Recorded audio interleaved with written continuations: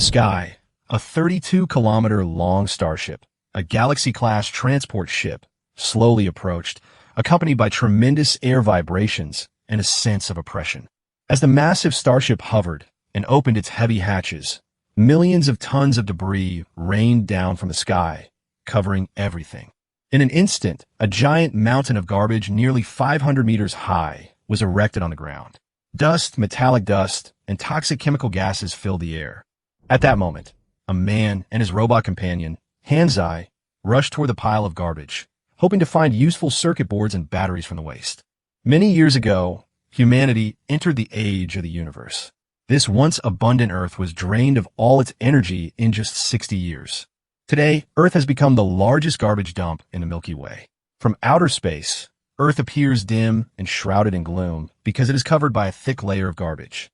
Most human civilizations have migrated to other planets, leaving only a small number of survivors on Earth, all of whom share a common identity: scavengers. Cheng Qi is a scavenger. The nanny robot Hansi beside him was someone he found in a garbage dump 3 years ago. Cheng Qi and Hansi were climbing on one side of the garbage mountain. At that moment, an unnamed spore contaminated by nuclear radiation took root on Hansi's brass head and quickly blossomed. Hansi shook his head slightly, letting the spores grow. Cheng Qi and Hansi's task was to insert their detectors into the top of the garbage mountain, release detection waves, and thus find any valuable items that might be present. As they were climbing, the detector suddenly beeped. Cheng Qi's face lit up with joy, as if this time the trash was quite valuable. However, things didn't go as smoothly as he had hoped. From the other side of the garbage mountain, the roar of a small engine suddenly came, and Cheng Qi frowned slightly. The next moment, a heavy motorcycle with black smoke billowing from its exhaust pipe appeared at the top of the garbage mountain. The motorcycle's 2 wheels had been modified with multiple metal hooks, and with the throttle fully depressed, it could easily pry up the garbage and quickly climb to the top of the mountain.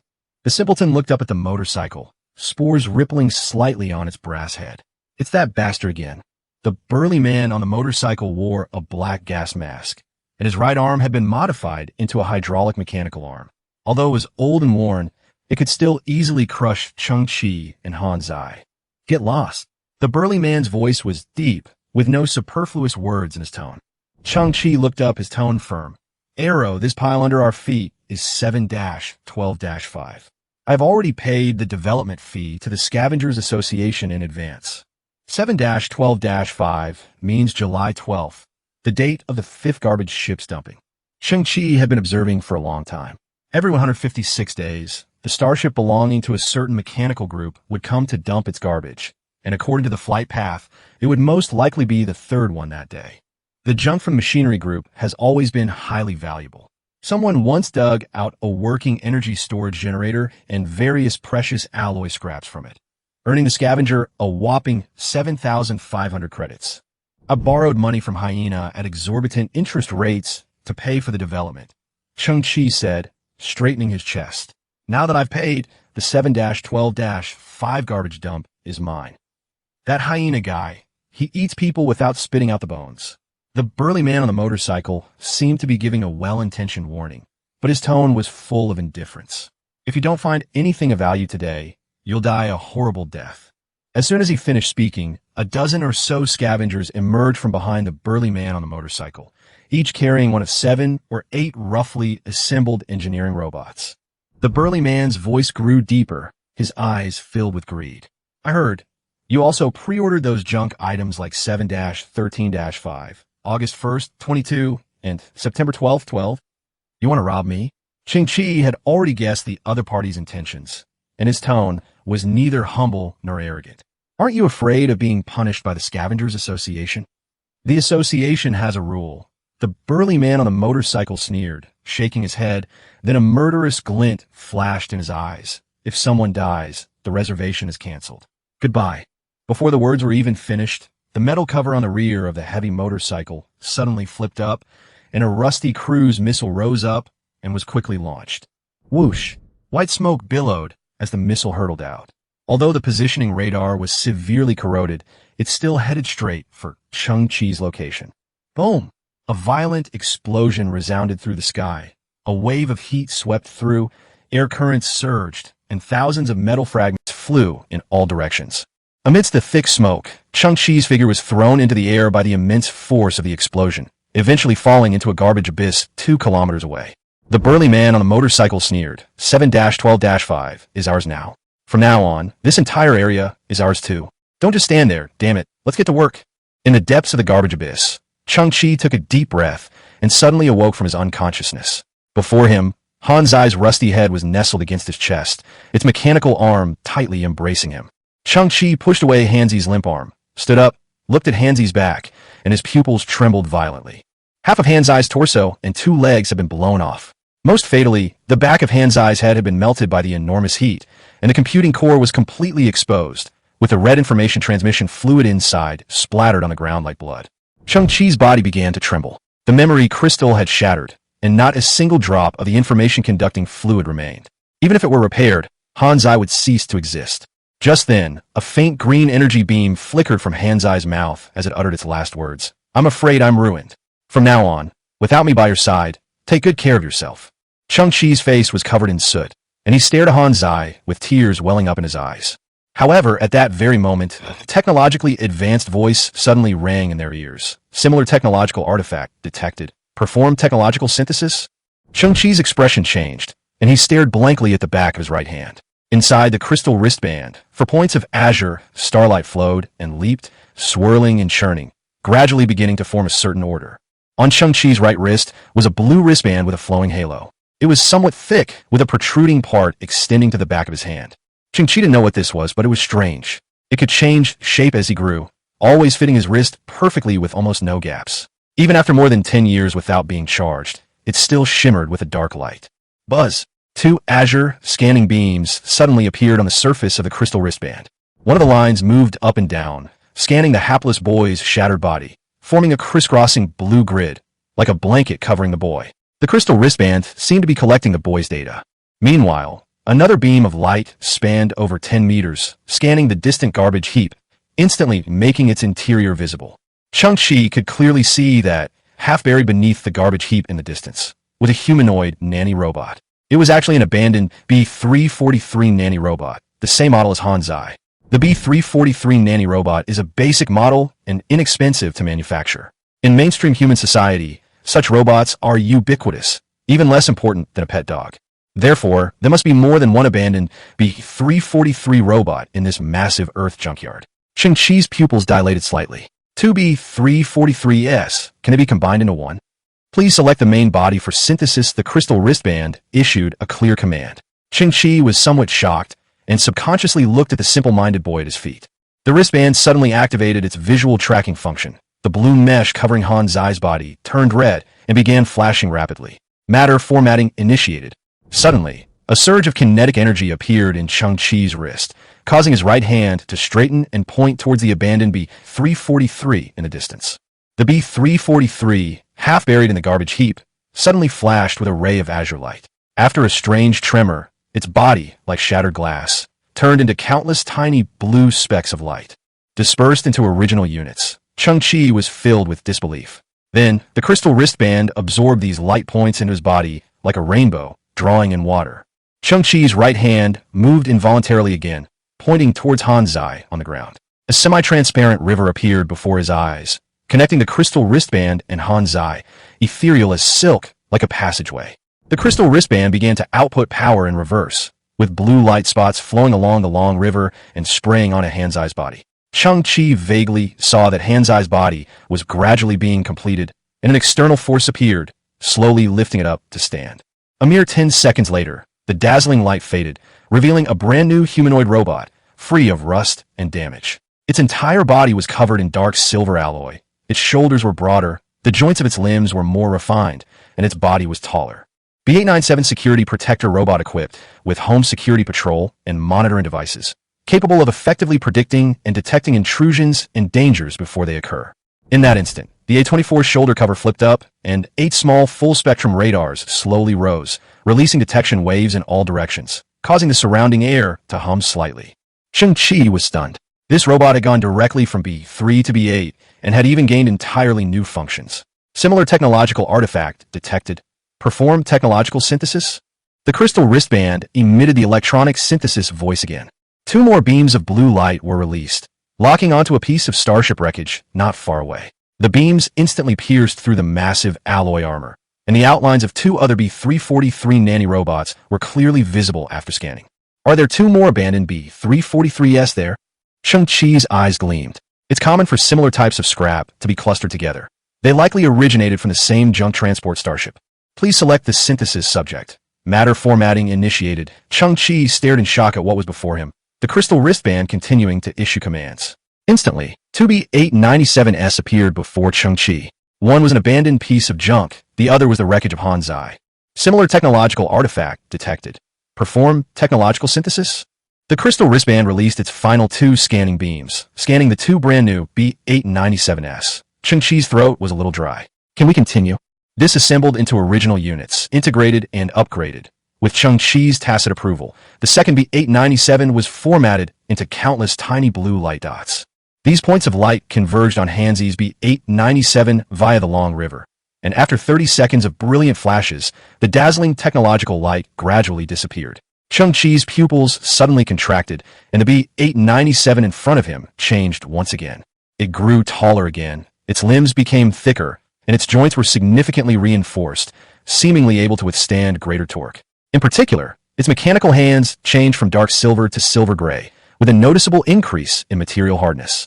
A24 environmentally adaptable nanorobot. It has strong environmental adaptability and can work normally in extreme weather conditions or complex terrain. It also has a variety of everyday tools hidden inside its body and can perform basic form changes. At this moment, its legs deformed, the metal covers flipped over, and lightweight alloy tracks unfolded from the inside of its thighs, replacing its original feet. The built-in engine roared, and powerful horsepower was hidden inside the tracks. Its arms also changed shape, flipping out various tools, including hydraulic pliers, hydraulic jacks, alloy saw teeth, and a metal cutting gun. Cheng Qi looked up at the A24 robot, which was 50 centimeters taller than before, and was so shocked that he could hardly speak. A-grade assistant robots cost at least 20,000 credits. While they might be commonplace on other planets, this robot is undoubtedly unique on Earth at this moment. The robot still retains some of its simple and honest design. On its square head, 2 thin lines represent eyes, with 2 red lights flashing. Dear buyer, hello. The A24 environmentally adaptable nanorobot is at your service. Please complete the initial setup so that I can better serve you.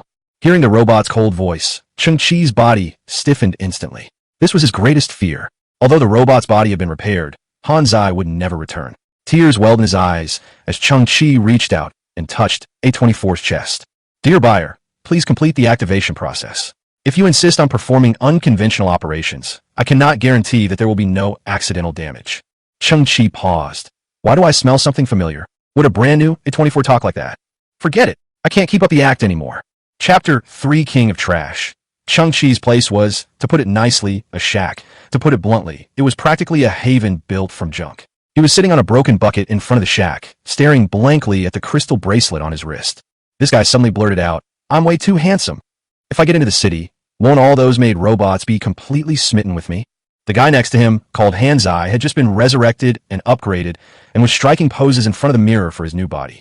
Cheng Qi ignored him and continued to examine the mysterious equipment in his hand, his thoughts drifting far away. This thing was too amazing.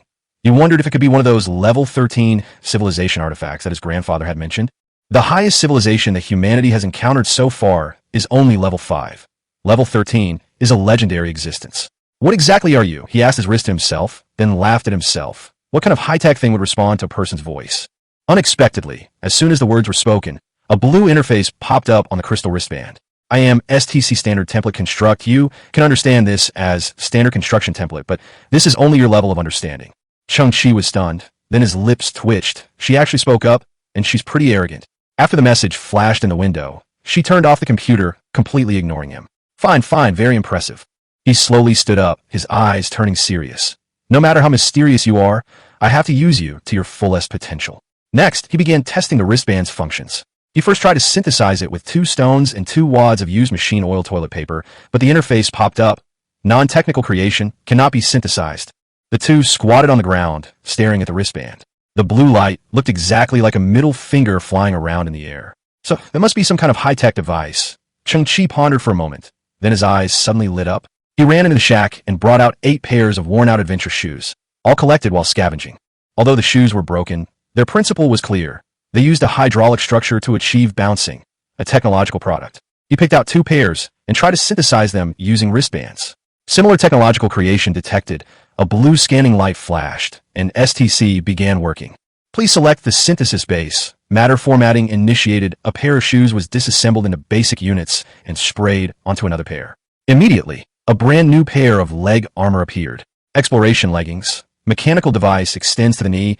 Maximum jump height 4.5 meters. Relieves knee pressure. Cheng Qi's eyes lit up. Hey, it really worked. With this, climbing a garbage mountain won't even take 10 minutes. His heart was pounding faster and faster, as if he had opened the door to a new world. Keep going. Hansi got excited too. If we keep going, maybe we can make something even more amazing. Cheng Qi didn't say anything and continued operating, combining the remaining 4 pairs into leg guards, and then fusing them again. As a result, a brand new, super powerful piece of equipment appeared before their eyes. Jet turbine-powered shoes. 18 miniature jet turbines with high-precision gyroscopes. Maximum flight altitude 300 meters. Speed up to Mach 0.408. Flying? Mach 0.408? That's close to 500 kilometers per hour. Cheng Qi stared in stunned silence at the silver metallic boots before him. The soles of the boots were riddled with miniature turbines, their material gleaming brilliantly, as if they came from the future. On Earth, the skies were practically a forbidden zone. Even damaged flight devices were rarely seen. It's very likely that someone dealt with it beforehand, just to prevent these scavengers from having a chance to escape. Cheng Qi murmured, Arrow is considered rich, and he only has 1 broken-down motorcycle. But I can fly. He eagerly stretched out his foot to try it on, and upon touching the shoe, the mechanical structure automatically unlocked and unfolded. The interior space of the shoe opened up to welcome his foot. As soon as Cheng Qi stepped in, the armor quickly closed, and the bolts automatically tightened, fitting him perfectly as if tailor-made. After putting on the other shoe, he stood up straight, looking at Hansi with a mixture of nervousness and excitement. Should we read the instructions first? Hansi suggested. That wouldn't be exciting. Cheng Qi shouted, Let's go. Boom! The ground shook, dust erupted. The next second, he shot into the sky like a missile. The wind howled in his ears, and his eyes stung from the wind. He gently pushed off with his feet, generating lift once more. The sky was covered in dust, no longer clear, but to the garbage worm, it was a symbol of freedom. This is awesome. Cheng Qi shot straight into the sky, his gyroscope instantly stabilizing his direction. He made a sharp turn and plunged towards the clouds. Roar, roar, roar, roar. His figure ripped through the sky, and his roar echoed from within the clouds. I'm a king of the sky, the king of the world. At this moment, the power of STC filled him with unprecedented freedom and excitement. It could synthesize and upgrade anything related to technological waste. It was simply unbelievable. He looked down at Earth. 4.5 trillion tons of technological waste. Every single piece might be a treasure. Someone's legend is about to begin. That person is me, Cheng Qi, the Qi of beggar. I will be the king of the garbage dump. Meanwhile, on the distant garbage mound number 7-12-3, Oro was digging through trash when he suddenly seemed to hear a sound in the distance. He looked up at the sky and vaguely saw a plume of black smoke streak across it. One of his men, whose leg was covered in a splinter, said, Boss, it looks like something's flying up. Arrow glanced at him and said, Don't joke around. There's a restriction on the sky here. Who could fly? He looked at the sky again and frowned. I guess some electronic junk exploded. Chapter 4 Advanced Alloy. Hey kid, get ready for my arrival. Cheng Qi shouted in the air, looking just like a hero descending from an old movie. He confidently swooped down, declaring it would be a perfect landing. The result, boom, was that he smashed his dilapidated shack to pieces. Amidst the ruins, Cheng Qi looked up, his nose stinging with tears. Perhaps it was the wind blowing from high above that made his eyes moist, or perhaps it was simply that he was too overwhelmed with emotion. He gazed at his dilapidated home, yet a newfound hope suddenly welled up within him. He looked down at the remaining pair of turbojet shoes on the ground, his eyes gleaming. He was eager to know what this equipment would look like after being reassembled, but he wasn't in a hurry to upgrade further. He decided to save a pair for Hansi first. Otherwise, Hansi's 2 brass legs wouldn't be able to keep up with him during future adventures. After all, although Hansi was flashy, he had been with him all along, and he had developed some affection for him. With the new materials, it's not too late to upgrade later. Cheng Qi turned to look at the iron shelf next to the shack, his most precious warehouse over the past few years. On it were 149 black cylinders, all of which he had painstakingly smelted from old machinery. This material may not be worth a lot of money, but it's a genuine basic industrial material. Just like the copper wire that used to accumulate in scrap yards, it will always come in handy someday. If I sold these, I could get about 100 credits. His eyes lit up, and with a thought, he immediately activated STC to conduct tests. Similar technological artifact detected. Matter formatting initiated. The blue light reappeared. Cheng Qi's lips curled up involuntarily. Alloys are also technological creations, so they could be used. Before he could synthesize the second piece, his broken satellite communicator, wrapped in black tape, suddenly started ringing incessantly. He glanced at the call. It was from Hyena Luke. This guy was no ordinary person. He was a well-off individual in the scavenging world, having made his fortune by finding scraps and even running a loan sharking business. Back then, Cheng Qi had borrowed 2,800 credits from him to buy the development rights to the 7-12-3 garbage mountain. He had hoped to turn his life around with that garbage dump, but that bastard Oro beat him to it. Now he's penniless, but his debts are mounting. Luke, nicknamed Hyena, isn't just handsome, he's also ruthless. It's said that anyone who can't repay his debts ends up either being dismantled or turned into real dog food. But the current Cheng Qi is no longer that helpless scavenger. Intermetallic compounds, composed of multiple metals, possessing high strength, high heat resistance, and oxidation resistance. They are commonly used core materials in spacecraft. STC synthesized a piece of metal with an orange-yellow luster and a stable texture. Cheng Qi recognized it at a glance. It was the legendary, valuable alloy material. He had seen it before. A scavenger had used 100 grams of this metal to frequent the entire bar street and live a life of luxury for several months. The piece he held in his hand weighed a full 500 grams. That was enough to pay off the entire debt, principal and interest. Moreover, he had a whole shelf of basic materials with virtually unlimited energy.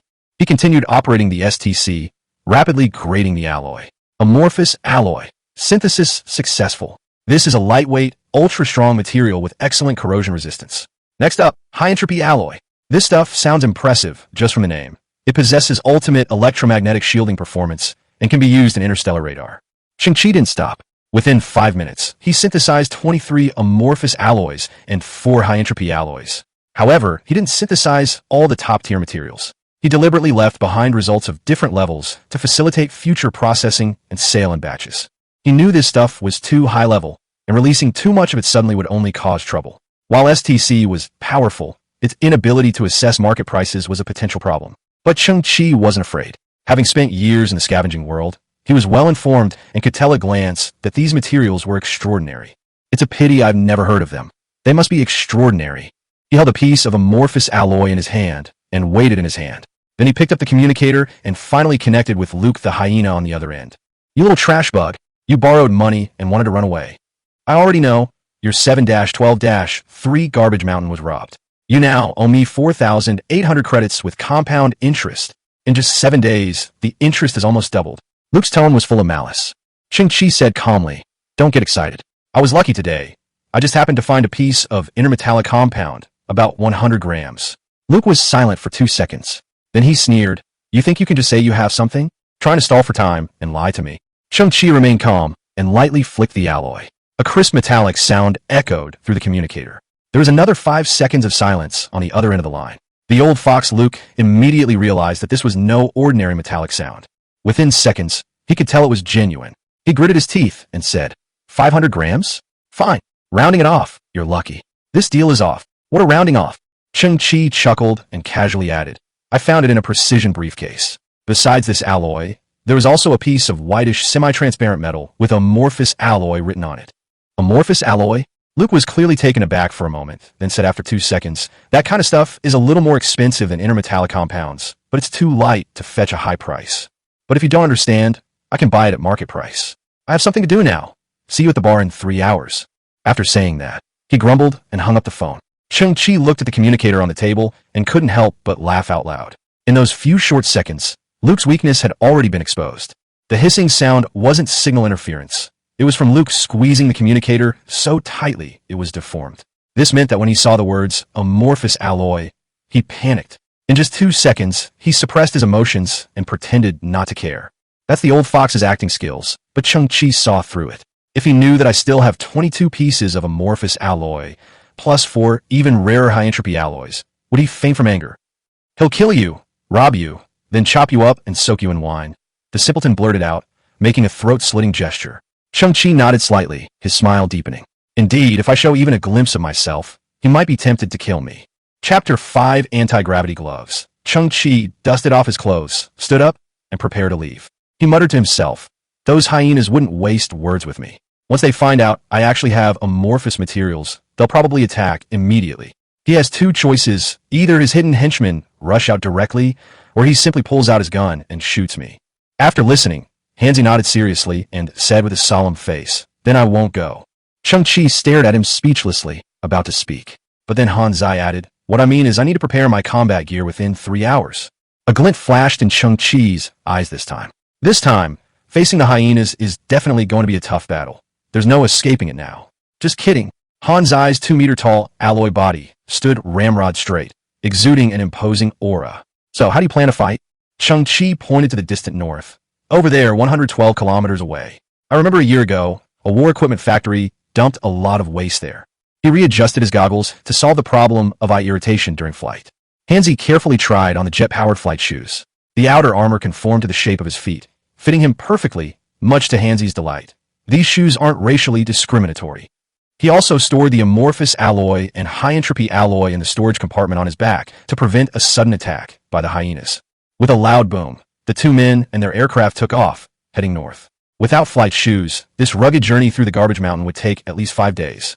35 minutes later, they hovered in the air, looking down. Cheng Qi frowned. How did this place become like this? This is Sector B11, a place that was once deserted. A year ago, that military starship did indeed dump 3,000 tons of scrap here. But now the ground is clearly risen by tens of meters, and a giant mountain of garbage, 600 meters high, has even formed in the center. This place has been deliberately covered up. The things I need are buried underneath. His heart tightened, especially when he saw the large amount of medical waste with red crosses mixed in with the garbage. Time is of the essence. We have no choice but to start digging. Broken metal cans and acrid green liquid were scattered on the ground. The desolate scene was suffocating. Cheng Qi stood at the foot of the mountain, his brow furrowed.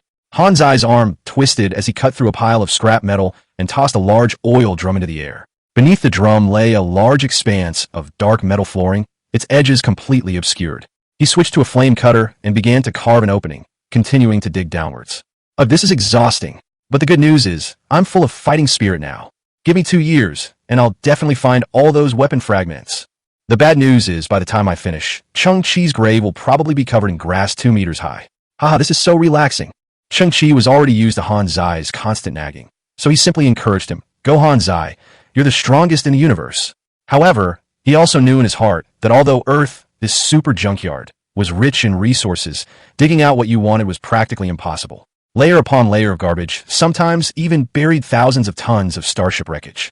To activate STC, 2 identical pieces of technological equipment are required. It sounds simple, but it's incredibly difficult. This means the excavation has only just begun, yet the difficulty has already reached its peak. What's this? A whole box of diapers, used ones. And this a balloon? How come there's a balloon in medical waste?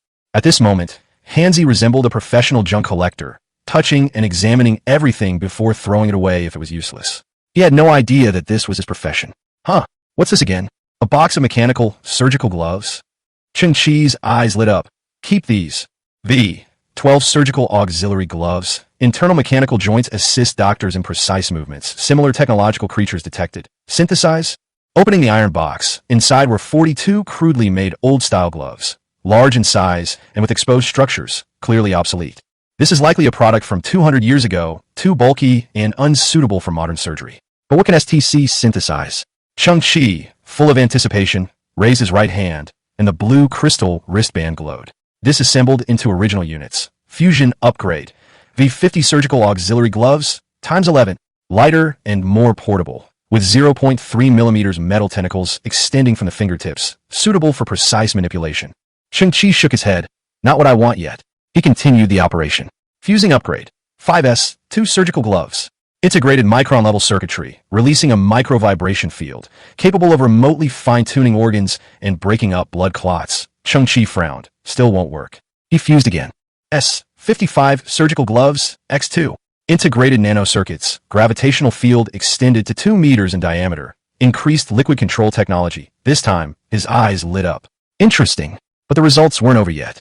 Similar creation detected. Fusion upgrade. Failure product 001 appears. Cheng Qi was stunned. All the basic gloves had been used up. How could there be a failed product at the end? Did STC determine that this was the final form of these gloves? But when he read the instructions, his eyes widened in shock. Item number 05, one surgical auxiliary glove. Failed product. Research failed. Researchers attempted to push the limits, but went down a different path. Renamed, miniature high-power gravity field adjustment glove. Once the gravity field is released, objects within a radius of 40 to 70 meters will float in the air, and there is a risk of structural disintegration and collapse. So, it was a failure from a medical perspective. But for me, Cheng Qi suddenly stood up, his eyes burning with fervor. This is simply a divine artifact. Chapter 6, The Buried Secret. Cheng Qi put on the light blue technological gloves and gently moved his fingers, as if familiarizing himself with a new tool. The gloves looked no different from ordinary leather gloves, but upon closer inspection, one could see that the surface was covered with intricate chip circuitry.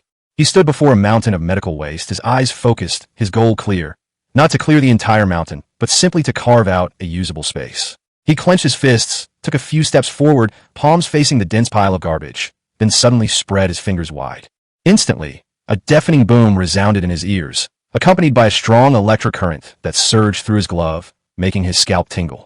Immediately afterward, a pale yellow force field rippled out from his palm, spreading forward like a ripple on a lake. A chaotic cacophony of tearing and clanging metal filled the air. Amidst the chaos, hundreds of pieces of trash floated in mid-air, suspended within the yellow force field. These pieces of trash weren't supported by any external force. They simply drifted in the sky, as if they had some kind of superpower. The simple-minded boy beside him looked up and couldn't help but exclaim, "My God, Cheng Qi, have you become immortal?" While controlling his gloves, Cheng Qi swung his arms, moving the floating trash about 10 meters away. Then he released his grip, and the trash fell to the ground with a thud. The previously messy area was now cleared out, creating a space of nearly 60 square meters. Cheng Qi's heart skipped a beat. Although he had long anticipated the gloves, he hadn't expected them to be so incredibly effective. He looked down at the technologically advanced artifact in his hands and thought to himself that this was exactly what he needed right now. He then continued to use the gloves to control the force field, moving piles of medical waste away bit by bit with astonishing efficiency. This made him understand even more that humanity's ability to dominate the Earth was actually due to its use of tools. At this moment, a huge garbage basin had formed before him, the surface debris mostly cleared away. During this process, Hansi also helped with the sifting, but unfortunately, they found almost no finished technological equipment, mostly just fragments. Cheng Qi stood at the bottom of the basin. Although he couldn't see any soil beneath his feet, the black mud still concealed a layer of garbage. He bent down and picked up a metal plaque from a pile of sludge, wiping its surface to reveal the words, "Dan & War Equipment Manufacturing Group." Cheng Qi's eyes lit up. At that moment, he felt one step closer to his goal and was even more motivated to continue digging.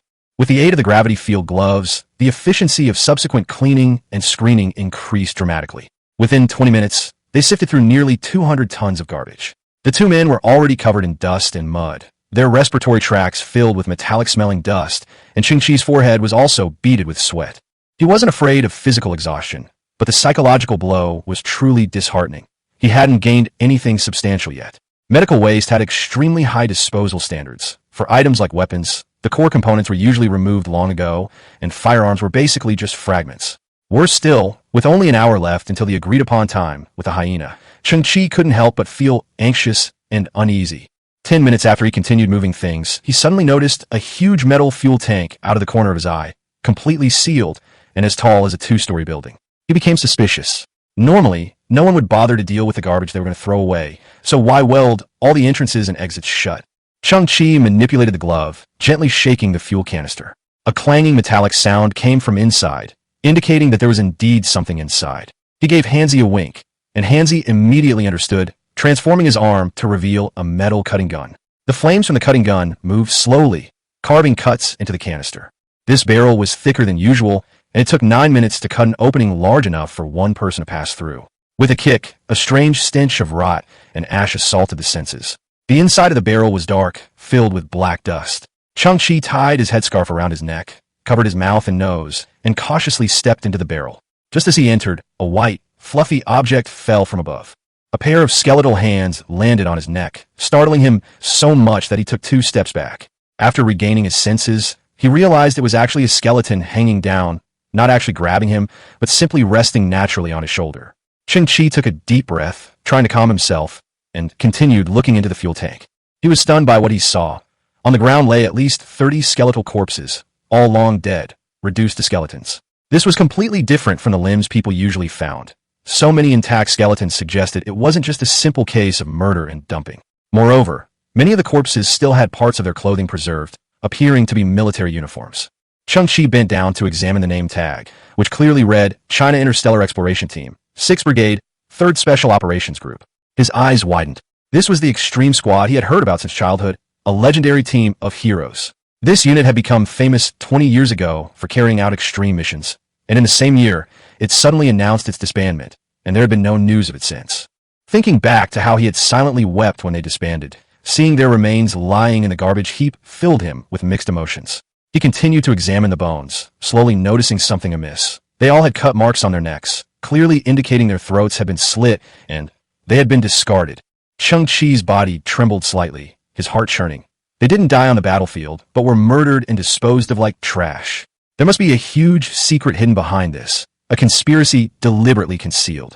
Out of respect for the heroes, Cheng Qi picked up their nameplates one by one, silently reciting their names and memorizing them in his heart. Ding Feng, Lin Lanyue, Long Zhan Xiao. He murmured, a glint in his eyes. If he could ever leave Earth, he would definitely find out the true cause of these heroes' deaths and bring them justice. Reaching the deepest part of the barrel, he discovered 8 even larger skeletons, each clad in a heavy exoskeleton combat suit. Cheng Qi's eyes widened even more. Wasn't that the equipment he had fantasized about countless times since childhood? The X-12 Extreme Warrior Exoskeleton, the symbol of the Extreme Squad. Chapter 7 Ultra Warrior Exoskeleton. The STC system suddenly emitted a notification sound, the cold electronic voice echoing in the air. Similar technological creation detected. Synthesize? Cheng Qi was slightly taken aback, and before he could respond, 6 blue scanning beams shot out from the STC, sweeping back and forth over the 8 skeletons not far away. The beam of light cast flickering shadows on his face, cutting through it with alternating blue light, and his heart pounded faster with each flash. 10 minutes later, the scan was over. Cheng Qi remained silent for a long time before finally removing the skeletons one by one and quietly burying them in the black soil beside him. He personally built a small mound of earth and erected a simple stone tablet, an unmarked tombstone. This was the only thing he could do for them, and it was his most sincere respect. After the burial, he turned around and looked at the 8 sets of rusty exoskeletons in front of him. They were neatly arranged on the ground, as if still maintaining the posture of warriors. That's the equipment of the X-12 Ultra Warrior Powered Exoskeleton. 20 years ago, they represented the pinnacle of human technology, but now they're just scrap metal abandoned by the times. These exoskeletons are enormous and complex in structure. Inside, they're lined with high-strength nylon padding, and outside, they're covered with heavy hydraulic systems, with bulky power batteries hanging on their backs. Legend has it that an X-12 set can instantly grant an ordinary person 2,000 newtons of strength, but its drawbacks are also obvious. It's clumsy, heavy, and slow. Cheng Qi crouched down to inspect it, his palm brushing over the dust-covered parts. The hydraulic oil had long since dried up, the rods were broken, and the metal surfaces were rusted black. A stench of corpses mixed with rust filled the air. To others, these were nothing but junk. But in Cheng Qi's eyes, they still shone with the light of a hero. 8 sets of exoskeletons, according to the algorithm, can be synthesized 3 times, he murmured to himself, his expression turning solemn. To him, their worn-out state was unimportant. What mattered was that they symbolized hope. Perhaps, with enough luck, they could be reborn. Disintegrated into primitive units. Initiation of synthesis, STC emitted a blinding white light, and after a strong tremor, an exoskeleton instantly disintegrated into specks of energy dust. These specks of dust seemed to be drawn by an invisible force, converging onto another exoskeleton. The flowing trajectory of the white light was as elegant as silk, a scene where technology and wonder intertwined. A moment later, the dazzling light gradually faded. What remained was a brand new exoskeleton armor set. It was half the size of the original, with smoother lines and an outer material that shimmered with a subtle metallic sheen. The hydraulic system was more compact, the fuel backpack had been redesigned, and the entire suit of equipment felt much lighter. X-55 Extreme Warrior Powered Exoskeleton. Material, titanium aluminum compound. Output strength, 4,800 to 5,800. Cheng Qi's eyes lit up, his heart pounding. This is an upgraded version with double the performance and half the size, truly turning waste into treasure. He felt his blood boiling. The synthesis of STC was not created out of thin air, but rather an evolution based on a technological blueprint. Each upgrade is a testament to human ingenuity. Therefore, he didn't hesitate to initiate the second synthesis. Disassembled into original units. Fusion upgrade. the 4x12 exoskeletons were disassembled again, white light surging like waves. Moments later, a brand new suit of armor appeared in the air. XX-23 Extreme Warrior Armor. Performance increased by 240%, new features, environmental breathing system, radar monitoring, tactical AI, long-range communication, hidden weapon module. Cheng Qi slowly approached. The armor's exterior was jet black and smooth, like a sleeping behemoth. It had no exposed hydraulic pipes or bulky power batteries. Its integrated structure was almost perfect. The eyes on the armored head glowed with a ghostly red light, cold and precise, as if they could see through everything. The black coating was like a shadow in the night, elegant and swift, yet concealing deadly intent. Cheng Qi's heart pounded. He could almost imagine what this armor would be like on a battlefield. It was no longer just equipment, but a weapon with a soul. Wait a little longer, baby, you can get even stronger. He murmured to himself, a slight smile playing on his lips. No man could resist the allure of a mecha. Cheng Qi's throat was dry, his breathing rapid, and his eyes almost bloodshot. Continue the fusion. He made a downward pressing motion with his hands, and the STC flashed again. The final fusion of the 8 exoskeletons began. Disassembled into primitive units, fuse, upgrade, the light screen flashed. Synthesis failed, raw materials damaged. Hey kid, shut up. Cheng Qi gritted his teeth and glared at the robot that was making a fuss beside him. A few seconds later, STC suddenly lit up again. Synthesis successful. XXX-01 Memory Metal Ultra Warrior Power Armor. Memory Metal Armor. Cheng Qi was stunned. This was a concept machine proposed by the Galaxy Science Alliance some time ago, a theoretical existence, never successfully manufactured. The STC notification continued scrolling. This technology originates from a Level 2 civilization database. Cheng Qi's breathing suddenly became heavy. Human civilization was only at Level 1.5, while a Level 2 civilization could already freely utilize stellar energy and control its home planet system. That was a godlike existence. It had taken humanity 4 million years to evolve from Australopithecus to where we are today, and the technology of a Level 2 civilization meant a future that even a dream couldn't comprehend. He looked down at the silver-gray armor, its form unrealistically thin, like a dark silver bodysuit. There was no helmet, no gauntlets, not even the weight of metallic armor. Hello, baby. Cheng Qi swallowed hard, carefully extending a finger to lightly touch the silver surface of the armor. Whoosh! The metal rippled instantly, flowing like liquid.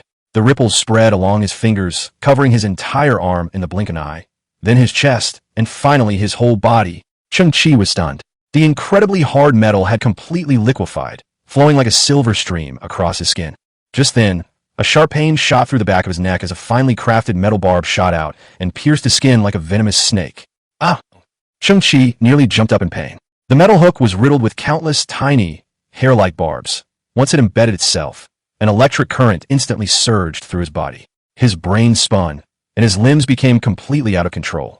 His body was forced open, his arms and legs stretched into a wide X shape. Ouch, so rough the first time, can't you be a little gentler? He hissed through gritted teeth. His bones made a crisp crack sound, as if they were being forcibly pulled. After a dozen seconds, the pain gradually subsided. His vision cleared again, and that strange sense of control quickly spread through his body.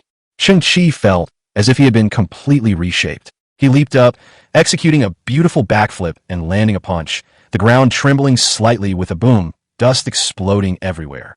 As he slowly raised his head, he could clearly feel that his strength, speed, precision, and perception, all of them, had been amplified several times over in an instant. This feeling is incredible, he chuckled softly, his voice filled with barely suppressed elation. Chapter 8 Combat Test. Suddenly, a blue virtual screen appeared in front of Cheng Qi's right eye. It was about the size of a palm and hung silently in the air. It was the system interface that came with the armor.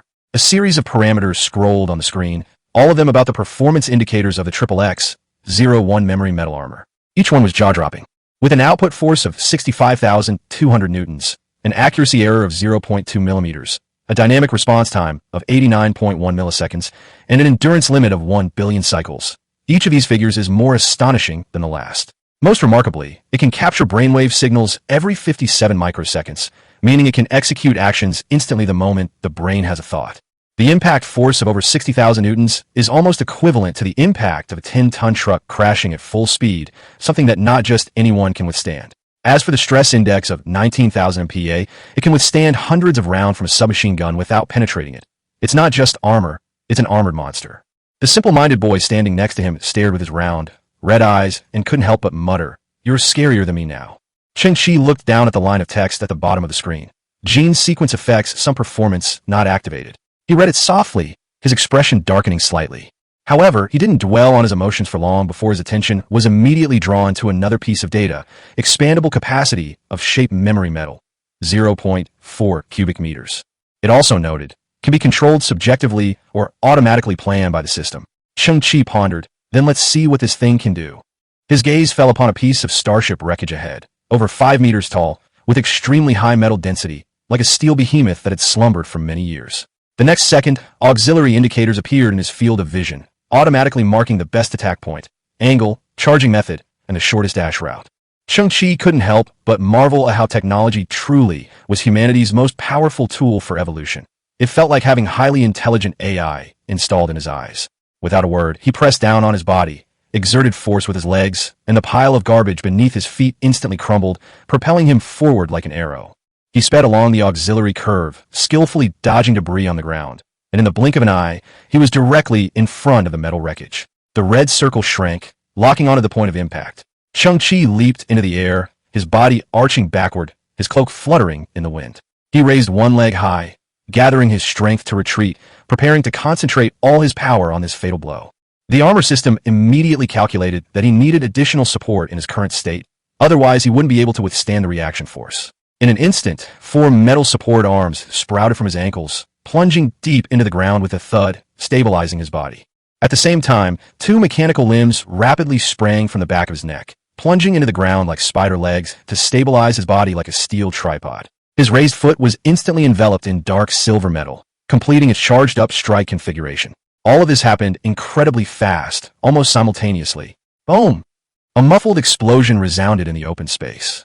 The nearly 5-ton piece of debris was instantly struck by Cheng Qi's kick, its surface immediately dented and deformed. Then, the colossal object was sent flying like a runaway horse, tracing an arc through the air before crashing heavily into the garbage mountain 30 meters away. The entire mountain trembled slightly, sending dust flying. Cheng Qi landed steadily, his chest heaving. He looked down at his feet. The force was terrifying. The supporting mechanical limbs quietly retracted into his body after the attack, and the armor returned to its silent state. With a thought, the skin on his wrist split open, and a stream of liquid metal gushed out, quickly forming a sharp, short dagger. With another thought, the dagger lengthened and widened, gradually transforming into a dark silver spear about 2 meters long, its texture cold and its edges sharp. So this is what extended metal means. Cheng Qi lightly swung the spear, his movements natural and fluid, as if the weapon were an extension of his body. 0.4 cubic meters of memory metal can be circulated and stored within the armor and can instantly transform as needed. At this moment, Hansi raised his communicator. After a hissing sound, the impatient voice of the hyena came from the other end. You little brat, it's time. Are you moving yet? I don't have time to waste with you. If you don't come soon, I'm just throwing this guy away. With a snap, the call was hung up. The tone was arrogant, but Cheng Qi could tell that the hyena was actually getting impatient. A slight smile played on his lips. Still playing hard to get he's probably about to explode right outside the bar. He turned to look at the equipment area that had been cleared out and said to Hansi, all right, everything's packed up. Let's go meet the #1 bully of this bar street, Hyena. Chapter 9, The High-Class Woman. Cheng Qi walked into the so-called bar street, which was actually just a few dilapidated houses hidden in a garbage valley, a place for scavengers to pass the time. Rumor has it that this place used to be the Pentagon of a powerful European country in the old days, but now it is completely buried in garbage, with only the dilapidated rooftops of a few high-rise buildings visible. On the road, several scavengers walked slowly with their backs bent, wearing protective suits that were patched upon patched, so fragile that they looked like they might fall apart at any moment. People who have lived in Earth's garbage dump for too long have long had their hearts filled with all sorts of antagonistic emotions. Some are desperate, some are numb, some fantasize about the future, some crave adventure, and some are accustomed to loneliness, having long since adapted to this life worse than death. Most adult men come here in their spare time to drink some contaminated, low-quality alcohol, just for a moment of intoxication and a brief escape. At the street corner, a teenager appeared with a nanny robot draped in tattered cloth, and they slowly walked towards the bar. His figure was reflected in the broken glass of the starship. The boy's messy hair covered the corners of his eyes and was covered in dust. He wore a tattered, dark blue cloak, a mark of a lowly scavenger, and a signal for help in times of danger. Although there's no one to rescue you in such a place, once you get trapped, you're mostly just waiting to die. He was wearing black radiation-proof trousers and a jacket, looking similar to an old-fashioned leather jacket, and resembled a lonely teenage cowboy. He stopped and looked at a red figure across from the bar. It was Hannah, the most eye-catching person on the street. Hina's beauty was famous throughout the entire garbage planet. She sat on an old oil drum, her red dress vibrant, her white feet so clean they seemed to belong to another world. As Cheng Qi walked past her, she turned her head slightly, a strand of black curly hair falling down her neck, her gaze falling on him. There was a pale blue halo in her eyes, a symbol of superior genes, like magic from the future. Since the dawn of the space age, human genetic technology has made leaps and bounds, and people have been thoroughly divided into different classes. Cheng Qi has ordinary genes and belongs to the lowest level of existence. It is precisely because of this that almost all scavengers are ordinary people. Hina, on the other hand, possesses a naturally leveled gene, which, while not top tier, is extremely rare on this garbage planet. Not only because she is beautiful, but also because if they were to marry, the genes of their offspring might evolve to a higher level. For many men, that meant the only hope of escaping this garbage planet completely. Hannah once said to one of her suitors, "Everyone wants to get close to me. Everyone says they like me, but no one really respects me. My criteria for choosing a partner has never been based on genes, but on the person I truly like in my heart." She still wore that polite smile, but her tone became firm. "Your closeness has made me feel tired. I hope you can give me some space in the future." Cheng Qi merely glanced at her sideways without saying anything, and continued walking towards the bar. Hannah's father is the leader of the Scavengers Guild, so no one can force her to do anything she doesn't want to do.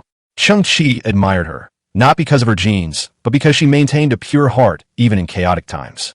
Inside the bar, Luke the hyena was watching Cheng Qi through the monitor, cursing him as a fool while reinstalling the energy plug into the patched-up beam gun.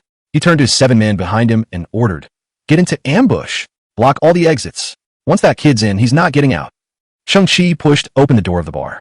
Inside, the light was dim, and several drunkards were slumped over. There was also a man on the floor who was either dead asleep or had drunk too much poison wine. There were no hyenas in the hall, but this was within Cheng Qi's expectations. Behind him, a burly man with a ruthless expression slowly closed the door and nodded to Cheng Qi. "The hyena is in the back room." Cheng Qi did not hesitate and walked along the narrow corridor toward the back room. As he passed by, 2 fierce-looking men were standing there. Pushing open the door, I finally saw Luke the hyena. The guy was sitting behind a metal table, chewing on a moldy cigar, his mouth full of black metal teeth. The cigar in his mouth was even pierced by sharp teeth. He didn't just look ferocious, he looked like a beast. Luke gestured for Cheng Qi to sit down, then slowly drew out a fully charged beam gun.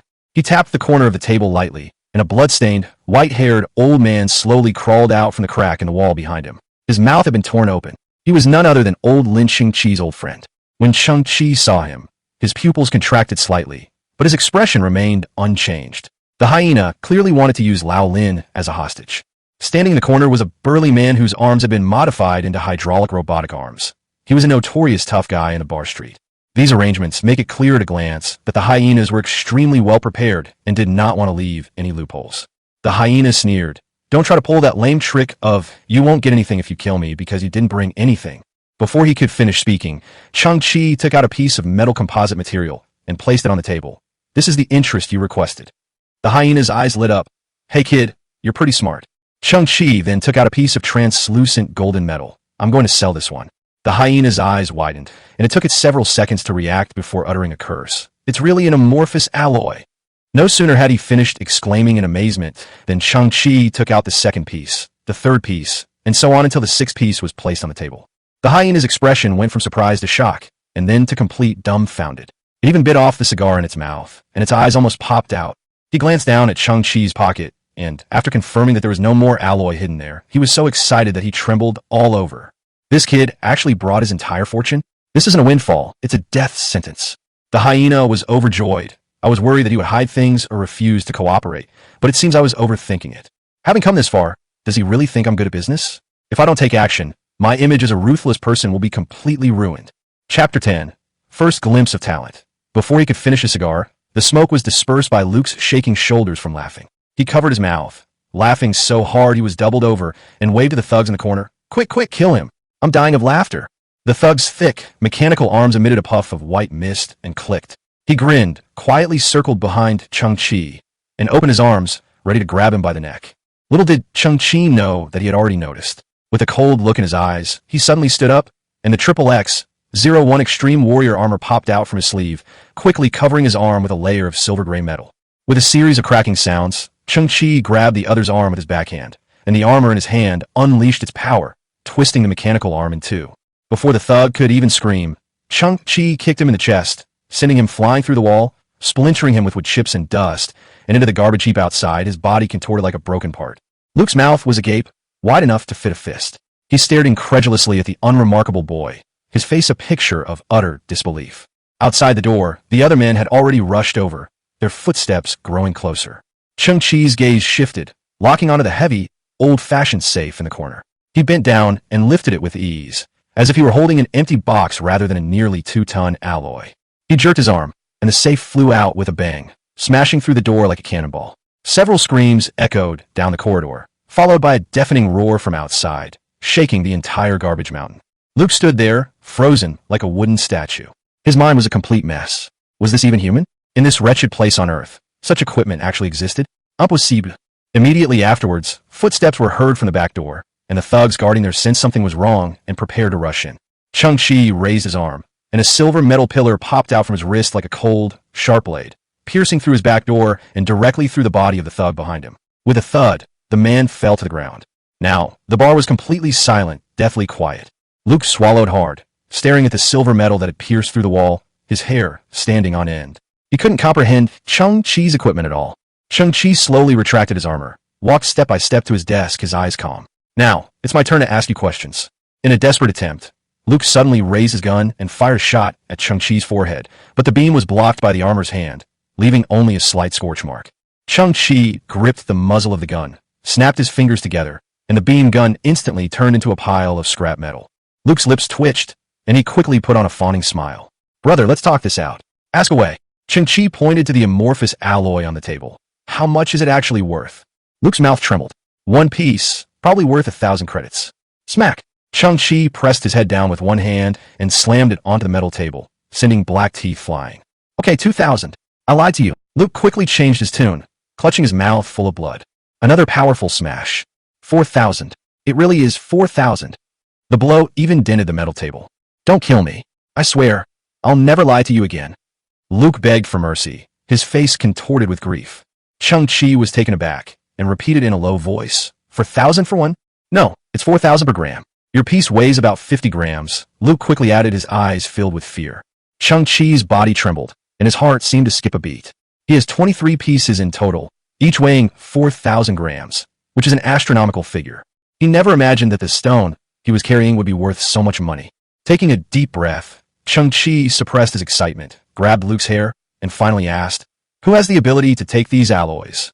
Luke resigned himself to his fate, reached under the table, and pulled out an old but exquisite communicator. He doesn't live on Earth, but he can buy it. This is the only way to contact him.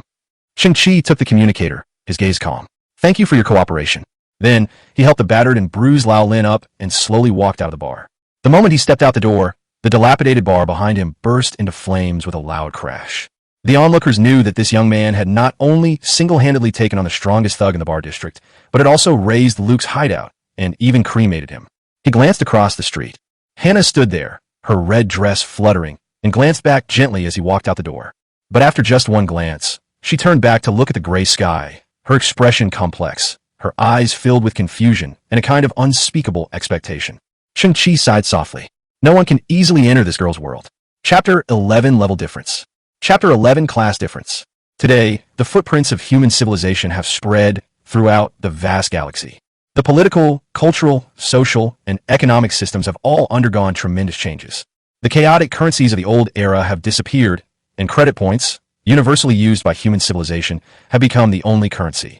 Cheng Qi could hardly imagine it.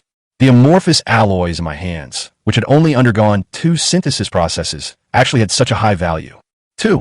Unlike other technologies, every leap forward in material science is revolutionary. Moreover, material science is of paramount importance in interstellar exploration. 23 pieces of amorphous alloy can be converted into 4.6 million credits. Even now, Cheng Qi still feels like he's in a dream, a poor boy who makes a living by picking up trash, suddenly acquiring a fortune of millions. This impact even caused Cheng Qi to experience a split personality at one point. I can't believe it, I can't believe it, I can't believe it, but it's true. Using the communicator gifted by the hyena, Cheng Qi contacted the buyer. The man called himself Mo, an advanced human living on another planet. His goal was to acquire high-value alloys, and he didn't care who the seller was. The man's words were devoid of emotion. but his choice of words was quite polite. They agreed to meet at 9 p.m. after nightfall. Mo would pilot a spacecraft to land on Earth, and during the transaction, he wanted to keep it as secret as possible. It was 5 p.m. The sun hides behind Earth's dirty atmosphere, its light faint, like a candle about to go out. Huffing and puffing, the simpleton carried a huge safe, leaving deep footprints with each step, and returned to the front of the shack. Cheng Qi squinted at it, and a smile appeared on his face. The object that Hansi was carrying on his shoulder was the 2.2-ton safe from Hyena Luke's office. Cheng Qi had used the safe as a weapon and thrown it during the battle. You don't have the skill of being thrifty and managing a household well. The simpleton placed the bulky safe heavily on the ground. In the end, you still have to rely on me. Cheng Qi smiled helplessly. No wonder I didn't see Hansi when I was fighting the thugs. Turns out that guy went out to steal someone's safe. Hansi seemed to have guessed what Cheng Qi was thinking and held up a mechanical finger, saying, I didn't steal this. I just picked up some scraps.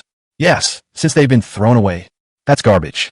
Cheng Qi and Hansi, being in cahoots, quickly reached a consensus. Laugh. The intense white flames formed a sharp cone.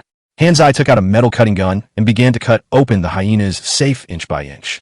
Hee hee. Cheng Qi and Hansi were both wiping their drool. Boom! The safe door fell straight to the ground. The robotic arm reached inside and then pulled out packages of items. It's actually unpolluted natural mineral water, and it only expired 2 years ago. Fairy board.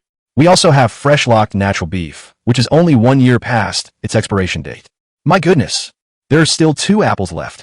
Cheng Qi was also somewhat surprised. Inside the hyena's safe were some food items. But Cheng Qi could completely understand that in today's world, which is littered with garbage and filled with nuclear and chemical pollution, these foods are very precious, even very luxurious. There are no crops left on Earth, and the remaining animals have all become deformed and mutated. The scavengers basically survive on low-quality energy liquid. The campfire flickered, illuminating the small area in front of the hut. The natural beef, which was a year past its expiration date, was roasted until golden brown and fragrant, sizzling with oil. Cheng Qi first took a sip of mineral water that had expired 2 years ago. The taste was incredibly clear. He grabbed another piece of beef and took a bite. The natural texture of the meat was gently torn apart, and the rich aroma spread in his mouth. The oil filled his teeth, adding a touch of smoothness to the beef, and the unique aroma of charcoal was perfectly integrated into it. It had been at least 5 years since Cheng Qi had eaten anything so delicious. After eating 3 large pieces of beef, Cheng Qi was almost in tears. This is inedible. It's way too delicious. At this time, a simple-minded boy wearing a chef's hat he'd picked up from who knows where, carrying a chipped aluminum tray, slowly approached Cheng Qi. No matter how you look at it, my identity is still that of a nanny robot. But on the tray in Hansi's hands was a fresh apple, which had been completely peeled, revealing the flesh, which was pale yellow in color and had a fragrant aroma. Silly boy, isn't this a bit wasteful? Cheng Qi scratched his head. Tajda. The simpleton then pulled out another tray from behind him, with a bunch of apple peels piled up in the center. How could I possibly waste it? You can eat the apple first, and then the peel, or eat the peel first, and then the apple. If you don't want to, you can eat the apple and the peel together. Cheng Qi pursed his lips. Okay, thank you. Fruit after the meal. Cheng Qi and Hansi lay on their backs on the roof of the shack. Although they couldn't see the stars, just looking up at the sky made them feel inexplicably open-minded. If only we could eat meat and fruit every day from now on, that would be what it means to be a superior person. Don't worry, it'll happen sooner or later. Beside Cheng Qi was a black technology box. This is also an item from the hyena's safe, but it is damaged and its function is currently unknown. The box has only one mark on its exterior, a standard circle with a small white dot in the center. I have entered the Earth's atmosphere. Mo's voice came through the dedicated communicator. I will land in 2 minutes. Cheng Qi looked up at the northern sky, where a hazy point of light flickered for a moment before disappearing completely. That was Mo's aircraft, and it landed near the bar street. Cheng Qi stood up, adopting a serious expression. I hope the transaction goes smoothly. But it happened 5 minutes later. Mo's voice came through the communicator again. Mr. Cheng Qi, I'm very sorry. Although I have landed, I was delayed by some trivial matters. Our meeting time will be postponed by 20 minutes, but the transaction location will remain the same. Trivia? Cheng Qi frowned. Are we going to avenge the hyenas? Just now, Cheng Qi heard some strange, indescribable sounds through the communicator. Cheng Qi would not choose to sit idly by and wait for his death. Instead, he and Hansi, under the moonlight, made their way towards the transaction location. About 2 kilometers from the bar street, in a secluded spot, Cheng Qi spotted the small aircraft. It was agile, lightweight, and technologically advanced, standing out starkly from its surroundings. Cheng Qi did not show himself rashly. Instead, He hid behind a pile of garbage, squinting as he observed. The hatch of the small aircraft is open. When Cheng Qi saw the scene inside the cabin, he froze, completely stunned. He saw Mo, dressed in a suit and tie. There's also Hannah in a red dress. If you want to, you could do anything to me. At this moment, she wrapped her arms around Mo's neck, licked Mo's cheek, her expression dazed, her beautiful eyes full of charm. When she was deeply in love, the corners of her mouth curled up, and she looked like she was floating on air. And Mo, enjoying such a blessing, didn't show much expression on his face. Miss, I hope you will stop. This is the maximum I can go. And Mo pried open Hannah's arms, which were wrapped around his neck like an octopus, and pushed Hannah away. The flesh on her face hadn't faded before it was overwhelmed by a deep sense of loss. Hannah leaned against the wall, then slumped down, watching Mo slowly walk off the aircraft, her expression gradually freezing. Mo turned around and went to the back of the garbage heap, straightened his suit, and faced Cheng Qi directly. At this moment, Cheng Qi was as still as a statue. You know Hina? Mo shook his head. I don't know him. Cheng Qi was somewhat surprised. Then you. Mo raised his head slightly.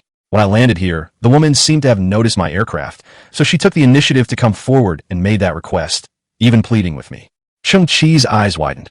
How is that possible? That's normal. Mo smiled helplessly. My gene level is D, and Hina, whom you mentioned, has an E gene level. She wants to cultivate a high gene offspring so that she can gain status through her child and leave this place. Cheng Qi looked into Mo's pupils, in which were 3 magnificent blue halos. D-level genes. Cheng Qi's feelings were indescribable. Hannah clearly possesses independent values, like a lotus flower that rises from the mud unsullied. And Mo added, I've encountered many similar situations, but this woman was crying her eyes out and wouldn't let go of me. Cheng Qi opened his eyes slightly. That's right, the genes of scavengers are all inferior. For this reason, the Earth has been subject to an invisible sky ban by some people, the purpose of which is to prevent the inferior genes here from leaving the Earth and polluting the entire human civilization. Therefore, this place is a prison for scavengers. Every scavenger harbors a dream, to leave Earth and integrate into true human civilization. Koana. Cheng Qi was somewhat confused. Her own heart was actually the same way.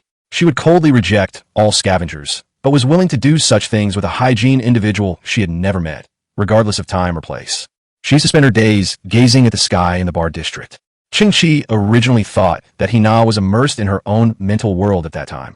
Little did she know, she was waiting for the arrival of a person with superior genes.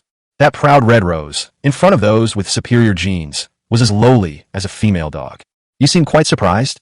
And Mo tilted his head and said with great interest, You've never seen the world of advanced genes, have you? Do you think I took advantage of your weakness? To tell you the truth, that girl's looks are very ordinary in the world of advanced genes. Mo patted Cheng Qi's shoulder reassuringly. As long as humanity exists, classes will exist. You're so young, you still have a chance.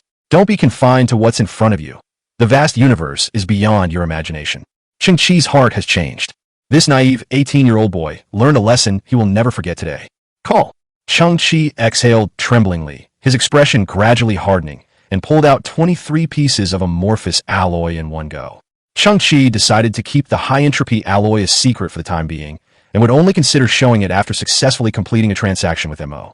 Compared to scavengers, you are truly extraordinary.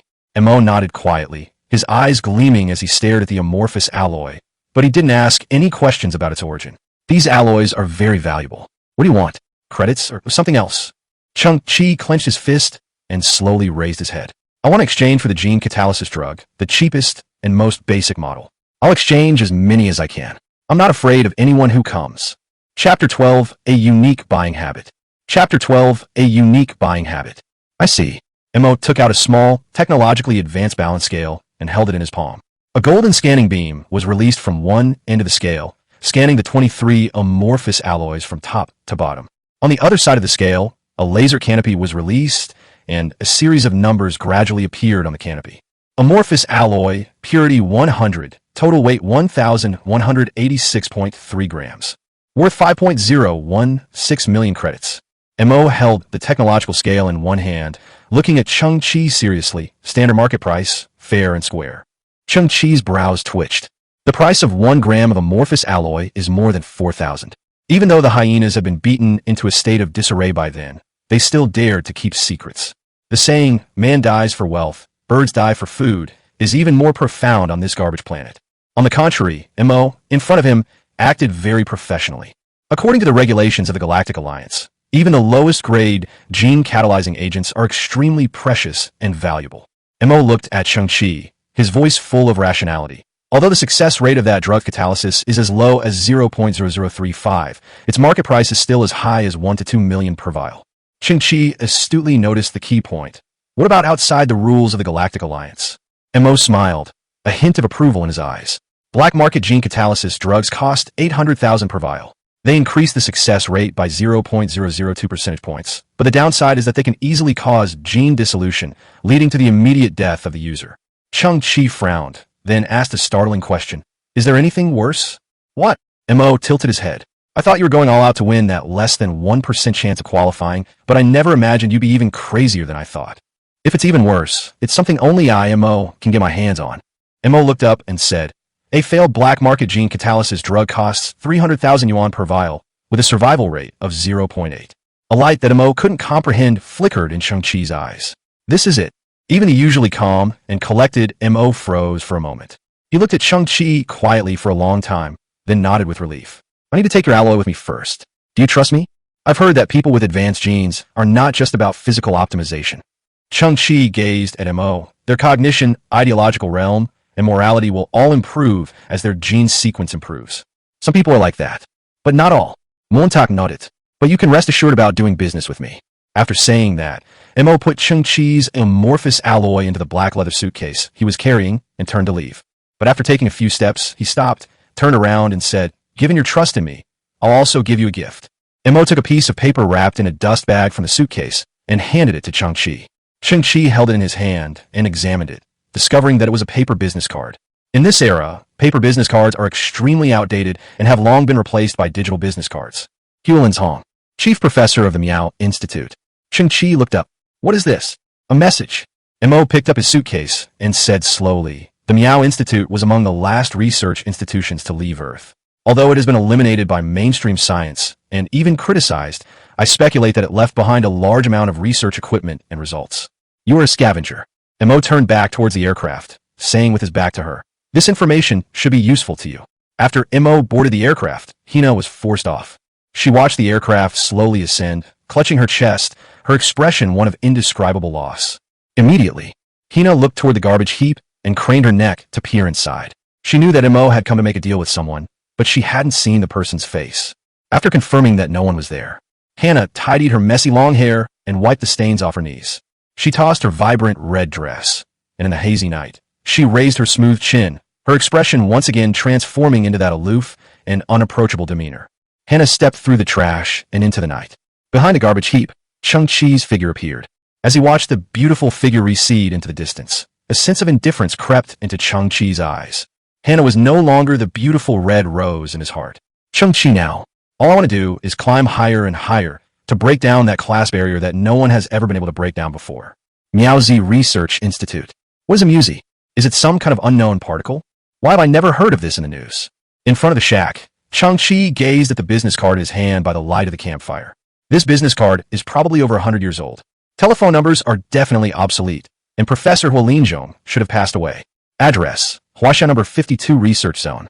What exactly is the 52nd Research Zone?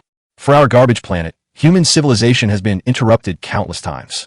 Nobody knows where this 52nd Research Zone used to be or what it is now.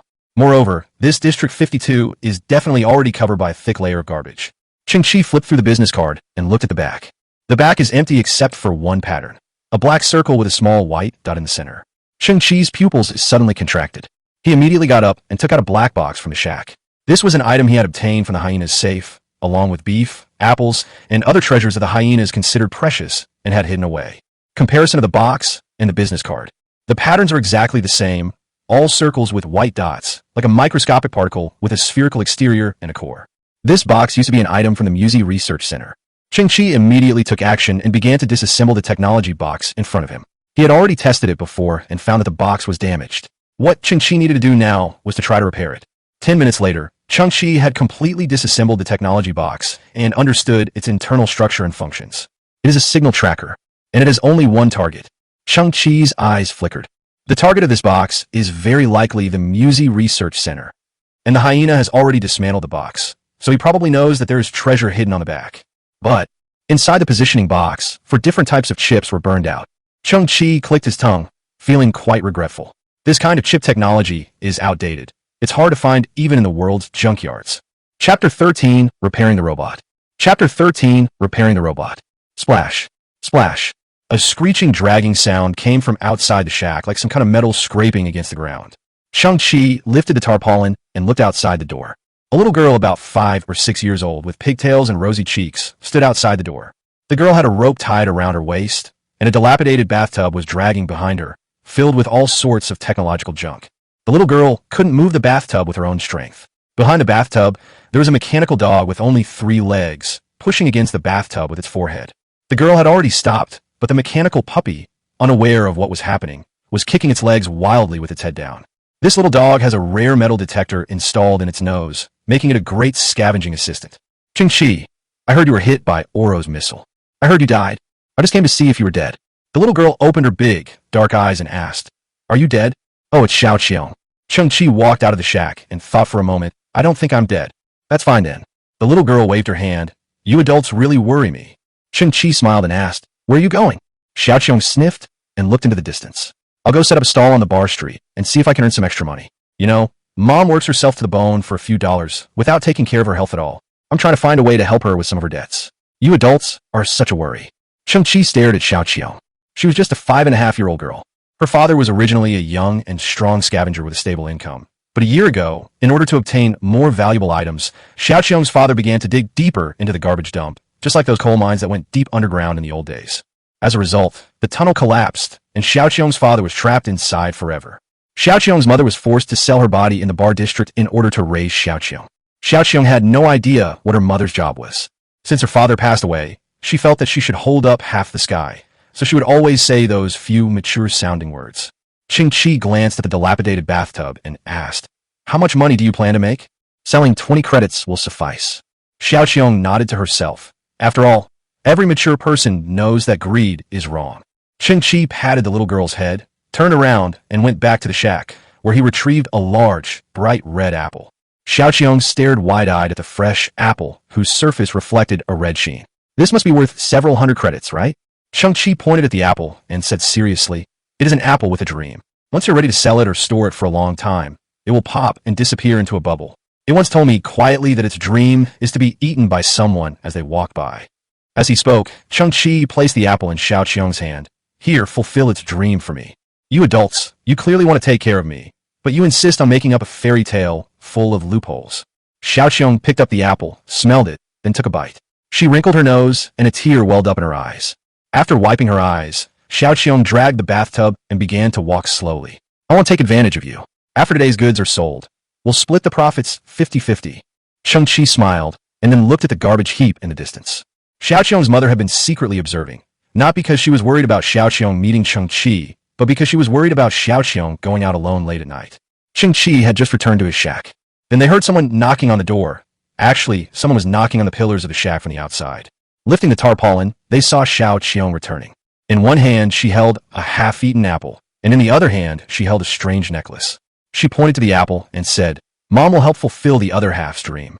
Then she held the necklace high above her head and handed it to Cheng Qi, saying, Here, this is a gift for you. Don't be disgusted by it. It's very difficult to find the exact same beads. I spent a whole year collecting them. Cheng Qi squinted at the necklace in his hand. This is a string of metal beads, each bead small, resembling an old-fashioned glass ball, with a silvery metallic luster. On the underside of each bead hangs a strand of black thread, like a round-headed octopus, with the black threads resembling the octopus's soft tentacles. Similar technological creations detected. Should we synthesize it? Cheng Qi paused slightly. Miniature circuit repair robot. The body can float and move into narrow devices. Each unit is equipped with 14 micro-tentacles, has welding capabilities, and can repair millimeter-level circuits. Cheng Qi was somewhat shocked. These little beads are actually miniature robots?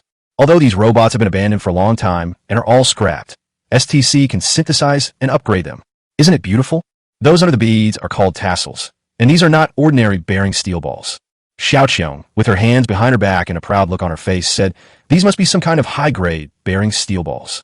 It's very beautiful. Thank you, Xiao Qiong. Cheng Qi slowly exhaled. Sometimes a little kindness can bring unexpected rewards. It was late at night. Cheng Qi hid in the shack and took the necklace apart. After taking stock, there were found to be 35 small repair robots. Although they were all powered off, many of the robots' maintenance tentacles were in bad shape and damaged.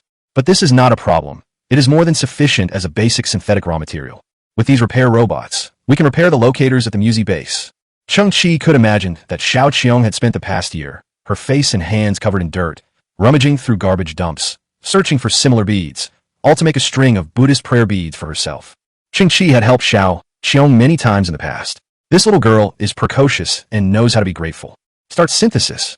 Cheng Qi raised the back of his hand, and the STC emitted a scanning beam. Break apart into primordial matter. Synthesis successful. Miniature circuit repair robot 17. Shrinked by 50%, remotely controlled, its size allows it to enter the equipment for simple mechanical repairs and circuit soldering. Cheng Qi paused for a moment. These tiny metal beads in front of us have now come alive.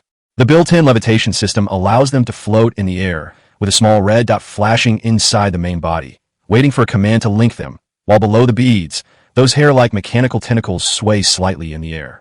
The volume has been reduced, but it's still too big for repairing circuit boards.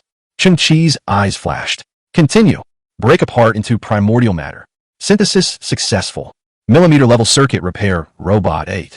This time, the robot's main body has shrunk to the size of a grain of rice, looking from a distance like a swarm of mosquitoes floating in the air. It's still too big. If we shrink it by one size, we should be able to repair the circuit board. Cheng Qi was filled with excitement as he got closer to his goal. The shock that STC brought him continued to grow stronger. Its miniaturization has always been the most difficult mountain to climb in the field of robotics. Break apart into primordial matter. Synthesis successful. Micron-level circuit repair, Robot 4. The maintenance robot is even smaller, like a tiny sesame seed. In the dimly lit shack, it would be hard to spot if not for the faintly flashing indicator light. Remote control? Cheng Qi frowned slightly. The circuit board is complex inside. If I rely solely on remote control, I'm afraid I won't be able to achieve that level of precision. Break apart into primordial matter. Synthesis successful. Intelligent micron-level circuit repair, Wizard 2. It possesses more powerful intelligent recognition capabilities, enabling it to automatically detect and diagnose faults in circuits and quickly formulate repair plans. It can delve into extremely small circuit structures for repair, and the speed of individual repairs is increased by 350%. Intelligent.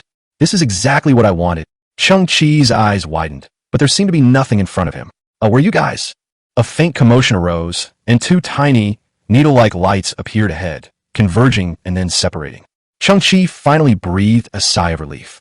They almost lost the robots while merging them together. Their size is now negligible. Now, the repair robot has reached the micrometer level, but this size refers to the repair tentacles. Its actual size is still quite large, making it somewhat difficult to enter the circuit board. The final synthesis is the only chance. Cheng Qi's gaze was solemn. STC has always been about upgrading across levels. If we can reduce its size by half again, we can definitely solve the problem we're facing. Break apart into primordial matter. Synthesis successful. Boom! A sudden earthquake shook the ground. A massive metal cone, nearly 4 meters tall and at least 1.8 meters in diameter, descended upon the shack, smashing Cheng Qi's only dining table. What is this? So huge. Isn't this the end of the world? Chapter 14 Kyoto. Chapter 14 Kyoto. KP-03 Quantum Intelligent Repair Cluster. Level 2.2 Civilization Creation. It employs advanced nanotechnology and artificial intelligence algorithms, enabling it to operate at the microscopic level and possess the ability to autonomously learn and optimize repair strategies. It utilizes quantum communication and quantum computing technologies, giving it superior information processing and precise operational capabilities. Cheng Qi was somewhat speechless. Wait, buddy, with a device this big, can you even repair 6? Wait for the cluster. Laugh. Buzz. Suddenly, a hatch slowly opened on the front of the huge metal cone, revealing a blue technological glow emanating from within. Then a palm-sized metal disc, like the UIO, slowly floated out. It spun slightly in the air, then floated down and landed on Cheng Qi's shoulder. Immediately, the disc deformed and fit perfectly on Cheng Qi's shoulder, looking from a distance like a metallic patch had been added to his shoulder. Cheng Qi asked in confusion, "What is this?" But then he saw that the patch on his shoulder seemed to have received a command, and it stretched out its shape, transforming into a smaller UIO, which floated to Cheng Qi's ear. The miniature UFO emitted a voice, asking, "Show cluster features?" Cheng Qi was taken aback. "Come on, show me." Buzz. But then from inside the metal cone, like a beehive disturbed by the outside world, Tens of thousands of repair robots suddenly flew out in an instant. These robots were so small that they were almost imperceptible, and when they gathered together, they disappeared from sight as soon as they dispersed. Cheng Qi stared at the smoke in the air. Nanometer level. My goodness, that's terrifying. Not far away, a simpleton was applying lubricant to his finger joints when he accidentally broke off one of his mechanical fingers. The nano-repair robots quickly identified the target and split into a small team like smoke. Thousands of nano-repair robots picked up Hansi's finger and perfectly connected it, while another team tightened the corresponding screws. They also formed a small team whose tiny tentacles released a welding-like technique with tiny flashes of light to weld the boy's fingers together and then polish and wax them. Looking at his shiny new fingers, Hansi exclaimed, "They even gave me a manicure." Looking at the buzzing, flying nano-repair robots in front of me, Cheng Qi then realized what was happening. That giant cone is a distribution center, while the UFO beside its ear is a mobile control terminal that can control hundreds of thousands of smaller, more intelligent nano-repair robots. Carrier, mobile control terminal, nanorobot. When these are combined, it becomes a nanoscale intelligent repair factory. STC never disappoints. Even a level 2.2 civilization's creations are this powerful.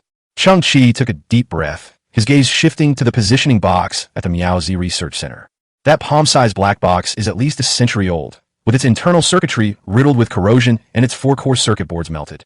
Looking at the entire Earth's garbage dumps, it's unlikely anyone could repair them. At this time, tens of thousands of miniature repair robots have been deployed inside the nanobox. Then, it was as if a transparent hand was rotating those tiny screws round and round. In a moment, the positioning box was disassembled into hundreds of parts and laid out on the table. The dirt and rust on the parts are visibly fading away layer by layer. Then, faint flashes appeared on the chips. It was the micro-robots repairing the circuits, leaving behind tiny solder joints. After that, all the brand new parts were put back into place, piece by piece. The whole process was refreshing and stress-relieving. Meanwhile, the nano-repair robots that had contributed to the effort flew into the air with a buzz, coalescing and then dispersing. Beep, beep, beep. On the surface of the positioning box, the relatively outdated red LED began to flash frequently, indicating that it was functioning smoothly. Cheng Qi slightly opened his eyes. A small blue beam of light appeared at the top of the box, and then a 3D projection image, far inferior to holographic projection technology, appeared in midair. It was a flat map of the Earth's surface. It also depicts what were once mountains and oceans, but now they're all covered in garbage. 116 grado 20 e 39 grado 56 n. The map shows only one point of light and information. Cheng Qi narrowed his eyes. This address is Kyoto, a former Chinese city. In the hearts of today's scavengers, it also has another name, the land of no return. The area within a radius of nearly 1,000 kilometers is a very rare and undeveloped landfill. Someone attempted to approach, but reportedly only managed to enter the area within 600 kilometers of Kyoto. Of the 12-man scavenger team, armed with weapons and equipment, only 3 returned, and all of them were missing limbs. They all died from infected wounds in the following week. The location of the Miaozi Research Center is actually in Kyoto. A hint of seriousness appeared on Cheng Qi's face. One can imagine that the Miaozi Research Center, located in a place rarely visited by people, must have been well preserved. MO said that their hasty evacuation left behind a large amount of technological equipment. What functions does Miaozi technology have? Regardless, it must be of extraordinary value. Not to mention STC's incredible synthesis capabilities. Cheng Qi glanced at the XXX-01 Extreme Warrior armor that was slightly pulsating beneath his wrist sleeve, a sharp glint flashing in his eyes. Fortune favors the bold. Chapter 15, The Land of No Return. Chapter 15, The Land of No Return. The next morning, the sky was still foggy. Various kinds of dust and harmful gases filled the sky, and the sun was dim. Cheng Qi and Hansi arrived at the dilapidated transportation hub. Based on the White Palace buried beneath the bar street, it can be inferred that Cheng Qi's base was located in old-time Washington City, 11,000 kilometers away from the capital of China. The bulbous-nosed man in front of me is named Raven, and he owns a dilapidated, cobbled-together ground-effect vehicle. This type of aircraft is somewhere between an airplane and a hovercraft. The airflow compressed by the engine flows downward through the wings, allowing the aircraft to fly 5 to 8 meters off the ground and over land and water at high speeds. The significance of this equipment is somewhat similar to that of a long-distance bus. It barely skirted the edge of the sky band, but it could solve the long-distance travel needs of scavengers. Anyone can ride after paying the fare. On the aircraft were several other scavengers, who all looked at Cheng Qi with awe when they heard that he was going to Kyoto. 2 scavengers got up and silently placed 2 energy bars and a bottle of filtered water in front of Cheng Qi. Leaving food and water was their last act of compassion. This is a tragic era where many desperate people choose to risk their lives. Passengers, hold on tight and be seated. No need to wear a seatbelt because there isn't one on this flight. The pilot, Raven, jerked the control stick forward. Take off. Boom. A sharp airflow rose from both sides of the ground effect vehicle. Dust billowed. The fuselage slowly floated into the air, and with a sudden acceleration, it successfully took off. In midair, the aircraft kept shedding various parts like a toad throwing its toy. Cheng Qi remained calm, frowning in thought. Could I have fallen to my death before even reaching the capital? Suddenly, Cheng Qi saw a huge object, billowing thick black smoke, separate from the ground effect vehicle, and crashed directly to the ground. Owner, the crow's nanny robot is a scrapped aircraft maintenance robot. It said in a silly voice. Engine number 2 is gone. Stay calm. It's a minor incident. Substitutes. Substitutes. The crow, used to this, waved its hand dismissively. But then the aircraft maintenance robot skillfully picked up another engine, placed it on the wing, and tightened the screws with a series of clicks and twitches, and the number 2 engine finally started working again. Cheng Qi looked around the cabin. It seems there are no spare engines left. It doesn't matter. I've flown this route for 7 or 8 years, and there are engines scattered all over the place. It's okay if 1 or 2 crash. We can make an emergency landing and find a replacement in no time. It's all about recycling. I, Crow, can fly a plane with rock-solid stability. Stumbling and falling, rising and falling. Cheng Qi finally arrived in the vicinity of Kyoto. Crow piloted the aircraft, gradually ascending into the air. He turned back to look at Cheng Qi and Hansi on the ground, and a hint of sympathy appeared on his face. Brother, if you can return home, it's free. Cheng Qi waved goodbye to the crow and turned to look at the scene ahead. The landscape on Earth is almost always like this. Endless piles of garbage, with hardly any soil or ground visible. A pale green mist floated around, containing a mixture of various toxic chemical gases. Occasionally, a pair of large, red eyes would emerge from inside the distant garbage heap, staring at Cheng Qi with an eerie and chilling aura. Cheng Qi raised his head slightly, and the Extreme Warrior Power armor flipped up to reveal a silver metal mask. The eye area of the mask instantly lit up with a technologically advanced blue beam of light. The so-called Extreme Warriors naturally possess the ability to withstand various harsh environments. Cheng Qi still wore the KP-03 Quantum Intelligent Repair Cluster's mobile control platform on his shoulder. The tiny UFO was attached to Cheng Qi's shoulder with tens of thousands of miniature repair robots on it. At this moment, they had retracted their mechanical tentacles, just like insects that had folded their wings and entered hibernation. This was a pleasant surprise that Cheng Qi had discovered earlier. Unexpectedly, a small travel suitcase could be brought out from that huge repair cluster center. Hey kid, are you ready? No problem. With a loud bang, the jet-powered shoes beneath their feet started up, and the 2 figures shot straight into the sky. Then, they adjusted their posture in the air and headed straight for the heart of Kyoto. Squeak! Squeak! After Cheng Qi and Hansi took off, dark figures suddenly crawled out of the surrounding garbage heaps. They came into the dim sunlight and gradually revealed their true forms. They were enormous gray rats, each at least a meter long, with bulging muscles and sharp teeth that extended far beyond their mouths, piercing the skin of their jaws and dripping putrid liquid into the air. They stared with their bright red, bestial eyes, standing upright and staring at the 2 figures in the distance. Scavenger. These are the names given to them by scavengers. Rats are a species that is difficult to eradicate, but the rats of today have mutated due to the large amount of chemical waste and radiation in the Kyoto area. They became strong and ferocious, with incredibly hard teeth and claws. Its vitality is also more tenacious. Even if its body is cut in half, it can still fiercely tear apart its prey. Moreover, a more intelligent mutant has emerged within the carrion rat population. These mutants act as strategists, secretly directing the population to execute attacks using a combination of numerical superiority and intelligent tactics. Right now, a carrion rat faced north, opened its hideous mouth, and suddenly a strange, distorted sound came from its throat. It was not the sound of a rat at all, but rather the roar of some large carnivore. In an instant, terrifying roars echoed from the north, layer upon layer. This is a warning. In response, it was met by a massive population of tens of millions. These mutated rats are extremely territorial. Once they discover an intruder, they will mobilize the entire population to tear the intruder to pieces. Actually, the name carrion rat is no longer quite appropriate for them. Many scavengers call them killer rats. This is why the Kyoto area is known as the land of no return. Chapter 16. The Ferocious Killer Rat. Chapter 16. Ferocious Killer Rats. Cheng Qi and Hansi were hundreds of meters in the air, observing the situation below. The ground was dark and eerie, with wisps of green mist drifting around, and all that could be seen was tattered garbage. Suddenly, the ground was covered with countless red dots. If the ground were compared to a dark sky, the number of these red dots would be as numerous as the stars, and they also gave off a bloody and terrifying feeling. Cheng Qi narrowed his eyes. At that very moment, the red dots suddenly disappeared, as if they had been extinguished. Cheng Qi knew that they were countless killer rats. They hide in the garbage heaps, and once they land in their territory, they will wait for their chance to strike, possibly rushing out from anywhere and tearing the intruder's throat. I glanced at the latitude and longitude. The final location in the study of the Musi is just 200 meters ahead. The atmosphere here is dirtier than in other places. In the darkness, there stood a huge starship wreck. Before it was abandoned, all the parts that could be dismantled were removed, leaving only a massive, severely corroded hull, which exuded a sense of solemnity and desolation. Cheng Qi and Hansi landed on the ground. As you walk, the crunching sound of your feet kicking up bits of trash is unusually noticeable in this quiet environment. Suddenly, a foul stench mixed with the smell of blood wafted over. Squeak! A ferocious mutated killer rat, 1.5 meters long and resembling a small calf, darted out from a pile of garbage on the side. It opened its hideous mouth and bit directly at Cheng Qi's neck. Creak! Boom! The Ultra Warrior armor had issued a warning half a second earlier, and Cheng Qi stretched out his arm in an instant to block it.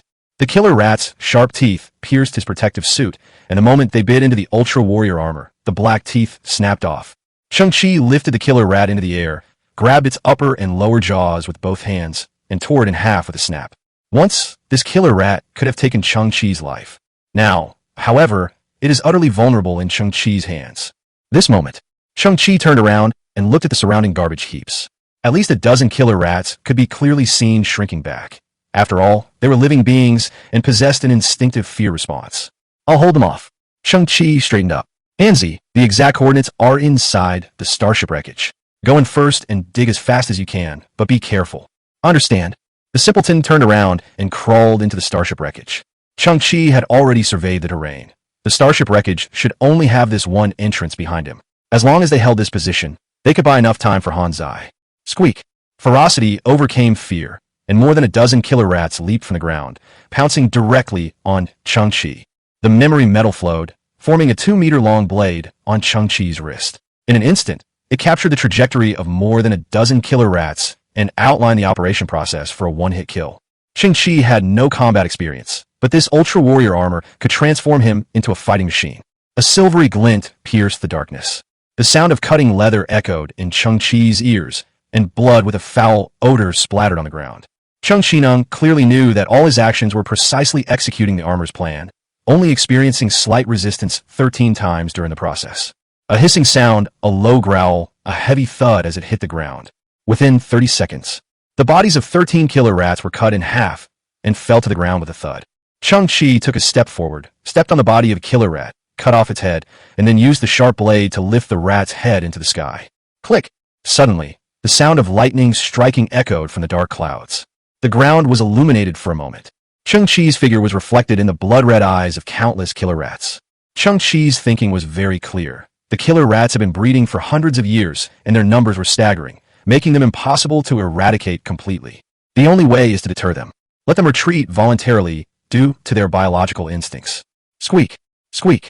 Thousands of killer rats around them emitted low, piercing screams, their bodies hunched over, the fur on their backs standing on end.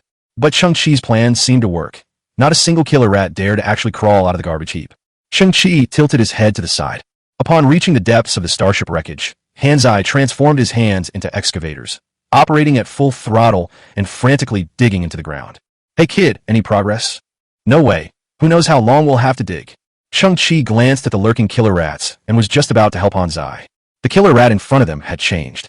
Although they did not approach Cheng Qi, they moved around him, forming concentric circles. Each killer rat had a body like a bowstring, with its sharp claws gripping the ground, ready to attack at any moment. They wanted to surround me 360 degrees and then launch wave after wave of attacks without stopping. Cheng Qi squinted and suddenly discovered a strange, pale red sound wave in the holographic interface of the armor. Following the sound wave, he locked onto a small pile of garbage in the distance. Cheng Qi instantly understood the truth behind it. Squeak! The dozens of killer rats in the first layer of the encirclement suddenly leaped high into the air. Cheng Qi frowned, then suddenly stretched out his right hand, spread his 5 fingers, and pointed to the air, activating the gravity field control glove. The The killer rats screamed in terror, their bodies thrashing wildly in the air, but they couldn't fall to the ground. At the same time, Cheng Qi stretched out his left hand and pointed to a small pile of garbage in the distance. The trash rustled and vibrated as Cheng Qi pulled a much smaller, white-furred rat out of the garbage heap. This white-haired killer rat is the strategist of the rat swarm. They are a special species that have evolved intelligence superior to that of other mice.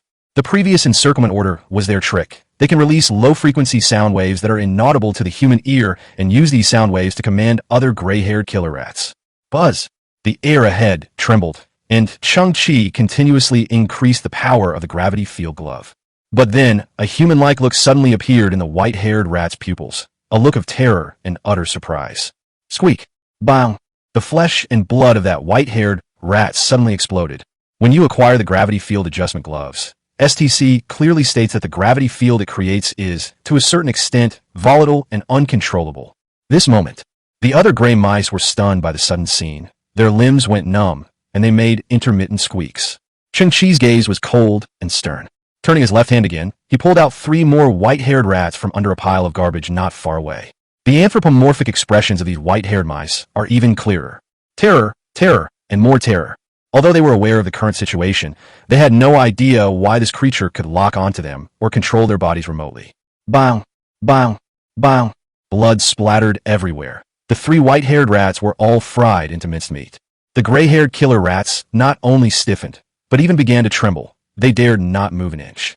To catch the thief, first catch the king. Instantly kill the strategist and intimidate ordinary killer rats. Cheng Qi revealed a triumphant smile.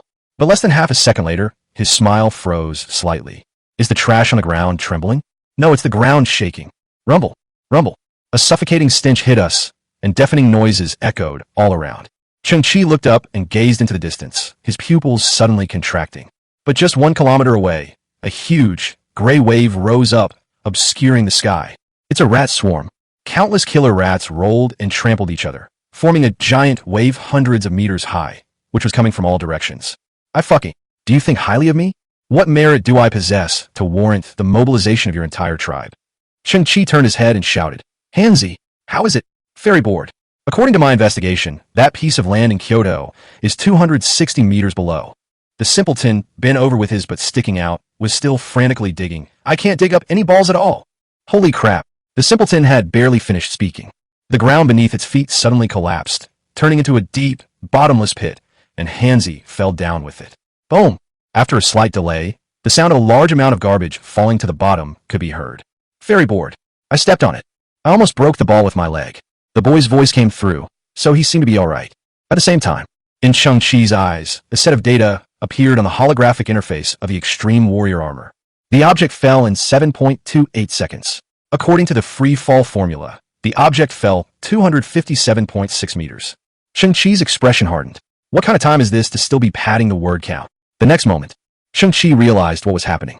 A 257.6 meter tall simpleton fell into Kyoto, buried deep underground. Goodness, there's a really sturdy alloy door here. It's the entrance to the Hansi Research Center. The password system is broken. I can't open it. A startled cry came from Hansi. Cheng Qi looked into the distance. The giant rat swarm was less than 200 meters away from him. Countless killer rats were densely packed together, looking ferocious and terrifying. Although individual killer rats are easily defeated, but with such an endless number, it's impossible to kill them all. If they become entangled indefinitely, the risks that were originally insignificant will increase infinitely. Now that we're here, running away is out of the question, and leaving empty-handed is even more impossible. What's more, the simpleton is still underground. He gritted his teeth. Cheng Qi glanced at the miniature repair robot nestled on his shoulder. It's up to you guys. Hundreds of miniature robots took to the air like a puff of smoke and flew into the collapsed cave. If the micro-robots could repair the gate of the Hansi Research Center in a very short time, then Cheng Qi and Hansi could easily enter the alloy gate, thus isolating the endless killer rats outside. 3 seconds after the repair robot entered the cave, Cheng Qi leaned back and jumped in the cave as well. Following closely behind Cheng Qi, a dense swarm of killer rats let out ferocious screams, forming a gray waterfall as they leaped into the cave. The simpleton waits underground while the repair robot flies in front. Cheng Qi fell behind, with a swarm of rats chasing him. Chapter 17, The Mysterious Research Center. Chapter 17, The Mysterious Research Center. During the fall, Cheng Qi could clearly see that the underground space was enormous, dark, and hazy. The simpleton leaned against the dark old door. Judging by sight, the gate was thick and sturdy, and it shouldn't have any problem blocking the killer rats. The miniature repair robot took the lead, drifting like smoke into the keypad on one side of the door. Immediately, as Cheng Qi approached the ground, he performed a somersault to dissipate the force, landing on one knee. Then, standing in front of the alloy gate, I looked up at the sky. Countless killer rats, with an aura that seemed capable of devouring heaven and earth, poured down. Suddenly, the killer rat waterfall in midair splits in two like a torrent. Immediately afterwards, a huge black shadow darted out from the swarm of rats. Cheng Qi's pupils contracted. What is that? A giant killer rat king. The killer rat in midair had red fur all over its body and was probably more than 4 meters tall. In the hazy light, it was about the size of a rhinoceros. Is there really such a bizarre thing? But the next second, Cheng Qi realized he had underestimated the situation. The red-haired killer rat was not the rat king at all, because in the next few seconds, hundreds more huge red-haired killer rats appeared. That must be some kind of elite rat or something. A maintenance plan is being developed. Cheng Qi was taken aback by the sound, looking at the small UFO on his shoulder. Big brother, it's been several seconds, and you're only just starting to formulate a plan? Roar. The red-haired killer rat emitted a monstrous howl from its mouth full of fangs. This thing should be defined as one. After landing, the red-haired killer rat rolled over, shook its stiff fur, and leaped 4 or 5 meters high, its blood-red mouth rushing towards Cheng Qi to devour him. Equipment repair complete. Cheng Qi paused again. It was fixed in a second. That's impressive. The access control system has been repaired and is functioning well. Next, we will begin the cracking process. Estimated time, 88 seconds. Cheng Qi's heart was like a roller coaster, going from heaven to hell in an instant. Such a long time to crack. A swarm of rats will rush down in a minute, and the door won't be able to be closed. I'll be fighting them for ages. If I have the chance in the future, I must synthesize some weapons of mass destruction. Bye. Authorized personnel information detected. Welcome to the Miaozi Research Center, District 52, China. This time, the beeping sound came from inside the alloy door. Cheng Qi was stunned. What does this mean? Am I an authorized person? How could this be? The Miaozi base has been abandoned and buried underground for 100 years. I'm only 18. Buzz. Rumble. The alloy gate began to vibrate, and dust fell from it. Then, the door opened to both sides, slowly revealing a crack. Cheng Qi grabbed the simpleton beside him and squeezed through the gap in the door. After Cheng Qi entered the Miaozi Research Center, the door began to slowly close. Roar! A red-haired killer rat squeezed half its body through the crack in the door, but was immediately blocked by the closed door. The alloy door was surprisingly heavy, and the sound of bones cracking rang out. The killer rat was squeezed by the force, and its blood, flesh, and internal organs sprayed out. It howled, and its body was broken in two. Half of the red-haired killer rat's body fell inside the gate. Cheng Qi thought it was dead, but unexpectedly, in the next instant, the half-headed killer rat used the strength of its 2 front paws to leap up and bite Cheng Qi's head again. Clang! A flash of dark silver light appeared as the ultramariner armor conjured a sharp blade, which pierced directly into the killer rat's mouth and emerged from the back of its head. Thump! The truly dead red-haired rat fell to the ground, its mouth wide open, black blood flowing from it. Cheng Qi was slightly out of breath. I must say, exploring ruins is indeed thrilling and exciting. Faintly, one could hear violent banging sounds and the scratching of claws against the door coming from outside. But the entire alloy door is as solid as a mountain. In the old days, it would probably have been able to withstand a nuclear bomb. At this moment, the miniature repair robot changed its target and began repairing Hansi's leg. Cheng Qi slowly turned around and looked into the interior of the Miaozi Research Center. It was pitch black here. It's even impossible to determine the internal depth. Cheng Qi frowned slightly, not daring to relax even for a moment. Boom! Suddenly, the sound of some kind of power switch closing came from afar. In that instant, a white light tube suddenly lit up above Cheng Qi's head. Then, as if a new world had been illuminated, rows of light tubes were lit up, their clear, bright white light stretching into the distance. Cheng Qi took a slight breath. This place resembles a huge office space. The environment is very clean and tidy, with white floor tiles that were popular in the old days and many office cubicles enclosed by tempered glass on both sides. But everywhere you looked was empty, with only simple tables and chairs, which were of no value. Cheng Qi had a bad feeling that he might go home empty-handed. Ignoring the noise of the killer rats outside, it was very quiet here, as quiet as a ghost town. Hello, friend. A voice suddenly came from his side. Cheng Qi. Caught off guard, Cheng Qi was startled by the voice, and his hair stood on end. He turned his head inch by inch, and a middle-aged man in a white coat appeared silently to his side. The man took a step and approached Cheng Qi, but his footsteps made no sound whatsoever. Who are you? Cheng Qi narrowed his eyes and drew a sharp blade from his hand. My name is Huolinzhong, and I'm in charge here. The middle-aged man had a friendly smile. Huolinzhong, chief professor of the Musi Research Center? Cheng Qi frowned. It was the name on that business card, but it's somewhat unbelievable. Like the Musi Research Center, the business card dates back a century. He should have already passed away. Not to mention, the Musi Research Center is already buried deep in the garbage dump. So how could there possibly be any living people left there? At this time, the ultramarine power armor also reflected environmental information. The oxygen content here is extremely low. The condition is so low that life support systems must be activated. Cheng Qi's pupils contracted. Could it be a ghost? Chapter 18 Hollangal. Chapter 18 Holland. Don't worry. Right now, I am just a 3D projection. There's this damn projection that I have to talk to thin air in front of the camera before I can record it. As the man in the white coat spoke, he looked up at Cheng Qi and smiled, revealing a mouthful of yellow teeth. Cheng Qi was taken aback. He understood the principles of 3D projection. But to his surprise, the words of such a highly respected scientist as Huolinzhong contained a great deal of sarcasm. Oh, I'm here too. I can take you to see me. I'll take you around the Musi Research Center while I'm at it. As he spoke, Huolinzhong rolled up the sleeves of his white coat, revealing a tattooed arm, then took out a pack of cigarettes from his pocket, flicked his Zippo lighter, lit it skillfully, took a deep drag, his expression full of enjoyment, and then began to stroll slowly. A tattooed scientist? Smoking is a cool and edgy move. Cheng Qi waited for the 3D projection in front of him and thought Professor Huo was very unique. Don't be offended. I studied abroad when I was young and went astray, spending a few years on the streets. Holland walked along, thinking scientists are fucking human too, and besides, the past is the past, and the present is the present. Cheng Qi nodded silently. Mu, also known as mu. It is a fundamental particle. It possesses unique quantum properties, and its existence and behavior can be described by quantum field theory.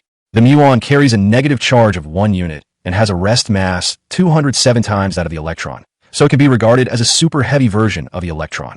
16 years ago, I became completely obsessed with Musi. The initial goal was to develop new energy sources. Huolinzhong, with a cigarette in his mouth, suddenly rattled off a bunch of obscure facts and technical terms. It is an unstable particle, with an average decay lifetime of 2.2 microseconds when at rest. Brilliant, but fleeting. What gives me a lot of confidence is that we made a major breakthrough 6 years ago. We invented a strong magnetic field cage to confine muons within a specific spatial region. At that moment, Huolinzhong turned to the side, flicked his white coat behind him, put his hands on his hips, and looked at a conference room on his left. Suddenly, a 3D projection lit up the previously empty conference room. Countless young scientists are shouting their voices in it. They've kept it. We finally managed to keep Muko. Huolinzhong seemed to be lost in fond memories, a smile appearing on his lips. Unfortunately, we gained nothing in the following 10 years. Huolinzhong's expression darkened as he took a deep drag on his cigarette. We've been under immense pressure. We've been ridiculed by our peers, targeted by the Scientific Research Association, and had our investors withdraw their funding. In one of the offices, the projection reappeared, seemingly showing a scene 10 years in the future. The young scientists looked worried, with heavy dark circles under their eyes and oily hair. I have full confidence in Musi. I encouraged them and comforted them, but I knew they were about to break down. The projection continued forward. I believe that the muon is related to creation and the most basic unit of the universe. I have a strong belief that once the muon is fully developed, the level of human civilization will leap forward. Over the past 10 years, I have conducted various experiments and catalyzed the muses. One of the tests went wrong, and I fainted in the explosion. But I felt that in that instant, my consciousness was sucked into time.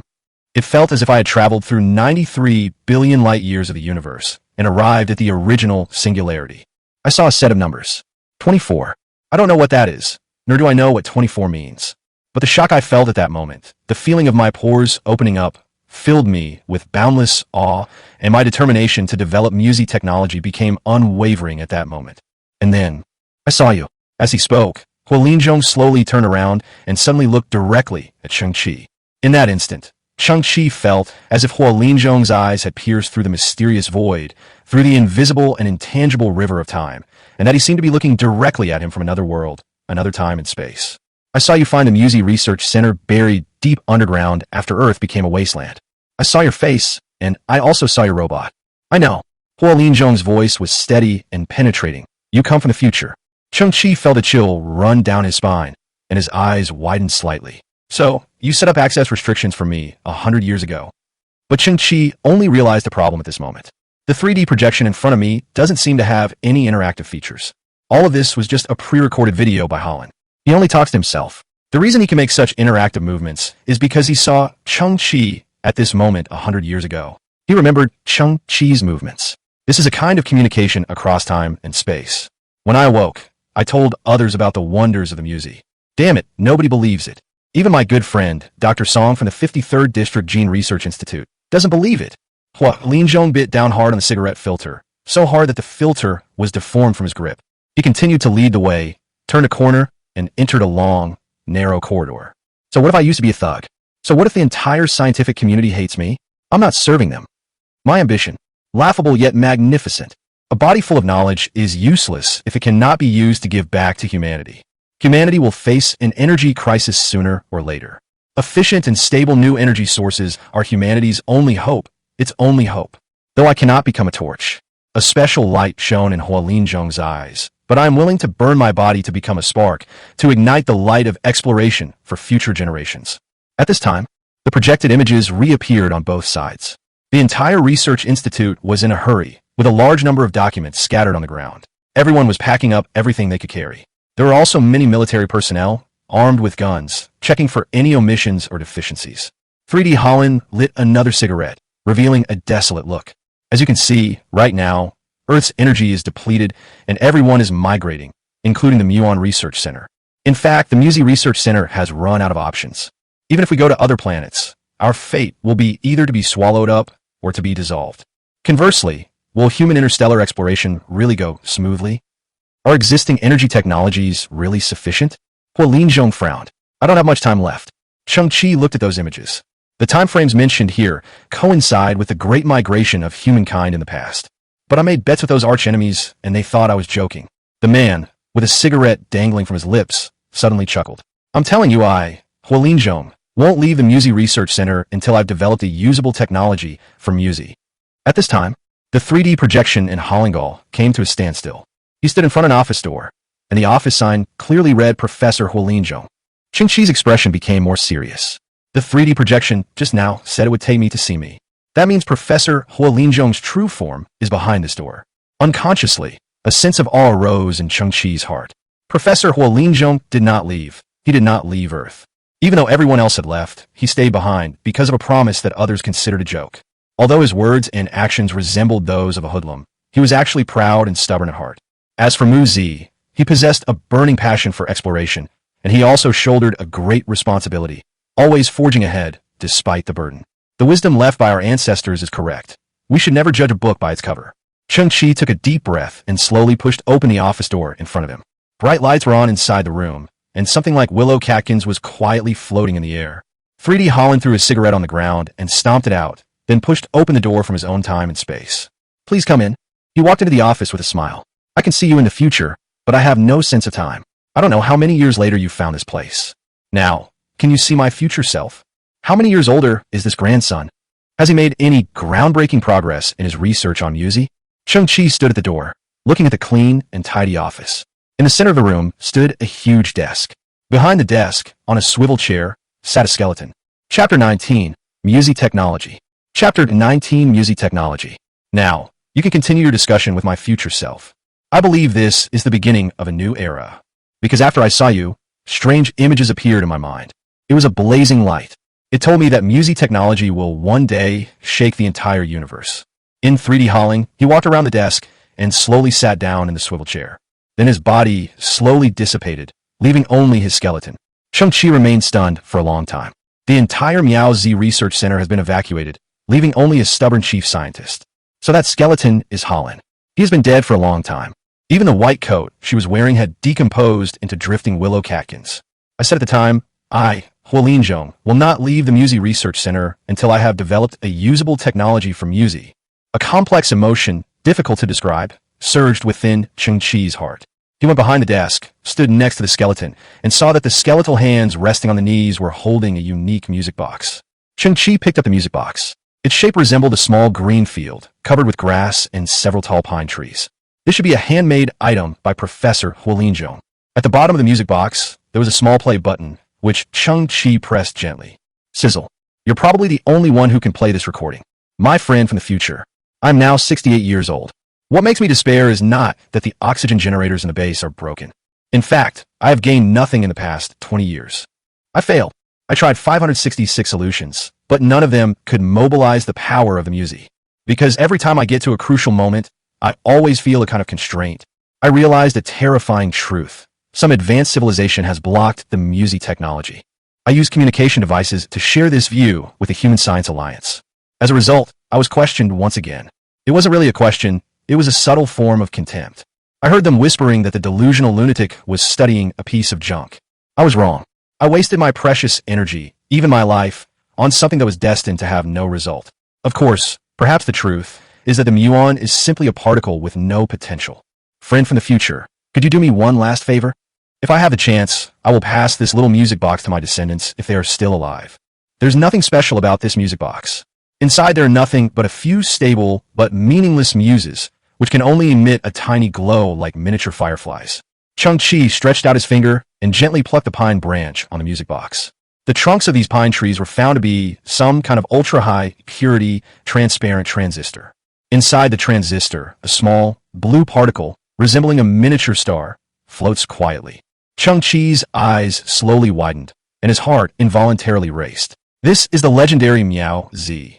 Although the Musi Research Center has been emptied, but this condensed essence of decades of work has been preserved in this way. Cheng Qi gazed at the azure blue, pulsating particle cluster like sprites.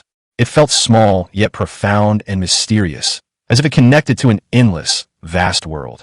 Cheng Qi suddenly realized something. Gently pluck the pine trees, and you'll discover that this little music box contains a total of 5 muon transistors. The music box's audio started looping. You're probably the only one who can play this recording. For 20 years, I've gained nothing.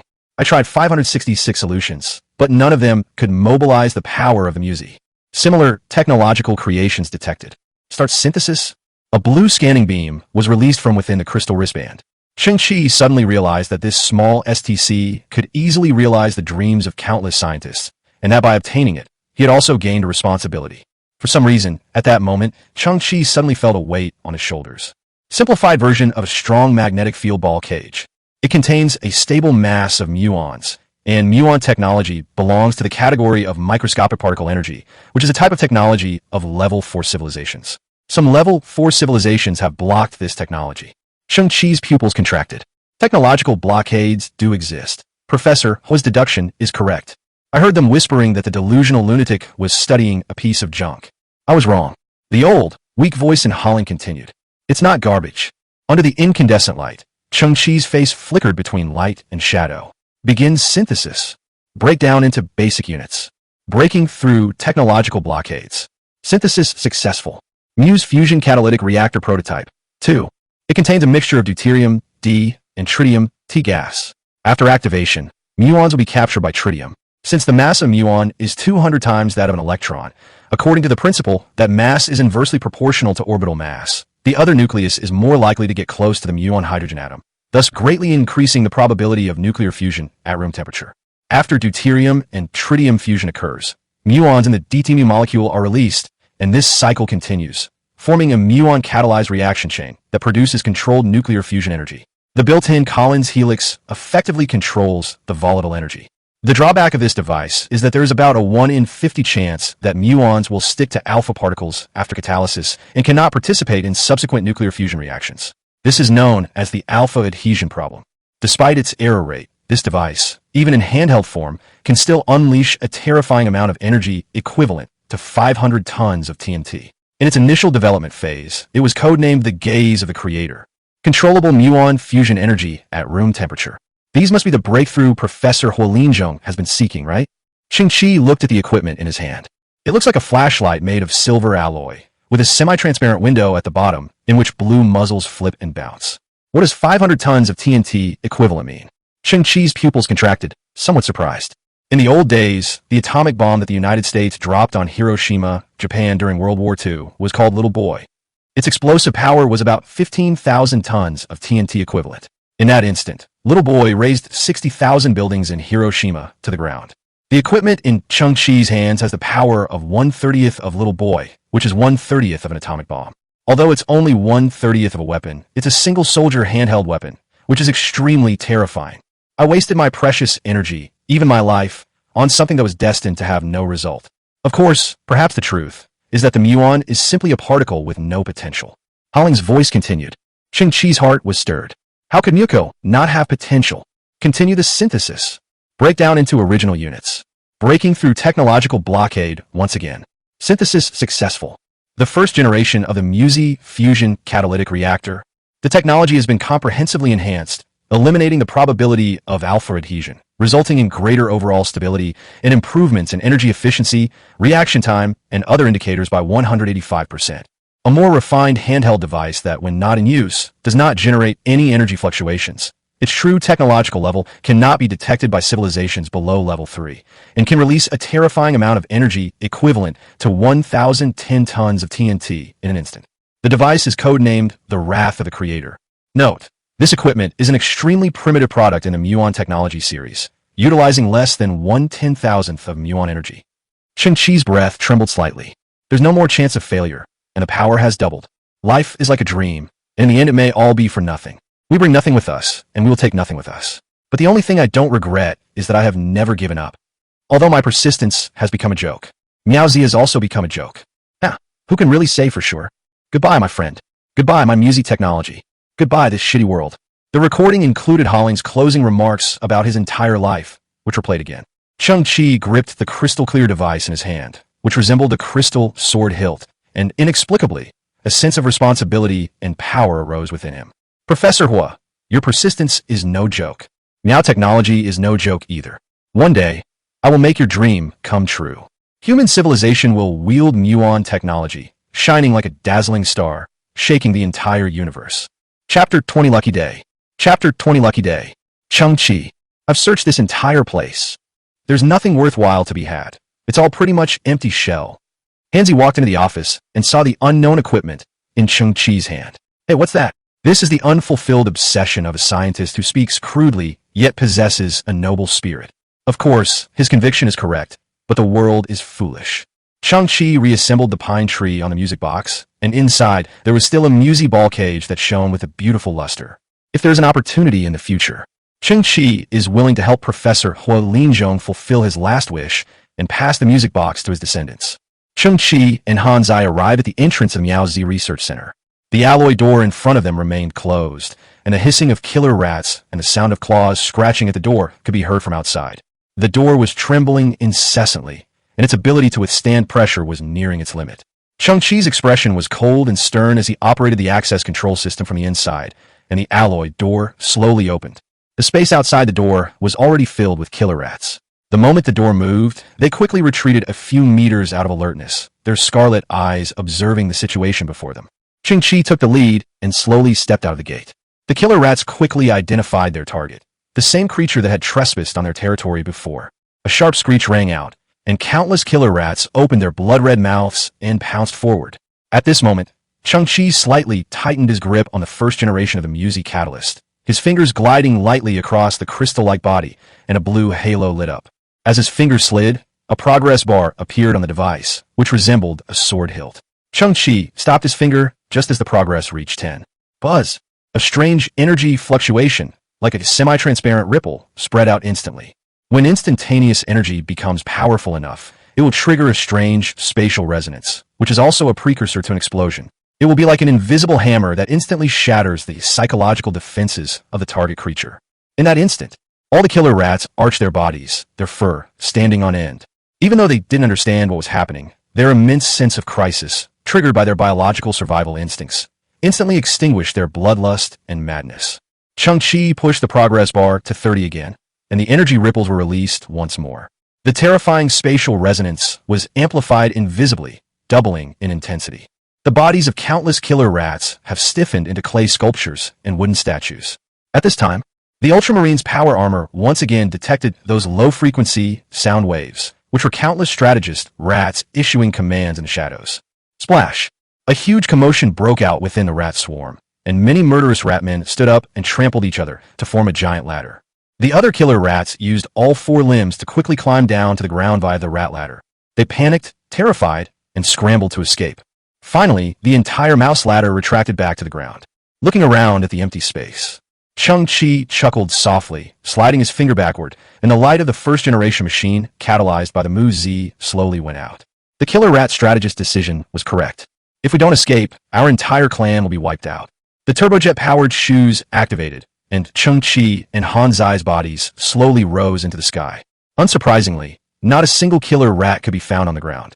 A crow flying a plane is incredibly steady. My little brother here is really awesome. He got a free flight today.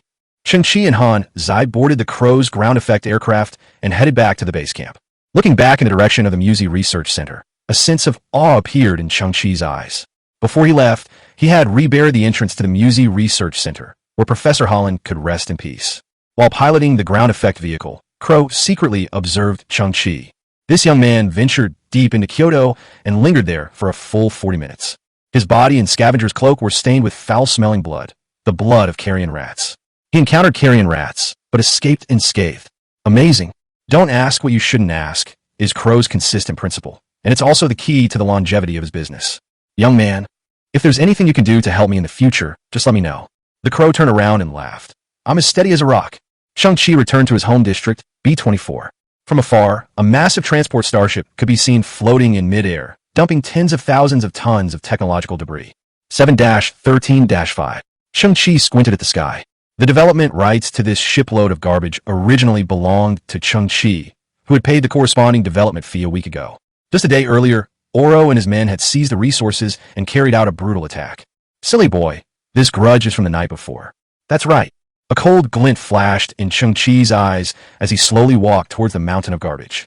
Countless pieces of technological debris fell from the sky. Many scavengers risked being crushed into mincemeat by large pieces of trash as they rushed headlong into the garbage mountain. At this point, no other scavengers dared to approach 7-13-5. These people were all Oro's men.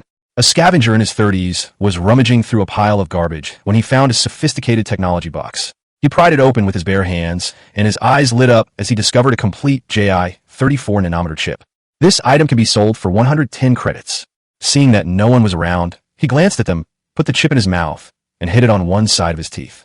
They were coerced by Oro into handing over any valuable items they found, while they themselves received only a meager salary. The sudden piercing sound was followed by a numb feeling in my chest, and then a sharp pain spread throughout my body. The scavenger looked down in horror and saw a sharp mechanical tentacle piercing through his chest. He turned around in disbelief. The tentacle was very long and came from a tent in the distance. The towering Oro approached the scavenger, a look of helplessness and indifference on his face. Try to pull some tricks in front of Lord Pig? Oro pried open the scavenger's mouth, took out the JI 34-nanometer chip, and then kicked the scavenger into the garbage abyss.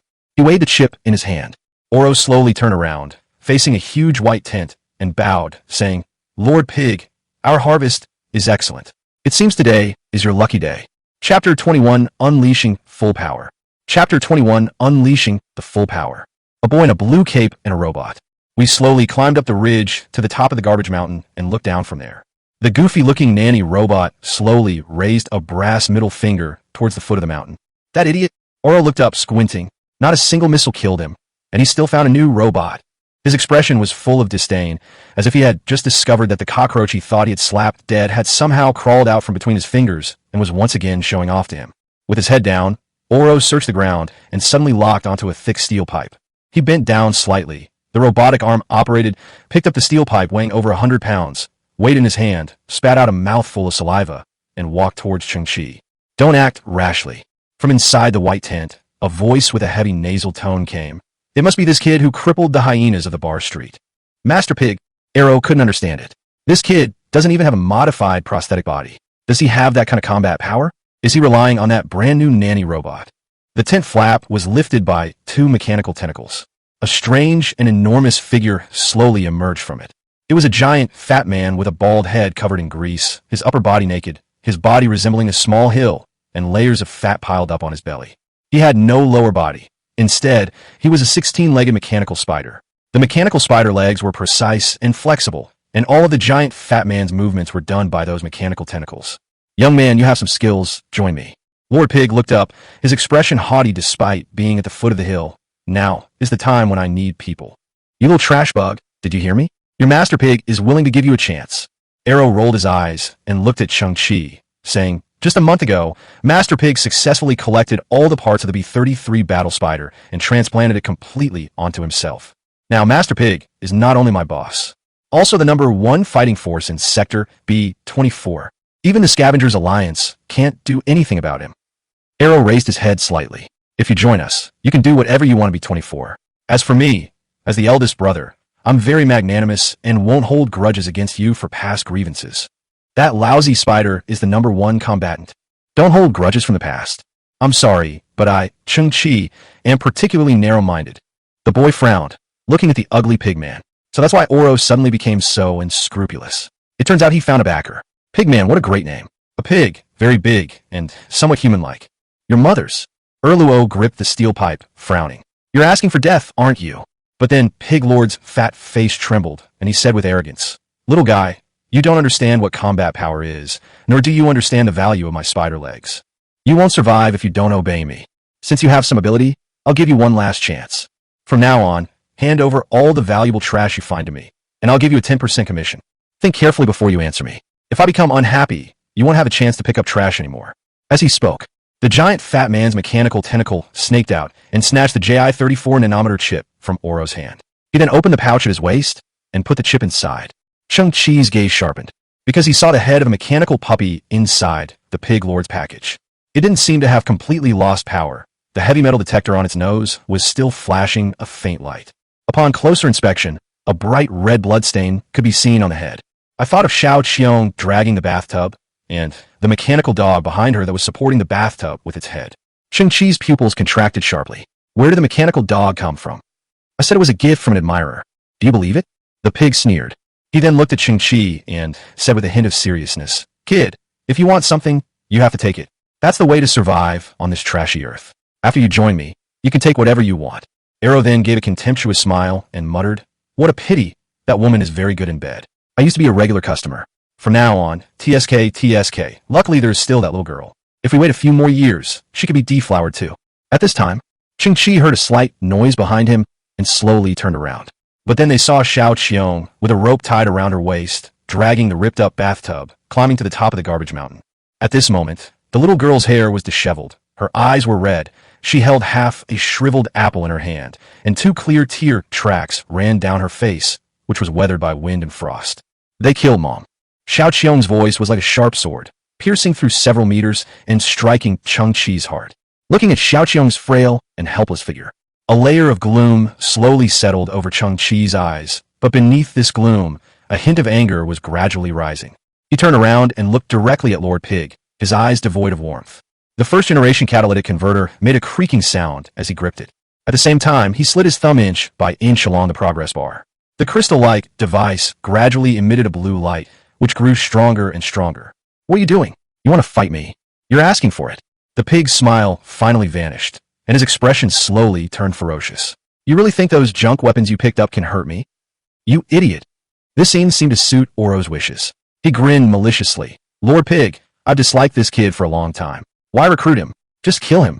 Go to hell. A murderous glint flashed in the giant fat man's eyes. A piercing metallic scraping sound emanated from the mechanical spider beneath him. 10 mechanical tentacles suddenly rose up, their mechanical joints opening and closing, growing instantly, their sharp tips spanning a distance of more than 10 meters, piercing Cheng Qi's body from all directions. Cheng Qi's anger was released in that instant. In an instant, he pushed the energy progress bar of the first-generation Musi catalytic machine to 60. A blinding blue light was instantly released from the device, which resembled a sword hilt. The Ultramarine's power armor flowed along Cheng Qi's neck, flipping into a void projection panel in front of his eyes. A huge energy fluctuation was detected. The owner of the device has a certain probability of suffering damage from the recoil. In an instant, the Ultramarine's power armor flipped up, covering Cheng Qi's arm. At the same time, memory metal barbs sprouted from Cheng Qi's feet, digging deep into the ground several meters away. 8 supporting arms extended from his feet, arranged in a semicircle, providing strong support for his body. Cheng Qi could clearly feel that the tiny Mu Z inside the handheld device was undergoing an amazing reaction. The Musi technology system is brewing unparalleled and terrifying power. Buzz. The light emitted by the first-generation machine, catalyzed by the muon, instantly grew into a blue particle beam hundreds of meters long, piercing the dim sky like a giant sword reaching for the heavens. The force of the shockwave in my hand was as heavy as a mountain. Cheng Qi had no choice but to clench his fist tightly. Overwhelmed by rage, Cheng Qi roared and raised his weapon high before bringing it down with a heavy blow. Chapter 22 Muzi's Outburst. Chapter 22 Muzi's Outburst. Under a gray sky, the blue beam of light was flung into a huge arc. It was like a blue scythe cleaving through the atmosphere and slashing towards the ground. The ultra-high temperature heat wave arrives first before the muon beam arrives. On the ground ahead, the air pressure first increased, then a large amount of air was instantly burned, and a brief vacuum appeared ahead. The pigman clearly saw that the tentacle he shot at Cheng Qi instantly turned crimson. A hint of fear finally surfaced on his face, which was covered in fat. Then the metal tentacles began to melt like burning wax. A violent heat wave swept over them, and the tentacles melted into molten iron, which was then blown back. Sizzle. Molten iron splashed on a pig lord's face, and he let out a pig-like scream. Immediately afterwards, the energy of the Muzi beam reached its peak, and it burst forth with dazzling light. Like a star descending to Earth, a tremendous burst of light erupted, and everyone's vision went blank for a brief moment. Boom! A deafening sound, followed by temporary hearing loss. The raging, high-temperature airflow swept wildly, and in an instant, the sky darkened. Exclamations and screams filled the air. This hellish moment lasted for a full 30 seconds. The intense light faded, and the heat gradually subsided. A drop of sweat slid down his forehead. The pig's eyeball rolled as he looked at his chest, and then at his mechanical spider legs. What was that just now? Is it a weapon? That garbage bug actually possesses such a weapon. I'm not dead. Ha! The pigman grinned with relief, his fat jiggling. Aha, he missed. I've saved my life. At this moment, Oro's face was filled with extreme terror, and his lips had lost all color. Lord Pig, your body. What body? The pig's eye twitched, its right eyeball turned to the left, and then its pupils suddenly contracted. No wonder he could only control one eyeball, because his obese body was now only half its original size. His other half of his body had been completely vaporized in that instant, and the wound had been scalded instantly, without even a drop of blood flowing out. His mechanical spider legs were the same. Only half of them remained. The metal at the cut was as red as a branding iron, emitting a faint blue smoke.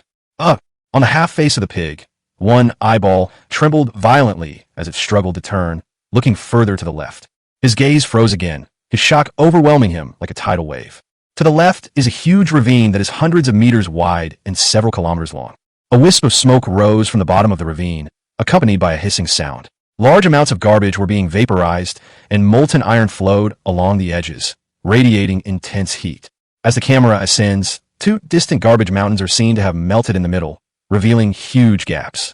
The earth seemed to bear the wrath of the gods, and was rewarded with a hideous scar. The pig seemed to be standing on the edge of an abyss, teetering on the verge of collapse. The pig's only remaining eyeball was filled with shock. True death comes in the instant of recognizing reality. Pig Lord's life force rapidly ebbed away. Half of his body swayed slightly. A weak breeze blew by, and he tilted to the side and fell into the abyss. Bang! When the pig's thick layer of fat came into contact with a molten iron at the bottom of the abyss, a burst of flame shot up.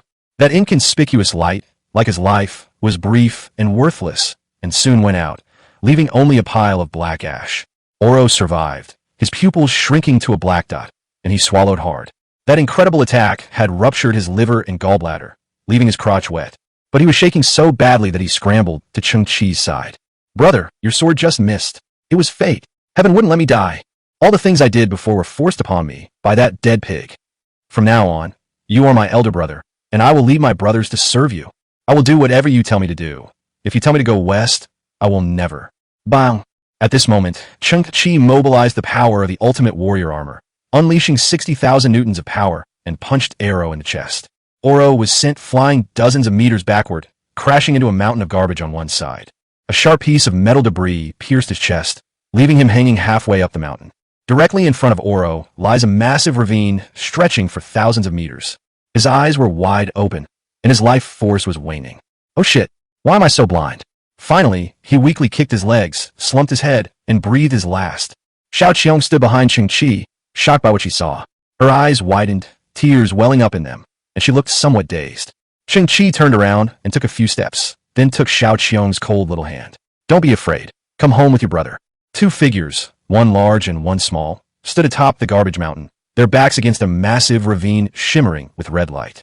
Xiao Qiong's tears welled up again, and she nodded quietly. A slight noise came from behind. Cheng Qi turned back. On the surrounding garbage hills stood a dozen or so of Oro's henchmen, as well as 4 or 5 nanny robots. When Cheng Qi's gaze swept over them, they knelt down tremblingly. In their understanding, they couldn't comprehend why the boy possessed such an earth-shattering weapon. On this garbage planet, it was an utterly irrational thing, and their values shattered the instant the bombardment results appeared. I'm giving you a chance to work for me. Cheng Qi's voice was somewhat low, but in this extremely quiet garbage mountain, his voice clearly reached everyone's ears. That attack just now wasn't a missed strike. It simply gave those people a sliver of an opportunity.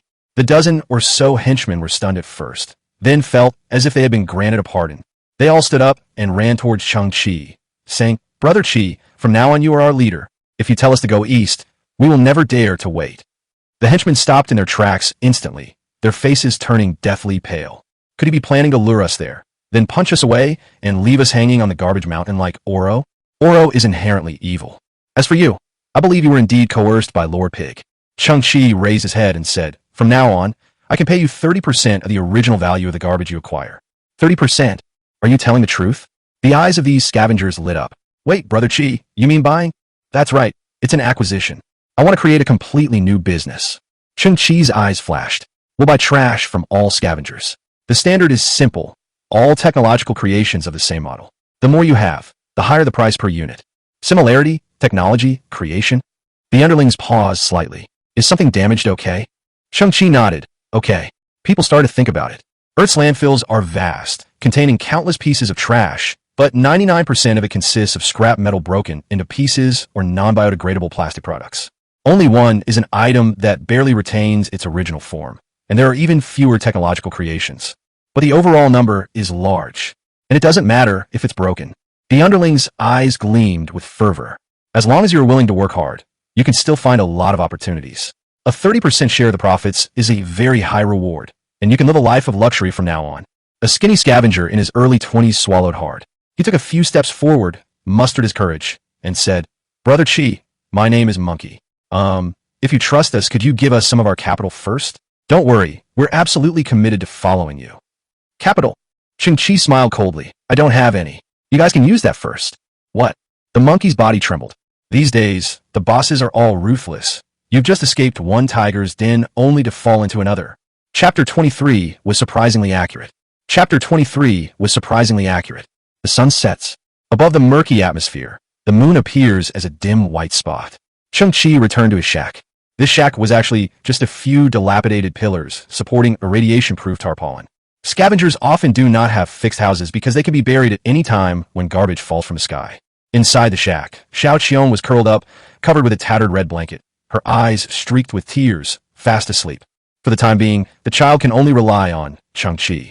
Cheng Qi is thinking that at least a comfortable shelter should be provided.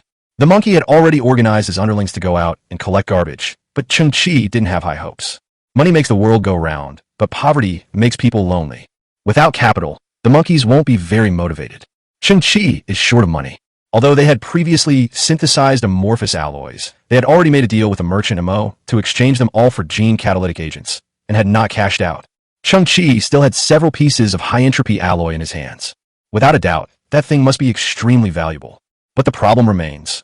Only after completing the first transaction with the merchant MO and establishing basic trust can the high-entropy alloy be put into production. As of now, MO has been gone for 24 hours. We should have results soon. Cheng Qi's eyes flickered. I hope nothing unexpected happens. Outside the shack, there came noises and the roar of motors. Cheng Qi got up and lifted the tarpaulin. On the distant garbage mountain, a dozen or so figures stood. Are they from the Scavengers Alliance? Cheng Qi narrowed his eyes. He recognized the black hooded cloak. As a B-897 safety protection nanny robot, the cover on Hansi's shoulder flips up, raising a small full-spectrum radar that silently listens to the conversations of those people. The ravine is 6.3 kilometers long and 234 meters wide. A large amount of matter is vaporized. Metal, rock, and so on have all melted, forming smooth sidewalls. The instantaneous temperature is at least 100 to 250 million degrees Celsius. No extraterrestrial missiles or any other weapons were detected. Someone on this garbage planet, to be precise, right here on this garbage dump beneath our feet, has released some kind of nuclear fission weapon. This can't be a scavenger. A scavenger could never find such a weapon. Those with advanced genes descended, carrying extraterrestrial weapons. At this time, at the top of the garbage mountain, A slender figure wearing a black hood spoke up. Why didn't I receive a notification that someone with advanced genes has visited? The figure turned around and scanned the surroundings. Her face was covered, but Cheng Qi could clearly see a pale blue halo in her pupils, which looked mysterious and noble in the dark night. Cheng Qi nodded to himself. That person must be a high-ranking member of the Scavengers Alliance. They're considered high-ranking members within this garbage planet. It is said that among those people, a few have improved their genetic level through gene catalysis drugs. Coupled with their positions in the Scavenger Alliance, their status is completely superior to that of all other scavengers. Cheng Qi, is this your home?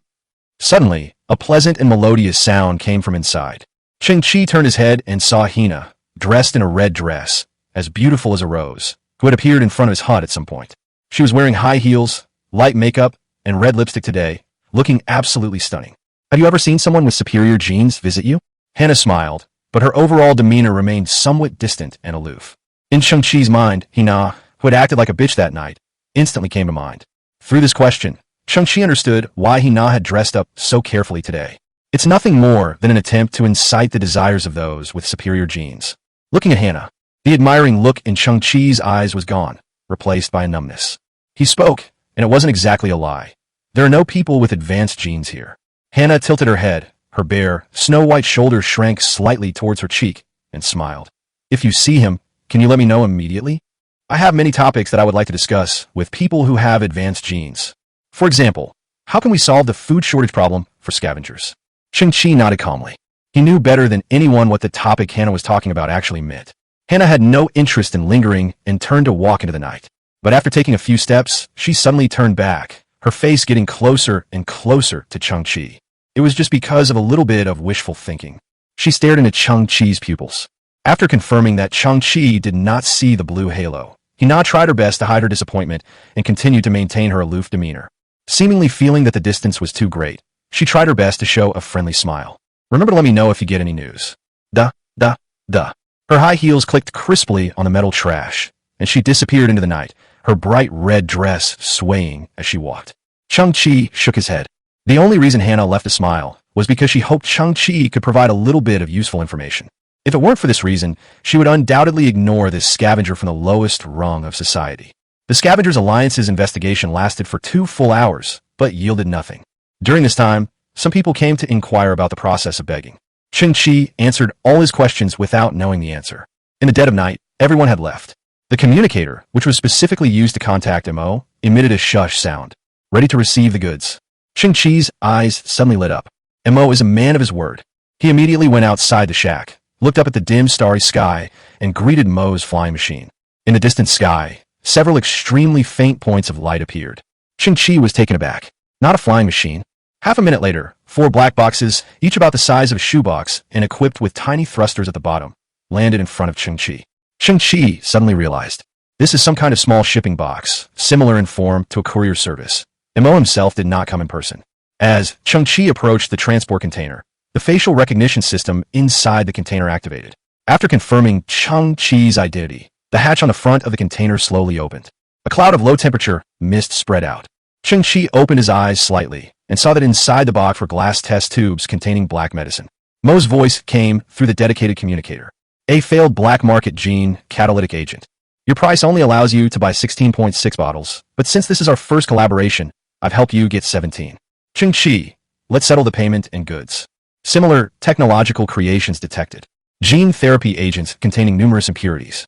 Derived from the outdated CRISPR-Cas9 technology, it uses RNA to guide the Cas9 protein to cut specific DNA sequences, essentially equivalent to a DNA-destroying agent, with lethal side effects and a gene optimization success rate of less than 0.0035%.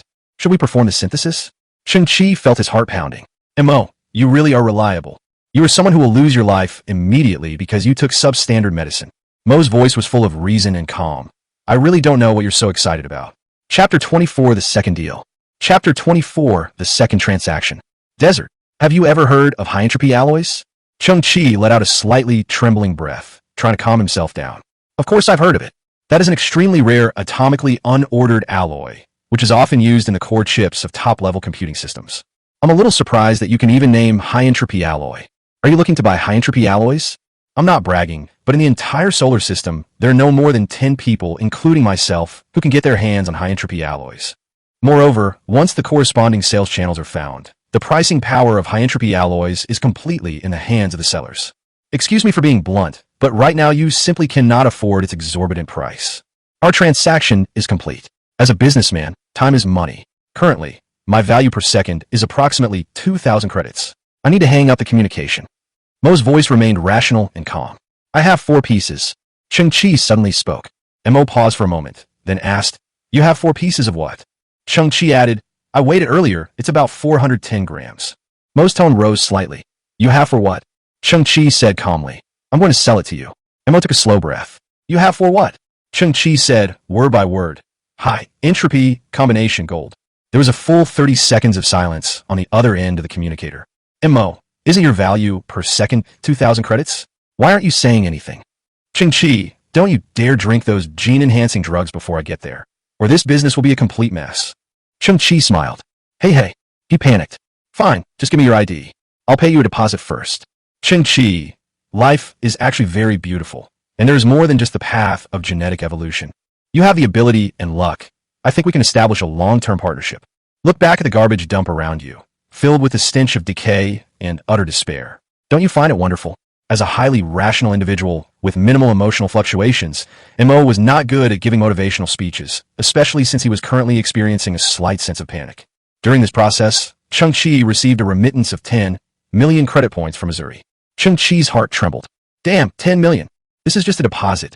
At that moment, a faint glimmer of light reappeared in the sky. Another shipping container. When the box was opened, there was a small balance scale inside. Cheng Qi remembered that this was Mo's personal item, but the small balance scale was no longer golden, but completely black. Cheng Qi took out 4 pieces of high-entropy alloy. One end of the scale emits a scanning beam, while the other end displays detailed data. High-purity, high-entropy alloy, 410.23 grams, valued at 34,553,200 credits. 34 million. Although Cheng Qi was mentally prepared, his heart skipped a beat when he saw the final price. For scavengers who have long struggled at the bottom of society, this is an astronomical figure. Cheng Qi didn't seem to care much about Mo's earlier statement that the pricing power of high-entropy alloys is in the hands of the seller, because Mo's offers have always been fair and reasonable. Moreover, high-entropy alloys are not particularly precious to Cheng Qi. Cheng Qi was very satisfied with his price. Then, Cheng Qi drew up a list of items he wanted to barter for.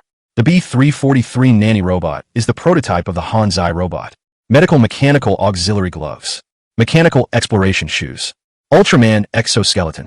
There are also related equipment from Yuzi technology. Once Cheng Qi obtains these items, his strength will increase significantly once again. Unfortunately, Mo interrupted Cheng Qi's words. Do you know why I didn't meet you in person? Because just yesterday, Garbage Earth was locked down. For some unknown reason, the higher-ups in humanity do not want any more technological ways to enter Earth for the time being. And a large number of detection instruments have been deployed outside the Earth. What you see, those black transport containers and black scales, are made of special biological materials that can barely penetrate detection signals. The gene-catalyzing agent delivered to you works on the same principle. At least it won't release electronic signals. Don't think this is easy. The fact that I can make those biotechnology boxes fly into the Earth is already an extraordinary ability. If the size is larger, or the frequency is too high, there is a risk of it being seized, and I myself will be in danger. Last time we met, we were doing a normal business transaction, and now it's smuggling. Cheng Qi was stunned. Why would the higher-ups in humanity blockade an Earth filled with garbage? Besides, the things you want are all extremely outdated products that have long been eliminated by the outside world. For example, the B343 nanny robot can probably only be found in Earth's garbage. Mo hesitated for a moment, then said, As for the Miaozi technology you mentioned, I've never heard of it. Cheng Qi remained silent for a moment. It seems there is no other way to choose. True self-reliance means finding a way out of any desperate situation. Earth's landfill is vast, and with STC, as long as it is fully utilized, it is possible to defy fate. I'll keep the 10 million credits that have arrived. The remaining value of high-entropy alloys will be exchanged entirely for gene-catalyzing agents. You are responsible for ensuring safe transportation, and my principles remain the same as before. We prioritize quantity over quality. The worse the better, the more terrible the better, the cheaper the better. Tons, tons, tons. Mo, sitting in the starship's cockpit, was suddenly startled. Cheng Qi, what are you drinking? I'm thirsty. I'm drinking water. You don't think I'm using a gene-catalyzing drug, do you? Cheng Qi, take your medicine and put the high-entropy alloy into the transport container. They will return automatically. It was a pleasure working with you. I hope you will still be alive when we contact you next time. Cheng Qi began to operate the procedures one by one. After carefully removing the gene catalytic agent, Cheng Qi's gaze inadvertently fell on the black transport boxes. Similar technological creations detected. Ultra-small transport box. Made of high molecular biopolymer materials, with a built-in biofuel engine, it can shield most detector signals due to its material properties and thermal energy principles. Cheng Qi looked at the ground, where 5 boxes were lying quietly.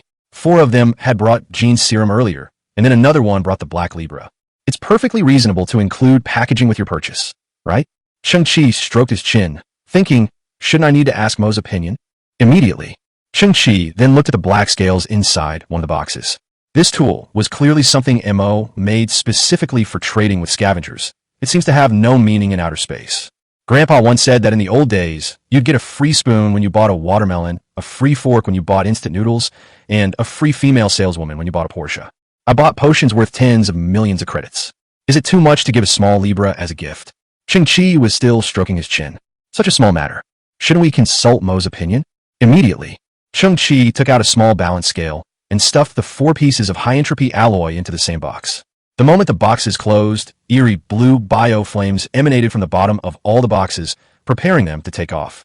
Cheng Qi gave him a wink. The hapless boy, poised to pounced like a hungry tiger, crushing the 4 empty boxes beneath him. My little darling, where do you think you're going? Chapter 25. A promise is a promise. Chapter 25. A promise is a promise. Watching that faint glimmer in the sky fade into the distance. The only black box carrying the high-entropy alloy returned alone. The remaining 4 were pinned down by Hansi and were stubbornly writhing. The simpleton grinned lewdly. Little darling, struggling is useless. No one will answer you even if you scream your lungs out. At that very moment, heavy footsteps echoed in the distance. Cheng Qi turned around and saw several strangely shaped figures appearing behind the garbage heap not far away. When Cheng Qi saw their faces clearly, his brows relaxed slightly, and he even showed a hint of surprise. It was a monkey, along with a few scavenger underlings. One of the burly henchmen had a rusty mechanical arm installed on his back. It wasn't a transplant. The arm was an independent machine that he had strapped to his waist with a belt and wire. On that robotic arm, a large pile of technological waste was held in place by a hemp rope. Hello, Brother Beggar, I'm Monkey. Brother Qi, my name is Xiongzi. The skinny monkey greeted them, while Xiongzi was the strong boy with a mechanical arm strapped to his back. Xiongzi placed a large bag of trash on the ground and then spread out one by one. Cheng Qi's eyes flickered, and STC's notification sounds kept ringing in his ears. Same technological creation detected. Should we synthesize it? Same technological creation detected. Should we synthesize it? Same technological creation detected. Brother Qi, time is short and resources are limited, so this is all we could get today. The monkey scratched its head and gave a silly grin, looking at the few scavengers, their clothes tattered and their faces covered in dust. Cheng Qi was somewhat incredulous. You guys? Brother Beggar. The monkey seemed to see through Cheng Qi's thoughts and said sincerely, in such a living environment, no one knows whether tomorrow or an accident will come first. We are the lowest of the low, and it is very difficult to find a leader who can be relied on and who can protect us. Although we are all scavengers at the very bottom of society. But sometimes, character has nothing to do with status. Brothers, a promise is a promise.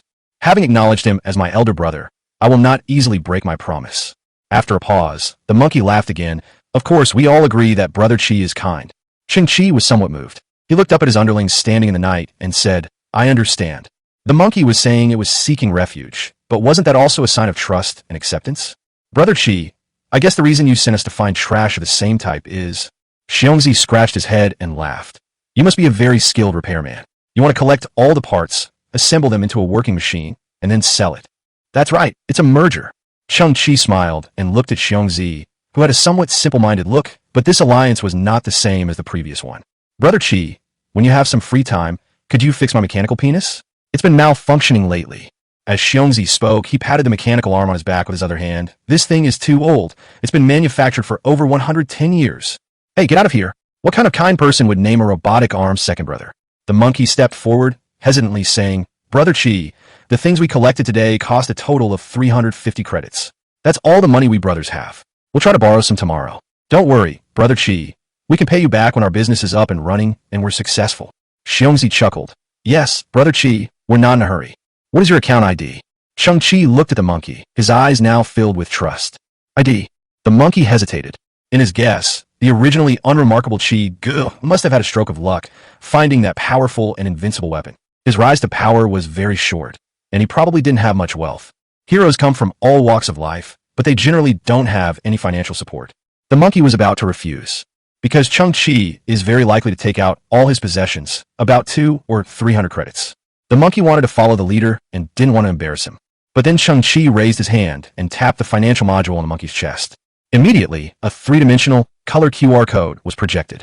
This ID format is a significant improvement over the old QR code, offering higher information storage capacity and a higher level of security. ID 8555965524455. 2 million credits have been credited to your account. Upon hearing the notification sound, the monkey's mouth gaped open. How much more? Xiongzi's penis instantly became erect, and he exclaimed with wide eyes, 2 million.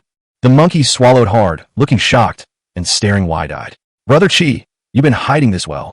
For scavengers at the bottom of society, an amount of more than 10,000 yuan is already a huge sum of money, and 100,000 yuan is already at the level of a millionaire.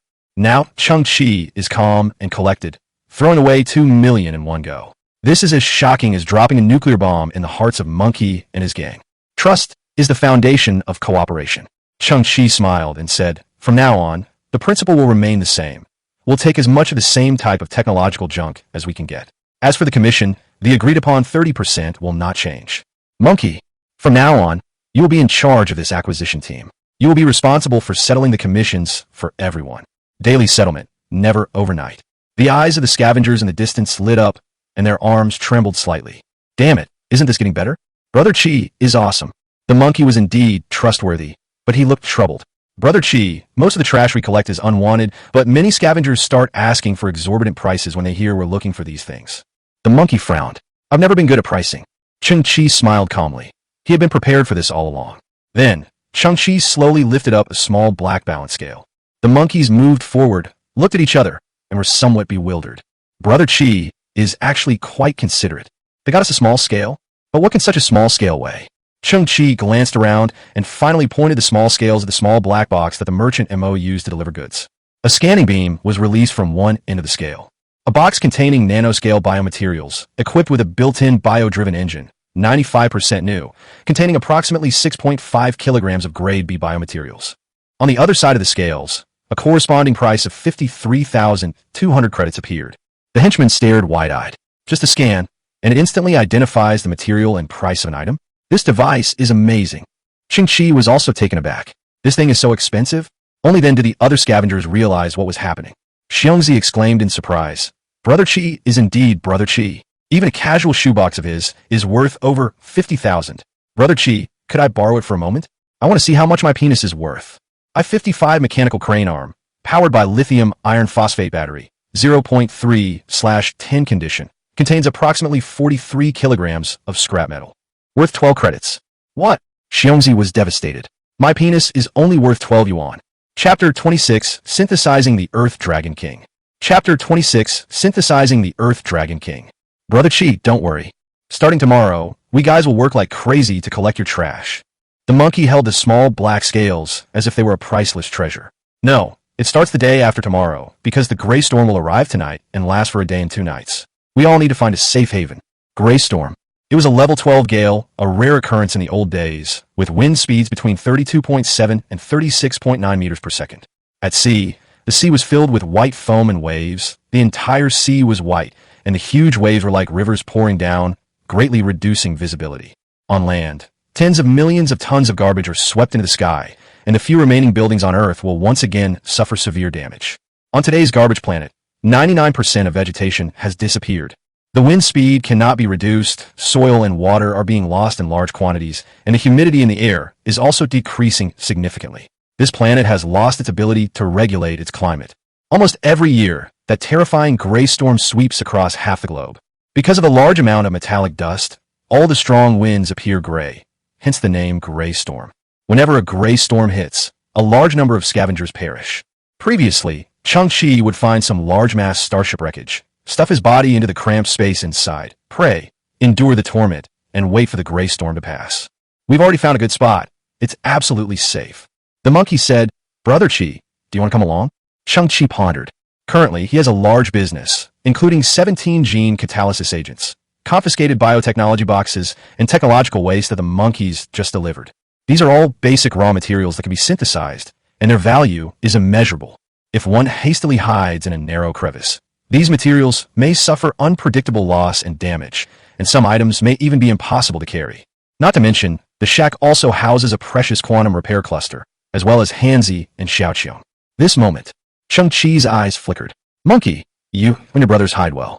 As for me, I have my own plans. The monkeys and their companions looked worried, but at Cheng Qi's insistence, they left the scene. Zzee, Scavenger Alliance Annoncement.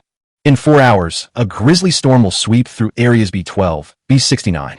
Attention, all scavengers. You must seek shelter immediately. Attention, all scavengers. You must seek shelter immediately. Inside the shack, the old radio was making a sound. Cheng Qi stood in front of the shack. Suddenly, I noticed a small green plant growing on the ground in a corner of the shack. The slender, emerald green leaves swayed in the gaps between the trash. In such a world, its existence seems so fragile yet stubborn. I need to build my own shelter in 4 hours. This is something that had to be done sooner or later. This dilapidated shack is really too unsafe. My synthetic work has just begun, and I always need a safe and secret base.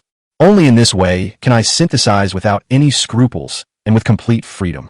Cheng Qi pondered. Whether it's avoiding gray storms, radiation, or toxic gases, the best method is underground.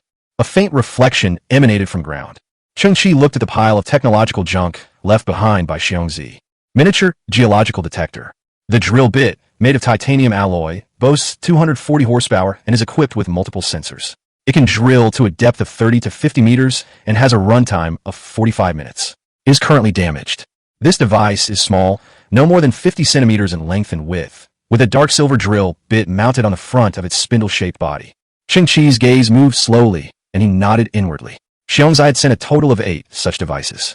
However, they were all damaged to varying degrees and completely scrapped. Underground drilling capabilities? Expanding underground space. Cheng Qi smiled and said, That suits me perfectly. Start synthesis. Break apart into primordial matter.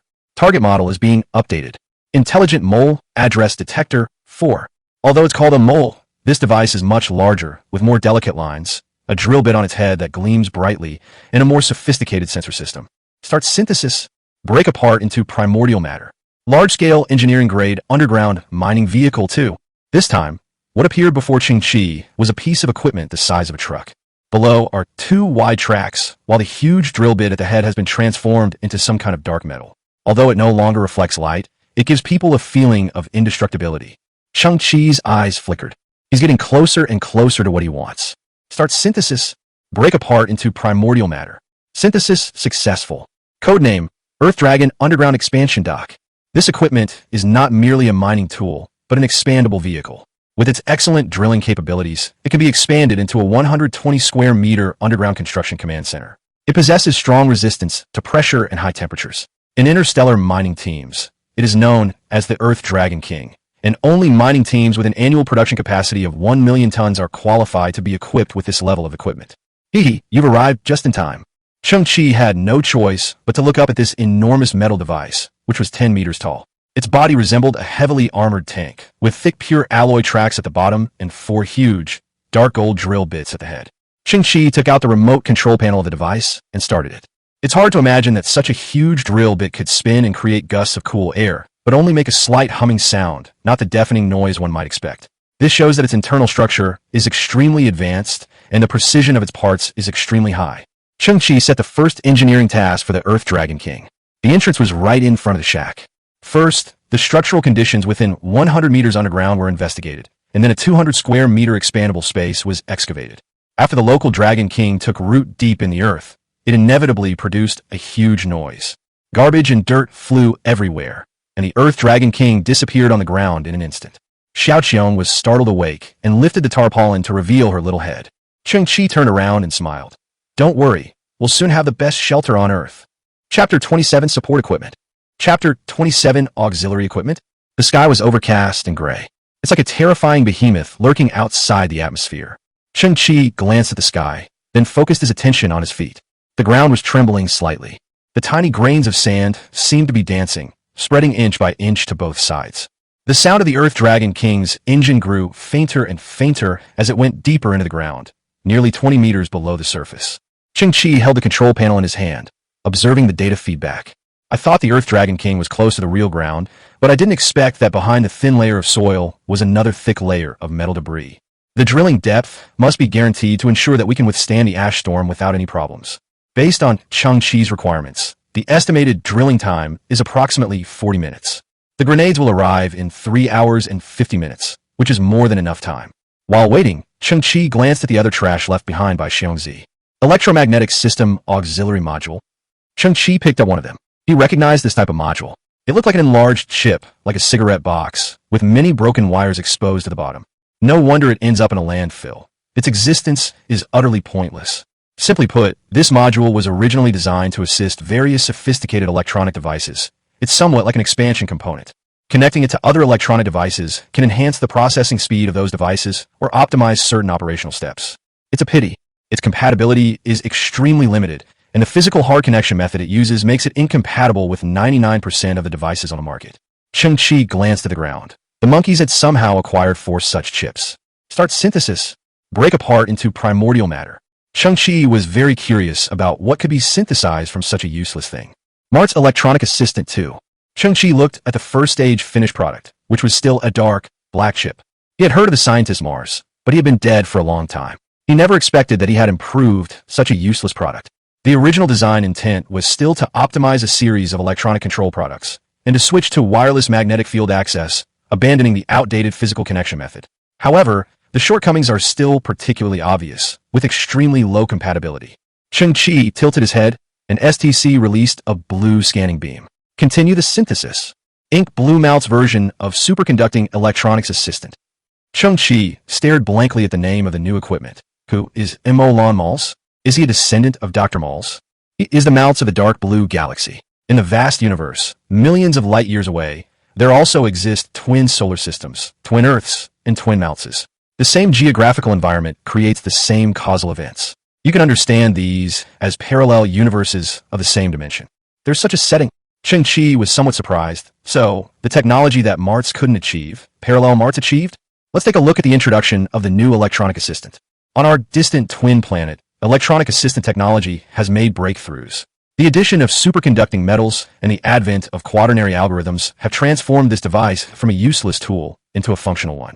Its external form can change behavior. It can be attached to other electronic devices, and it can achieve barrier-free signal interaction through superconducting metal. Its quaternary algorithm can also fully integrate into the target system. Note, this technology originates from a level 1.9 technological civilization. My goodness! Cheng Qi held the dark chip, looking somewhat daunted. This little STC is really powerful. Technology that's impossible in this universe is being made possible in a parallel universe. Cheng Qi couldn't help but feel puzzled. Does STC have an upper limit? Just then, a strong wind carrying a lot of metallic dust blew in, forcing Cheng Qi to squint. The atmosphere pressure at this time gives people an extremely oppressive and low feeling, making it difficult to breathe. This is a precursor to a gray storm. A storm was brewing, and the whole Earth seemed to be wailing. Cheng Qi glanced at the data feedback from the Earth Dragon King and was immediately stunned. What's going on? How did the drilling time become 7 hours? After carefully examining the data, Cheng Qi learned that the Earth Dragon King encountered a huge layer of metal waste at a depth of 36 meters, and that the metal density there was very high due to years of compression. Preliminary investigations indicate that the debris is a full 170 meters thick, significantly increasing drilling time. 7 hours? Isn't this the end of the world? Suddenly, Cheng Qi inadvertently caught sight of the first generation of the Musi catalyst at his waist. His eyes flickered, a flash of inspiration struck him, and he immediately took out the Mo Lon Mal's version of the superconducting electronic assistant. I decided to give it a try. Cheng Qi slowly attached the 2 pieces of equipment together. The black plastic-like chip began to bend slightly the moment it was attached, and finally fit perfectly onto the body of the first-generation Musi machine, as if a layer of black leather had been added to the hilt of a sword. A small red interface was projected. Muon fission reactor, remaining energy 70. During performance optimization, a completely new usage plan can be established. The original plan instantly released muon fission energy, causing a linear burning effect within a 7-kilometer radius, generating immense destructive power. The optimized scheme controls the way muon energy is released, projecting a thin beam of energy and accumulating the energy at the tip. When the beam penetrates to a specific location, it controls the energy to generate extremely high temperatures, causing a spherical burn with a diameter of 5,000 square meters. Cheng Qi's eyes widened further. A completely new usage scenario was constructed in his mind. If things go as I expect, then this optimized muon catalyst could be used to dig bunkers, right? Earth Dragon King, return to base. Cheng Qi suddenly turned around. The gray storm was imminent, and he had no choice but to give it a try. 5 minutes later, Cheng Qi held the optimized Musi reactor in his hand, standing in front of the drilling hole left by the Earth Dragon King. The opening slopes downwards and is bottomless. Cheng Qi swallowed hard and turned the power of the Miaozi catalytic reactor up to 30. After a moment's hesitation, I pushed it up to 50. The second energy release scheme is selected using a superconducting electronic assistant. Then, he stretched out his arms, and the ultramariner armor extended supporting arms. After making all the preparations, Cheng Qi activated the first generation of the Musi catalyst. Buzz! A barely perceptible vibration rippled through the air. Silently, the Musi catalyst first generation machine released a hair-thin blue beam of light, which disappeared directly into the dark borehole without causing any ripples. Like a tiny glimmer of light, it vanished in an instant, and then the world fell silent. Cheng Qi tilted his head. Boom! Boom! The next second, a huge plume of white steam, accompanied by a terrifying heat wave, erupted from the borehole. In an instant, the Ultra Warrior Armor's emergency strategy was activated, controlling Cheng Qi's body to leap to one side. At the same time, the memory metal mask flipped out, protecting Cheng Qi's cheeks. A blast of scorching air grazed Cheng Qi's cheek as it shot towards the sky. Meanwhile, the visor of the Ultramarine's armor emitted a hissing sound and a wisp of white smoke. Cheng Qi was unharmed.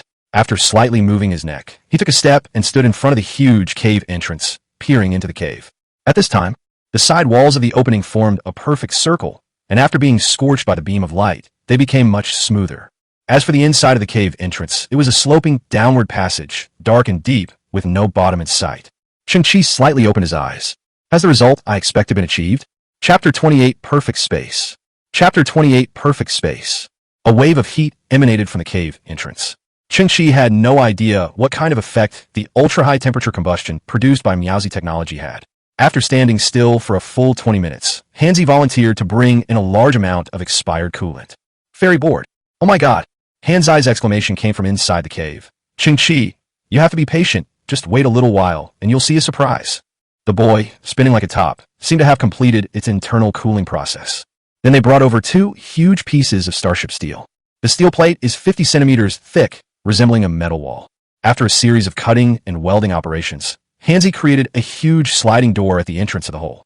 Then, it found a lot of fake trash and welded it onto the gate to create the appearance of a garbage dump. After the gate closed, the cave entrance disappeared perfectly into the surrounding environment. The simpleton's actions took about 40 minutes. Watching the simple-minded boy bustling around, Cheng Qi knew that the internal effects shouldn't be too bad. But in order to satisfy Hansi's desire to create a little surprise, Cheng Qi patiently waited for the opportunity. Tajda! Cheng Qi, the high temperature inside has almost dissipated. The simple-minded boy stretched out his mechanical arm. Now you can open the blind box. Cheng Qi stood up and rubbed his palms together slightly.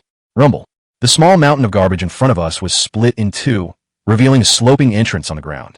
As Cheng Qi stepped inside, his first impression was that the ground was very smooth. He lost his footing and fell forward. Is that idiot leaking oil again? Buzz. The jet-powered shoes activated, first stopping Cheng Qi from losing control of his body, and then adjusting his steps with slight movements, allowing Cheng Qi to stabilize his body and walk normally. As we delved deeper, Cheng Qi touched the wall. Its surface was smooth and delicate, like the feel of glass. Hansi turned on the light on his shoulder. The tunnel ahead is clearly visible. This is... Cheng Qi suddenly opened his eyes wide. The shallow surface is filled with large amounts of sand and metal debris. The main component of sand is silicon dioxide, which is destroyed by the high-temperature combustion of the muon beam. As it transforms into a liquid state, the connection between silicon-oxygen tetrahedra changes, forming a relatively disordered, long-range random structure, which is characteristic of the glassy state. After cooling down, the tunnel in front of us has now transformed into a magnificent glass corridor. And within these glass panes are sealed pieces of technological waste with relatively low melting points. Cheng Qi sighed. This tunnel in front of us is like a piece of technological amber. Glass is equivalent to resin. Technological waste is like an insect trapped inside, never fading away. Through Hansi's lamp, countless dazzling lights reflected in the tunnel. These discarded technological junk items, though no longer to be used, finally released their eternal radiance at this moment. As you walk, Cheng Qi's gaze swept over the technological waste inside the wall one by one, and a sense of awe arose in his heart. NVIDIA RTX 4070 graphics card, Mate 70 phone, interstellar positioning compass. And what is this? Some of the items were charred and deformed, barely recognizable.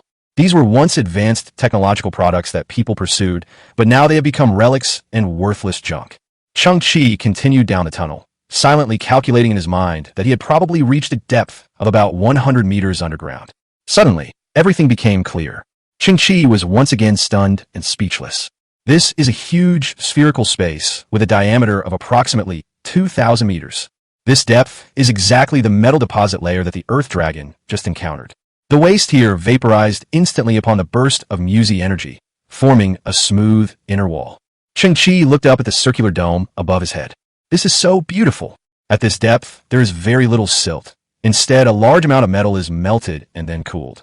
At this moment, ripples formed on the dome, with different alloys creating varying shades of color.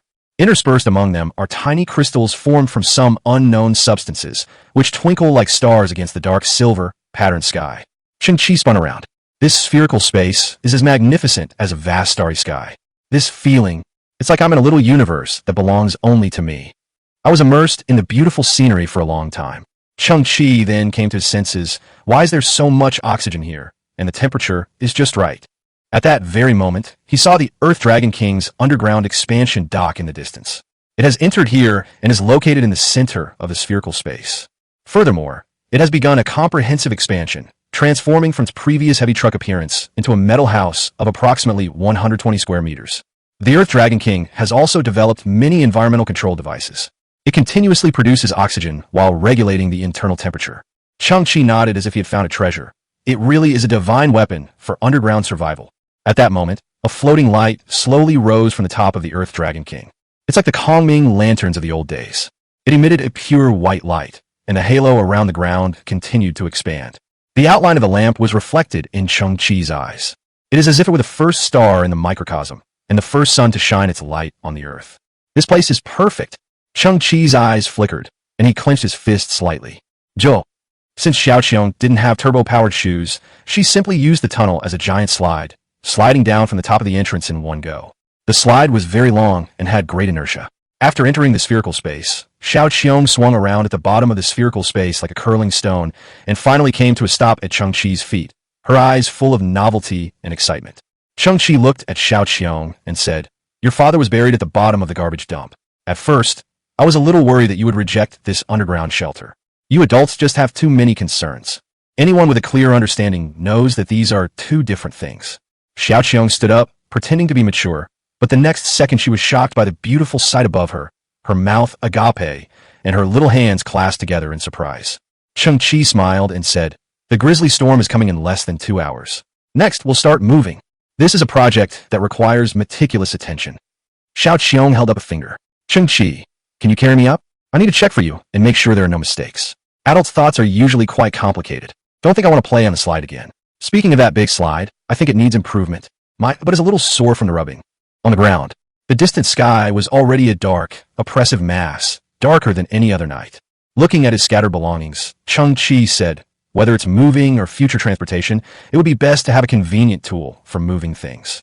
Their gaze fell on the merchant Mo's gift, the 4 biological material transport boxes. Although Mo may not entirely agree with the term gift, same technological creation detected. Should we synthesize it? Cheng Qi nodded. These boxes were too small. If it is synthesized twice, the performance will definitely be greatly improved. Perhaps the upgraded box can help me with the moving process. Break apart into primordial matter. Synthesis successful. Biomass material transport container 2. With an internal volume of 33 cubic meters, it has its own biomass engine, enabling autonomous navigation with a maximum range of 450 kilometers. It also features a built-in microbial inhibition system and a molecular activity reduction system, which can extend the shelf life of fresh produce by 150 to 230 times when used for transportation. Cheng Qi nodded. It's geared towards food transportation, but that's not enough. Continue synthesizing. K443 Integrated Transportation Platform. Its exterior can mechanically transform. Its volume can change. With an internal volume of 10 to 210 cubic meters, it has its own biomass engine. It can navigate autonomously. With a maximum range of 2,050 kilometers, it can extend the freshness of fresh produce by 230 to 500 times. It has a built-in mechanical lifting arm and handling arm. And its exterior is equipped with a visual reflection system, which can achieve visual invisibility, hence its nickname, Iron Mom. It can change size, automatically load and unload, and even has a stealth function. Cheng Qi was pleasantly surprised. This is simply a transportation marvel. But what does the nickname Iron Mom mean? After completing the instruction settings, before them, the huge black shipping container slowly opened its doors and a sophisticated mechanical arm flipped out. Then, the bioengine started and it floated silently like a ghost to the front of the shack. The robotic arm moved with precision and gentleness, beginning to organize Cheng Qi's belongings one by one. Although these belongings were all junk and trash, the robotic arms acted like professional movers, treating each item as if it were an expensive antique. Before long, the belongings were neatly organized. Then, each item is carefully placed into a container, with partitions and locks flipping out inside. Each item is arranged in a straight line, making it both sturdy and aesthetically pleasing. Buzz, the quantum repair cluster, weighing several tons, was also lifted by the crane arm.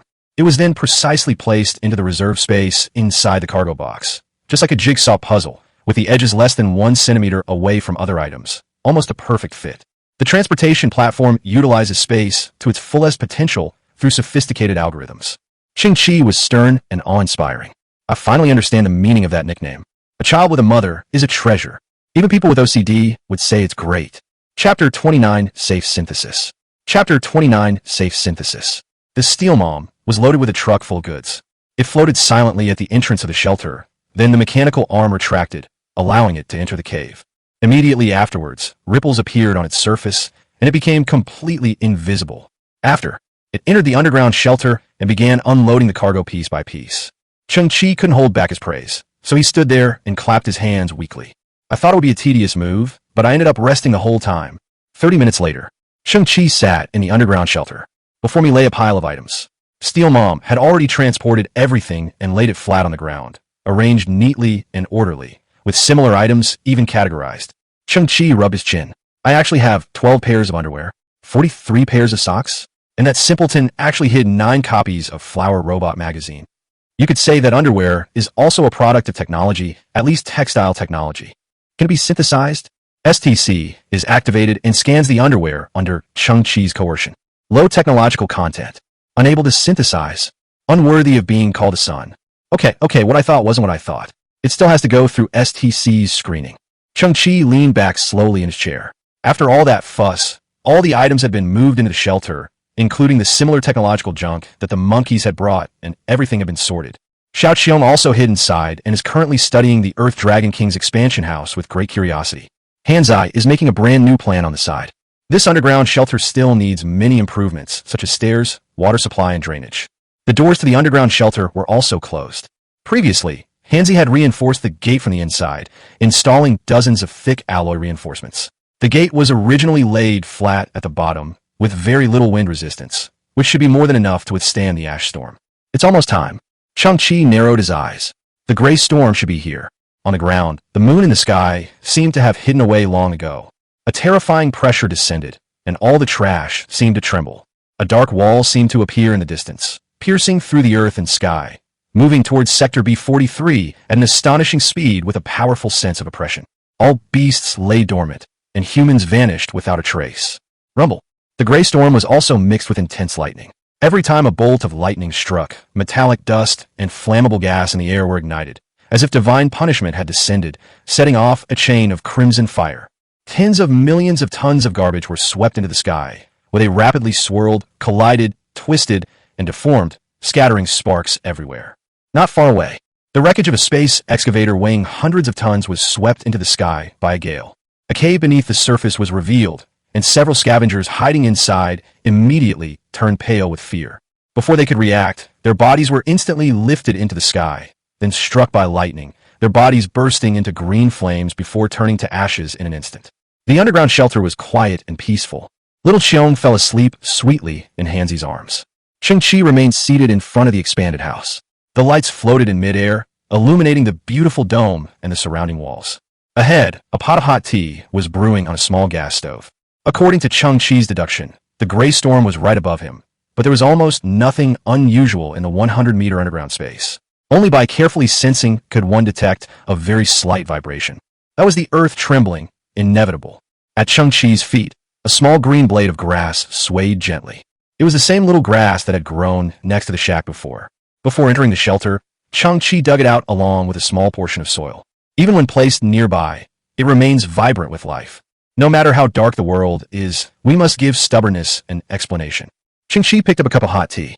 In front of him, 17 black market gene serums were neatly arranged on the ground. Even he himself didn't realize that at this moment, this boy who had struggled at the bottom of the garbage earth for 18 years was exuding a transcendent aura, and his eyes were shining with a blazing light. After drinking this cup of tea, I will begin my path to revenge and break free from the hierarchy of contempt among genetically modified individuals. Why does the tea taste weird? Hey kid, there's something wrong with this water, it's all spoiled. Cheng Qi licked his lips and put the teacup back on the table. We need to hurry up and upgrade the filtration system. What's wrong? Hansi peeked out and said, oh, just now. Xiao Qiong was bursting to pee and said she didn't want to dirty the floor, so she peed in your teapot. Cheng Qi completely broke down. Isn't there a toilet in the room? Hansi replied, oh, Xiao Qiong said she's not used to using the toilet. Calm down, Grandpa said so. People in the old days loved to drink horse urine. Cheng Qi pressed his hands down and regulated his breathing. Where were we? Oh, I'm going to break free from the hierarchy of contempt among genetically modified people. His gaze shifted slightly to the right. Gene-generating agents containing numerous impurities, 17. This is a failed black market gene serum that I obtained from the merchant Mo. It originated from the black market and was a failed product. Each glass test tube, about the thickness of a finger, contained a pool of flowing black liquid with a lot of sediment in it. Even dogs won't drink it. The success rate of gene optimization is less than 0.0035%. And Mo said that the survival rate after drinking this stuff was less than 0.0035, and the data matched up. In other words, failure means death. But the success rate is shockingly low. It's hard to believe that this thing costs 300,000 credits. It is evident that humanity today has an almost obsessive desire for advanced genes. Cheng Qi's eyes flickered. Begin the synthesis. Break apart into primordial matter. High-quality black market genetic agents 8. The white light slowly faded, and the original 16 test tubes on the ground became 8. The appearance remained unchanged, but the liquid inside the test tube had turned a pale silver color and was somewhat viscous when it flowed, like some kind of silver paint. The upgraded CRISPR-Cas9 technology significantly reduces damage and has an optimizing and repairing effect on human genes, with a gene optimization success rate of 11.23%. Cheng Qi clenched his fist slightly. The direction of the upgrade was indeed as he had expected. The success rate of gene optimization has increased by more than 3,000 times. Of course, the reason for such a multiple is because the original base was too small. The current success rate is only 11%. Cheng Qi narrowed his eyes. Continue synthesizing. Break apart into primordial matter. Synthesis successful. Top-tier black market genetic agent 4. Chapter 30, Deep Sisterly Affection. Chapter 30, Deep Sisterly Affection. Scavenger's Association Bunker. The scrap metal was welded into a tall main seat, upon which sat a hunched and aged figure. A dozen or so figures stood respectfully on the ground ahead. A gray storm is raging. The entire bunker was shaking violently, and the sound of metal deforming could be heard from the ceiling from time to time. The only tungsten filament lamp was swaying, making the shadows of the people on the ground swing like a pendulum. Don't worry, this bunker has withstood more than a dozen gray storms for us. Although it looks shaky, it always manages to turn the tide. Right now, there is something more serious to consider. The elderly man in the main seat slowly turned to the side, took out an exquisite metal box, faced the crowd, and slowly opened it, revealing a black potion inside. Everyone present widened their eyes, and their breathing became rapid, but no one dared to make a sound. Top-grade black market gene serum. The old man in the main seat spoke in a hoarse voice. Our alliance has accumulated wealth for 10 years and exhausted all channels to obtain this potion. Clatter. It was the sound of high heels hitting the ground. In the crowd, Hannah, dressed in a red dress, stared at the black potion with burning eyes. She bit her lips slightly and couldn't help but take a step forward, making a sound. My daughter Hannah, what are you wearing? The old man's voice, though not angry, carried an air of authority. These clothes cannot resist radiation, nor can they filter toxic gases. Hannah lowered her head slightly, retreated into the crowd, and tried her best to cover her body. I'm getting old. Someone has to take over as the head of the Scavengers Alliance. My eldest daughter. As the old man spoke, he seemed to be unwell and couldn't help but cough a few times. Hong Yun, this medicine is yours. A slender figure draped in a gray cloak slowly emerged from the crowd. Reaching the center of the arena, she stretched out her fair arm and ripped off her cloak. This is a tall woman wearing tight leather shorts, revealing her long, snow-white legs and firm, perky buttocks. She wore a short black leather jacket on her upper body, revealing her slender waist without any excess fat, and her abs were clearly visible. Her long black hair cascaded over her shoulders, and her face bore a resemblance to Hannah's. But her facial features and body proportions are several times that of Hannah. What's most eye-catching is this beautiful woman's eyes. A faint blue halo shimmered within his narrow eyes. This made her look mysterious, cold, and noble. Her clothing also offered no protection against radiation. But the old man in the main seat had eyes full of approval and pride, without a trace of blame. The core members of the Scavengers Alliance are all aware of this. The chairman has two daughters. The eldest daughter is named Hong Yun, and the youngest daughter is named Hina. Two proud, E-level gene individuals. But the president never hides his favoritism towards Hong Yun. President, Miss Hong Yun is already an E-level gene user. Why not distribute such precious medicine to other high-ranking members? This way, our overall strength will be improved in a more balanced way. The old man in the main seat spoke in a low voice. I have been notified that a Galactic Alliance combat team will arrive on Earth within the next 48 hours. They're going to carry out some kind of secret mission. But in their eyes, no matter how many E-level gene individuals there are, they cannot compare to the status of a D-level gene individual. The Earth has been abandoned for so long, the environment is getting worse and worse, and resources are becoming increasingly scarce. This is a precious opportunity. Perhaps we can use this team to transmit the information to the Solar System Alliance and apply for some assistance. To achieve this, we need at least one representative who can command their attention. At this time, Hannah bit her lip lightly. Father, I also have E-level genes. The elderly man in the main seat merely glanced at Hannah indifferently. I know very well that even if your genes are upgraded, you still don't have enough negotiating power. Hina bit her lip lightly, frowned, and slowly lowered her head, no longer speaking. Hong Yun. The elderly man in the main seat looked at the woman in the leather coat in the center of the arena. The success rate of this top-grade potion is as high as 23%, which is already an astonishing probability. Moreover, even if it fails, its side effects will not be fatal. Don't worry, I've already prepared a medical team. Even if you fail, you will receive immediate medical attention. I will not lose you, and neither will the Scavengers Alliance. The elderly man in the main seat took a deep breath. Get ready. In 1 hour, you will begin your second genetic evolution. He paused for a moment. The old man looked up again and said solemnly, the future of the Scavengers Alliance and the fate of hundreds of thousands of scavengers on this earth depends on you. The meeting has ended, and a short break is in session. Hong Yun leaned against the heavy alloy door of the bunker, arms crossed. One leg braced against the iron door behind her. She tilted her head slightly, her beautiful eyes radiating a blue halo, looking at her younger sister to the side. Hannah was also leaning against the door, her head down, her face aggrieved, her hands clasped together, constantly fidgeting with her fingers. Hona, Hong Yun looked up and scanned the bunker space in front of her. Her voice was clear and aloof. My father's high regard for me is a double-edged sword, just like where we are now. In front of us is a safe bunker, but behind us is a terrifying gray storm. Hannah frowned. I can also face those storms. No, you can't. Hong Yun took a deep breath, her tone suddenly softening. I will not let my sister face any risks. Hannah paused. Hong Yun continued. The Interstellar Alliance has never treated scavengers as human beings. In their eyes, we are like cockroaches in a garbage dump. Even those of us with E-genes are nothing more than rats that are slightly larger than cockroaches. Nobody knows what will happen after we face them. As she spoke, Hong Yun smiled and raised her hand to tidy her younger sister's hair. I promise you, if the negotiations are successful, and if there are other gene serums among the resources we apply for, I will be the first to stand up and fight for them for you. No matter who it is. Including myself, Hong Yun, I have to be ranked after Hina. Hearing this, Hannah's eyes welled up with tears. She turned and hugged her sister, her voice choked with emotion. Sister, I will always believe in you. You don't have to work so hard. Hannah has her own way. Hong Yun patted her back and laughed. I know, I've always known, Hina is a stubborn child. Miss Hong Yun. In the distance, staff members shouted, the medicine is ready. We can begin. Hong Yun slowly turned around and took a heavy breath. A look of solemnity appeared in her beautiful and noble eyes. She took a step and walked slowly forward. Her younger sister, Hannah, held her hand from behind, her eyes filled with deep worry. My father had not explicitly stated the consequences of the black market potion's failure. But everyone inside the bunker knew that the most likely consequence would be genetic defects, resulting in defective people, which would mean being disabled. With a success rate of 23%, in other words, Hong Yun has only a 1 in 5 chance. Don't worry, Hannah. Hong Yun gave a reassuring smile. Then she tilted her chin up, the tungsten lamp illuminating her beautiful yet resolute face. I will succeed. Chapter 31 Blind Boxes. Chapter 31 Blind Boxes. Top-tier black market genetic agent 4? Cheng Qi shook his head.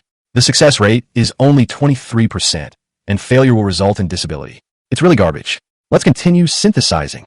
Break apart into primordial matter. Synthesis successful. Valent gene agent 2. Cheng Qi was taken aback. The formation collapsed. Shouldn't it be something like super black market gene serum? Valent genetics. Produced by the black market pharmacist Valente, a legendary genius pharmacist who created a gene sequencing technology based on CRISPR-Cas9. He fully applied this technology to gene-modified drugs, achieving a catalytic success rate of 90.8% with negligible side effects. This data has already surpassed the Galactic Science Association. However, this potion has become a unique item. After creating 13 doses of the exclusive potion, Valent disappeared without a trace. Rumors circulate that he may have been recruited by the Galactic Science Association or kidnapped by some dark forces. A success rate of 90.8%. Cheng Qi's heart raced. This is an incredibly terrifying probability. Evolution at the genetic level is always a low probability event, but in Valente's hands, it seems that he has completely mastered it. 2 vials of pale blue medicine were placed in front of Cheng Qi. After 3 synthesis processes, the growth effect of the potion is nothing short of phenomenal. There's one last chance to synthesize it. Any hesitation would be disrespectful to STC. Cheng Qi breathed a sigh of relief. Continue the synthesis. Break apart into primordial matter. Synthesis successful. Valent's fantasy potion. Cheng Qi slightly opened his eyes. Valent's fantasy? This potion is a concept existing in the notes of the genius apothecary Valente. It represents his ultimate vision of his technology, but he was unable to bring this vision into reality before Valente disappeared. The core of this technology is the ability to replicate specific gene fragments. Through PCR, polymerase chain reaction, technology, specific genes can be amplified in large quantities. This allows for the continuous replication and superposition of advantageous fragments in a human genome, covering up inferior genes. Cheng Qi nodded somewhat solemnly. SCT truly covers all fields. It even turns ideas from other people's notes into reality. Valent's fantasy potion. The success rate of gene evolution is 99.9%. Because its technology involves copying and amplifying existing high-quality fragments, the final result of gene optimization varies, depending on individual constitution. It may result in a leapfrog improvement, or there may be no significant change. After a brief digestion, Cheng Qi understood the function of the gene-link drug. To put it simply, it's because of different talents that the results are different. If all of your genetic fragments are completely useless, then drinking this potion will render you useless as well. This feeling is like a piece of trash suddenly being dressed in beautiful clothes. From then on, he will transform into a piece of trash dressed in clothes. But if there are a few superior genes in one's own gene fragments, this gene serum will then replicate these superior genes and replace the inferior ones, a process that continuously expands the advantage. If you have enough superior genes, then there's a possibility of a significant leap in development, or even the possibility of skipping a level of evolution. Simply put, the final potion synthesized from these 16 junk potions is a blind box. That's interesting. Cheng Qi subconsciously rubbed his hands together. There are no other options now but to take this Valent fantasy potion. Just how much potential do I have? Let's wait and see. Cheng Qi held up the test tube, which contained a pure blue medicine. It was free of any impurities and not viscous, so it didn't look too unpleasant to drink. Pop! Cheng Qi pulled out the stopper of the test tube, tilted his head back, and spun the bottle of Valent fantasy potion. The next moment, Cheng Qi sat on a dilapidated stool, his back straight, his hands on his knees, and his eyes looking straight ahead. After drinking the medicine, he felt a burning sensation in his throat, as if he had drunk a glass of strong liquor. But other than that, I didn't feel anything. Cheng Qi tilted his head, closed his eyes, and tried to sense it carefully, but still couldn't feel anything. Really? No way. I'm a fucking clothes-wearing trash. Cheng Qi felt as if the sky had fallen and the earth had darkened. There's nothing in this world more terrifying than suddenly discovering you're a complete idiot. Cheng Qi's vision is too narrow. There are indeed things more terrifying than discovering that you're a piece of trash. Puff! Cheng Qi spat out a mouthful of blood into the sky. His eyes rolled back, and he collapsed to the ground. He became a deadbeat. Time flows gently by, and things change like clouds drifting by. Everything in this world seems to have changed, yet also seems to have remained the same. In a dark world, suddenly a white crack appeared, which appeared and closed, and finally, supported by some powerful willpower, it opened completely. Cheng Qi stared at the beautiful, colorful spherical ceiling in his field of vision, his mind blank. Oh, I just fainted. The simpleton must have saved me. Now I'm lying here, safely. Hansi is truly a trustworthy partner. Cheng Qi felt a little weak and struggled to get up. He found himself covered with a white sheet, with piles of firewood and old diesel drums beneath him. Meanwhile, Hansi and Xiaoqiong, dressed in morning clothes made of white plastic sheeting, were squatting not far away, sobbing. Cheng Qi, you're really dead this time. He got some drugs and drank them himself to death. Seriously, no one else can do this. Cheng Qi's face turned ashen. They were quick enough to prepare for cremation. Click. But the simpleton didn't even turn his head and directly pressed the ignition switch next to him. The current shot along the line and ignited the diesel fuel beneath Cheng Qi with a loud bang. What the hell? Cheng Qi was taken aback. But in that instant, a sense of crisis burst forth from the depths of his mind, striking his nerves like a bolt of lightning. Whoosh! In the blink of an eye, Cheng Qi stood up, his body moving 7 or 8 meters to the side like a swift gust of wind. Everything seemed like an instinctive reaction. Cheng Qi's conscious mind hadn't even come to its senses yet. What happened just now? Did I transform into a bolt of lightning? He looked at his hands in disbelief. No, this is the Ultramarines armor's emergency evasive response. The next moment, Cheng Qi witnessed a rather shocking scene. That idiot. He took off his Ultra Warrior armor and placed it not far away. Is it even human? It's actually afraid that its armor will become a burial item, etc. Cheng Qi's eyes widened again. I wasn't wearing armor. Chapter 32 Advancement Beyond One's Level. Chapter 32 Advancement Beyond One's Level. Cheng Qi, I knew you must have survived a great calamity. I was just kidding. But don't blame us, you little rascal. You were unconscious for a full 48 hours. The simpleton scratched his metal head with his metal fingers, chuckling to himself. Is this your reason for cremating me? Cheng Qi sighed helplessly. So, I actually slept for 48 hours, which means the grisly storm is almost over? Xiaoqiong seemed to have seen something unbelievable. Looking at Cheng Qi's face, she suddenly covered her mouth. Your eyes have changed.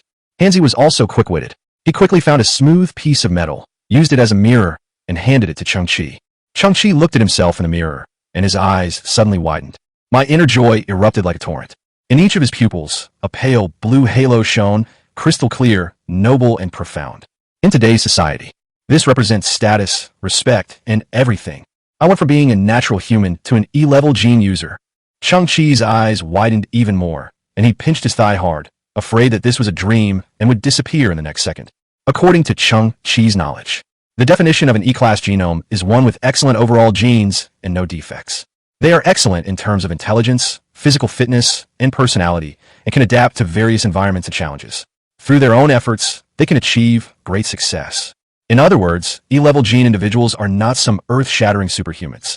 Their definition is more like the best among humans. So what's wrong with my physical condition? Cheng Qi was somewhat confused and blinked unconsciously.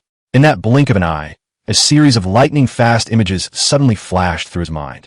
It was a DNA double helix spinning silently in the void, radiating a magnificent and mysterious light. At the same time, certain parts of that DNA were constantly breaking down and recombining. This scene felt like a memory from my coma, slowly reviving. When Cheng Qi shook his head and opened his eyes again, he froze completely.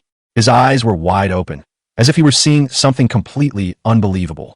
In the mirror, a new azure halo appeared in his pupils once again. 2 halos. Cheng Qi looked at himself in the mirror, his mind reeling. I've skipped a level and become a D-level gene. So-called D-level gene emissions will show outstanding talent in specific areas, such as having a deep understanding of a certain discipline or having obvious advantages in sports, music, art, etc. Generally speaking, individuals with D-grade genes are also known as those with elite genes. They were all leaders in human civilization. Tycoon owners, musicians, scientists, or high-ranking government officials. They are more likely to achieve success and gain power and status than ordinary people. This is why highly skilled gene emissions are so respected. Does a D-level genome possess the speed I just experienced? Cheng Qi was somewhat puzzled. At that moment, he felt a slight dizziness. The lightning-like image flashed through my mind again. The magnificent DNA double helix shimmers, spinning faster and faster, with more and more parts recombining. Cheng Qi felt a kind of oxygen-deprived discomfort in his brain, and his vision even became doubled.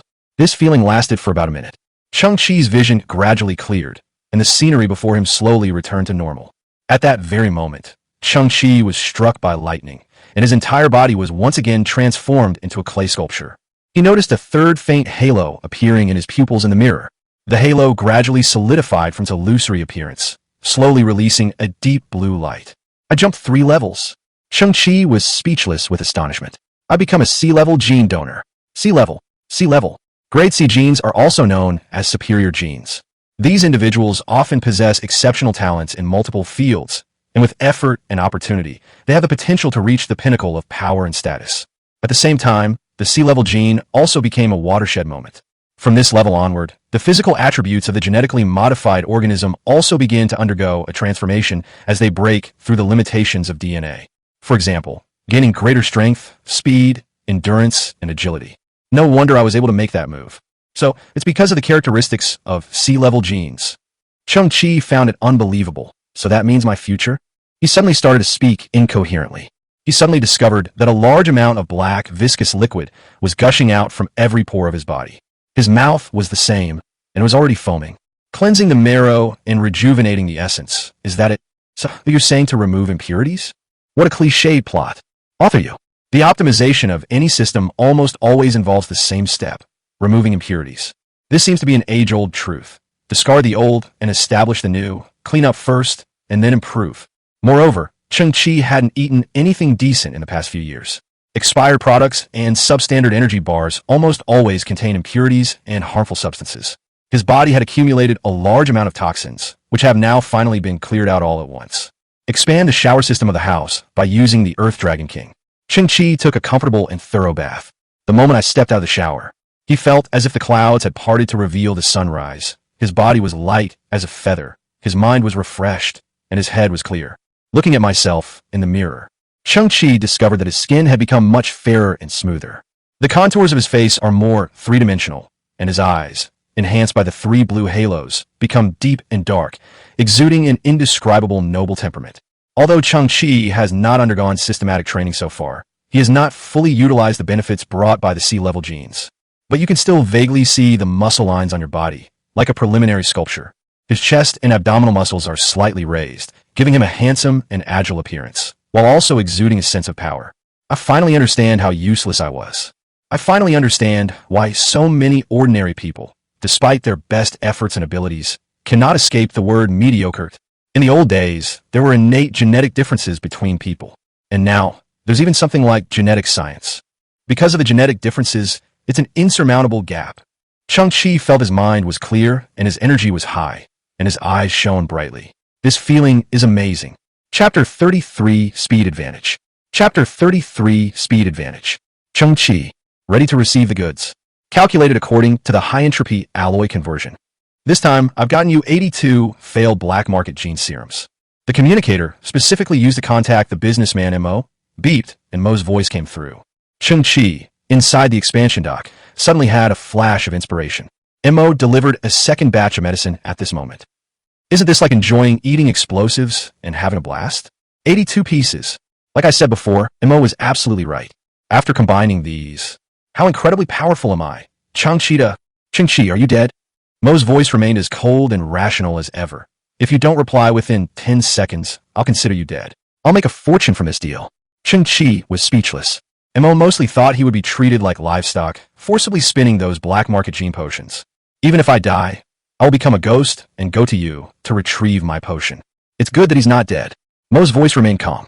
My 20 biotechnology boxes have already entered the Earth's atmosphere. I belatedly discovered that there seems to be a large storm on Earth. You'd better hurry out to pick up the goods. It seems that my previous 4 transport boxes and the special scales were lost in the storm, resulting in heavy losses. Oh, Cheng Qi's eyes flickered. To be honest, this gray storm is indeed quite severe. Take my advice. Prepare for the worst. After Cheng Qi hung up the call. After taking the medication, I fell into a deep sleep for 48 hours. Therefore, the situation on the ground should be the tail end of the grazing storm. Although it's not as terrifying as at its peak, the probability of getting lost in the bio box is still quite high, so you must hurry. So many medicines and boxes were lost. This was something Cheng Qi could not accept at all. Xiao Qiong drifted by and said, Cheng Qi, could you please put on some clothes? Cheng Qi then realized that he had just come out of the bathroom and was still naked. Don't worry, I've seen many mothers as clients, and they're all naked. I'm used to it. Xiaoqiang left on her own, saying, you adults are such a worry. Even something as small as getting dressed requires reminders. The simpleton also passed by, imitating Xiaoqiang's posture of putting her hands behind her back, and asked, don't you know how shameful it is? Cheng Qi took a few steps forward and stood directly in front of the Ultra Warrior armor.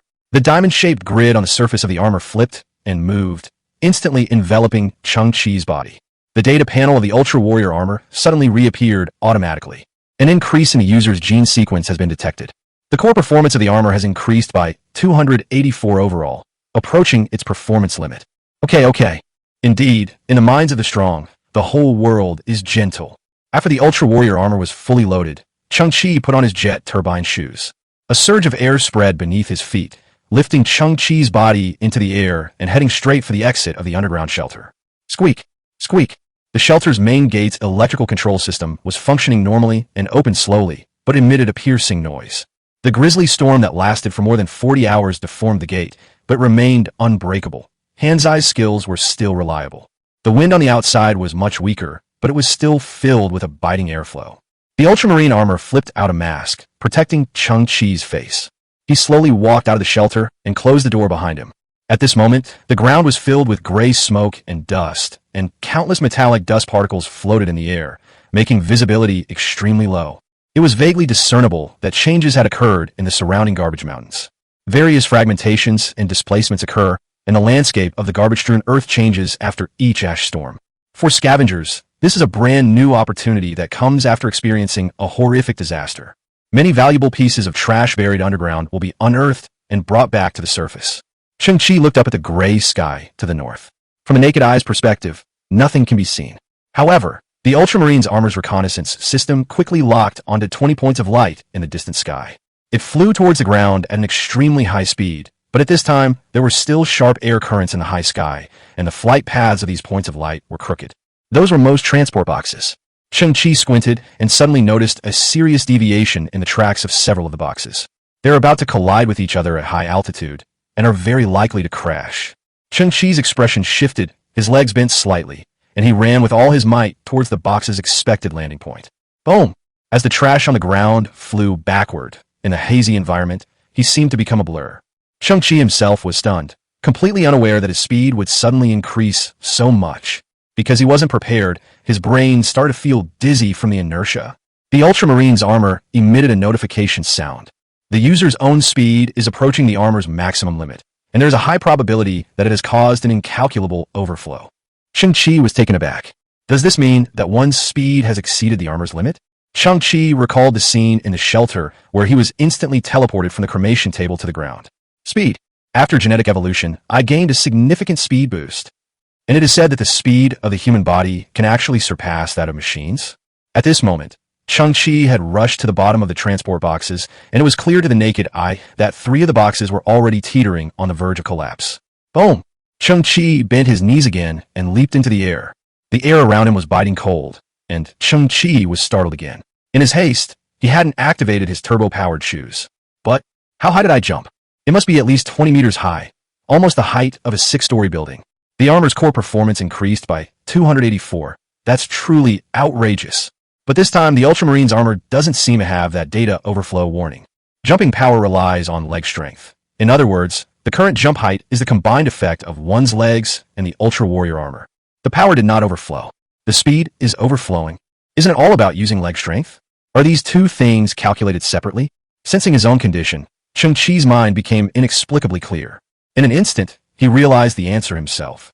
High-speed movement relies not only on leg strength, but also on the coordination of muscles throughout the body.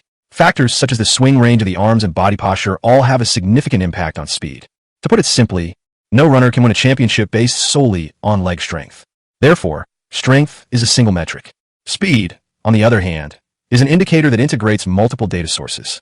Relatively speaking, building strength is easy, but improving speed is difficult. At this point, Cheng Qi gradually realized, what I gained was a rare and significant speed boost. Chapter 34 Double Gene Sequences. Chapter 34 Double Gene Sequences. Cheng Qi caught the 3 transport boxes with precise movements in midair. Then, the box was carefully placed on the ground. Then, he leaped up again and did the same thing to catch the other transport boxes. During the final jump, Cheng Qi saw a strange scene on the ground in the distance. Something was crawling on the ground amidst the turbulent air currents and thick gray dust. That looks like half a person. To be precise, it's not even half a thing. It only has a head, a small part of shoulder, and an arm. Its arms swung forward continuously, scratching at the protruding trash on the ground as it crawled slowly and laboriously. Judging from its size, it doesn't look like a robot. Was it a person? With his body already in that state, how could he still be alive? Cheng Qi squinted, but a cloud of gray metallic dust drifted by, and the quarter of the person suddenly disappeared, as if he had never existed. Slight hesitation. Cheng Qi collected all the transport boxes and returned to the underground shelter. With so many valuable items in my hands, I can't let my curiosity get the better of me right now. Inside the underground shelter, the massive steel mother extended its sophisticated robotic arms, neatly arranging 20 boxes of biological materials and opening them one by one. The 82 failed black market gene-based drugs were arranged in a straight line with a spacing error of less than 0.1 millimeters, a level of precision that is astonishing. Rolling around. Because the shelter's floor was curved, one vial rolled slightly. The mechanical mother immediately straightened it. Cheng Qi looked at the potions, and, judging from their material and appearance, there was nothing wrong with them. Merchant Immo once again proved his integrity. Cheng Qi then looked at the black biotechnology transport boxes. It's the same principle. I bought so many things, it's not too much to ask for some wrapping bags as a gift, right? That is certainly not excessive. Cheng Qi nodded to himself. With these boxes, Mechanical Mom can be upgraded again. I just hope her obsessive-compulsive disorder won't get any worse. Their gaze returned to the gene serum. Cheng Qi, who was already a C-level gene recipient, had his arms trembling slightly. Even he himself knew that he possessed an unparalleled and terrifying potential for growth. With an excited heart and trembling hands, even Wang Zilu would turn into a dog if he came. Cheng Qi swallowed hard. Start the synthesis. Disassemble the original units. Synthesis successful. Premium black market genetic agent, 41. Cheng Qi extended his gaze. That's right, the same raw materials lead to the same synthesis route. Disassemble the original units. Synthesis successful. Top-tier black market genetic potion, 20. Disassemble the original units. Synthesis successful. Valent gene agent, 10. Disassemble the original units. Synthesis successful. Valent fantasy potion, 5. Cheng Qi paused for a moment. I had reached this step in the synthesis process, but because I ran out of materials, I took the Valent fantasy potion. It was this drug that allowed him to evolve 3 times in a row, becoming a C-level gene user. Cheng Qi's lips trembled slightly. What will we get if we continue synthesizing? Will this allow me to advance to the legendary S-level gene level? In the years before, Cheng Qi had only heard some unofficial histories from the interstellar radio left by his grandfather, which worked intermittently. S-level gene combinations produce offspring everywhere. No matter which planet he goes to, top beauties will pounce on him like hungry tigers, turning into human vacuum cleaners. No, I mean all sorts of beauties will actively throw themselves into his arms, hoping to mate with someone with superior genes and give birth to a high-quality baby. Certainly, this is just unofficial history. Cheng Qi believed that a true S-level gene combination wouldn't have so many vulgar demands. Even if he did have many offspring, it would be out of some kind of dedication. As for the abilities of S-class gene users, unofficial histories are, after all, unofficial histories, and they are mostly glossed over. After all, the focus of that stuff is eroticism and sex. Therefore, Cheng Qi had no idea what kind of realm the legendary S-level gene users were. Right now, Cheng Qi's anticipation exploded. Initiate synthesis. Break apart into primordial matter. Synthesis successful. Sprout of life. Gene sequence liberation agent 2. Humans are carbon-based organisms, and no matter how advanced our genes become, our framework remains fundamentally based on carbon-based life. Carbon-based life forms are organisms that use carbon as their element. The construction of important biomolecules in the human body, such as proteins, carbohydrates, is based on the chemical properties of carbon. The human respiratory and circulatory systems also rely on carbon.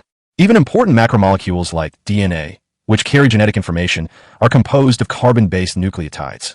Due to Earth's environmental factors, only carbon-based life forms can exist naturally. Humans are born from carbon and are also constrained by carbon. Cheng Qi stared at the STC virtual screen. I don't know why this annotation appeared, but he still tried his best to digest it. Simply put, the fact that humans were born on Earth already predetermined their carbon-based structure. Breathing relies on carbon, food breakdown relies on carbon, and even genetics requires carbon. Without carbon, there would be no humankind as we know it today. Without carbon, humans would disintegrate at the molecular level, leaving not even a trace. This is what is known as carbon-based life. Now, Cheng Qi's gaze sharpened slightly. A sentence at the very bottom of the STC screen caught his attention. The Sprout of Life, a gene sequence liberation potion, with technology originating from a level 5 plant civilization, has a certain probability of completely altering the basic system of carbon-based life, causing carbon-based life to evolve into a completely new gene sequence. For example, silicon-based life. Cheng Qi gasped. Silicon-based life forms. This drug has surpassed the human understanding of gene enhancement. It's absolutely outrageous. Its ambition is to evolve humans into silicon-based life forms. Sequence. It spans an entire sequence. Cheng Qi was somewhat incredulous. Could it really be done like this? What exactly is this plant civilization? Is there other types of civilizations besides technological ones in the universe? Is plant civilization a social system composed of a group of tree people? It was at this time. The STC notes have been turned over, and another line of text has appeared. Special note. The success rate of this gene-degrading agent is only 7.7%. If the degrading fails, the user's original genes will suffer irreversible damage, directly causing gene dissolution and resulting in immediate death. If liberation is successful, the user will then transform into a completely new elemental base, but due to surrounding environmental factors, the user may not be able to breathe smoothly or convert energy within the body. For example, if a user transforms into a silicon-based life form, but happens to be located on Earth where silicon is scarce, its life cycle will be devastated, and it will die instantly. The 2 consecutive instant deaths completely stunned Cheng Qi. Okay. Isn't this a double whammy? What use would I have for this medicine? You might as well just smash that glass test tube and stab yourself to death. There's no need for you to go through all this trouble. Criticism is criticism. Cheng Qi has not yet reached the final step. At this moment, he possessed 2 gene sequence release agents and could perform one last synthesis. Break apart into primordial matter. Synthesis successful. Tree of Life. Balanced sequence liberation potion 1. Based on the Sprout of Life, the effects of this medicine have been greatly enhanced, and its efficacy and side effect have been balanced.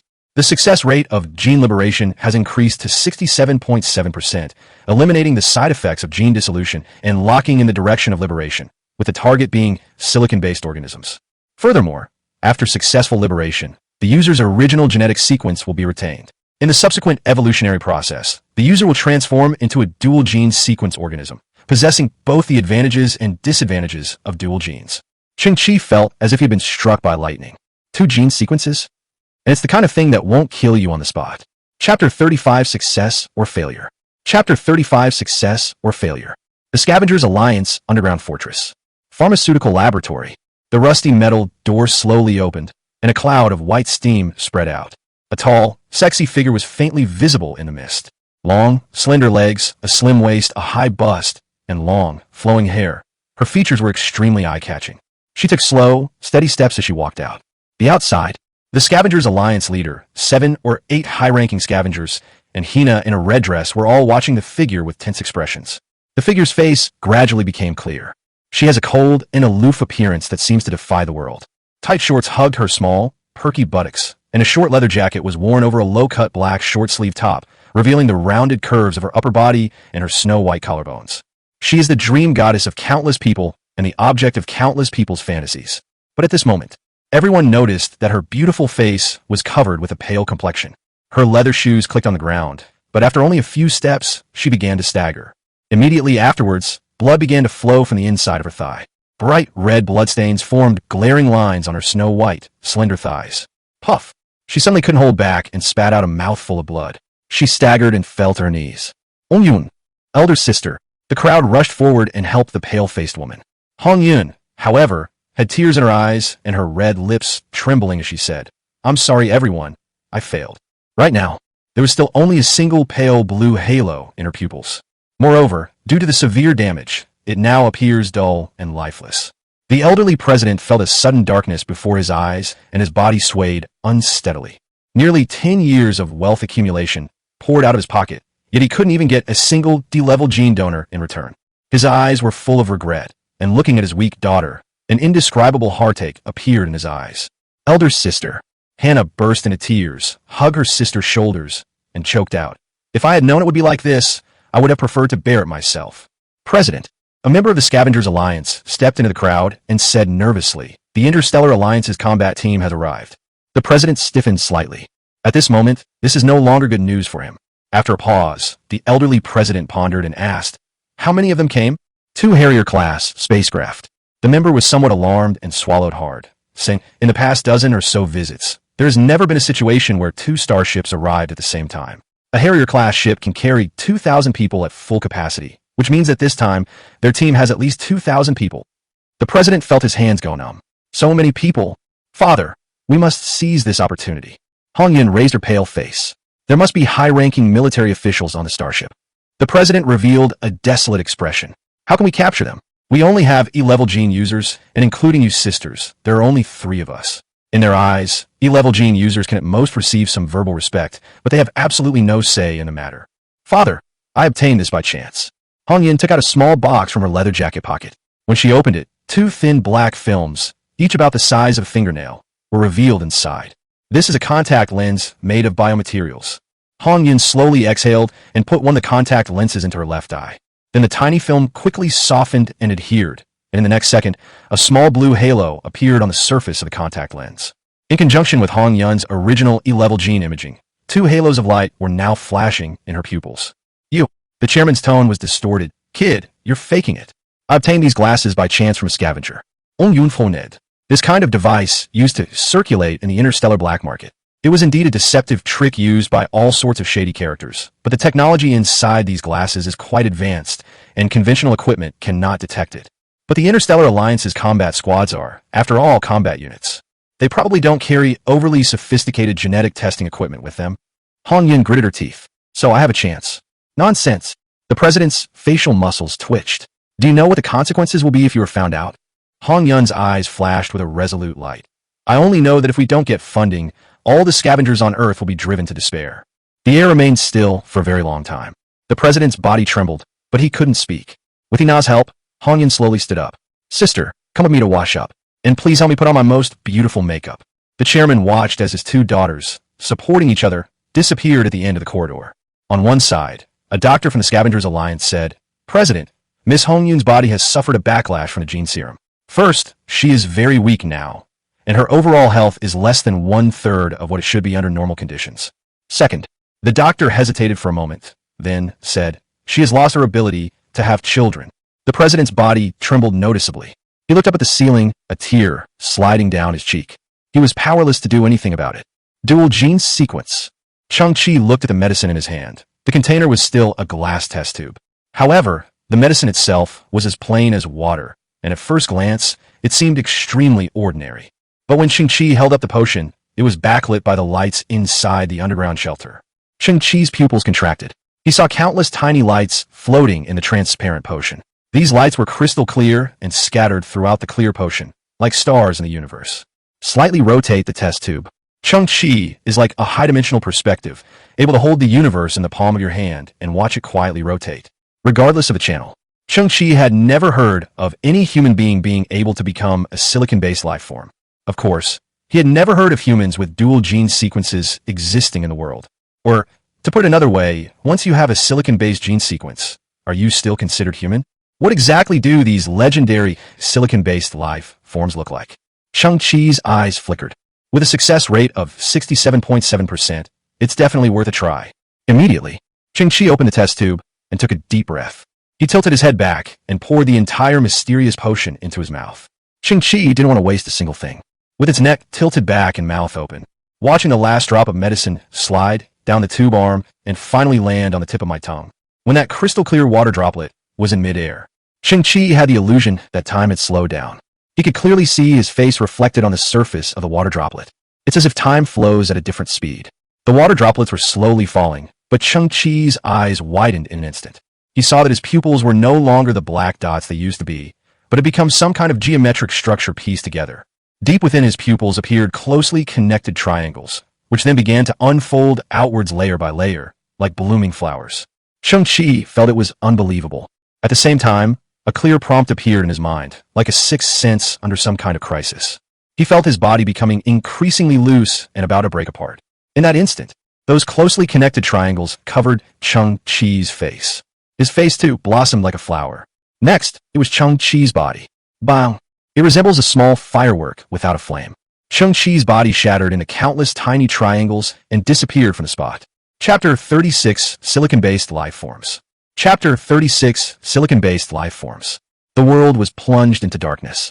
It was as if the universe had never existed. Cheng Qi could not feel his own body, nor could he feel his own existence. Suddenly, 2 points of light appeared in front of my eyes. The 2 points of light expanded, growing larger and larger. Ultimately, 2 magnificent and mysterious intricate structures formed before Cheng Qi.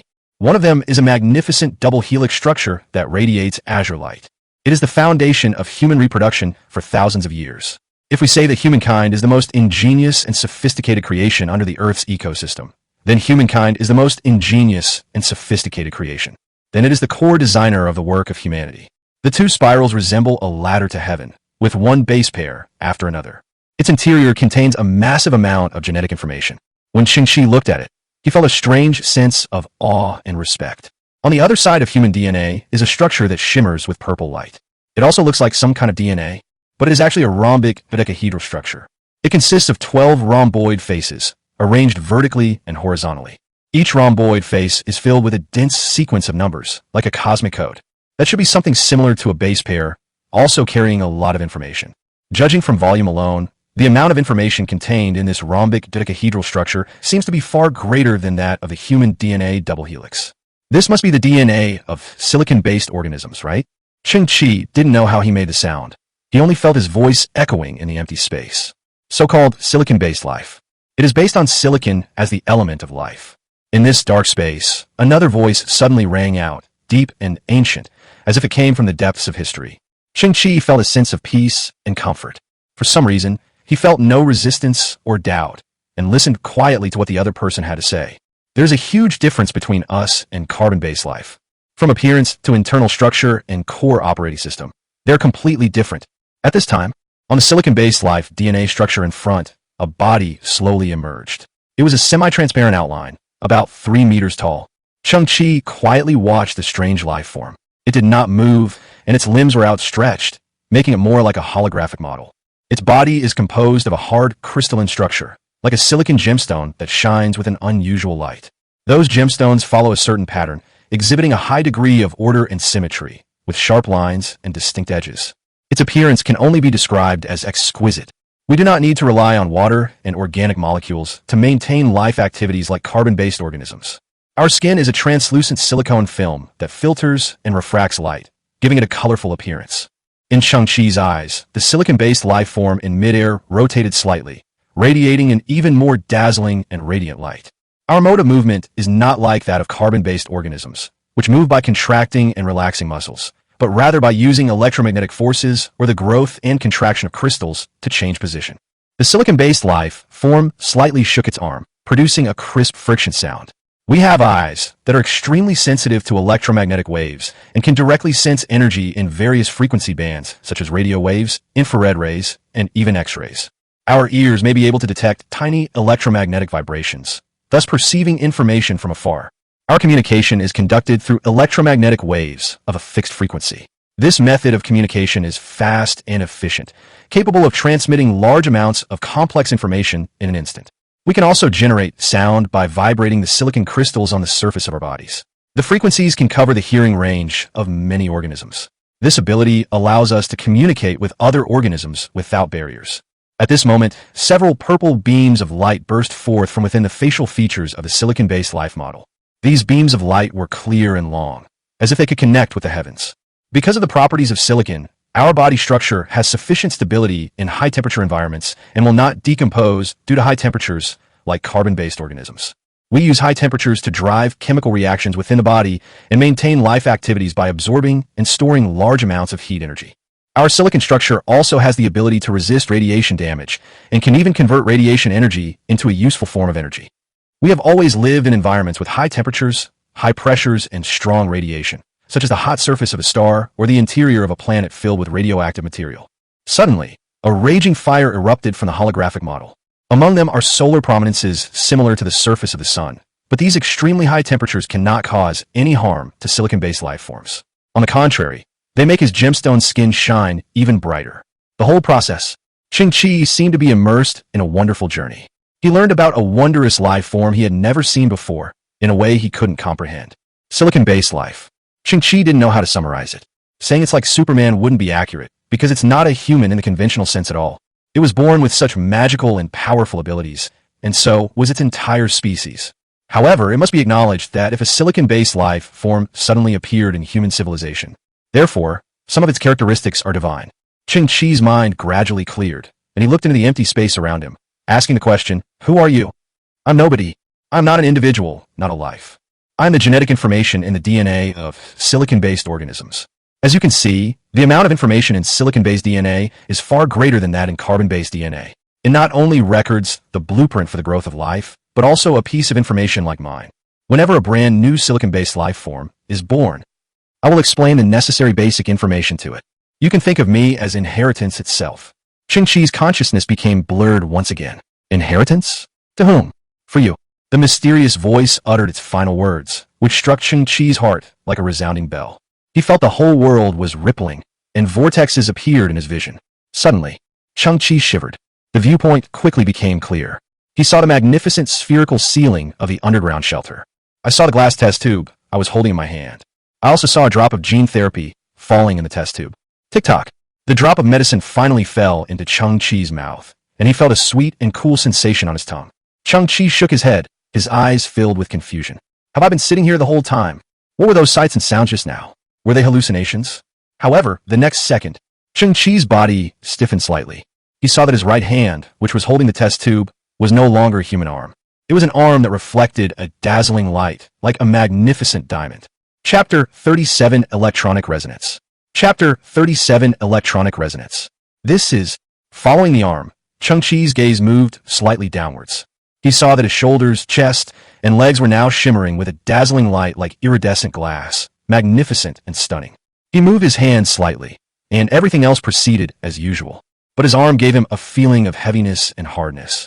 At the same time, he heard a slight grinding sound from his joints. Cheng Qi's eyes opened slightly. Our skin is a translucent silicone film that filters and refracts light. Our movement is not like that of carbon-based organisms, which move through muscle contraction and relaxation. As Cheng Qi recalled the words inheritance, his heart trembled with increasing fear. This moment, Cheng Qi clenched his fist. A layer of crystal armor quickly appeared on his fist, and sharp crystal spikes grew from the gaps in his joints. Perhaps due to a lack of familiarity, this phenomenon triggered a chain reaction. In an instant, crystal spikes sprouted from Cheng Qi's elbows, shoulders, knees, and other parts of his body. He was like a beautiful thorn flower. Cheng Qi was somewhat horrified. My armor. He seemed to sense something and suddenly turn around. It was discovered that the XXX-01 Ultra Warrior armor had been deactivated before the user even woke up. At this moment, it resembled a headless silver robot, standing quietly behind Cheng Qi. The armor must have detected some mismatch factors, so it automatically detached from Cheng Qi's body. It has been confirmed that the Ultramariner armor was not damaged. Cheng Qi breathed a sigh of relief. But in just 1 second, his heart burned with passion again. All of this points to one outcome. A success rate of 67.7%. He succeeded. I must be the legendary person with a double gene sequence now. This is probably not an ordinary person with advanced genes, but an unprecedented existence. Cheng Qi's chest rose and fell slightly. However, the way the medicine took effect was incredibly surprising. It was as if I was experiencing a fantastical dream that transcended time and space during the dripping of the last drop of the medicine. Suddenly, Cheng Qi noticed something strange in his diamond-like eyes. They were translucent blue ribbons, floating quietly in the air, both graceful and mysterious. All these ribbons originated from the same place, Cheng Qi's body. However, their destinations are all different. One of them connects to the steel mom that is quietly parked in the distance. There is another line connecting to the Earth Dragon King expansion dock, and another line connecting to the dock where Hansi is playing cards with Xiao Qiong and secretly cheating. What's this? Cheng Qi was filled with doubt and unease. The concept of inheritance seemed unable to explain this phenomenon. Looking at the Iron Mom in the distance, deep within Cheng Qi's consciousness, a strange feeling suddenly arose, like a sense of communication. Cheng Qi had a sudden thought. The steel mother in the distance seemed to awaken slightly. Blue indicator lights lit up on her massive body, and with a soft hum, she activated her levitation system and slowly moved forward 10 centimeters. Cheng Qi's eyes snapped open. He had only imagined the scenario in his mind, but he never expected that his mechanical mother would actually carry it out. Are those blue ribbons some kind of link?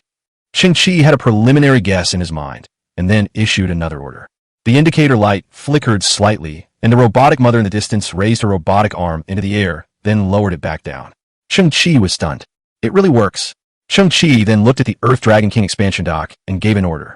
Cheng Qi hoped that the levitating lights it released would rise another meter and increase in brightness by 20%. The next moment, the underground shelter was much brighter because the suspended lights were closer to the dome, making the dome, covered with metallic patterns, appear even more radiant and beautiful. Cheng Qi looked up in surprise. Although his expression was blank, his diamond-like body complemented the dome. Why is that? Cheng Qi's face was full of disbelief. Did my thoughts connect with the mechanical body's control center? But consciousness and electronic signals are two completely unrelated things. Looking at my hands, which are as smooth as diamonds. Cheng Qi's eyes flickered. Wait a minute.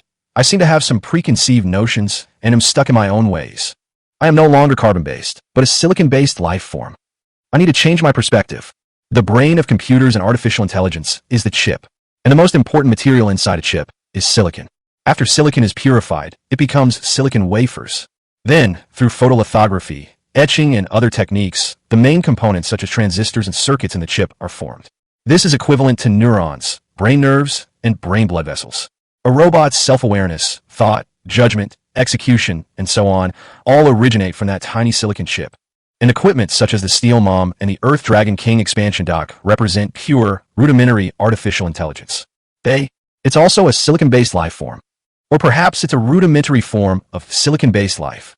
Their lives are based on silicon, and they can think and have their own consciousness. Cheng Qi suddenly understood. In the old days, people always felt that silicon-based life was far removed from their own lives, but in fact, the opposite was true. If we think about it from a different perspective, people's laptops are silicon-based life forms, and so are mobile phones. If you feel that these devices lack some human characteristics, this concept can also be made more concrete, such as Siri, Xiao AI, and Xiaodu. They are actually silicon-based organisms that exist among humans. It is relatively low-grade and artificially manufactured. When I become silicon-based life, it will resonate with other silicon-based life forms. This is what inheritance refers to, the unique communication method belonging to silicon-based life. No wonder I can control them remotely. Cheng Qi's eyes widened. In this way, wouldn't all the technological creations I synthesize in the future be able to be controlled remotely as long as they have silicon-based chips? This is incredibly convenient, even somewhat unpredictable. At this time, Cheng Qi looked at the simple-minded boy in the distance. Xiao Qiang, let me tell you.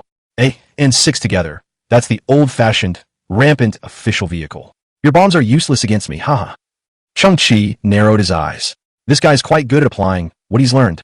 A thought crossed my mind.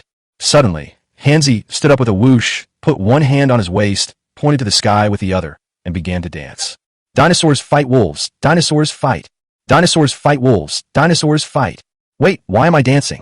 Chapter 38 Humanization. Chapter 38 Humanization. I made a joke at the silly boy's place. Cheng Qi turned his gaze to himself. The combat capabilities and adaptability of this silicon-based life form still need to be tested. The only certainty is that it is dazzling. I can't just go out like this. It's too conspicuous.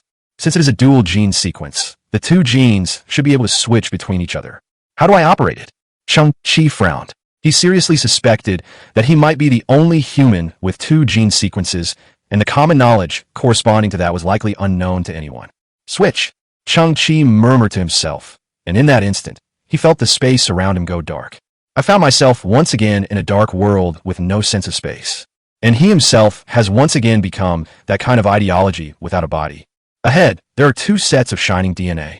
It represents the double helix structure of carbon-based organisms, and the rhombic dodecahedral structure representing silicon-based life. In that instant, the two sets of DNA moved, alternating left and right in a flash, completing a kind of replacement and dragging out faint light and shadow. The double helix DNA shone brightly, filling Cheng Qi's field of vision. A chill ran down Cheng Qi's spine, and he returned to the underground shelter. He raised his hands and flipped through them to examine them. Upon discovering that his body had been restored to human flesh and blood, the sense of control over his body became much more familiar. Cheng Qi opened his eyes slightly, feeling as if he were in a dream. Cheng Qi, do you really enjoy running around naked? Why are you adults always so disobedient? Xiao Qiong drifted by, shook her head, and kept her eyes straight ahead. Cheng Qi was taken aback. I had just put on the ultramariner power armor without any armor, but while I was transforming into a silicon-based life form, the ultramariner power armor automatically detached, so now I'm naked again. Xiao Qiong and the others did not notice the process of becoming silicon-based life forms. They only saw the result. Cheng Qi quickly dressed and equipped himself with the extreme warrior power armor. In a carbon-based life form, the assistance of the Ultramarine's armor is indispensable. Then, Cheng Qi took a mirror about the size of his palm and stared into his own eyes. At this moment, his eyes could be described as fantastical and captivating. Within his pupils, 3 blue halos radiated a mysterious and noble light. And within the innermost layer of the halo, there are no longer human dark brown pupils. It was a geometric pattern that seemed to be made of triangular crystals, gorgeous and intricate, radiating a faint golden light. Cheng Qi opened his eyes slightly. The magnificent geometric patterns in his pupils expanded slightly, and a faint purple light emanated from the gaps. This, Cheng Qi, was somewhat awe-inspiring. This is incredibly cool. My magnificent eyes can make anything fall for me. The changes in those pupils are clearly a microcosm of silicon-based life forms. But at this moment, it only covered the very center of the halo. Cheng Qi pondered. That means that the genes of silicon-based life also have levels. Just like the halo in the eyes of those with advanced carbon-based genes, the higher the gene level, the more halos there are. Similarly, the higher the genetic level of a silicon-based life form, the more halos it covers. No wonder it's called a gene sequence. It is also a system with promotion opportunities. Cheng Qi let out a slight sigh of relief. At this moment, he felt that his road ahead was long, yet the space was infinite. Then, Cheng Qi's gaze fell on the 20 biological transport boxes on the ground. This item is worth over 50,000 credits, enough for a scavenger to live comfortably for several years. They just gave it away like that. Boss Missouri is so generous. Inside a starship hundreds of thousands of kilometers away, Mo suddenly sneezed. He was puzzled. According to his genetic level, he shouldn't be experiencing such a strange physiological phenomenon. But why did my bio boxes return? Have we been lost in the Earth storm once again? Cheng Qi glanced again at the Steel Mother, who was quietly parked on one side of the shelter. If you combine 20 boxes into Steel Mom, what kind of device will it become? We cannot let Boss Mo's kindness go to waste. Just do it. Similar technological creations detected. Start synthesis. Break apart into primordial matter. Biomass material transport containers 10. K443 Integrated Transportation Platform 5. The official equipment code name for Steel Mom is K443 Integrated Transportation Platform. At this time, Cheng Qi had 6 Steel Moms.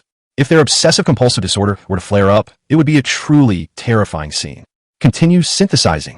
S-255 Atomic Transport Platform 3. Compared to its predecessor, the K443, it has undergone a revolutionary upgrade, with significant improvements in all aspects of performance. It incorporates atomic shrinkage technology, which uses a special ER force field to reduce the interatomic spacing of objects at the microscopic level, achieving a volume shrinkage effect on a macroscopic level and greatly enhancing storage capacity. Atomic Transport Platform? Cheng Qi was somewhat surprised and doubtful. Shrinking in size? The S-255 Atomic Transport Platform in front of us doesn't look much different from the previous generation. It still looks like a dark shipping container, but its volume has been reduced by 50%. It can shrink other items and then fit them into its body. After seeing the last comment in STC, Cheng Qi nodded in realization. This technology originates from a level 2.4 civilization. Cheng Qi was very curious about this technology for reducing atomic spacing.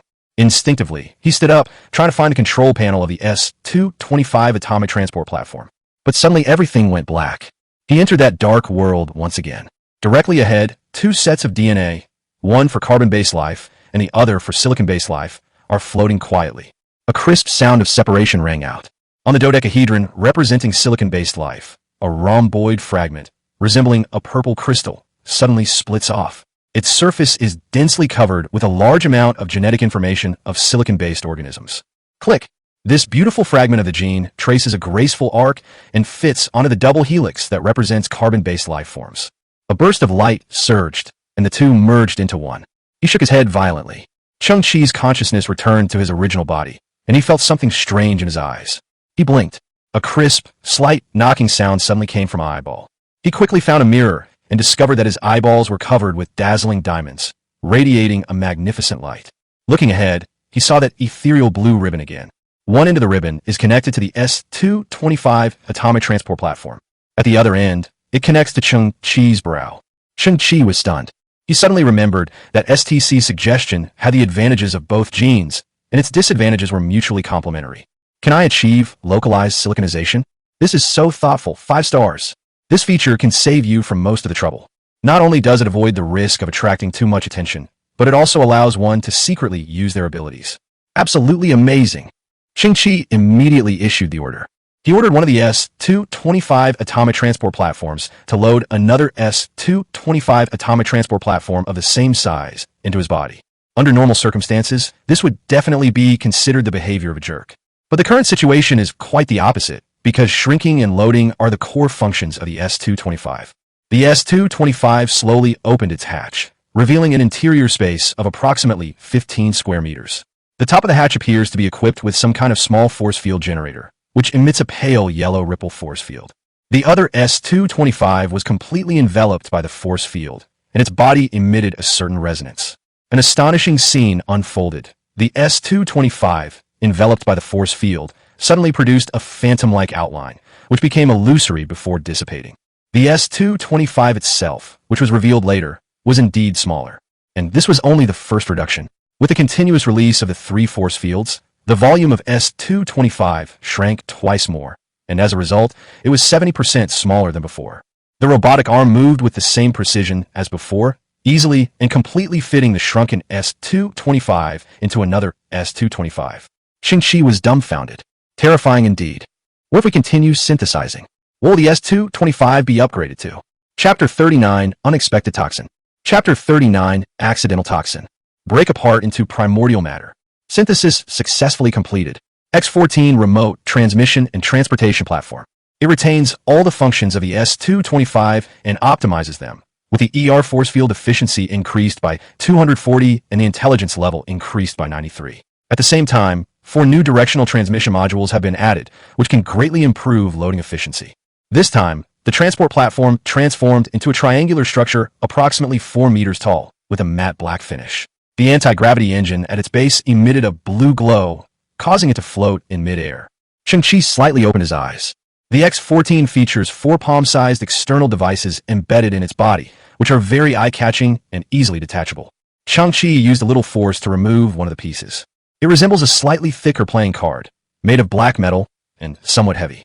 There's an X-shaped slit on the surface, running through all 4 corners. Is this the so-called directional transmission module? Cheng Qi clenched his fist slightly, and the X-shaped slit immediately emitted a blue light, giving it a very high-tech look. Click hum. Mechanical sounds emanated from within the small playing card, accompanied by a vibration of energy. The metal playing card in his hand suddenly split apart. It expanded into a blue beam of light that was approximately 4 meters high and 3 meters wide. Cheng Qi was taken aback. At the same time, he noticed that the X-14 remote transmission platform was also making noise.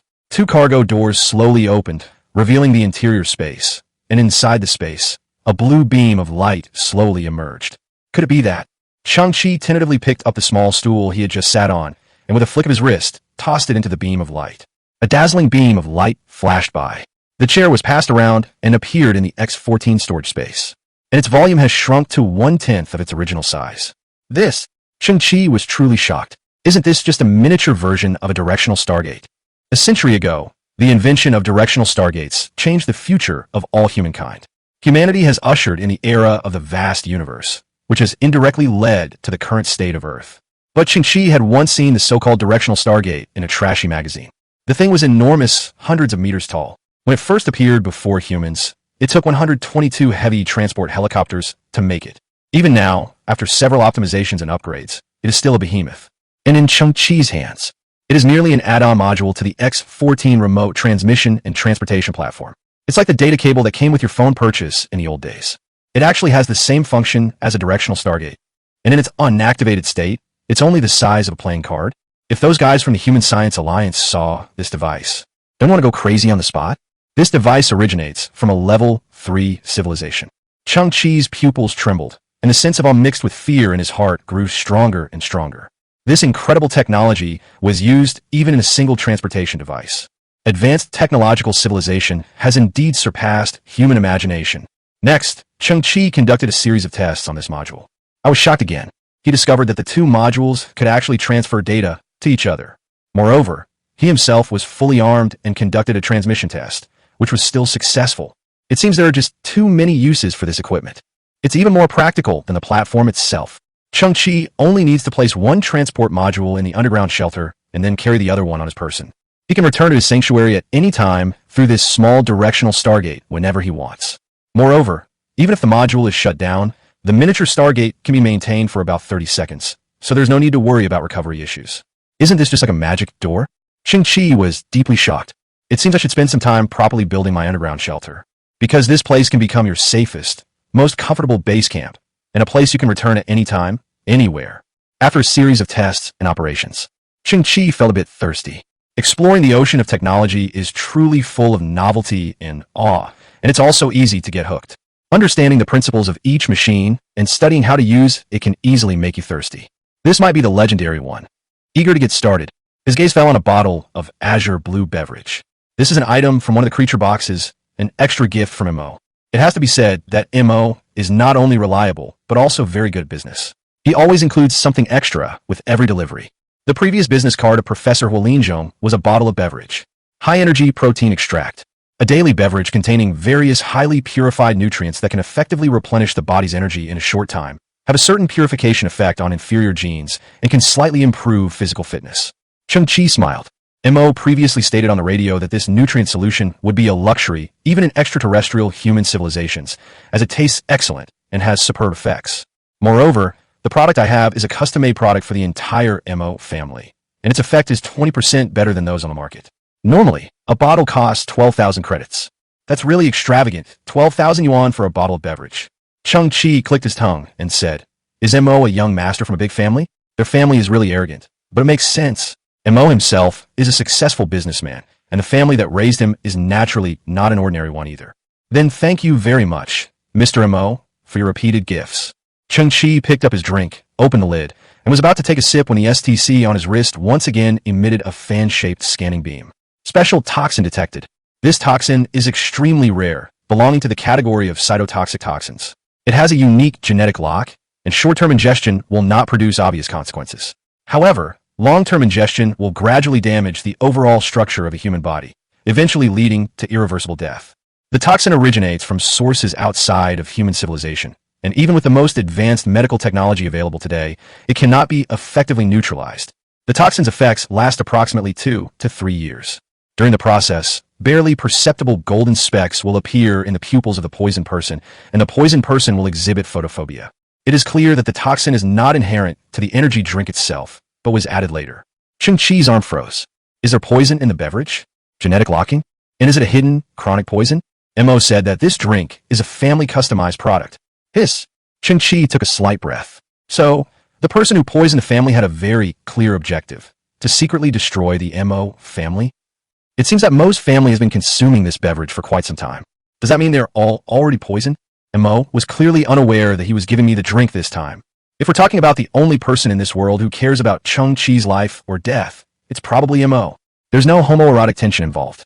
Mo was afraid of cutting off his source of income. This is a bit troublesome.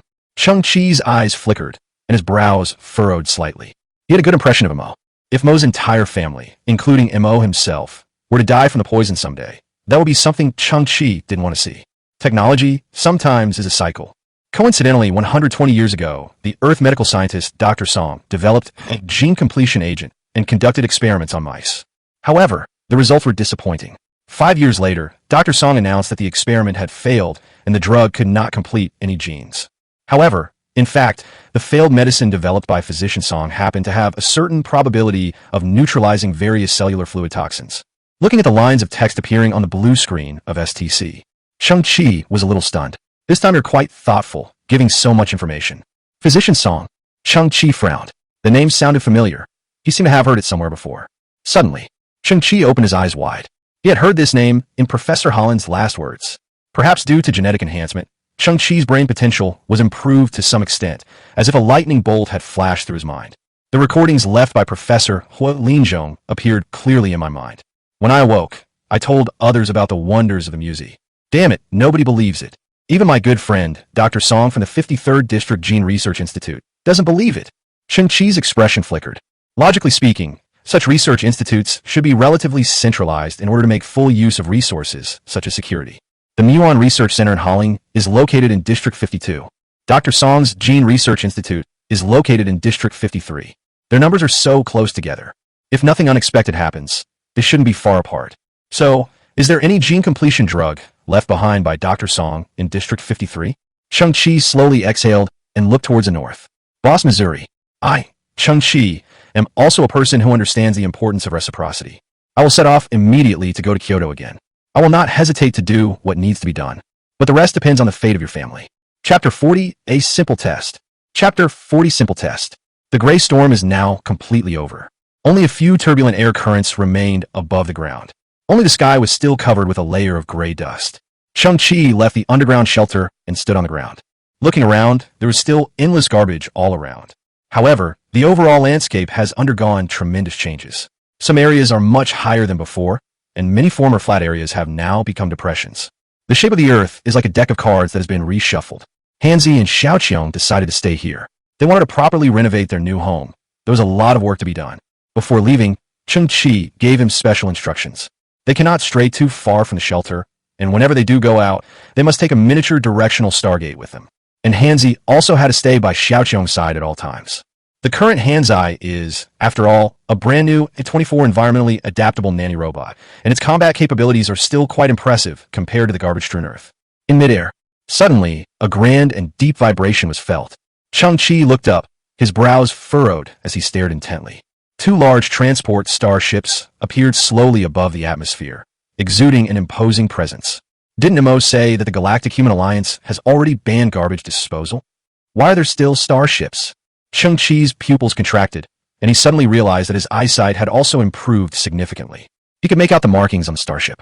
It was a Milky Way galaxy that spun quietly like a colorful vortex, and above it floated a sharp sword. Is it a Galactic Interstellar Alliance combat team? Cheng Qi's expression hardened. Is it a routine check? In the age of the vast universe, humanity's footprints have spread across multiple galaxies. The Galactic Interstellar Alliance combat squads were equivalent to regional military commands in the old era. In other words, they are regular troops, they're soldiers. Although Garbage Earth is desolate and remote, it is still the territory of the Human Alliance and undergoes a routine inspection every year. I Crow am a steady flyer. Cheng Qi boarded the dilapidated ground effect aircraft. At this moment, the driver, Raven, was driving ahead with great swagger, saying, "Little brother, you're really awesome. You treat Kyoto like a tourist destination, going wherever you want. Looking at the entire garbage planet, there's no one else like you." Cheng Qi smiled slightly. That crow is always full of passion. Before leaving home, Cheng Qi has once again developed a natural ability of silicon-based life. This is what inheritance refers to. They can adjust their skin color according to external light. Cheng Qi used this function to adjust his pupils. His eyes now appear to be ordinary black, but in reality, it is made up of countless tiny black triangles pieced together. To the average person, there would be no clue whatsoever. Cheng Qi also perfectly concealed the 3 halos representing C-grade advanced genes.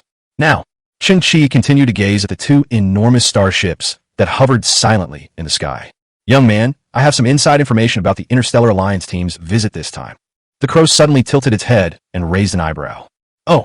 Cheng Qi looked at him and asked, "What inside information?" The crow said mysteriously, "They're looking for something." "Looking for something?" Cheng Qi asked in disbelief. "How could you possibly know such inside information?" The raven laughed and said, "Of course I can't contact the Interstellar Alliance, but I've been in the transportation business for so many years, and I know all kinds of passengers, including members of the Scavenger Alliance." Cheng Qi nodded. "What are they looking for?"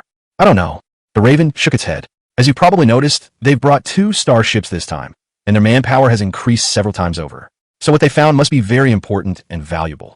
Cheng Qi narrowed his eyes slightly. "But," the crow sighed, "whether it's the old days or now, we commoners have to follow the rules. Even if some scavenger gets incredibly lucky and finds that item, he still has to hand it over obediently. At most, he'll get a certificate. Oh, never mind. There seems to be a problem with the aircraft. Engine number 3 is gone. Holy crap. Engine number 6 has also left us. Holy crap. My nanny robot fell down too. No problem, no problem." It was a journey filled with stumbles, ups, and downs. Cheng Qi finally arrived in Kyoto. The area is still filled with large amounts of toxic chemical fumes and excessive radiation. Everything was dim and deserted. The crow stood on the aircraft, watching Cheng Qi walk step by step into the dark mist. His lips twitched, and he clicked his tongue, saying, "They just went in without any protection? That's impressive." From his perspective, he couldn't see clearly, but the ultramarine armor had flipped up to reveal the mask, protecting Cheng Qi's face. The life support system was activated, filtering out all harmful gases for him. "We are still some distance from where we stand in the study of Musi." Cheng Qi began to walk, his feet crunching on the trash, making a slight cracking sound. After confirming that no one was around, Cheng Qi's eyes flickered. The Ultramarine's power armor suddenly disintegrated and stood silently to one side. At the same instant, Cheng Qi's body shone with a diamond-like light. He wanted to test how well silicon-based life forms could adapt to such harsh environments. A strange wind swirled around, constantly blowing in wisps of green, toxic gas. These gases swirled and billowed, like ghosts coming to claim lives. The Ultramarine's armor was also sounding an alarm. The radiation intensity in the surrounding area was 16 times higher than normal, reaching 2.3 microsieverts per hour. This figure represents data from the time Chernobyl exploded and was subsequently engulfed in flames. Cheng Qi frowned. I felt nothing. Silicon-based organisms do not need to breathe in the human sense. The harsh environment surrounding them is completely outside the definition of danger for silicon-based life forms. Cheng Qi pursed his lips, stretched out his finger, and scratched his arm. The feeling of itching is more noticeable than the threats posed by the environment. This is already one of the harshest environments on Earth. It seems that even looking at the entire garbage planet Earth, we cannot test the upper limit of the tolerance of silicon-based life forms. A low growl came from all around. Cheng Qi saw pairs of scarlet eyes gleaming in the garbage heap not far away. It's a killer rat. Although Cheng Qi had completely intimidated them last time, their territorial instincts and ferocious nature would still make them abandon their reservations, wait for an opportunity, and be ready to attack Cheng Qi at any time. With a thought, Cheng Qi's DNA underwent a transformation, and the diamond luster on his body slowly faded. At the same time, he took a step back, and the Ultramariner power armor quickly enveloped his body. The test of silicon-based life forms failed. Cheng Qi also has a carbon-based life form. He adjusted the armor's speed assist to 0. I had sensed it before. After evolving into a sea-level gene, my speed had increased significantly. Cheng Qi wanted to use the killer rats to test the speed change in the carbon-based state, and preferably obtain accurate values. As the saying goes, know yourself and know your enemy, and you will win every battle. Knowing oneself has always been considered before knowing one's enemy. Chapter 41, Astonishing Speed. Chapter 41, Astonishing Speed. A sharp screech suddenly rang out. A pair of scarlet eyes suddenly brightened. In the darkness, a gigantic red-haired killer rat suddenly sprang out, its gaping maw emitting a foul stench, and lunged at Cheng Qi's head at an exaggerated angle. A gleaming dagger flipped out from the wrist of the Ultramariner armor. Cheng Qi's eyes flashed with malice, and a thought formed in his subconscious. Extreme speed. Cheng Qi's calf muscles bulged, then exploded instantly, propelling him forward like an arrow, sending trash flying and causing thinner pieces of metal to twist and deform. In an instant, Cheng Qi's figure came into contact with the red-haired killer rat. At that very moment, Cheng Qi bent slightly and passed through the belly of the leaping red-haired rat. Roar! The red-haired rat missed its target, landed on the ground, quickly turned around, and let out a wild howl. Then, the red-haired killer rat leaped 3 or 4 meters again and pounced on Cheng Qi. But Cheng Qi did not make any move at this moment. He simply stood there, his eyes flashing with a cold light. Puffed. The red-haired mouse first felt a numbness in its abdomen, and then it saw an unbelievable scene. A bright red line of blood appeared on its belly at some point, and then it burst open with a poof sound. Blood splattered like a shower of flowers, and its internal organs, which had been cut open, burst open due to some internal pressure, scattering all over the ground. Thump! The giant red-haired rat fell to the ground, black blood flowing from its mouth, and the red light in its eyes gradually faded. Cheng Qi's pupils contracted. In that split second, he completed the charge, the engagement, the cut, and the retreat. All of this probably happened in just half a second. He glanced at the data provided by the Ultramarine's armor. Movement speed, 28 per second. Cheng Qi calculated in his mind. This is roughly the speed of a cheetah in the old days. Even for the fastest running animals on Earth, this speed can only be maintained for a fleeting moment during a sprint. 28 meters per second. This speed flashes before a person's eyes like a suddenly swung stick. The brain doesn't have time to analyze and process it in detail, leaving only a fleeting, unclear impression. This is what is known as afterimage. Sea-level genes have such a significant effect on the human body. I knew I was fast, but I didn't expect to be this fast. The interpretation I heard on the radio before doesn't seem to be like this. Cheng Qi was puzzled, but had nowhere to turn for advice. In his previous understanding, the enhancement of the physical body by C-grade genes was limited. But Cheng Qi's speed increase was unexpected, and it even brought about a huge change that transcended species. Do I have some kind of hidden attribute? Cheng Qi couldn't help but fantasize. The chosen one of heaven. The roars, like those of wild beasts, grew increasingly intense all around. Cheng Qi is preparing to proceed with the next test, a speed endurance test. How long can this speed of 28 meters per second be maintained? Is he a 3-second man? Terrifying roars echoed continuously. and terrifying figures emerged from the garbage heap. Cheng Qi was clearly treated with high-level courtesy. Those who surrounded him this time were all red-haired killer rats over 4 meters tall. The earth was already dim, so Cheng Qi pushed his speed to the limit, moving swiftly across the ground. The red-haired killer rat's brain processes information much more slowly than that of a human. In their eyes, even the phenomenon of persistence of vision appeared. In most cases, Cheng Qi's figure had turned into black lines. However, at the moment he strikes and kills, the image briefly lingers on the rat's retina, causing them to see only a blurry, colorless double image. The roars of the beast grew louder and louder. It contains the murderous rat's anger, as well as their inner fear. What on earth is this thing? Is this ever going to end? 3 minutes and 28 seconds. Cheng Qi was panting heavily, his back bent, and his hands supporting his knees. This is the limit. It's the limit of his ability to maintain the fastest speed. A real man at 3 minutes and 28 seconds. It's already really strong. A few days ago, Cheng Qi could never have imagined that he would acquire such a monstrous physique. He slowly raised his head.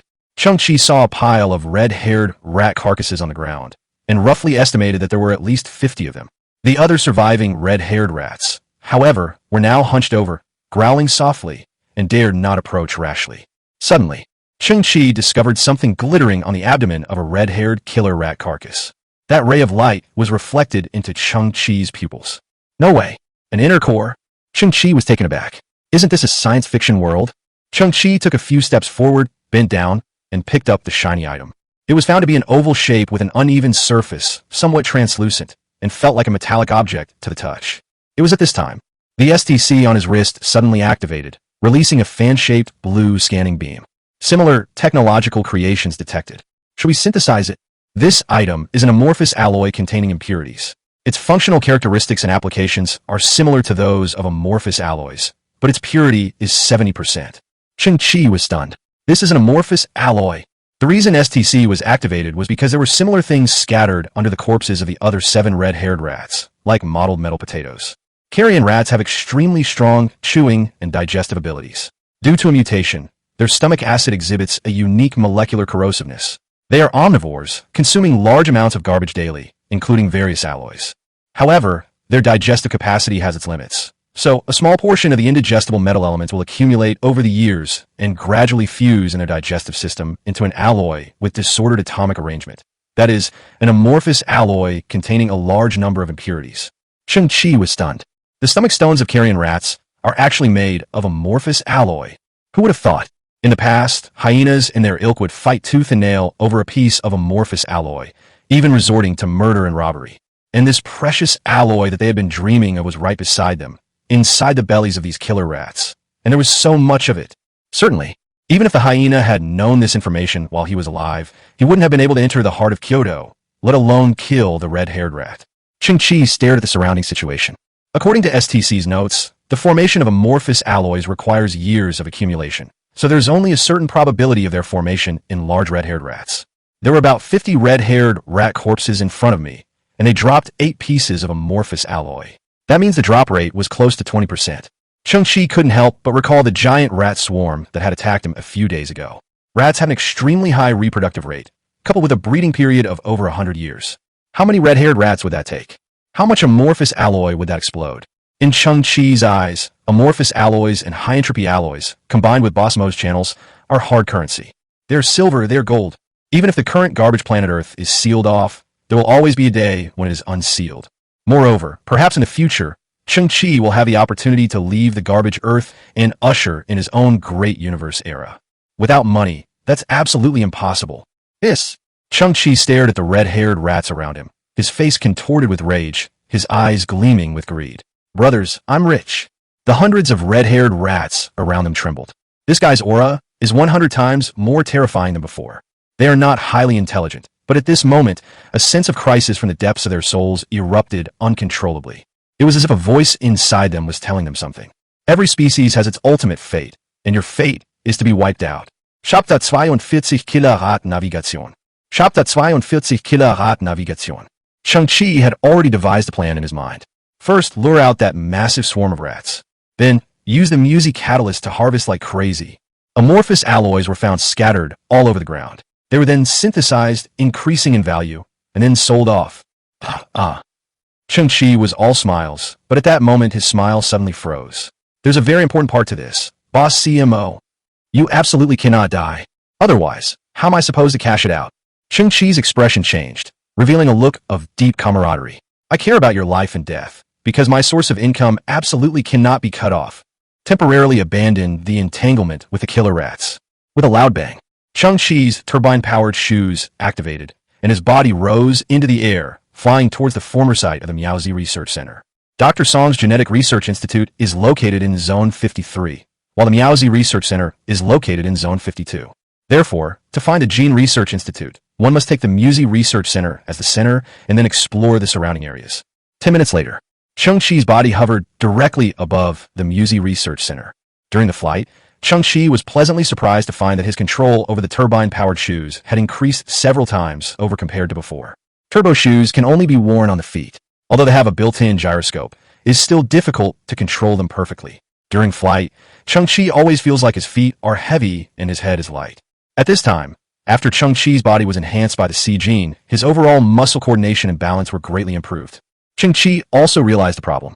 All wearable equipment is based on the body as its core. The stronger the body, the greater the ability to control it, and the better the performance of wearable equipment will be. This is true for jet-powered shoes, and even more so for the Ultramarines armor.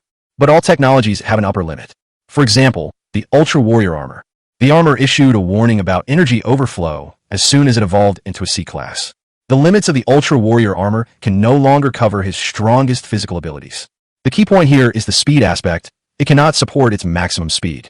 However, the armor's other properties are also very practical. For example, it has a life support system and memory metal that can transform into weapons at any time. It's understandable. Ultimate Warrior armor is designed for ordinary people, so they certainly wouldn't have considered an exception like Cheng Qi when it was first developed. This is like a bucket with an irreparable hole. If you want to hold more water, you can only try to increase its volume. Therefore, upgrading the Ultra Warrior armor through synthesis is the best of both worlds. However, the probability of finding the Ultra Warrior armor again in the garbage-strewn earth is comparable to an ordinary person winning the lottery and successfully claiming the prize. The corpses of the Ultra Warriors team that we encountered earlier were not a normal occurrence. It was clearly a case of murder and body concealment. However, the Ultra Warrior armor is not destined to become a unique item. Cheng Qi believes that there will definitely be other opportunities in the future. Regarding silicon-based bodies, Cheng Qi needs to be used appropriately because there is still an unknown factor. If one were to completely switch to a silicon-based biological DNA sequence, then one's own body would need to implement a complete silicon-based biological system. Since it is a living organism, it must have a reasonable intake of energy. Cheng Qi is not yet clear on how to replenish energy for silicon-based life forms. Because silicon-based organisms do not need to eat as understood by carbon-based life forms, they do not even have a digestive system or a circulatory system. It's great luck to get it, but it would be too reckless to damage it due to improper handling. I gathered my scattered thoughts. Cheng Qi stared at the ground beneath his feet. The former site of the Miaozi Research Center is located directly below. But where is Dr. Song's Gene Research Institute? If we dig blindly, we probably won't get any results even after a year or two. In this process, Mo's entire family may have been wiped out.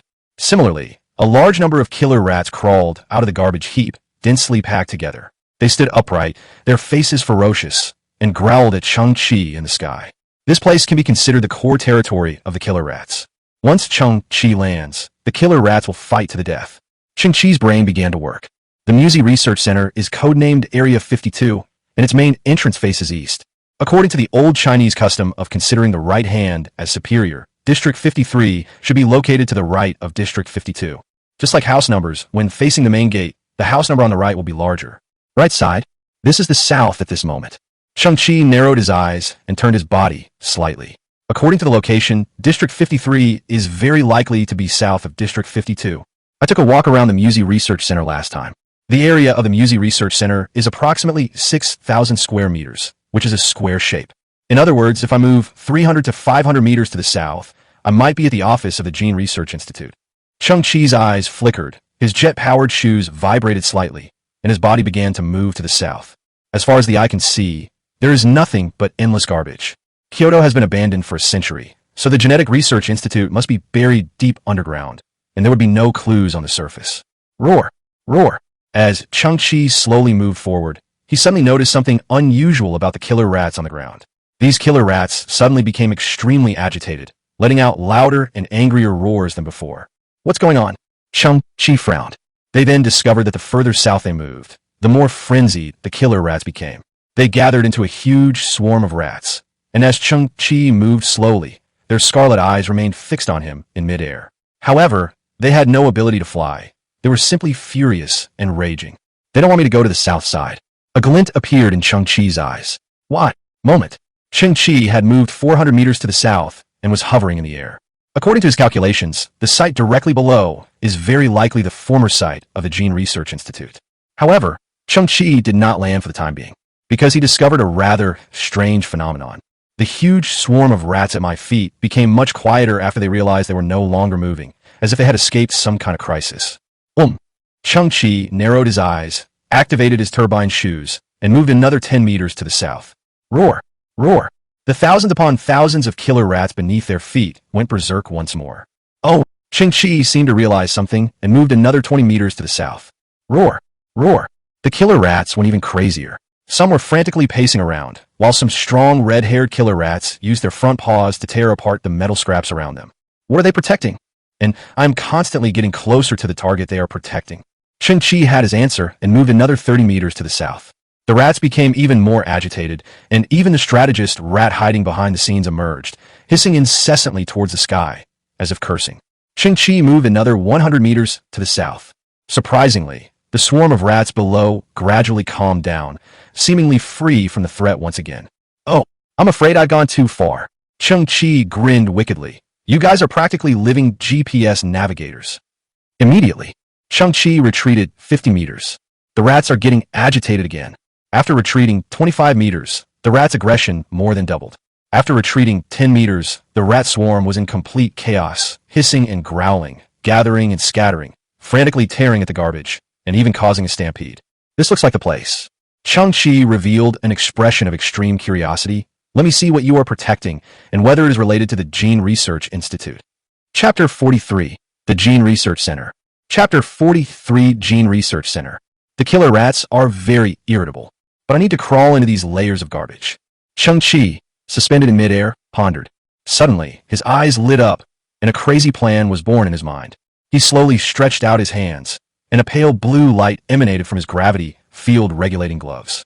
He then adjusted the power of the glove to its limit and slowly pressed it against his chest.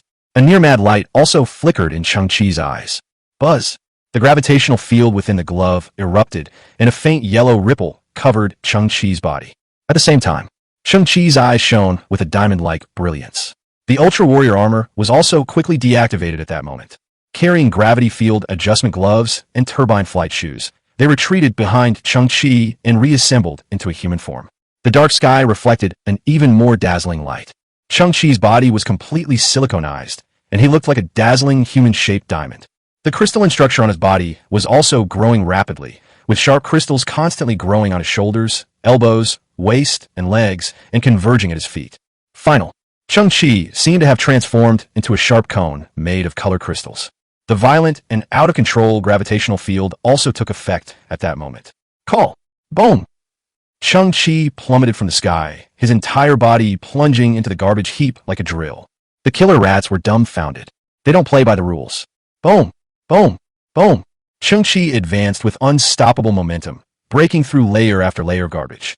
His subjective feeling was that he was enveloped in a crystal cocoon, and no matter how chaotic the external gravity was or how violent the collisions were, he felt an overwhelming sense of security.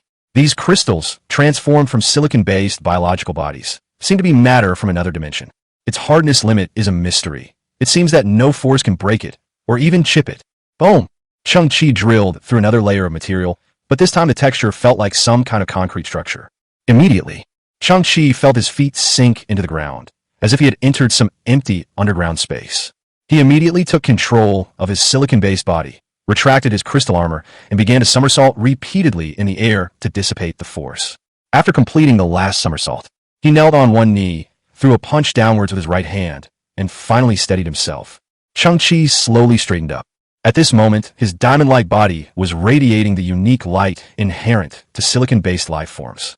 Everything around seemed to be reflected as a kaleidoscope. Cheng Qi scanned his surroundings and discovered that this was indeed an office space buried deep underground.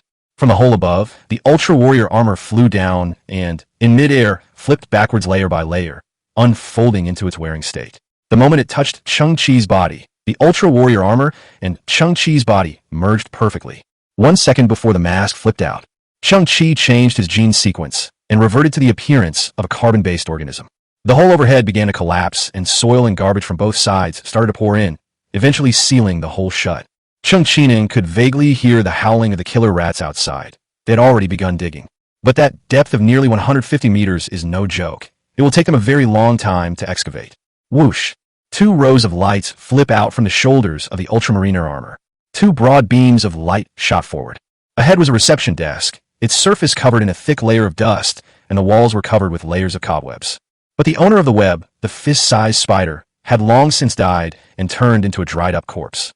This place is clearly different from the Muon Research Center, where Professor Huo Linzhong lived alone for 20 years and where the environment was well preserved. The office in front of us has been completely abandoned from the beginning. The dust-proof and filtration systems have long since failed, and over time, it has become even more dilapidated. Cheng Qi stepped forward and tore off the spider web on the wall. Immediately, Cheng Qi's gaze sharpened as he saw 4 large characters on the wall. Gay Friend Center. Cheng Qi paused. What is that? At that moment, Cheng Qi noticed his feet and saw some plastic lettering lying on the ground. Welcome to all people from all countries and regions of China. Cheng Qi suddenly realized. These words spell out, Chinese genes, welcome international friends to our center. Damn, that scared me. I thought my great capital city of China had set up a gay men's center specifically for the benefit of gay men. Cheng Qi paused immediately. This is the Gene Research Institute. In an instant, a glimmer of hope ignited in Cheng Qi's eyes. Unexpectedly, I stumbled upon this place by sheer chance. Of course, it wasn't entirely by chance. We also have to thank those navigation killer rats. He took a slow breath. Cheng Qi walked towards the interior of the venue. The power supply system here had been completely destroyed, and there would be no bright light source. The surroundings were extremely quiet, with only the sound of dripping water coming from the deepest part. Cheng Qi cautiously walked inside. We first passed through a large office area, and then gradually entered the experimental area. Inside a room with a huge sign that read Sample Room, Cheng Qi discovered a somewhat horrifying scene. The walls of the room were covered with glass jars, roughly estimated to be at least tens of thousands. And inside each glass jar is a tiny skull. They have 4 legs, a long spine, and a tailbone. Cheng Qi narrowed his eyes. These are the skeletons of a white mouse.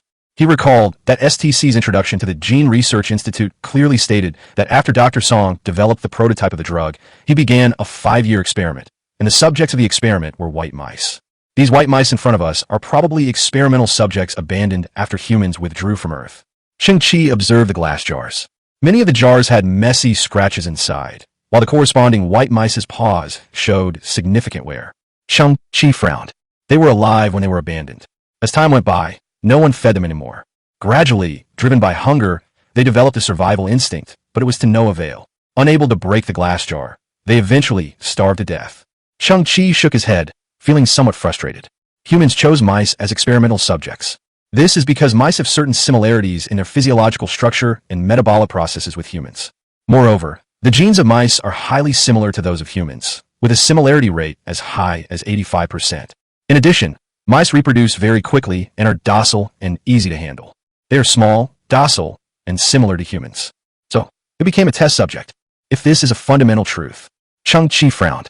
Then what if, in the eyes of some advanced civilization in the universe, humanity is also weak, docile, and highly similar? What if humans were also used as experimental subjects?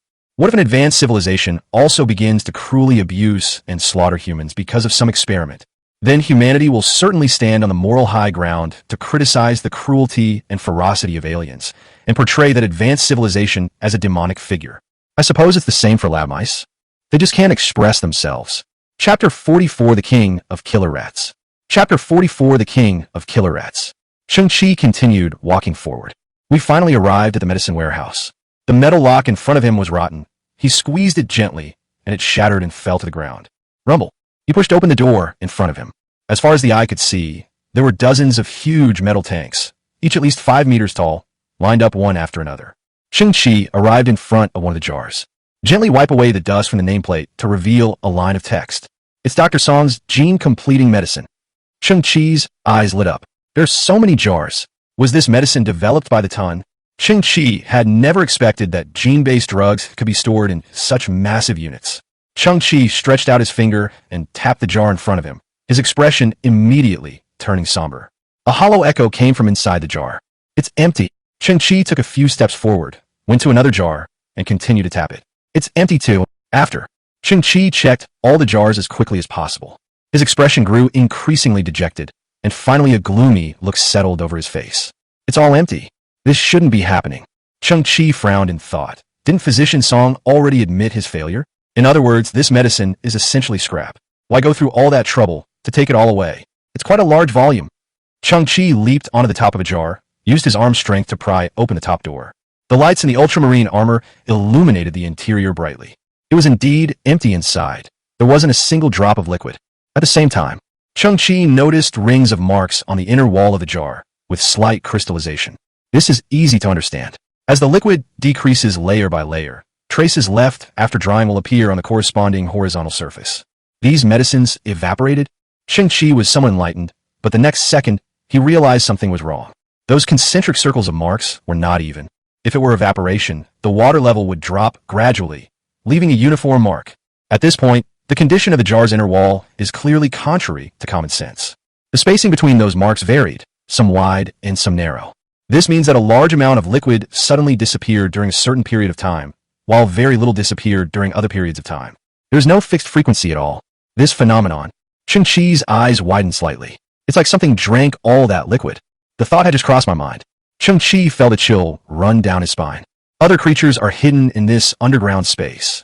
It must be something amazing because it drank hundreds of tons of gene-completing agents. Cheng Qi jumped to the ground, a silver dagger flipping inside his arm. He squinted, observing his surroundings inch by inch. Tick-tock, tick-tock. Even from the dark depths, the sound of dripping water could still be heard, echoing throughout the space. Rustling, rustling. A faint sound came from afar, like the sound of hair rubbing against metal. Inside the armored mask, a layer of cold sweat gathered on Cheng Qi's forehead. His eyes darted around rapidly, observing every detail in front of him. What exactly is that? Tick-tock, tick-tock. A soft rustling sound. A soft rustling sound. In that instant, Cheng Qi felt the hairs behind his ears stand on end, and he turned around abruptly. The lights on the shoulders of the ultra-warrior armor illuminated the area in an instant. But then, on the crisscrossing black pipes ahead, a small white mouse stood silently. Cheng Qi's pupils suddenly contracted. The little white mouse was no bigger than the palm of my hand, with soft, white fur all over its body. Its paws were a tender pink color, and its eyes were dark and shiny, like two tiny gems. You? Cheng Qi was somewhat taken aback. The creature that suddenly appeared was completely different from what he had imagined. It wasn't some terrifying, large monster, but a furry, seemingly harmless little creature. But Cheng Qi did not let his guard down, and various thoughts flashed through his mind in an instant. Was it a surviving lab rat? That's unlikely. Putting aside its lifespan limit, what does it eat and drink? Could it be that it drank those gene-completing serums?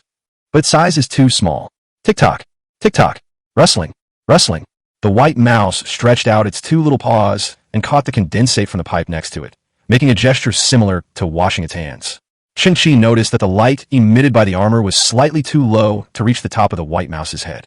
Then, Cheng Qi straightened his chest slightly, and the light slowly moved upward. Unexpectedly, Cheng Qi witnessed an unbelievable scene. This white mouse has no skull. Someone used a circular cutter to completely remove the bone structure from the top of its head and installed a small metal frame on top of its head, with the mouse's brain exposed to the air in the center of the frame. Clearly, this is an experimental method aimed at studying the mouse's brain. Cheng Qi gasped slightly. Is it really a lab rat from 100 years ago? When humans left, no one paid any attention to the white mouse, and no one removed the corresponding equipment, so its somewhat terrifying appearance has been preserved to this day. But this was not the most shocking thing for Cheng Qi. What truly astonished Cheng Qi was that clusters of pink crystals were growing on the mouse's brain, resembling miniature grass, with a mesmerizing and mysterious luster that was incredibly beautiful. Look at the structure of those crystals. Cheng Qi was increasingly astonished. This seemed somewhat like the characteristics of silicon-based life. Was my previous exaggerated guess correct? It has indeed survived for over 100 years by feeding on gene completion supplements. During this process, it must have undergone some kind of genetic mutation. For example, its brain at this time exhibited the characteristics of silicon-based life. Squeak. But then the little white mouse stopped what it was doing with its paws, turned around to look at Cheng Qi, moved its mouth, and made a weak squeaking sound. Cheng Qi was taken aback. He suddenly saw a blue ribbon floating out from the pink crystal above the white mouse's head. The ribbon swirled in the air and eventually gathered at Cheng Qi's brow. Then, Cheng Qi incredulously understood the language of the white mouse. Human beings, cruel and vicious like a demon. Cheng Qi's heart skipped a beat. The lines were exactly as I had imagined, except that the lab rat could actually express them. The next moment, Cheng Qi realized what was happening. It's not that the white mouse speaks human language, but rather that it not only possesses the characteristics of silicon-based organisms, but also some of their abilities. The exchange we just had was a special form of communication between silicon-based organisms. This point was previously described in the text as the way silicon-based organisms communicate, which is through a specific type of electromagnetic wave. In other words, if Cheng Qi did not possess a dual gene sequence, he would only be able to hear the squeak sound that carbon-based organisms perceive. I will not allow humans to set foot on my territory. You are about to be killed. This is the punishment you should have received long ago. The little white mouse squeaked, and the pink crystal above its head suddenly became bright and began to flash at a specific frequency. Cheng Qi felt the entire gene research center trembling. To be precise, a tremendous change had occurred on the ground, and the tremor spread layer by layer, eventually affecting the underground space hundreds of meters deep. At the same time, Cheng Qi heard the roars of countless killer rats. It's hard to imagine that, despite being separated by such a thick layer of ground, those roars could still reach Cheng Qi's ears. It is evident how frenzied and enraged those killer rats were at that moment. The ceiling began to tremble. Cheng Qi could hear the digging sounds getting closer and closer, mixed with the sound of killer rat claws breaking, but they were already desperately approaching Cheng Qi. Cheng Qi finally understood everything. The little guy in front of me is the only surviving rat in the Gene Research Center. It drank all the gene serums, and its body underwent incredible changes. It can manipulate the entire killer rat swarm by releasing special signals through the pink crystals on its head. No wonder the killer rats on the ground were so agitated and frenzied when Cheng Qi approached the Gene Research Center. Because they need to protect their rat king. Chapter 45, Surrounded by Stars. Chapter 45, Surrounded by Stars. Facing the little white mouse in front of me, Cheng Qi also knew that it possessed some of the characteristics of silicon-based life forms. The squeaking sound from a mice will be translated into a recognizable language by Cheng Qi's silicon-based genes. During this process, Cheng Qi did not initiate any communication. So far, we haven't received any feedback from the lab mice. Cheng Qi looked up as the mask of the Ultra Warrior armor slowly flipped up. His pupils began to change, displaying geometric patterns and radiating a dazzling light. I'm not the human being you perceive me to be. As Cheng Qi spoke, a blue ribbon slowly spread out from his mouth, meandering and converging within the pink crystal above the white mouse's head. The little mouse suddenly paused, and its tiny head tilted to the side. It never expected that it could communicate with itself. Squeak, squeak. This time, its cry had no meaning. It was merely a biological instinct, seemingly expressing some kind of surprise. From a certain perspective, we are the same kind. Cheng Qi raised his hand, and the extreme warrior armor layer peeled off. A crisp sound of crystals colliding rang out, and a layer of crystals appeared in his palm, shimmering with colorful light, echoing the crystals on the white mouse's head. Squeak, squeak. The white mouse's dark eyes reflected Cheng Qi's body, and it became even more surprised. After hundreds of years of solitary evolution, solitary survival, and continuous improvement in cognition, the white mouse felt that it was different from the rest of the world, and that even its offspring were fundamentally different. Looking at the humanoid creature before it, the white mouse could clearly sense that it shared something with it on certain levels, and a primal resonance had emerged, something the white mouse had never dared to hope for. Being weak is not a sin. Cheng Qi's voice echoed slowly. I used to be like you, abandoned and despised, and could only passively accept everything. But now it's different. I, like you now, have opened a brand new door. I think we will be the same in the future, and a bright future awaits us. Squeak, squeak. The white mouse completely let down its guard, nimbly climbed down the pipe, crossed the ground, and then climbed up Cheng Qi's waistband to his shoulder. It stretched out its pointed beak and sniffed Cheng Qi's cheek. Cheng Qi could feel its soft whiskers moving back and forth on his face, causing a slightly itchy sensation. Cheng Qi smiled and said, "We are all very special beings. We should not kill each other, but become the best partners." Partner? The little white mouse's eyes gleamed, and its tiny body stiffened. I need a partner. There is no food left here. Can you take me with you? The blue ribbon fluttered slowly, and Cheng Qi heard a clear and crisp little girl's voice. Sure. It seems to be destiny. Cheng Qi glanced behind him and saw that all the jars were empty. The food the white mice were eating referred to as the gene completion drugs. However, I came here this time to find an antidote for a friend. Cheng Qi frowned, a hint of disappointment in his eyes. It seems I can't help him now. Antidote. The white mouse stretched out its pink paw and gently scratched a wound with its other paw. Immediately, a drop of crystal-clear red blood condensed from the wound. The white mouse used the tip of its paw to lift the drop of blood that looked like a ruby. This should work. Immediately, the white mouse turned its head to one side again, and Cheng Qi then saw that in one corner of the medicine storehouse, there was a huge spider lying on its back with its belly facing up. The spider's main body is at least 2 meters long, and when all 8 legs are fully extended, its span is at least 6 meters. Its belly has strange, colorful patterns that make it look like a brightly colored skull. Judging from its appearance alone, this spider is definitely highly venomous. But by this time, the spider had been dead for a long time, leaving only a lifelike shell. The mutated spider is very venomous, but it poses absolutely no threat to me. The white mouse made squeaking sounds, but to Cheng Qi, it was still the voice of that little girl, as pure as clear water. Cheng Qi looked at the blood droplets on the white mouse's paw. Within the bright red blood, countless tiny hexagonal crystals floated silently, magical and beautiful. STC also released a scanning beam at the same time. The semi-silicone serum, due to the fusion and purification of a large amount of gene-completing agents, can repair damaged genes, and its detoxification efficiency is increased exponentially. Using it to neutralize toxins in cellular fluid is an overkill. Even diluted tens of thousands of times, it still surpasses all existing human detoxification agents. This item is a naturally occurring product and cannot be synthesized. Cheng Qi was somewhat shocked, then smiled with relief. Boss Missouri is saved. Boom! Just then, the ceiling of the Underground Research Institute collapsed. Countless giant killer rats emerged from the holes in the ceiling, arching their bodies and emitting a shockwave-like roar the moment they landed on the ground. But when these killer rats saw the white rat perched on Cheng Qi's shoulder, their momentum noticeably subsided, and they all stopped howling. At this moment, the pink crystals on the mouse's brain also began to shimmer. It communicates with its people. A dozen seconds later, Cheng Qi witnessed a rather shocking scene. The hundreds of terrifying red-haired killer rats in front of him suddenly lowered their heads, their 2 front paws touching the ground, and faced Cheng Qi, making a gesture of submission. Rise, please. Cheng Qi was completely caught off guard.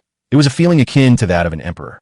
He never imagined that the first time in his life he would be so valued would come from a group of ugly and ferocious mutated rats.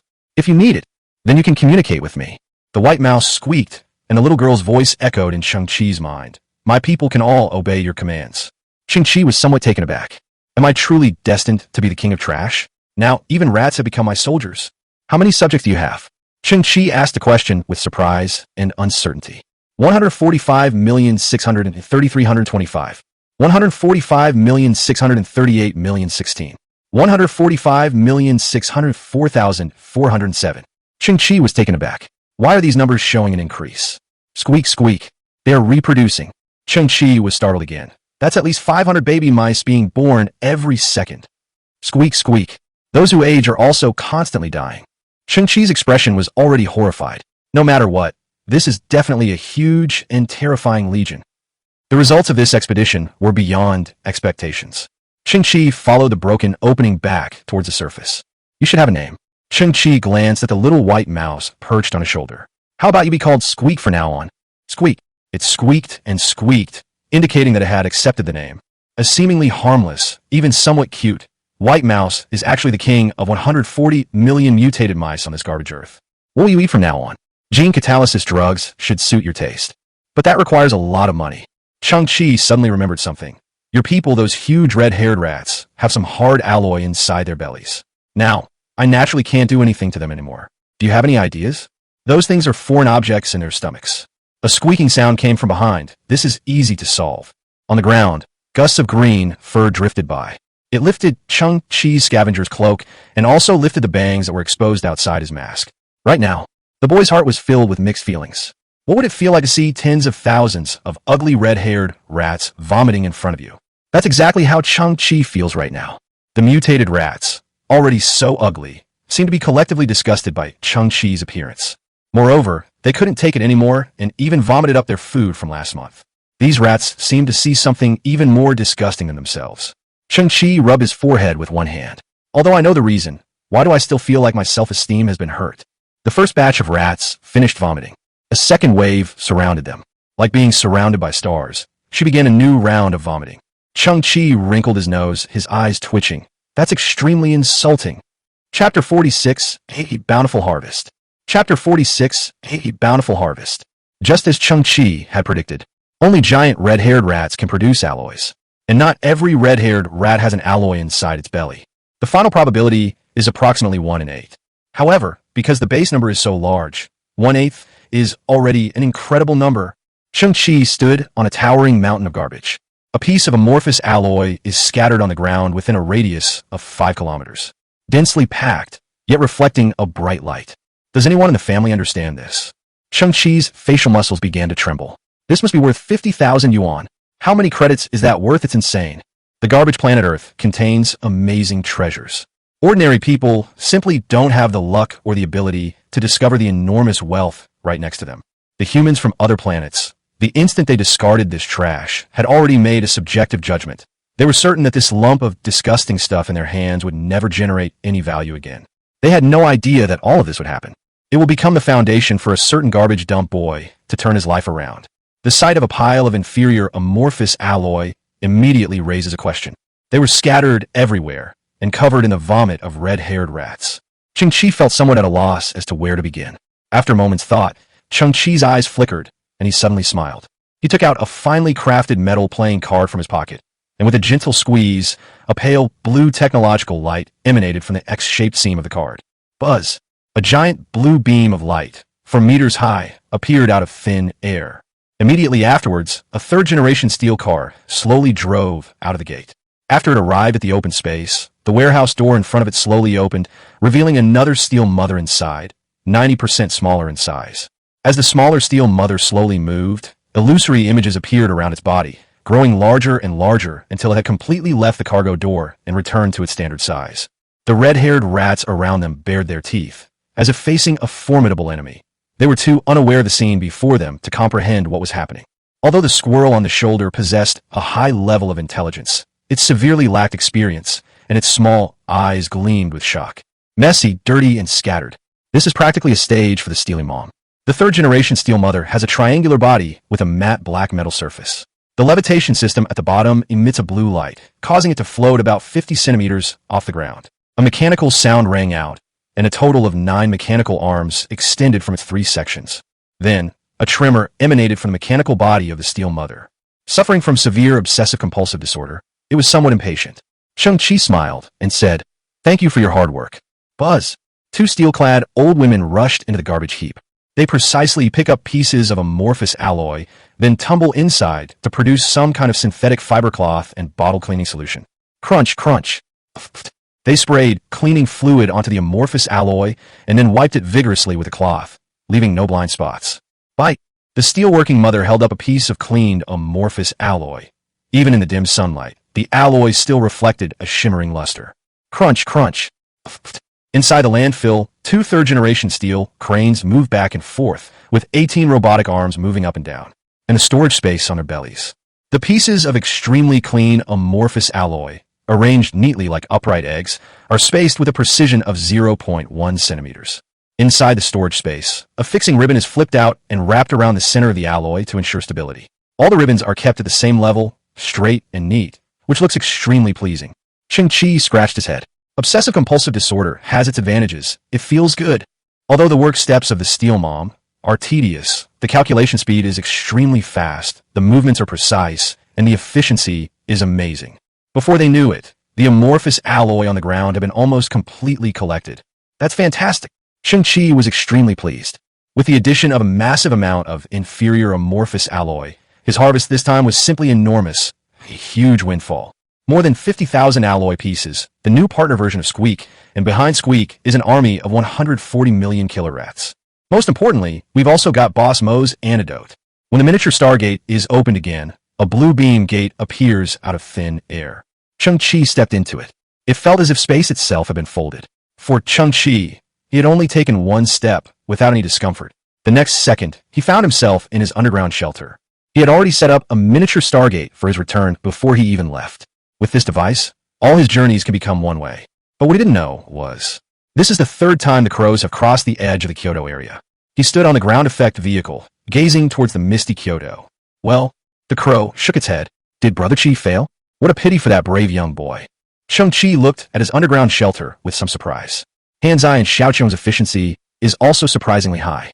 They not only reinforced and disguised the entrance to the underground shelter, but also installed wooden stairs inside the sloping tunnel. Of course, the stairs only take up half the space. The other half is reserved for Xiaoqiang as a slide. Inside the shelter, they build a wooden platform and a wooden fence in front of the Earth Dragon King expansion dock. With this platform, the problem of the curvature of the ground is perfectly solved. The platform also extends into a wooden corridor, like a winding wooden bridge, which connects to the wooden staircase at the entrance of the cave. Cheng Qi also discovered a small pile of soil on the ground on one side of the platform. The little grass I had transplanted earlier was planted in the center of the mound of earth, swaying gently. They probably want to create a vegetable garden or a botanical garden. The idea is great. If it can actually be realized, this place will be very beautiful. But nowadays, land is scarce and most of it is polluted.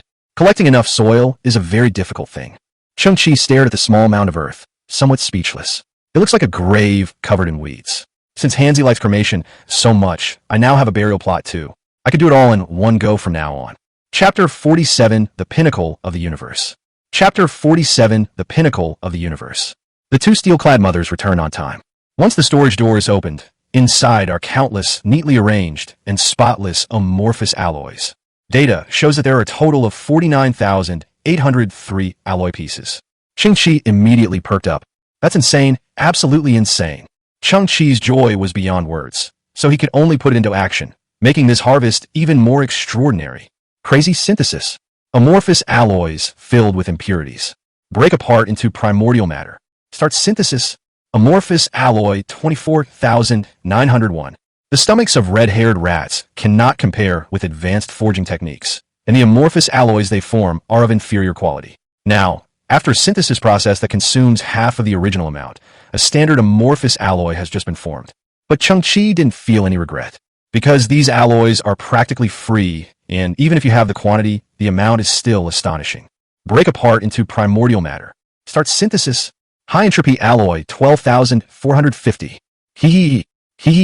Cheng Qi stared blankly at the high-entropy alloy that was highly transparent and emitted a milky white luster. Who would have thought of that?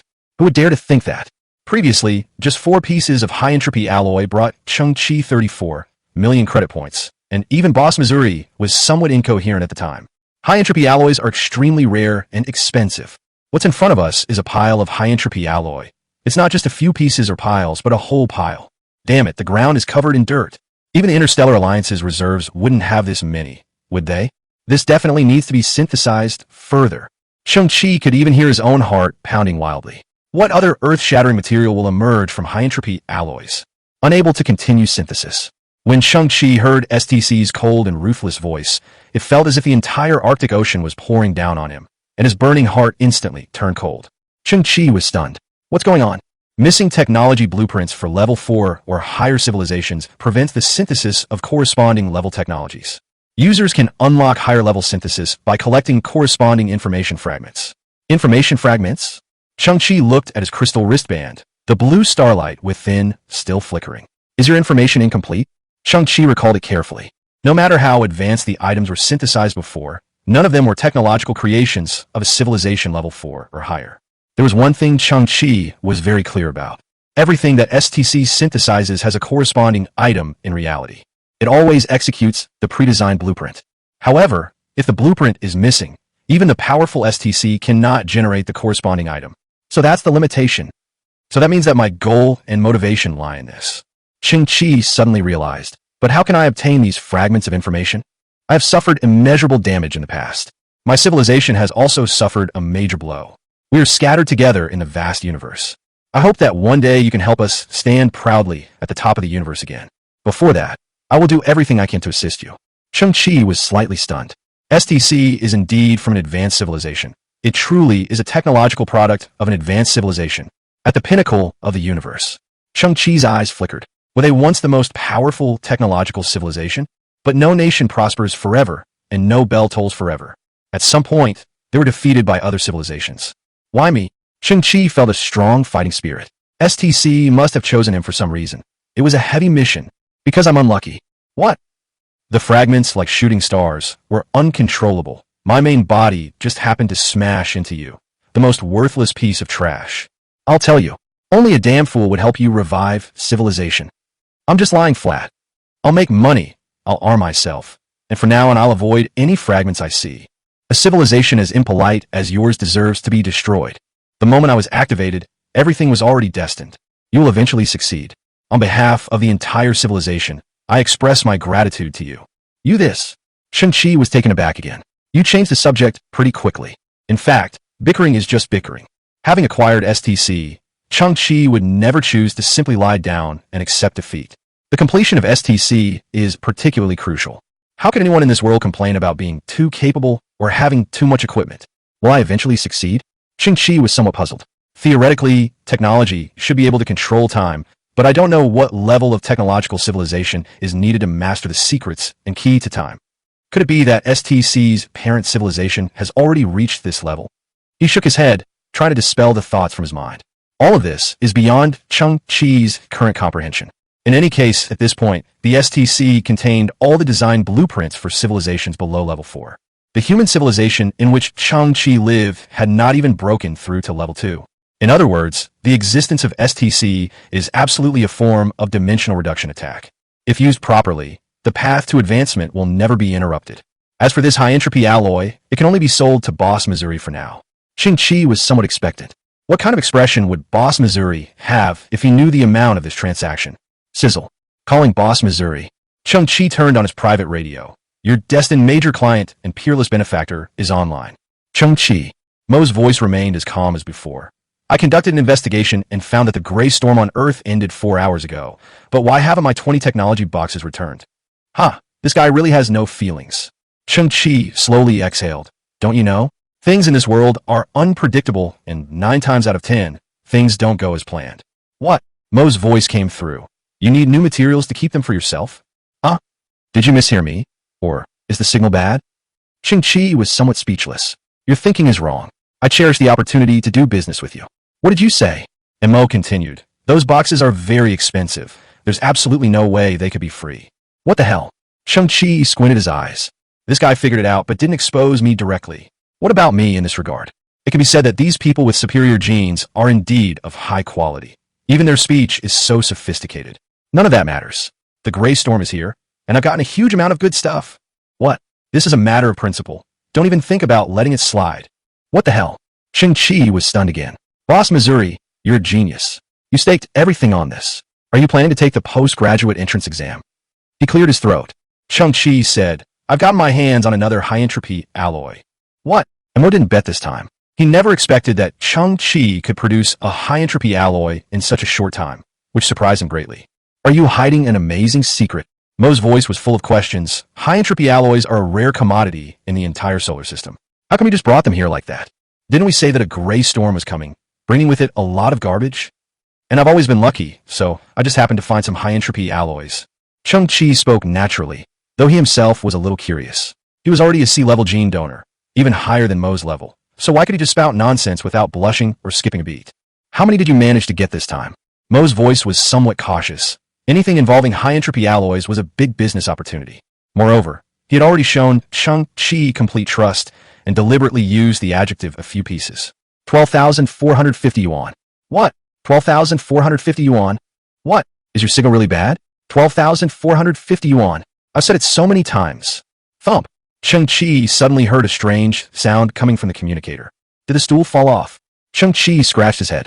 As a big boss and a person with advanced genes, how could he be so unreliable? He's nothing. You wait. The shipping container will arrive soon. Also, don't drink those inferior gene-enhancing drugs. Chapter 48, The Uninvited Guest. Chapter 48, The Uninvited Guest. Cheng Qi arrived on the ground. I've discovered that Hansi is really thin. The exit of the underground shelter was once again disguised with a large amount of garbage, all of which was welded or glued together. Without the sweep of the gray storm, the camouflage was very solid. Once the entrance was completely closed, the surrounding area was filled with similar mountains of garbage, and no one could detect anything amiss. And not far from the entrance. This was the shack where Cheng Qi used to live. The simpleton revived it, but without a doubt, it was just a facade. But it is precisely this small detail that can completely dispel other people's concerns. After all, Cheng Qi would often be in and out of the area, and he would definitely need a place to live in name only. Perfect. Cheng Qi nodded. Hansi truly lives up to his reputation as a nanny robot. Immediately, Cheng Qi waited quietly for Mo's transport box, looking up at the sky. The two Interstellar Alliance squadron warships that were previously discovered are still hovering near the atmosphere. Why haven't they landed yet? Cheng Qi was somewhat puzzled. Usually, these guys who call themselves superior beings were full of disgust for Earth, coming and going in a hurry, unwilling to stay for even a second longer. A slight sense of alertness arose within Cheng Qi's consciousness. Moreover, this feeling is accompanied by sound, like the sound of two thin crystals rubbing and colliding with each other. Is this the sixth sense of silicon-based life forms? Cheng Qi underwent a localized siliconization process, transforming his eyes into dazzling diamonds. He then noticed that the bottom of the massive ship above him was constantly emitting wide-range scanning beams. This beam of light is not visible light, so to be precise, it is imperceptible to the naked eye of carbon-based organisms. Cheng Qi narrowed his eyes. The driver, Raven, said that he had come here to look for something. Originally, Cheng Qi thought that Crow's rumors were unreliable, but now it seems that Crow's information channels are really reliable. I examined it carefully for a moment. Cheng Qi discovered that the scanning beams on the starship could only penetrate to about 50 meters underground, making it impossible for them to find his underground shelter. Although they could detect the tunnels, there were many scavengers in this garbage-strewn Earth who made a living by digging, so those tunnels were everywhere and nothing unusual. Xiaoqiong's father also perished underground while digging such tunnels. Splash! Cheng Qi suddenly heard a slight noise coming from behind a pile of garbage about 500 meters away. This was thanks to his genetic enhancement. Otherwise, he would most likely not have noticed it. What is that? This was the second time. Cheng Qi always felt that there were living things around him. The last time, Cheng Qi saw a quarter person struggling to crawl on the ground in the gray storm. Some kind of creature? Or is it a scrapped robot that suddenly started due to a reverse short circuit? Cheng Qi shifted his feet slightly. Suddenly, they heard Mo's voice coming from the communicator. Prepare to receive the box. Looking at the messy and desolate garbage dump in front of him, Cheng Qi stopped in his tracks. He looked back at the sky and saw a black biological box, much larger than usual, slowly appearing in the distance. The previous boxes were about the size of shoeboxes, but this one is the size of a small freezer from the old days. Tisk tisk. Mo has learned his lesson. This time we got a bigger box and loaded it with as many items as possible. At worst, we could just turn back a few times. Cheng Qi curled his lip. That way, I won't have a chance to keep the box. Cheng Qi glanced again at the two warships hovering in the air. The box's course was ingenious, precisely utilizing the blind spots of the scanning. Earth is under blockade, and now they've even sent soldiers. Mo is very brave, smuggling right under their noses. Cheng Qi shook his head. For businessmen, risk is nothing when there are enough profits to be made. The gray storm has completely passed. The airflow was very smooth, and the refrigerator-sized biotechnology box landed steadily in front of Cheng Qi. Cheng Qi examined the biotechnology box in front of him. It was just an enlarged version of a small box, without any technological upgrades. Of course, with the manufacturing materials increasing exponentially, the price of this thing has certainly multiplied many times over. What a pity. How much alloy can such a small box hold? 500 yuan is the most you can ask for, right? How many times would it take to ship this? Cheng Qi, somewhat helpless, slowly stepped forward, pressed the switch on the box, and with a pneumatic sound, the door slowly opened. Cheng Qi was stunned. Inside the box, however, was a chair that was just the right size. Meanwhile, Mo, dressed in a suit and leather shoes and leaning on a cane, sat with his legs crossed, as steady as a mountain, quietly watching Cheng Qi. Why did you come? Cheng Qi felt a little uneasy under Mo's gaze. Mo's expression remained aloof and formal. Pull me, or I won't be able to get out. Cheng Qi used some effort to pull Mo out of the box. He hadn't expected that this guy would actually make such a big effort to bring him here. The box was too big and could be intercepted. It was too small and he couldn't get in. Left with no other choice, he chose an extreme size, which resulted in him getting perfectly stuck. Cheng Qi said with some helplessness, "Why did you come in person despite such a huge risk? Do you think I wanted to come?" Mo's gaze was resentful as he turned and slowly touched his bio box. "If I don't go in person, it's easy to end up like throwing good money after bad. You didn't study history properly, did you?" Cheng Qi corrected him, saying, "That saying is like throwing a meat bun at a dog." "Right." Mo suddenly turned around and looked at Cheng Qi. "It is indeed a dog." Cheng Qi's neck remained straight. "Did he set a trap for me?" People with superior genes have so many tricks up their sleeves when they talk. Don't they get tired of it? At this time, Cheng Qi noticed that Mo was physically weak and needed to use crutches to walk. His physical condition was much worse than before. "I want to clarify that I did not mean to look down on your identity," Mo said. "I find it hard to believe you can produce 12,450 pieces of high-entropy alloy. That's practically impossible." At that moment, Mo froze completely and swallowed the rest of his words. As Cheng Qi arrived at the shack, he slowly lifted the tarpaulin with a whoosh. The blinding glare almost blinded Mo. Those are 4 pyramids, each standing 7 meters tall. Previously, Cheng Qi had ordered Steel Mother to stack 12,450 pieces of high-entropy alloy inside the shed.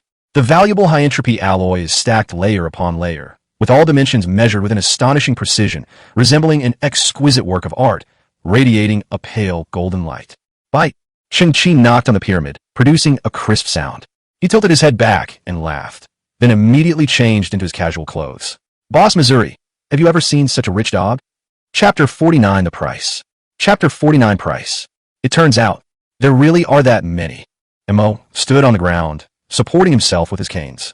But because he was too excited, his hands trembled, causing his cane to vibrate as well, drilling into the ground 5 centimeters deep like a drill. Mo's body also leaned forward, becoming more and more crooked. This quantity, it really is tens of thousands. This will be my largest transaction in nearly 3 years, and it is not to be underestimated even within the entire family.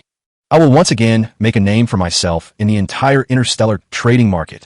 The advanced genes of the desert have been controlling his speech and outbursts, but his pupils kept trembling. Next, he tried to regain his professionalism as a businessman, constantly taking inventory of the high-entropy alloys. Mo found it increasingly difficult to believe. How could so many high-entropy alloys possibly exist on a garbage planet like Earth? And they've all ended up in Cheng Qi's hands. This is just too outrageous. Despite his many doubts, Mo maintained his business principles and did not raise any questions. I will soon find a safe way to transport these alloys away. After the alloy is transported away, I will calculate the price. Rest assured, I will be honest and fair, and the price will be the standard market price. Before that, I need to deposit the alloy with you. We're friends now. Mo suppressed his inner excitement, his eyes gleaming. I'll give you a credit line of 500 million credit points first. Do you need cash or to exchange for goods? The total price of these alloys far exceeds 500 million, but Mo is indeed very generous. Currently, he has no intention of transporting the alloy away, and the transaction has not been completed smoothly.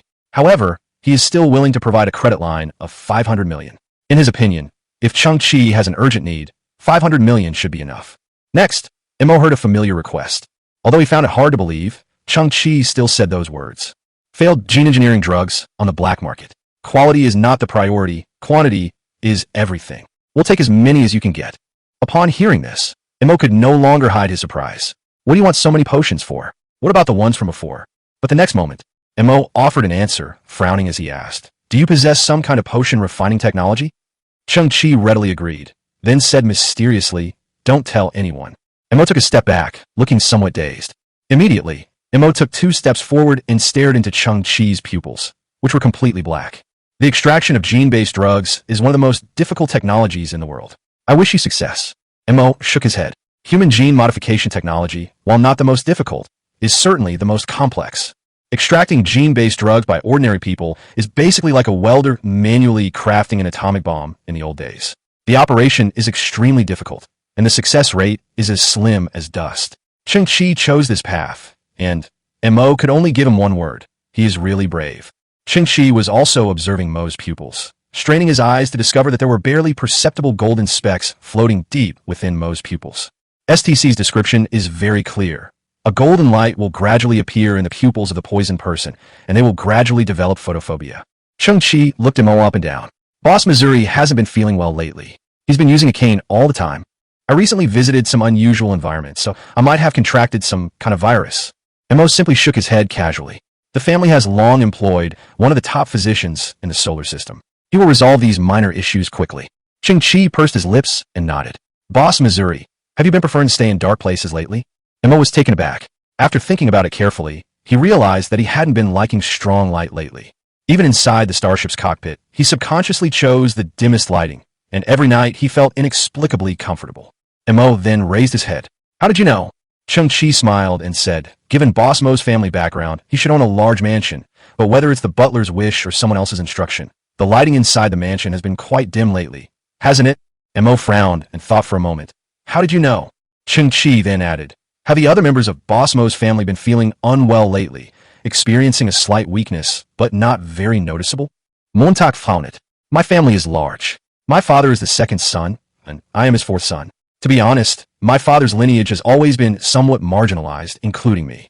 I have always been somewhat ostracized, so I don't know much about the situation of the others. But, Mo took a deep breath.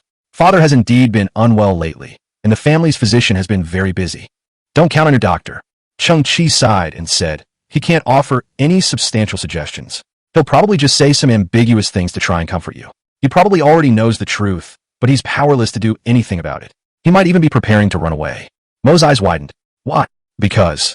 Cheng Qi stared straight at Mo. Your entire family has been infected with a cellular fluid toxin, and this toxin is something that no current medical technology in human civilization can overcome or even cure. Cheng Qi paused for a moment, then said, the symptoms of poisoning include a gradual weakening of the body, photophobia, and the appearance of golden spots in the pupils.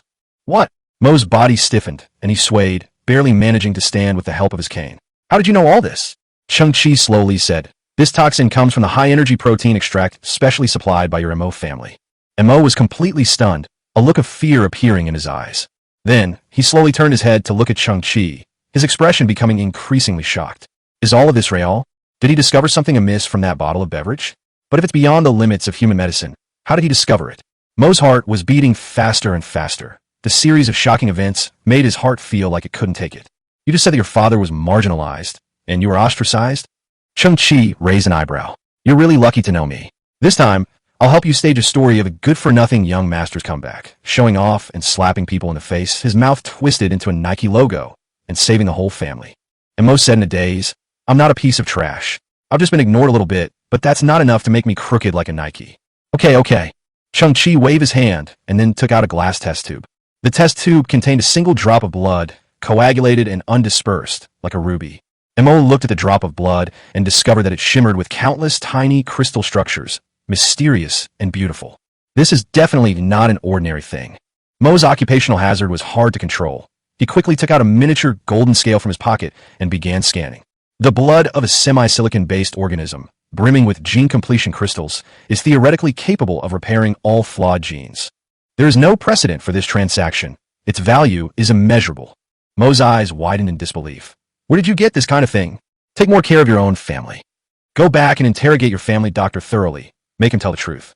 Cheng Qi tilted his head and said, of course, your so-called top-notch doctor may also be one of the masterminds behind the scenes. We're talking about those cellular toxins. Looking at the entire solar system, the only thing that can neutralize it is probably this drop of blood. I've already confirmed that this drop of blood is highly concentrated, and even if it is diluted 10,000 times, it will still maintain its effectiveness. As Cheng Qi spoke, he looked up at Mo, handed over the test tube, and slowly uttered a single word, here. You're giving it to me? Mo's eyes widened to an exaggerated degree. What's the price? Cheng Qi simply smiled and didn't say anything, but instead handed the test tube forward again. And Mo took the test tube, stared at the drop of bright red blood inside, his lips trembling, his expression constantly changing, and he was somewhat speechless. Cheng Qi shrugged. I survived countless hardships and found this drop of blood to save someone's entire family. But that person suspects me of embezzling his shipping box. TSK, Boss Missouri, tell me, isn't this person heartless? Montag was Zolmavachtstunt. You mean heartless and treacherous, right? But Cheng Qi looked straight at him and said, yes, it's a dog. Hiss. Mo's eyes twitched, and he took a slight step back. Chapter 50, The Abnormal Squad. Chapter 50, The Abnormal Squad. Mo gripped the test tube tightly. His expression was one of surprise and uncertainty, and before he knew it, a fine layer of sweat had formed on his forehead. He looked up and gazed at Cheng Qi with a serious expression. I will start investigating as soon as I get back. If all of this is true, then my Mo family will owe you, Cheng Qi, a huge favor. If you need anything, my entire family will go through fire and water for you. Mr. Mo, you flatter me. I'm just afraid of losing my source of income.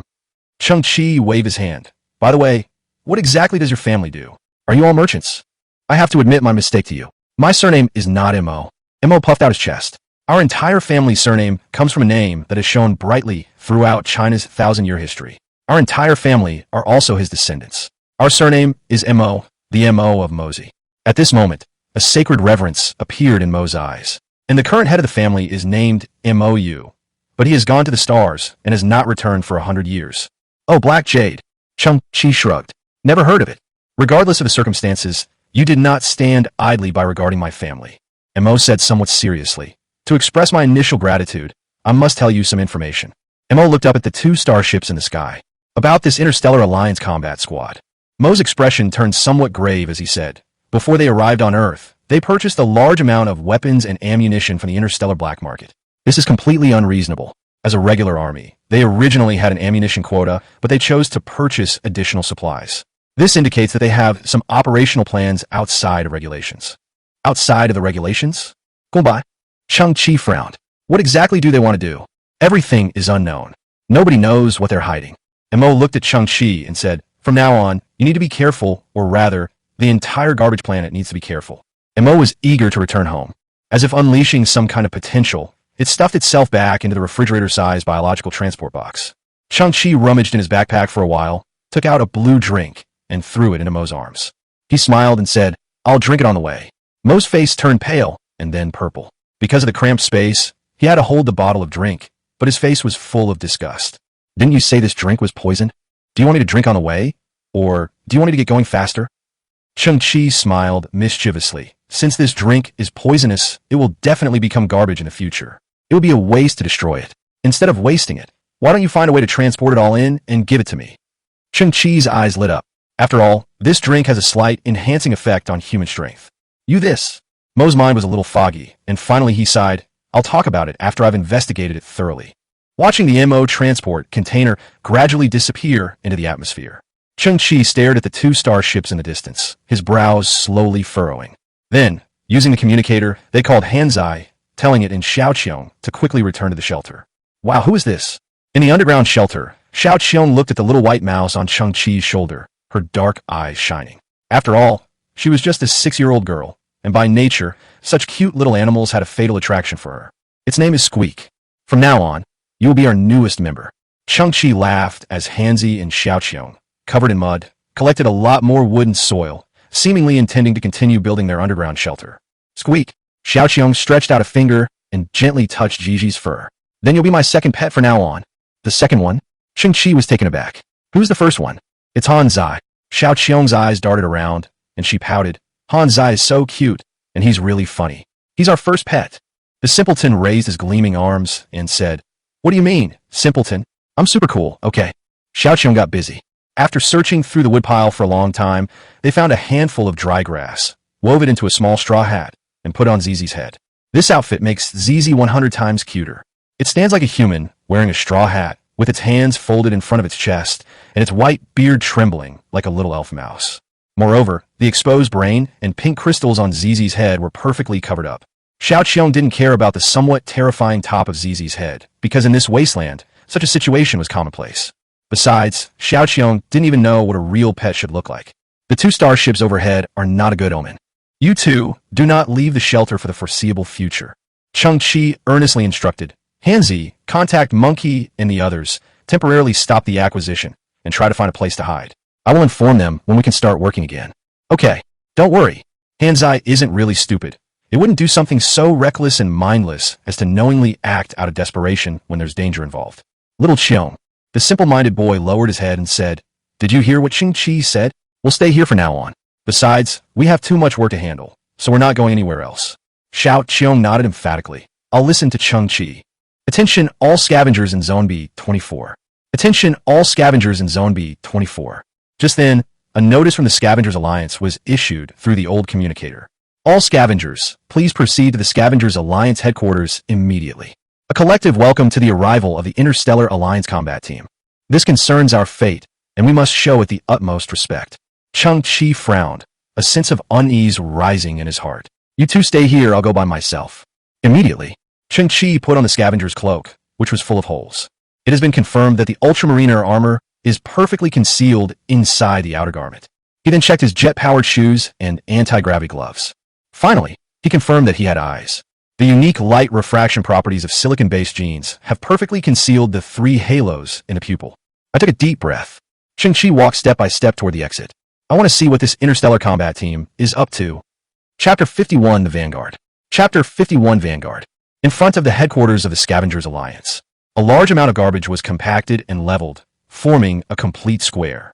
On either side of the square stand 8 pillars, cast from melted metal scraps, towering straight against the gray sky. This is the biggest name in this garbage planet. Thousands of scavengers gathered here. Water resources are scarce on Earth, making bathing a relatively luxurious thing.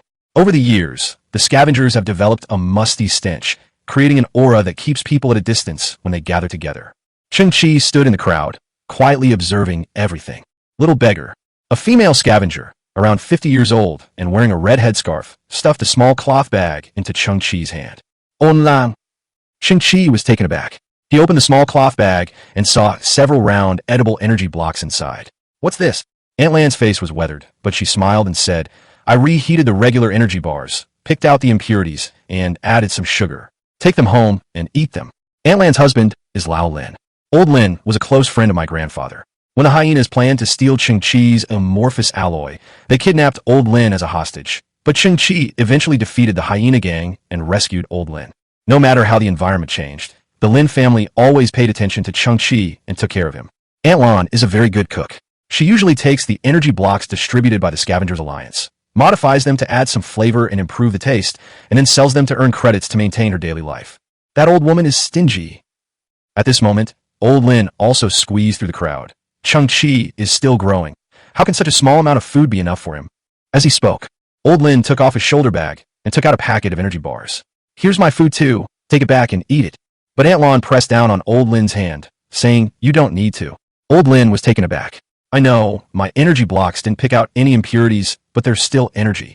Aunt Lan shook her head. No, your energy cube was made by me using impurities. Old Lin, it's the president. The president has appeared. As the scavengers exclaimed in surprise, Cheng Qi also looked up at the main entrance of the scavengers' headquarters. An elderly man in his 60s was the first to step out. He had a square face, with deep wrinkles etched on it by the elements. His hair and beard were snow white. He tried to straighten his back, wanted to look radiant. Two figures followed behind the old man, one on his left and one on his right. On the right is Hannah, dressed in a red dress, like a rose in the apocalypse.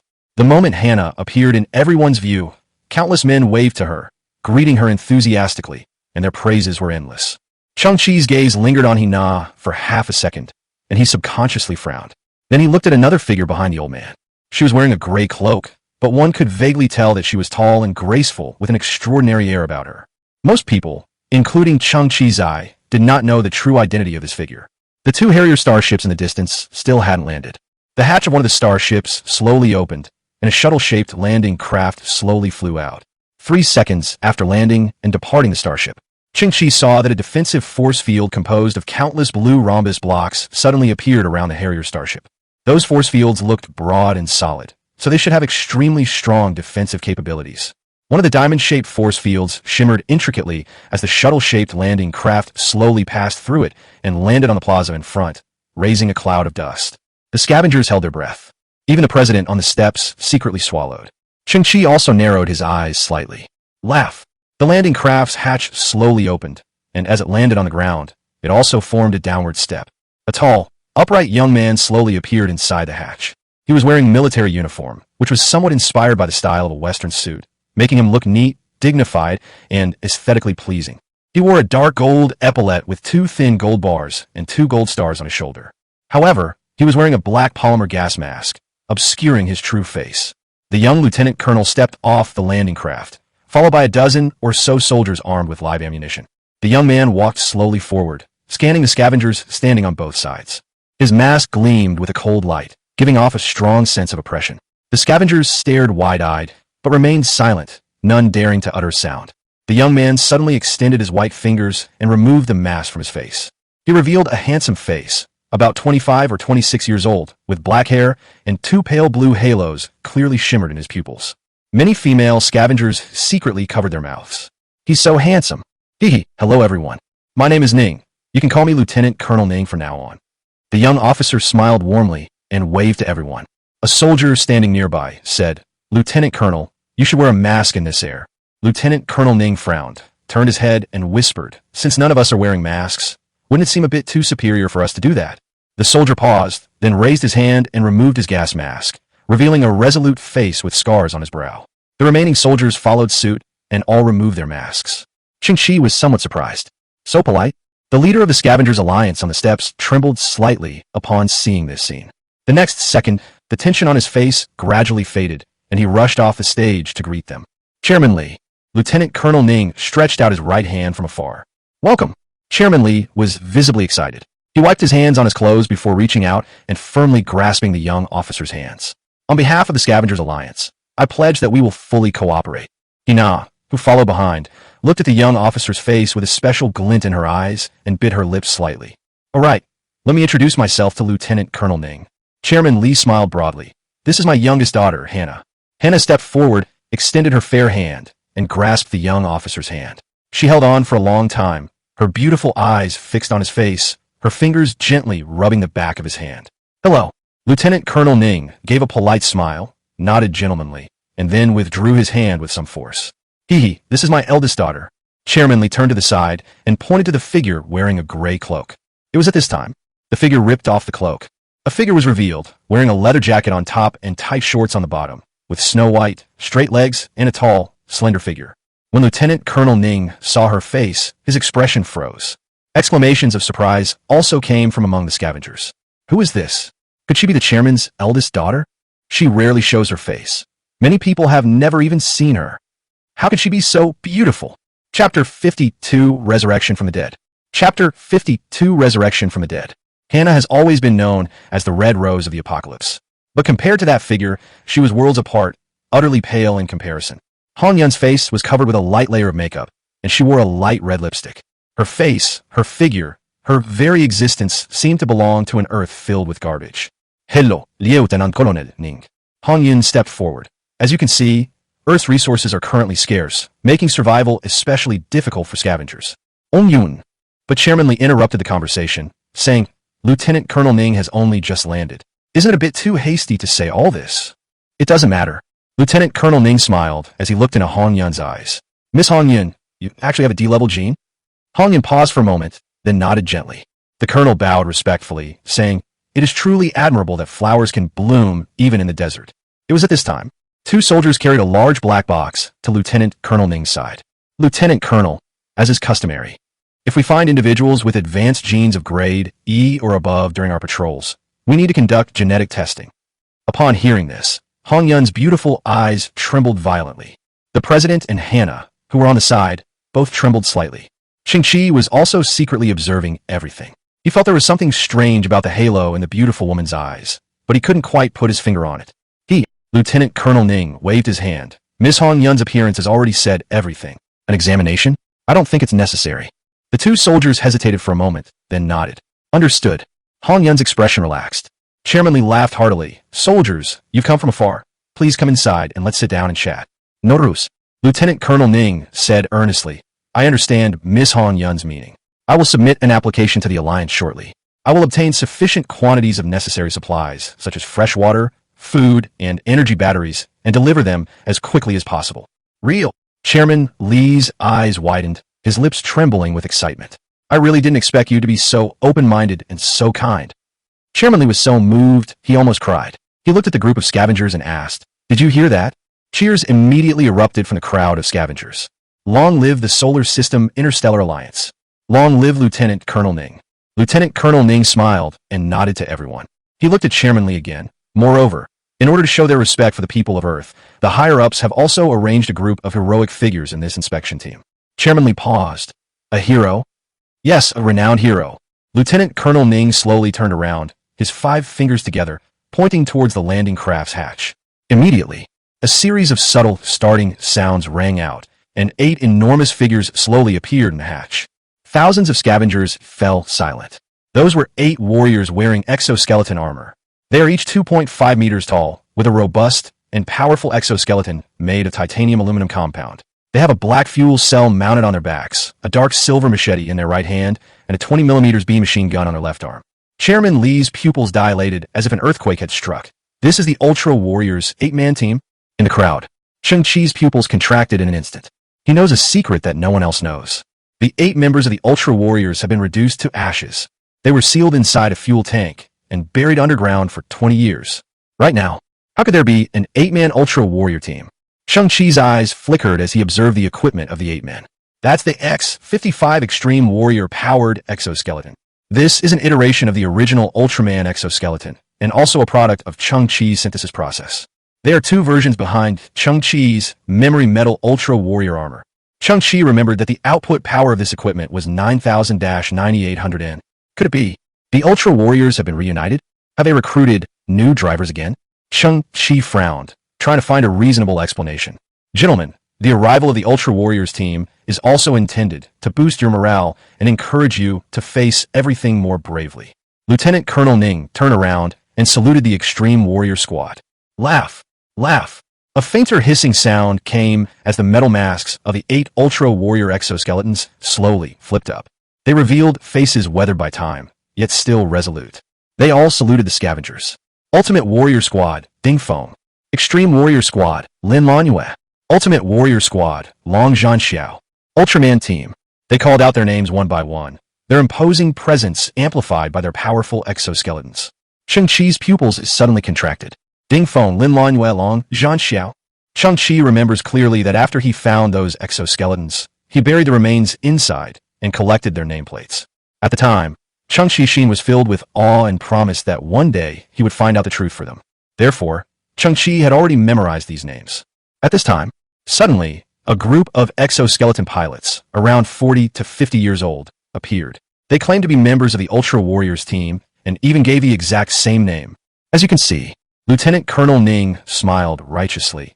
20 years ago, they went on an extremely dangerous mission. There were rumors that they had died heroically, but in reality, they turned danger into safety with their strong combat skills and eventually returned to headquarters successfully. Perhaps people simply enjoy stories of escaping from the jaws of death and heroes rising from the ashes. The audience erupted in enthusiastic applause. Cheng Qi gritted his teeth slightly. Bullshit. The original 8 Ultra Warriors have been killed. They were ambushed and had their throats slit from behind. Looking at Lieutenant Colonel Ning's heroic and righteous figure, Cheng Qi squinted. Who exactly are you people? What is their purpose this time? Chapter 53 Breaking News. Chapter 53 Breaking News. The Scavengers gradually dispersed. They eagerly awaited the new supplies. Ning Zhongxiao and his entourage also entered the headquarters of the Scavengers Alliance. Cheng Qi stood still, watching the Interstellar Alliance combat team, armed with guns, seal off the Scavenger Alliance headquarters.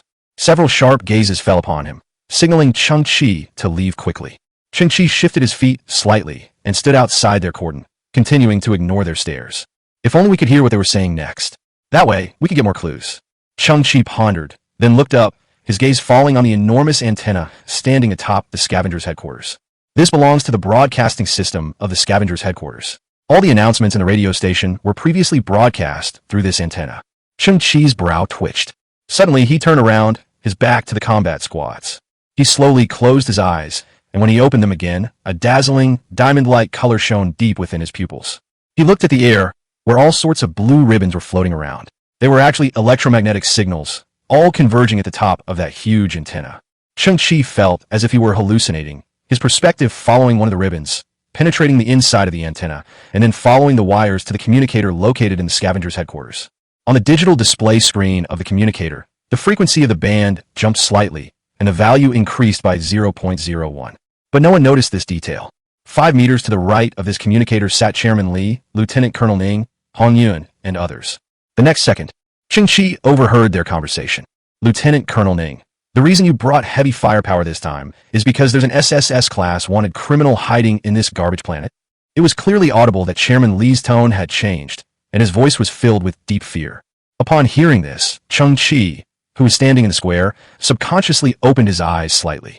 This is truly a major piece of information. Cheng Qi had heard some news before. 7 years ago, the genetically modified creature that slaughtered half of the colony was only S+ level wanted. Now that it's SSS level, what kind of thing is it? This information is quite complicated. First, MO said that the squad had purchased a large quantity of black market weapons and ammunition. Then, the Ultra Warriors team appeared, resurrected. Now another SSS level wanted criminal. What exactly happened? What's the connection? Cheng Qi listened quietly to what followed. That's why it's SSS level. That's because it used to be one of the highest levels of the entire Galactic Alliance's operations department. Lieutenant Colonel Ning's voice came through. President Li, have you heard of Kunlun? Kunlun. Chairman Li's voice was even more surprised. The Kunlun that should be like Kunlun, standing tall at the top of the Milky Way? Lieutenant Colonel Ning's voice came slowly. Yes. Chairman Li's voice became much sharper. Isn't it one of the 4 generals of the Human Legion? Its name comes from a famous mountain on Earth, and it has always been a source of pride for humanity. That was in the past. Lieutenant Colonel Ning said slowly. Now, it has betrayed all of humanity. Whoosh. Then came a flurry of sounds, and Chairman Li seemed to have knocked over his water glass. He was utterly shocked. What? Kunlun attempted to assassinate the other two generals. The goal is to seize military power. Lieutenant Colonel Ning slowed his speech and said, word by word, it wants to rebel. There was a full 30 seconds of silence. Our routine inspection is secondary this time. 7 days ago, the 5th, 6th, 12th, and 19th fleets besieged the 24th fleet of Kunlun. They were almost completely wiped out. Kunlun itself was hit by thousands of high-powered sniper beams, resulting in fatal damage. Then, it fled to Earth, which is the area under your jurisdiction, Chairman Li. As Lieutenant Colonel Ning slowly recounted his story, you could clearly hear Chairman Li swallowing, wiping his sweat, and even the trembling of his throat. Then there was the lockdown of Earth a while ago. President Li asked, trembling, is it related to Kunlun? That was to prevent the remnants of the Kunlun faction from replenishing Kunlun. Replenish, Lieutenant Colonel Ning added. Kunlun is not a human in the conventional sense. It was seriously injured before, and if it wants to recover its combat power, it needs external equipment. Chairman Li said, trembling, but the Earth is full of technological garbage. Lieutenant Colonel Ning seemed to shake his head. I don't mean any offense, but in Kunlun's eyes, these things on Earth don't even deserve the word trash. They are of no help to it whatsoever. So, Chairman Li then said, what should I do? Lieutenant Colonel Ning's voice came through. You and the Scavengers don't need to do anything. We'll take care of everything. The rest of the conversation contained no more key information. It was all just routine checks. Cheng Qi blinked, and his pupils returned to black. I glanced back at the headquarters of the Scavengers Alliance, which stood against the gray sky. The soldiers kept driving him away. Cheng Qi strode back towards his underground shelter. On the road, Cheng Qi kept thinking, could it all be because of this SSS level wanted criminal? But that doesn't quite make sense either. Why would they buy ammunition that isn't in the regulations? What secrets lie behind the 8 members of the Ultra Warriors? Is this team good or evil? The probability of it being evil is very high. What is the problem with certain individuals or with the entire team? Those are, after all, the regular army of the Interstellar Alliance. Unconsciously, he returned to his underground shelter. Cheng Qi sat in front of the Earth Dragon King expansion dock, frowning in thought. He picked up the worn-out teapot, intending to moisten his throat. Silly boy, why is Xiao Qiong in the urinal again? Cheng Qi was helpless. The simpleton poked half of his brass head out from behind the house. You didn't say we couldn't go out, did you? We've been obedient all this time. Then Xiao Qiong needed to pee, but she didn't want to dirty the floor, and she wasn't used to the toilet, so she could only pee in your pot. Cheng Qi sighed and then asked, where's Xiao Qiong? What's she doing? She's not behind the house. He's not even playing with his new pet. This is a classic case of hiding something. Cheng Qi scratched his head, slowly got up, and walked towards the back of the expansion dock. He guessed that Xiao Qiong was making some strange clothes for Gigi again. After all, Gigi was a mutated rat king, so he should at least have some dignity. When Cheng Qi arrived at the back of the expansion dock, Xiao Qiong panicked and put her hands behind her back. Gigi's new clothes are not finished yet, so they can't be shown to anyone. Cheng Qi turned his head and saw a shelf about half a person's height standing behind Xiao Qiong, and on top of the shelf was a piece of a tattered burlap sack. Cheng Qi frowned. What's in there? That is. Xiao Qiong's eyes darted around. It's squeaky. Cheng Qi's brows furrowed even more. Squeak. On one side of the ground, Gigi nimbly crawled out, climbed up Cheng Qi's trouser leg, and stood on Cheng Qi's shoulder. The sack behind Xiao Qiong remained completely still. Cheng Qi's voice was somewhat low. I'm asking you what's inside. Chapitre 54, une expected surprise. Chapter 54, an unexpected surprise. Xiao Qiong is only 6 years old. Their mental fortitude is still very immature. At this moment, she was nervously wringing her hands together, her eyes filled with panic. Cheng Qi shook his head helplessly. I recalled that Xiao Qiong had previously referred to Gigi as her second pet, meaning the first one wasn't Hansi at all. It was probably just a thing in the sack. His face was solemn. He took 2 steps forward and ripped open the tattered sack. Then, Cheng Qi's pupils dilated, and he froze on the spot, exclaiming, What is this? In front of us was a simple metal platform assembled together. On the platform, there was a round birthday cake made of edible energy blocks. Happy birthday, Cheng Qi. Xiao Qiong giggled, then gave a reproachful look. You adults are such a worry. You even forgot your own birthdays. Cheng Qi sighed. 18 years ago today, your grandfather found you. I don't even know when you were born. So we decided to make today your birthday. The simpleton took out a welding rod, heated it red hot with the torch on his arm, and stuck it into the birthday cake. Happy birthday, you silly boy. Cheng Qi was completely stunned. Gradually, her eyes became moist. We're all one family. It's supposed to be your birthday, and you're going to cry? You adults are so easily moved to tears. Squeak. Even the squeaky bird on its shoulder seems to be one of the planners of this surprise. No wonder that simpleton tried to hide something obvious. It turned out that he was trying to lead Cheng Qi to the back of the house. As for Xiao Qiong, Cheng Qi had just complained that Xiao Qiong was naive and her acting skills were exposed instantly. But in reality, Xiao Qiong's actions were actually quite sophisticated. Xiao Qiong chuckled. This cake is indeed a bit lacking, but you can imagine it as various flavors like sweet and sour cherry or soft and chewy banana. Whenever I think about it, my mouth waters. Cheng Qi nodded. He vowed that once he had the means, he would definitely achieve financial freedom regarding fruit. Cheng Qi, hurry up and blow out the candles. I've heard that people who can't blow out their birthday candles are destined to die young. Looking at the red-hot welding rod, Cheng Qi wiped away the tears from the corners of his eyes. How'd he blow this thing? Regardless, Cheng Qi's heart was filled with emotion at this moment. He gave a genuine smile. Thank you, everyone. I was being petty and thought you had taken in something you shouldn't have. Bang! Suddenly, a dark shadow fell from the ceiling, smashing the energy block cake to pieces. Everyone was taken aback. They all looked up at the magnificent and beautiful dome above them without prior arrangement. Then, everyone's gaze shifted downwards to the object that had smashed onto the cake. That's a quarter of a person. 10 minutes later, the unidentified object was mounted on a metal frame. Cheng Qi, Hansi, Xiao Qiong, and Ji surrounded it, staring at it with wide eyes. It has a human head, is female, with extremely beautiful facial features, and is full of heroic spirit. At this moment, its eyes are closed, its lifelike eyelashes are long and narrow, each one distinct, and much of the simulated skin on its face has been burned, leaving the entire face somewhat mottled and revealing the internal metal skeleton. She originally wore a long, waist-length red ponytail, but her beautiful long hair was burned, leaving only half of it. It also has half a shoulder broken at the gap, revealing the internal silver alloy structure, and some kind of red liquid is constantly dripping onto the ground. On the left side of the shoulder, there's an arm attached, but this arm is severely burned, with no trace of the simulated skin left, revealing the twisted and deformed metal skeleton inside. Just below its neck, a long, narrow mechanical spine was reduced to half its length, and the neural interfaces on its surface were charred, making it look like a terrifying mechanical centipede, swaying slightly in the air. This is not a robot. Cheng Qi was somewhat horrified. This is a highly cybernetically enhanced cybernetic life form. Through the cracks on the unidentified metallic skull, a human brain, pink in color, can be clearly seen inside the skull, with its folds and sulci clearly visible. It was originally a human. However, for some reason, such as physical lesions or the desire to continuously become stronger and improve combat power, etc., it began to continuously modify its limbs, replacing its body parts with mechanical prosthetics. Finally, it replaced almost all of the human organs, including limbs, internal organs, and spine, leaving only its own brain. Cheng Qi carefully observed the cracks on its head. The remaining brain has also been modified, with various chips implanted, probably to enhance functions such as reaction speed, computing power, and memory. After realizing everything, Cheng Qi gasped and took a step back. Was that the blurry figure we saw struggling to crawl on the ground earlier the same one? When did it come in? Cheng Qi looked at the ceiling, where the only item was the Earth Dragon King's levitating lamp.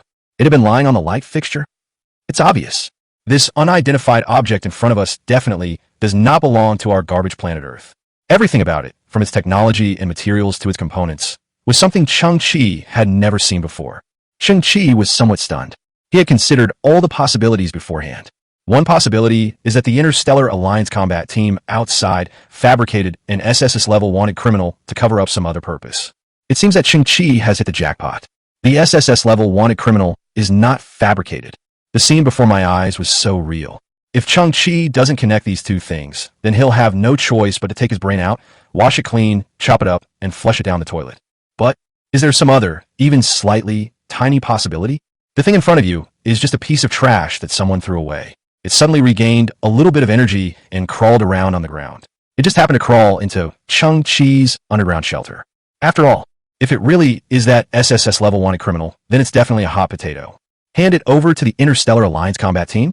But the morality of that squad is still undetermined. Not paying? What if it really is a heinous traitor to humanity? Cheng Qi, it seems she's already dead. Xiao Qiong gazed at the mutilated body before her, seemingly feeling a pang of pity. She was a very beautiful older sister. The simpleton's eyes gleamed. She's not dead yet. There's still a slight, weak movement in her brain. Cheng Qi decided to perform some simple repairs first in order to obtain more information. He tilted his head to the side. The KP-03 Quantum Intelligent Repair Cluster, shaped like a metal pyramid, shimmered with azure light.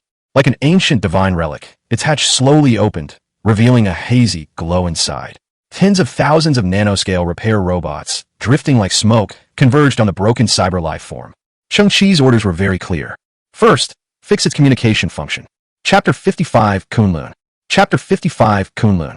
The nanorepair robots aggregate and then disperse. Extremely tiny arcs of electricity flickered within the brain of the cyber life form. Due to severe damage to various circuits, only remedial repairs can be performed.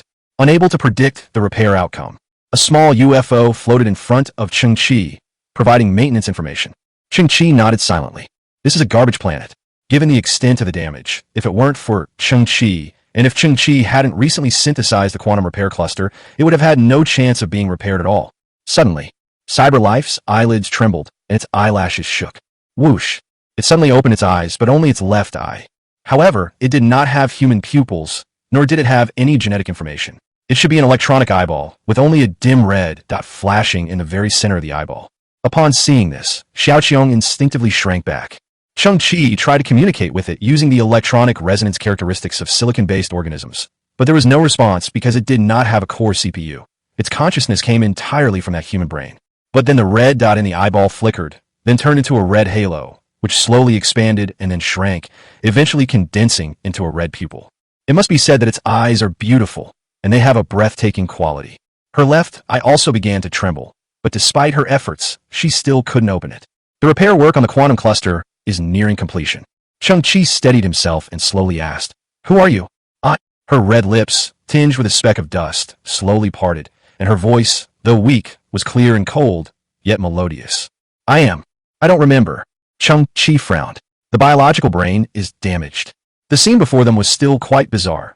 A person with only a head and half an arm, its spine exposed and swaying slightly, was speaking, and it was unable to provide its identity. Cheng Qi patiently asked, "What do you remember?" The red halo in the cybernetic life form's right eye flickered slightly. "I've been betrayed." Cheng Qi felt a chill run down his spine. It's starting to resemble that SSS level wanted criminal more and more. "What can you remember about yourself?" The red lips on the head trembled. "I think my surname is Hua, like the flower in the story of Hua Xianhua." "Flower?" Cheng Qi tilted his head. "Hua Milan. I remember now. My surname is indeed Hua. My name is I." The flickering right eye opened slightly, seemingly unable to see Cheng Qi, only the emptiness before it. "My name is Hua Kunlun." "This? Okay. I won." Cheng Qi leaned back. An army should be like Kunlun, standing tall at the summit of the Milky Way. "That Kunlun?" "No, on the beautiful head," and I trembled. "Father said, a daughter should be like Kunlun Mountain, daring to be the first in everything." Cheng Qi clicked his tongue. "Your father is ruthless. He transformed a perfectly good daughter into this." In the past, Cheng Qi had heard some legends about General Kunlun on the interstellar radio. We know that he is brave and invincible, with numerous military exploits, but most of the information about him is kept secret. The reason is obvious. It is not a human being in the traditional sense. However, there was one thing Cheng Qi had never expected. Kunlun was actually a woman. "What about them? Who? Where are they?" The beautiful woman's voice suddenly rose a few decibels. "Those bandits who slander my name and accuse me of treason. Their true identities are a group of interstellar bandits from 20 years ago. They slaughtered an entire interstellar squad, donned military uniforms, altered system records, and rightfully ran rampant for 20 years. Cheng Qi's pupils suddenly contracted. The amount of information is overwhelming. Kunlun was wronged, and the true identity of that interstellar combat team is a gang of bandits. So, the robbers put on police uniforms and transformed themselves? According to the quantum repair cluster, the head of the cybernetic life form in front of them has not been completely repaired. Instead, it is the subconscious mind within its biological brain that is supporting all its actions. In other words, this information all comes from her subconscious. It is the most authentic expression of her innermost feelings. She wasn't lying, and they can't lie. I need to expose them. I need to wipe them out. I can't let this go on. As she spoke, her left eye, which had been stuck, suddenly opened, and both eyes on the beautiful woman's head emitted a red light, as if it were a strong fighting spirit. Her head began to twist violently. "I will never fall. I will fight forever." In Cheng Qi's eyes, she was just a broken body, supported by a metal frame, her only arm completely damaged and unable to move, half of her spine exposed, and her bright red ponytail shaking violently with her head. What Cheng Qi saw, only when a tiger falls into the plains, only when a hero grows old, only the word miserable remains. I was betrayed, I was destroyed. I lost my physical body and escaped to Earth. The fighting spirit in the beautiful woman's head subsided, and her head gradually drooped. But then she seemed to remember something. But in the garbage heap, I saw a boy who carried technology far superior to Earth's. He can help me. Only he can help me. Please help me. The beautiful woman's voice grew softer and softer. Gradually, her eyes lost their luster, staring blankly ahead, and she made no further movements. Its energy level was extremely low, triggering a self-preservation mechanism that forced it into hibernation. The quantum repair cluster has transmitted diagnostic information. Cheng Qi took a deep breath. The truth is that Interstellar Alliance Squad was the traitor. They weren't even traitors, but a bunch of ruthless bandits. Presumably, the killing of the real Ultra Warriors team 20 years ago was their doing. 20 years. To disguise themselves as a regular army for 20 years without being exposed, there must be someone of even higher rank and power protecting them. That person was the real traitor to humanity who wanted to rebel. As for Hua Kunlun, he was an obstacle in their path. The team's mission was indeed to capture General Kunlun, but Kunlun was not an SSS-level fugitive. Rather, he was someone they had to eliminate completely in silence. Cheng Qi was reviewing the situation. After Kunlun escaped to Earth, he inadvertently saw himself traversing through a gray storm, leaping dozens of meters with the help of the Ultra Warrior armor to receive Boss Mo's transport box. So her remaining consciousness told her that Cheng Qi might be a very powerful repairman or mechanic. Although the underground shelter is secluded, it currently has no alarm equipment. Kunlun must have slipped in when Hansi and Xiaoqiong were out and opened the door. A once mighty human general has fallen to such a state. It's all because she's obsessed with something. They're actually quite pitiful. Cheng Qi sighed. The beautiful woman's head was bowed, her eyes fixed on the ground, and her face still held the last expression of her pleading. On the ground formed by the molten metal, Cheng Qi's body was reflected, as if from an upward angle, making the boy appear somewhat tall. This moment, Cheng Qi straightened his chest slightly and turned his head to speak. Hansi, contact Monkey and the others. Acquisitions can be carried out covertly. Tell them I need some cybernetic implants. Tortoise, arms, legs, weapons, every part, the more the better. Chapter 56 Undercurrents. Chapter 56 Undercurrents. Galaxy Alliance KRF-02 Arye Starship. Lieutenant Colonel Ning walked slowly forward along the bridge corridor. The overhead light beams cast flickering shadows on his face. Behind him followed two soldiers, who were carrying a rectangular, somewhat thin box. Lieutenant Colonel Ning stood ramrod straight as he arrived at the very center of the bridge, the entire control center. He raised his hand and slowly gave a military salute. General, the light in the center of the bridge was dim. You can vaguely see a tall and wide mechanical seat here, and in the center of the seat is a blurry figure. The figure responded in a low voice. Any gains?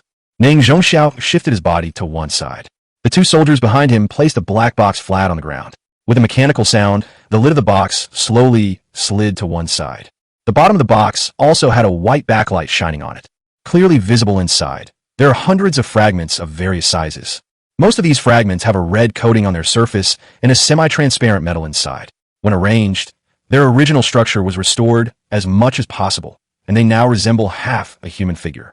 The figure on the mechanical seat slowly reached out a hand. Lieutenant Colonel Ning understood, took a fragment from the box, and respectfully handed it to the figure. The figure raised the fragments towards the distant lights, its somewhat dark eyes slowly narrowing. Oh! The figure let out a low laugh. He twirled the fragment in his hand. The fragment was deformed by the high temperature, and the coating on its surface was peeling off inch by inch. But it was still possible to vaguely see that it should be some kind of badge, and a badge fused to some kind of mechanical prosthetic body. The badge features a majestic mountain peak composed of simple lines, in crimson color and edged with gold. General, 30 of these fragments came from the space battlefield. The remaining 70% comes from a garbage planet. The soldier spent more than 4 hours collecting these. Lieutenant Colonel Ning slowly said, "Our mechanics have made an assessment. Her body has been shattered to an extremely severe degree. Even if she were still alive, she would be completely powerless." The shadows in the darkness still admire the fragments in their hands. Lieutenant Colonel Ning added, "She chose Earth, where there are almost no surveillance facilities. It seems like a way out, but it's actually a dead end. She won't find any useful parts here. She might be able to piece herself together from the trash, but she'd definitely be a piece of junk that crumbles at the slightest touch. There will be no one here who can help her. No scavenger would be foolish enough to help her." Lieutenant Colonel Ning smiled. Perhaps she has already been picked up by some scavenger, dismantled into pieces, and hung on the market. After all, these trashy people only have this little bit of barely surviving pursuit in their hearts. Lieutenant Colonel Ning, You once served as Kunlun's adjutant, infiltrating her inner circle and providing me with information about her movements. Ultimately, you helped us destroy her 24th fleet, which was indeed a great achievement. The figure in the darkness spoke slowly, but I'm telling you clearly now, I want her brain, I want to witness her brain death, and I want to embed her under my seat so she can forever feel the humiliation of being beneath me. The figure looked at Lieutenant Colonel Ning, a cold gaze shooting out. If you can't find her brain within 72 hours, then you don't deserve to have your own brain. Lieutenant Colonel Ning trembled and quickly bowed his head. Yes, General. Cheng Qi arrived at the headquarters of the Scavengers Alliance once again. This place is still guarded by soldiers from the Interstellar Alliance Squad. They invoked silicon-based biological capabilities to infiltrate their communication systems. The ability to utilize silicon-based DNA has always been like being separated by a veil. Cheng Qi has not yet been able to master it perfectly. He feels as if he has entered an electronic maze, like a headless fly, lost for a long time. Finally, he saw Chairman Li's bedroom, where the elderly man in his 60s sat alone on the bed, deep in thought. Chairman Li. A boy's voice suddenly came from the already switched-off communicator. Who are you? The old man's expression changed in surprise, and he looked at the communicator in the room with a hint of horror. You're a hacker. You've hacked into my communications. What are you trying to do? There's something wrong with the Interstellar Alliance squad you were hosting. As a fellow scavenger, I feel it's necessary for me to offer some reminders. Chairman Li's expression flickered. They're the regular army of the Interstellar Alliance. Before they arrived, I received an ultimatum from the Solar System Alliance. Identity verification, keys, and everything else are normal. You must be responsible for your words. Their current status is indeed that of a regular army soldier. But his former identity. Chairman Li interrupted Cheng Qi directly, saying, You possess such advanced technology, making you an outstanding scavenger. However, I hope you use this ability for good, rather than engaging in such pointless pranks. President Li, are you really going to stick to your own opinion? Stubborn. The old man frowned. If you were me, would you rather trust a well-documented, regular army or a scavenger hacker? Everyone says I'm mediocre. Everyone says I'm cowardly. But my duty is to weigh the relationship between tens of thousands of scavengers and the authorities. Right now, everyone is waiting for the Interstellar Alliance's help. Do you think you can make me question them with just a few words? What if the person you're communicating with now is a high-level gene user? Chairman Li's body trembled. Advanced gene user? How advanced? Grade C. Chairman Li remained silent for a long time. This was a daunting statistic. He went to the window, gently lifted the curtain, and looked at the back of the boy wearing a blue scavenger's cloak in the square. His mind flashed to his daughter, Hong Yun, and to the black market potion he had spent 10 years' worth of wealth to acquire. How could a C-level gene user possibly be born on this garbage earth? He sighed deeply. Child, take my advice. Don't use those biological contact lenses to deceive people anymore. You can fool them for a while, but you can't fool them forever. Cheng Qi had a meal. What's wrong with this guy's thought process? Child, I've actually noticed some problems too. This team is too humble and too approachable. The patrols in previous years were not like this. They're like people who are constantly trying to wipe away their protective coloration. Chairman Li pondered for a moment and said, But it is undeniable that today's garbage earth has no value whatsoever to them. We are just a bunch of bedbugs and rats living in a garbage dump. As the saying goes, bandits don't go into poor homes. We have nothing to lose. On the contrary, I can use their camouflage to try my best to get what I want. For example, take advantage of their friendliness and humility to ask for a year's worth of food. I live in the cracks. It's rare to be confused. Xiaohu, Tiger Document Anti-Piracy Printing. Find a book Robot, choose Xiaohu, stable, reliable, heavy checkmark, avoid piracy. Child, do you understand? At that very moment, suddenly, Cheng Qi saw more than a dozen small transport boats appear in the distance. They broke through the atmosphere and landed on the south side of the Scavenger headquarters plaza. After the hatch was opened, boxes were found piled high with edible energy blocks. The scavengers all around rushed frantically toward the transport ships like a grand carnival. Cheng Qi stood alone on the north side of the square, unmoved. The situation on the ground can be described as clearly divided. This moment, Cheng Qi narrowed his eyes slightly. Everyone has their own starting point, which may be due to different needs or different positions. Next, whatever tricks you want to pull. The boy looked up at the starship in the distance and said, I, Cheng Qi, will fight alone. Chapter 57 Eyes. Chapter 57 Eyes. Lieutenant Colonel. In the past 2 hours, we have found 12 more pieces of Kunlun debris. One of the sergeants said, but there's still no trace of her main brain. Could it be that some clueless scavenger really hid it away? Lieutenant Colonel Ning, who was sitting behind his desk, slowly stood up and looked down at the garbage-strewn earth in the night through the observation glass of the starship. I don't think scavengers would have the guts to do such a thing. Lieutenant Colonel Ning frowned, his face ashen. However, these scavengers, who are like rats and bedbugs, are not entirely without value. The sergeant asked doubtfully, what value could they possibly have? Lieutenant Colonel Ning chuckled in a low voice. Tell the brothers that the plan they've been waiting for can begin. Real. The sergeant's eyes lit up. The brothers have been putting on an act all these years. They're practically going crazy. This time we can finally let loose and have some fun on this garbage planet. But this plan needs to be implemented step by step. We can only pull off one small move tonight. A sinister glint flashed in Lieutenant Colonel Ning's eyes. I still need some opportunistic performances. Similar technological creations detected. Should we synthesize it? In the underground shelter, Cheng Qi looked at the pile of technological junk in front of him. This is the fruit of the monkeys' labor before the gray storm, which has just been delivered. Meanwhile, the monkeys and their crew worked tirelessly, carrying out Cheng Qi orders to acquire the cybernetic bodies with all their might. Before, Cheng Qi ordered Hansi to build a 300-square-meter wooden warehouse on the east side of the underground shelter, which would become Cheng Qi's future workshop. I have no eyes. Inside the workshop, Cheng Qi pondered, I need an effective yet covert monitoring system to track the movements of that fake army. Cheng Qi lowered his gaze slightly and looked at today's raw materials. An antique from the old era with 22 camera probes. They were all the same model number, the white bodies were rusted, and the lenses were covered with a lot of dirt. It must have been dug up from the ground by some scavenger. In this day and age, such equipment is worthless. The original owner must be cursing the monkeys for being stupid. Cheng Qi's eyes flickered. Begin the synthesis. Break apart into primordial matter. Synthesis successful. DF-011, UAV-11. A lightweight aerial reconnaissance drone equipped with a night vision system, a 200x zoom system, 4 wide-angle cameras, a fixed monitoring range of 3 square kilometers, and a flight time of 4 hours. Cheng Qi shook his head. The difference is too great. The drone in front of me has a wingspan of 1.5 meters and no anti-reconnaissance system. Once it takes off, the noise will be incredibly loud, and anyone who isn't blind will be able to spot it. Break apart into primordial matter. Synthesis successful. DF-058 flying I-5. A comprehensive military flight monitoring platform, equipped with a sonar system, a high-precision thermal imaging system, and 28 intelligent tracking cameras. The power system has been upgraded to a magnetic levitation system, and the cruising noise is less than 35 dB. It's too big. Cheng Qi looked at the device in front of him. It was at least 4 meters in diameter, and its overall shape resembled a small black flying saucer. One could imagine that it would fly silently, but the same problem remained. It was too eye-catching.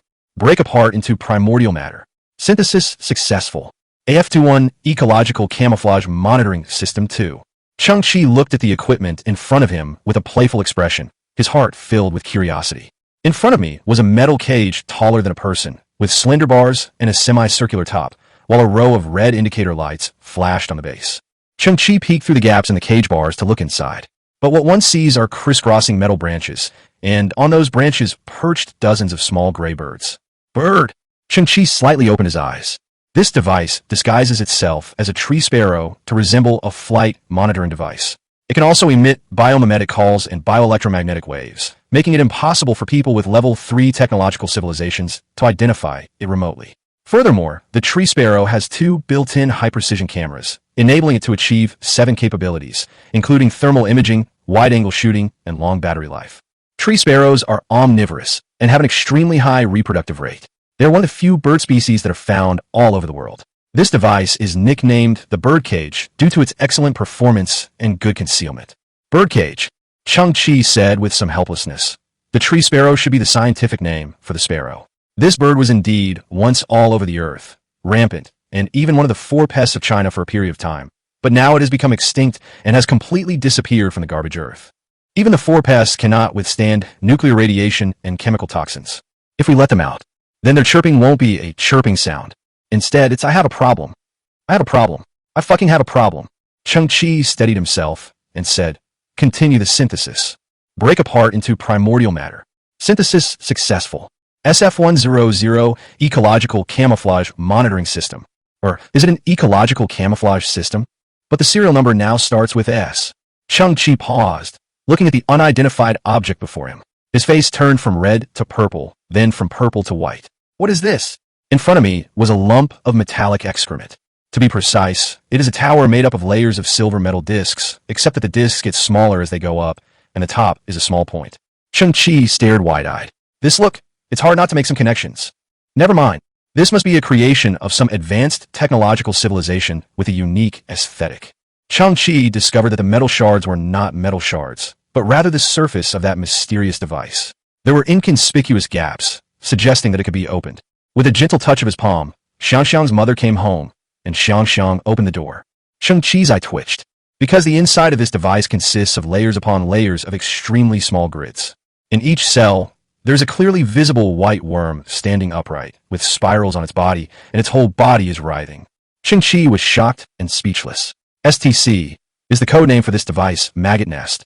Its code name is Thousand Eyes, because it perfectly replicates the most powerful compound, eye in nature.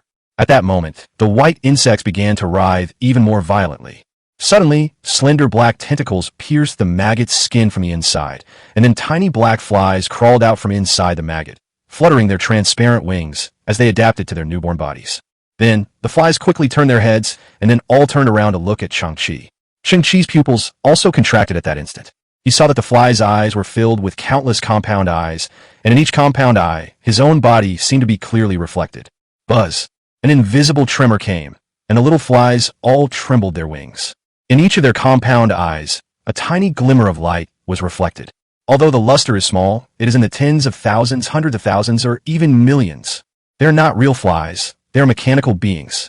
Cheng Qi suddenly realized something, and each of their compound eyes is a surveillance camera. Each fly contains approximately 8,000 compound eyes. This provides a 360-degree field of view, allowing you to observe the surroundings in all directions simultaneously, with no blind spots. Compound eyes have an extremely strong ability to perceive and track moving objects, and can process and react in a very short time. It takes the human eye about 0.05 seconds to see the outline of an object clearly, while a fly only needs about 0.01 seconds. When a human tries to swat a fly, it appears to the fly as if it is in slow motion, and the fly can easily avoid it. The fly in SF-100 is actually a semi-biological, semi-mechanical artificial species. It possesses the compound eyes of a fly, as well as attributes such as long-distance signal transmission and intelligent control. It can even replenish its bioenergy by eating, just like a real fly, thus achieving ultra-long battery life. The current Earth's environment is practically tailor-made for the SF-100. Here, it is a near-invincible surveillance system. This device originates from a level 2.6 biocivilization. Chapter 58 Perspective. Chapter 58 Perspective. It is indeed very strong. Cheng Qi's expression was filled with shock. On today's garbage planet, besides rats, flies have also survived and breed near human settlements, buzzing and annoying, just like in the old days. Next, I'm going to test its effectiveness.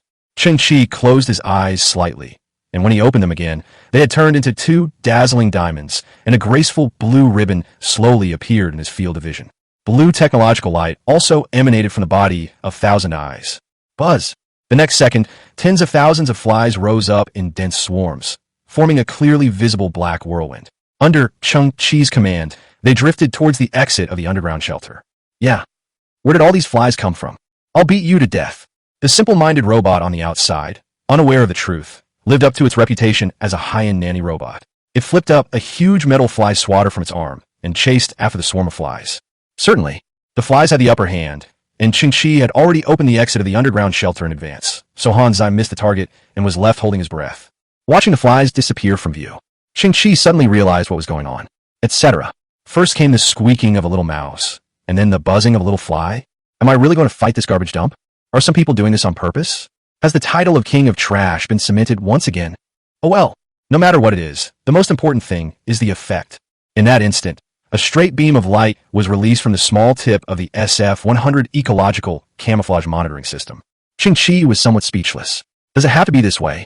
The beam of light swept in a fan shape, instantly creating a huge void screen in the air.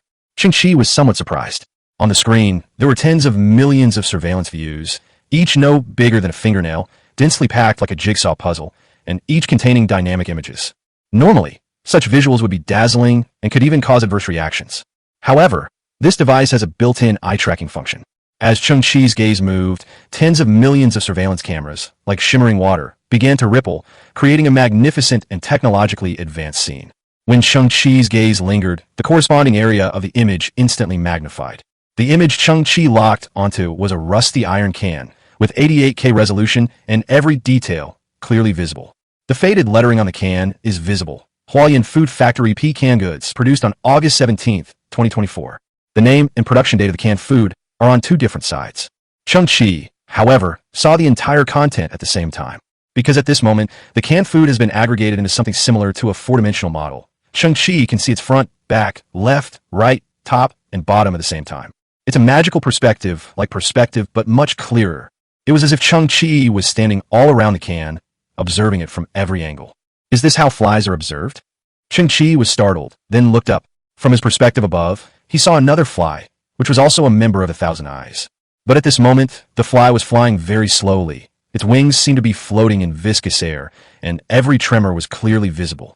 It's not that flies are slow, Cheng Qi said in astonishment. It's because the Thousand Eyes capture and reaction speed is too fast. At the same time, on the right side of the virtual screen, a map was being drawn at an extremely fast speed, and the B24 area where Cheng Qi lived was completed in the blink of an eye. When Cheng Qi's gaze fell on the map, the corresponding area was instantly magnified and displayed in real time from multiple angles. All of this is thanks to those flies, which are now spread over a radius of tens of kilometers and are still continuing to spread. Cheng Qi also discovered, inside the SF-100, a new batch of flies is hatching. Wow, that's incredible. Cheng Qi could sense and set various early warning prompts for Thousand Eyes, such as fires, wild beasts, or those imposter soldiers. In addition, the Sky Eye is also equipped with additional biological contact lenses that can be worn on the eyeball to view the monitoring footage anytime, anywhere. In that instant, Cheng Qi noticed something strange during a casual glance. That's Village A. This is not a perfunctory name. It is actually called Village A. This small village is made up of a dozen or so families who are scavengers. But at this moment, as dawn broke in the east, Village A, bathed in the hazy morning sun, was utterly silent. Cheng Qi opened his eyes, and more than a dozen perspectives appeared at the same time. All the villagers in Village A died. They were not attacked by weapons. Almost all of them had their necks broken or their spines snapped. Some of them were thrown onto the roof of the shack, their half-body bodies hanging down, blackish-red blood flowing from their mouths, their eyes wide open in death. Cheng Qi's pupils dilated. I don't know the other people in Village A, but Old Lin and Aunt Lon live there. The next moment, a glimmer of hope has appeared. But then Aunt Lon and Old Lin, carrying bamboo baskets, appeared at the entrance of Village A. They stared at the scene in the village, their bodies stiffening in unison. Aunt Lan's cloth bag fell to the ground and scattered, containing unsold flavored energy bars. A guess popped into Cheng Qi's mind. A rising fire of anger gradually appeared in his eyes. It was Kunlun who did it. Lieutenant Colonel Ning sat in the lobby of the Scavengers Alliance, a look of grief on his face. I hope those scavengers can go to heaven and no longer suffer. Chairman Li's body trembled slightly. No wonder I contacted Village last night, but no one responded. I originally wanted them to come and collect their food rations. Han Yun clenched her fists. Has Kunlun gone mad? Why is she slaughtering scavengers? Kunlun's nature is evil. Lieutenant Colonel Ning Frognet. Perhaps it's because those villagers are unwilling to cooperate with her or be blackmailed by her. Sigh. He paused for a moment. Lieutenant Colonel Ning raised his head. I think it's time to tell the scavengers the truth. I will release the possible status of Kunlun next, and you need to inform everyone of two things. First, it is absolutely forbidden for anyone to provide any form of assistance to objects suspected to be Kunlun. Second, notify me immediately if you discover any objects that resemble Kunlun. Chapter 59, The Hunting Game. Chapter 59, Hunting Game. Inside the KRF-02 Harrier starship, Lieutenant Colonel Ning was followed by a squad of soldiers, a strange smile on their faces as they moved quickly. His leather shoes tapped on the ground, making a crisp sound as he walked through corridors and past cabin doors. As he walked, Lieutenant Colonel Ning loosened the collar of his shirt, casually revealing his chest. He then unbuttoned his cuffs, rolled up his sleeves, revealing his arms, which had been cleaned of tattoos and now bore faint wrinkles. An elderly man in a white coat approached with a fawning smile, handing over a tray. Lieutenant Colonel, this is this month's anti-aging potion, he. Lieutenant Colonel Ning paused for a moment, then asked, what are you babbling about? The elderly man in the white coat, Lianong, bowed and said, sorry, this is a common saying from my hometown. I'm used to it. Lieutenant Colonel Ning glared at him, then grabbed the syringe from the tray, bit off the cap with his teeth, and plunged it into his own arm. He injected the pale, blue medicine into his body all at once, then casually tossed the syringe aside. The elderly man in the white coat bowed and scraped, maintaining his smile, as he knelt on the ground to pick up the syringe and watch Lieutenant Colonel Ning leave. Click! The attendant pushed open the huge double door in front of him. Lieutenant Colonel Ning slowly appeared at the doorway. Inside the Starship Transport Bay, in front of them, more than 500 Interstellar Alliance soldiers were gathered. When these soldiers saw Lieutenant Colonel Ning arrive, they did not stand up or salute. They continue to laugh and joke. Some are wiping their weapons. Some are drinking strong liquor. And most of them would glance at Lieutenant Colonel Ning, raise their heads, and greet him. Brothers. Lieutenant Colonel Ning didn't seem to care. The hunting operation can begin. Oh, many soldiers perked up and stood up, asking, Boss, what do we play this time?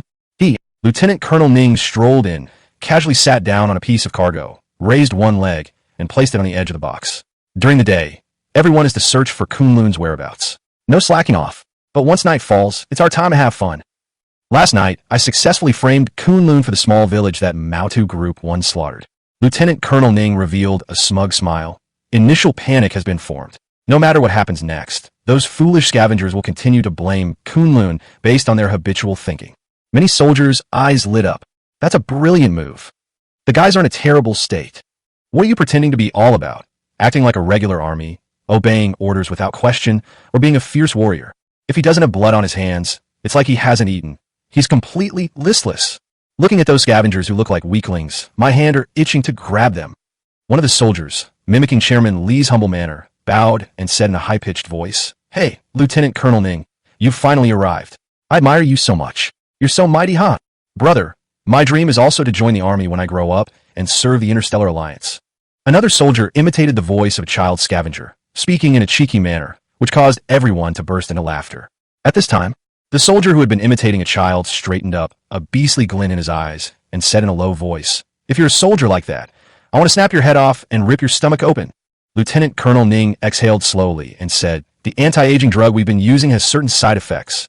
Namely, it stimulates the ferocity within the body. You've suffered a lot these past few years. Phoenix, a soldier with a huge scar running across his face, looked up and said, Isn't this a relaxation moment? Same rules as always, points system. Lieutenant Colonel Ning casually picked up a dagger, put it down and fiddled with it. Based on combat strength, the hairy group will enter the hunting ground first. 10 minutes later, the stronger bearded group will come out. 10 minutes after that, the axe group will come out, and so on. Children and the elderly get 1 point, women get 2 points, and adult men get 3 points. The dagger spun rapidly between his fingers. Lieutenant Colonel Ning looked up and said, If we see any survivors, we must leave none alive. If any group exposes their identity, their points will be immediately reset to 0. Other groups will immediately support the elimination of everyone within 100 miles. The total time is 4 hours. Once the sky turns white, everyone must return to their positions immediately. The soldiers were already rubbing their hands together, their eyes gleaming with ferocity. Sounds awesome. Also, we cannot use firearms tonight. Everyone, get into hand-to-hand combat. Lieutenant Colonel Ning looked at everyone and asked, Did you understand? Clear. A group of soldiers were impatient. Boss, when do we start? 5 minutes to go. With a sharp crack, Lieutenant Colonel Ning plunged the dagger into the box, a sinister smile spreading across his face. After tonight, a large number of scavengers will be killed by Kunlun, and Kunlun will transform into the most terrifying demon god. Who will dare to help her then? Who will dare to hide her whereabouts? One of the soldiers laughed wildly. Yes, they're eager to provide us with some information so we can capture Kunlun as soon as possible. As the saying goes, the eyes of the masses are discerning, and the power of the masses is powerful.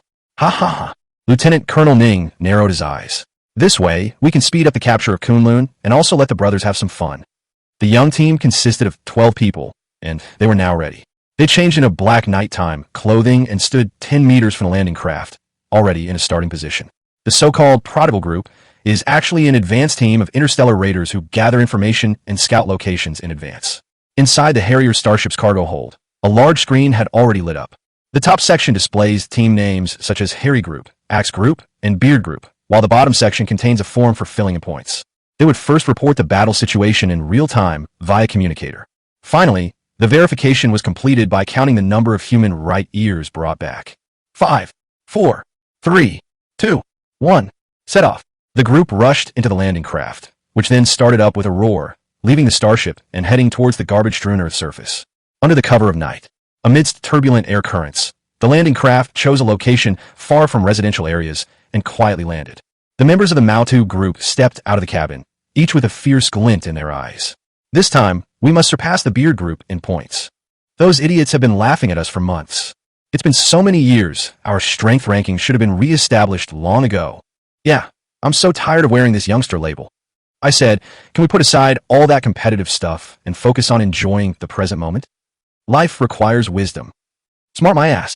You could say that when I first landed, I'd already scouted the location. 12 kilometers to the east, there was a scavenger's den, with at least 20 people living there.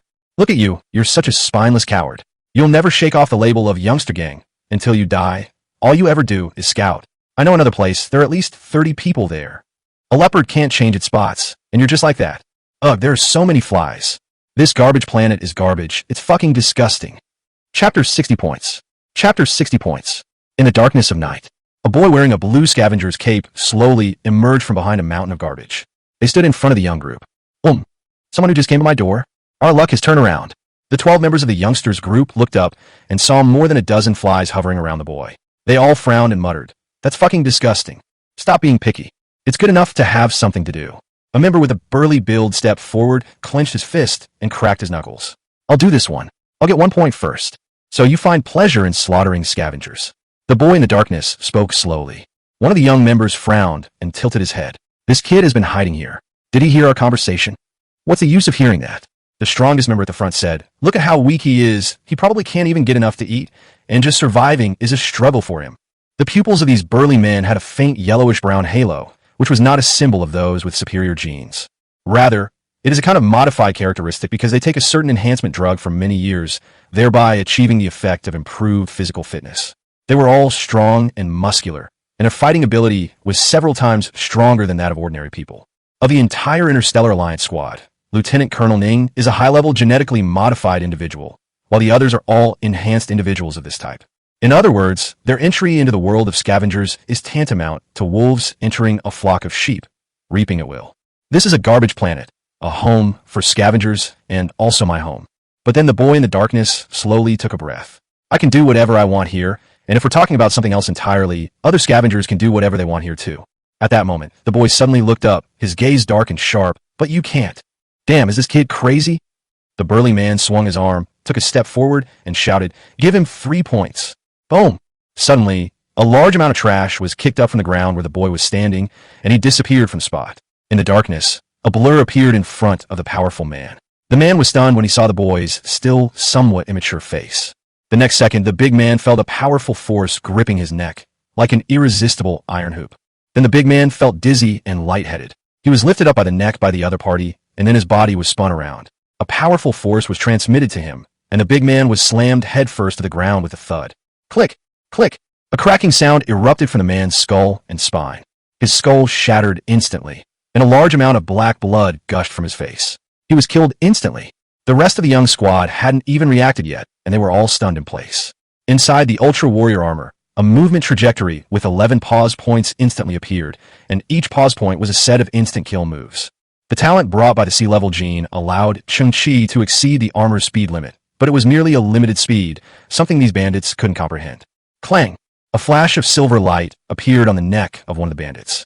His pupils suddenly contracted, confirming that it was a curved dagger, but the dagger's trajectory seemed to be slightly off, changing its course suddenly about 2 centimeters from his skin and turning towards the back of his neck. The bandit relaxed, and his attack went astray. But the next second, the curved dagger suddenly spun rapidly like a sharp winch, rotating hundreds of times around his neck in an instant. The robber felt a chill on his neck, and then his vision spun and he flew into the sky. He took one last look at this desolate, garbage-strewn earth. Then his gaze fell heavily back to the ground, tilting to watch the figure, resembling a dark demon god, slaughtering his companions one by one. Thump! Thump! It was a group of inexperienced members, one after another falling to the ground, each time with a single, fatal blow. The entire process took less than 100 seconds. The boy scavenger's cloak fluttered gently. He shook his hand, retracted the memory metal dagger, glanced back at the corpse on the ground, and slowly said, 36 points. Inside the Harrier starship, Lieutenant Colonel Ning tapped on the silent communicator, clicked his tongue, and shook his head. The rookie group is still no good. 9 minutes have passed, and there's still no news or points. Immediately, Lieutenant Colonel Ning glanced at the ranks not far away. The bearded group, get ready. I hope you have fun and get a good result. Cheng Qi examined 12 corpses. I was somewhat disappointed to find that they were not carrying any firearms. Subsequently, 12 particle-cutting daggers and 12 pieces of equipment resembling small signal jammers were found on them. Put these spoils away safely. Cheng Qi casually dug a hole and buried them. Everything has just been completed. Cheng Qi's ears twitched, and when he looked back, he saw that another landing craft had flown out of the Harrier starship. Is this points-based competition that these guys are talking about really being conducted according to procedure? Cheng Qi's eyes flickered, and then he hid behind the garbage mountain. The landing module slowly touched down. The 12 members of the beard group filed out, their eyes gleaming with a wild, hungry light. Those idiots are ridiculously stupid. They're probably just searching aimlessly. I had already identified the nearby water source. After sunset, the chemical toxins here decrease slightly, and a large number of scavengers go there to fetch water. A burly man ripped off his wig, revealing a bald head covered in tattoos. He stuck out his tongue and licked his lips. East side, 1.5 kilometers away, I'll go to the water source and wait for them to come to me. The idiom, waiting for a rabbit to bump into a tree stump, is used well. A deep voice came from above. A boy sat on top of the garbage heap, a tattered scavenger's cloak draped over his body, the hazy silver moon shining behind him. The bald, burly man must be the leader of this group. He narrowed his eyes. I've said it before, even when facing scavengers, we shouldn't underestimate them. This place is full of toxins, and it's inevitable that some genetic mutations or something like that will appear. The bald, burly man assumed a defensive stance. Look, on that high garbage hilltop in that tiny metal box, he's sitting perfectly still. He hasn't made a sound for several minutes. This guy must be incredibly agile. Third brother, you just injected an agility-enhancing drug. Go probe him. The rest of you, surround him and find an opportunity to kill him in one blow. 4 minutes later, Cheng Qi stepped on that bald head covered in tattoos. The bald man's pores were bleeding from a punch, and his tongue was sticking out long. Cheng Qi slowly wiped his palms. 72 points. After, Cheng Qi casually dug a hole and buried the bearded squad. They collected another 12 particle-cutting daggers and 12 pieces of equipment resembling small signal jammers. Then, he looked expectantly at the Harrier starship in midair. The Earth is vast and sparsely populated, but garbage is everywhere. It might not be very satisfying, as too much time is wasted searching for targets. 10 minutes have passed. Lieutenant Colonel Ning shook his head. Axe Squad, prepare to enter the fray. Cheng Qi stared at the Harrier starship in midair, feeling as if each day was an eternity. He tried 2 things. First, they attempted to integrate the control systems of the 2 starships using the genes of silicon-based life forms. But there was no feedback, perhaps because of the great distance, or perhaps because of the powerful defensive force field on the surface of the starship. Second, he attempted to use the STC to scan the 2 starships and combine them. STC, however, gave an unexpected response. The 2 Harrier starships share a common control brain, which possesses independent consciousness and personality traits. STC's fundamental principle: no plundering or forced synthesis of items with clear ownership. This is an unwritten rule passed down in the mother civilization. Chapter 61 Preliminary Ecology. Chapter 61 Preliminary Ecology. 108 points. The Ultra Warrior armor retracted into its sleeve, and Cheng Qi slightly turned his head. All 12 members of the Axe Gang were killed on the garbage mountain. The leader of the Axe Group is very strong. According to the Ultra Warrior armor assessment, the force of his punch is close to 2,200 newtons, which is a monstrous existence for ordinary people. At this moment, he was pierced through the chest by more than a dozen metal spikes, and blood was dripping from his chest, yet he was still not dead. He stared intently at Cheng Qi's retreating figure with his large, bull-like eyes. We might be being watched by the Interstellar Alliance. There's no way they could have scavengers this strong.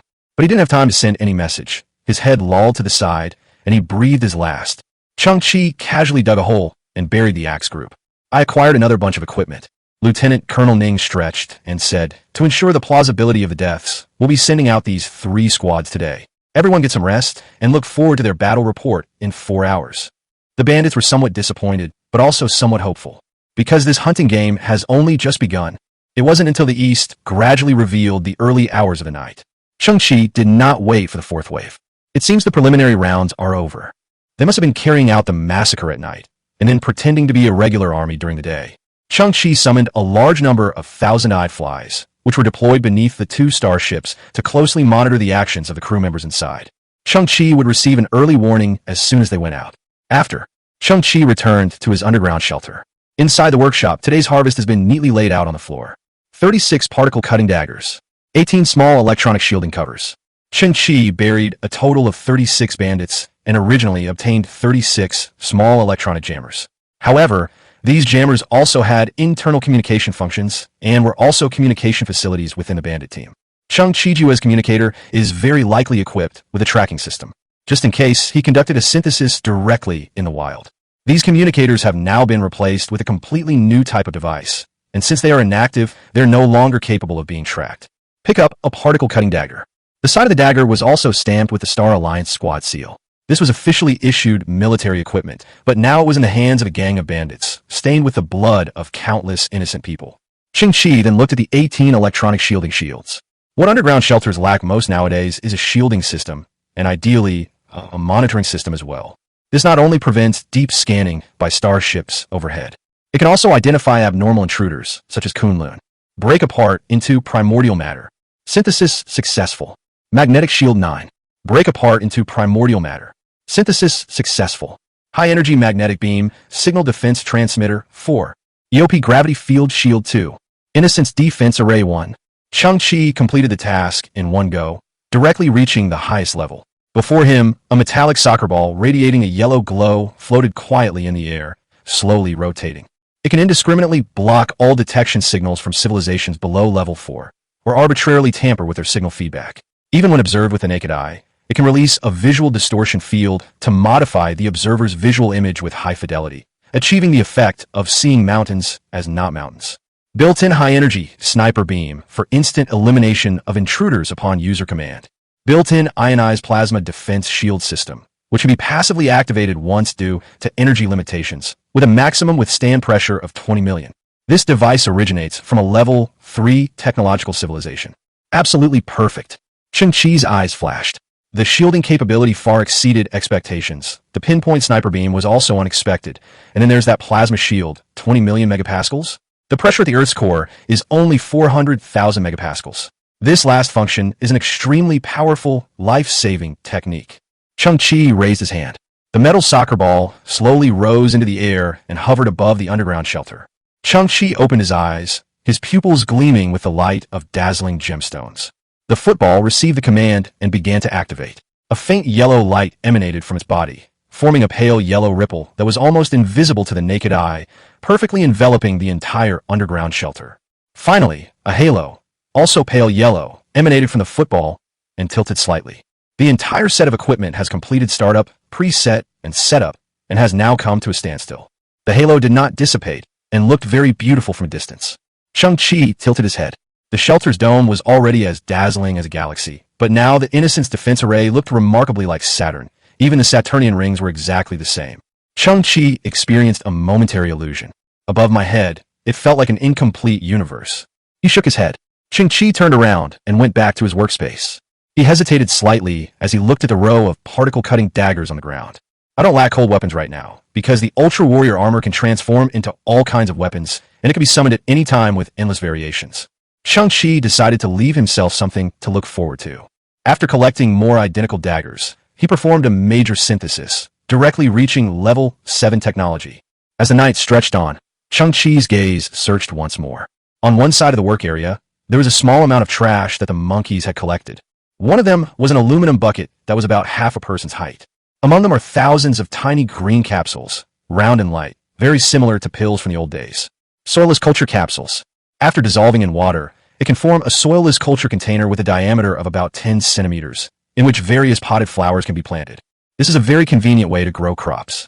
Unfortunately, Earth's environment is harsh and lacks sunlight, making it impossible to grow healthy plants. There are so many. It should be able to synthesize something amazing. Cheng Qi raised his wrist, and a blue fan-shaped beam of light slowly bloomed from the STC. Synthesis successful. MRX soilless culture capsules 3365.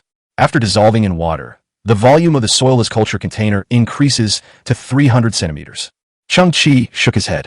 Simply increasing the size is meaningless at present. Break apart into primordial matter.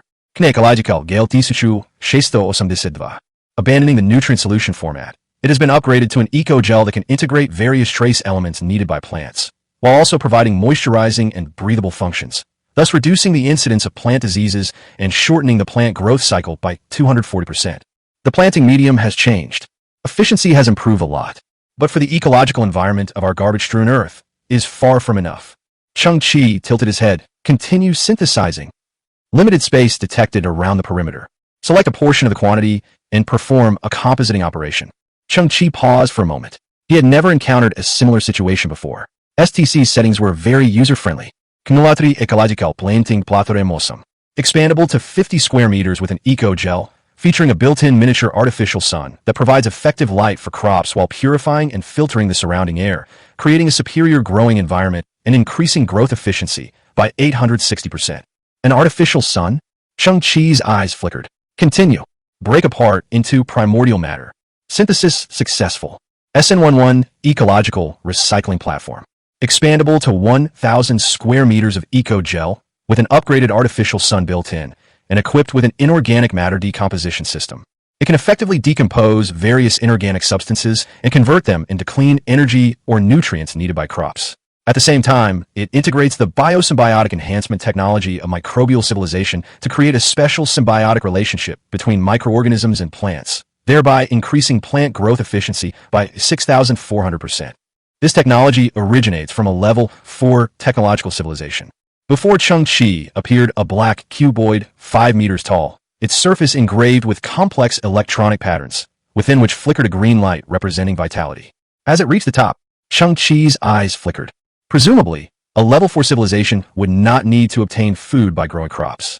They would likely use artificial food, synthetic proteins, or some other completely unimaginable method. However, this SN11 ecosystem recycling platform is not a mainstream device, so there's no need for in-depth research and development. It's like a flashlight in human civilization. You could say it's a technological creation of civilization level 1.5, and it certainly is, but almost no one uses it. But Cheng Qi stared at STC's annotations, secretly astonished. Decomposing inorganic matter and converting it into energy or nutrients. Doesn't this go up to the level of molecular manipulation? What are inorganic substances? Metals, glass, ceramics, and sand/gravel. Cheng Qi's eyes widened.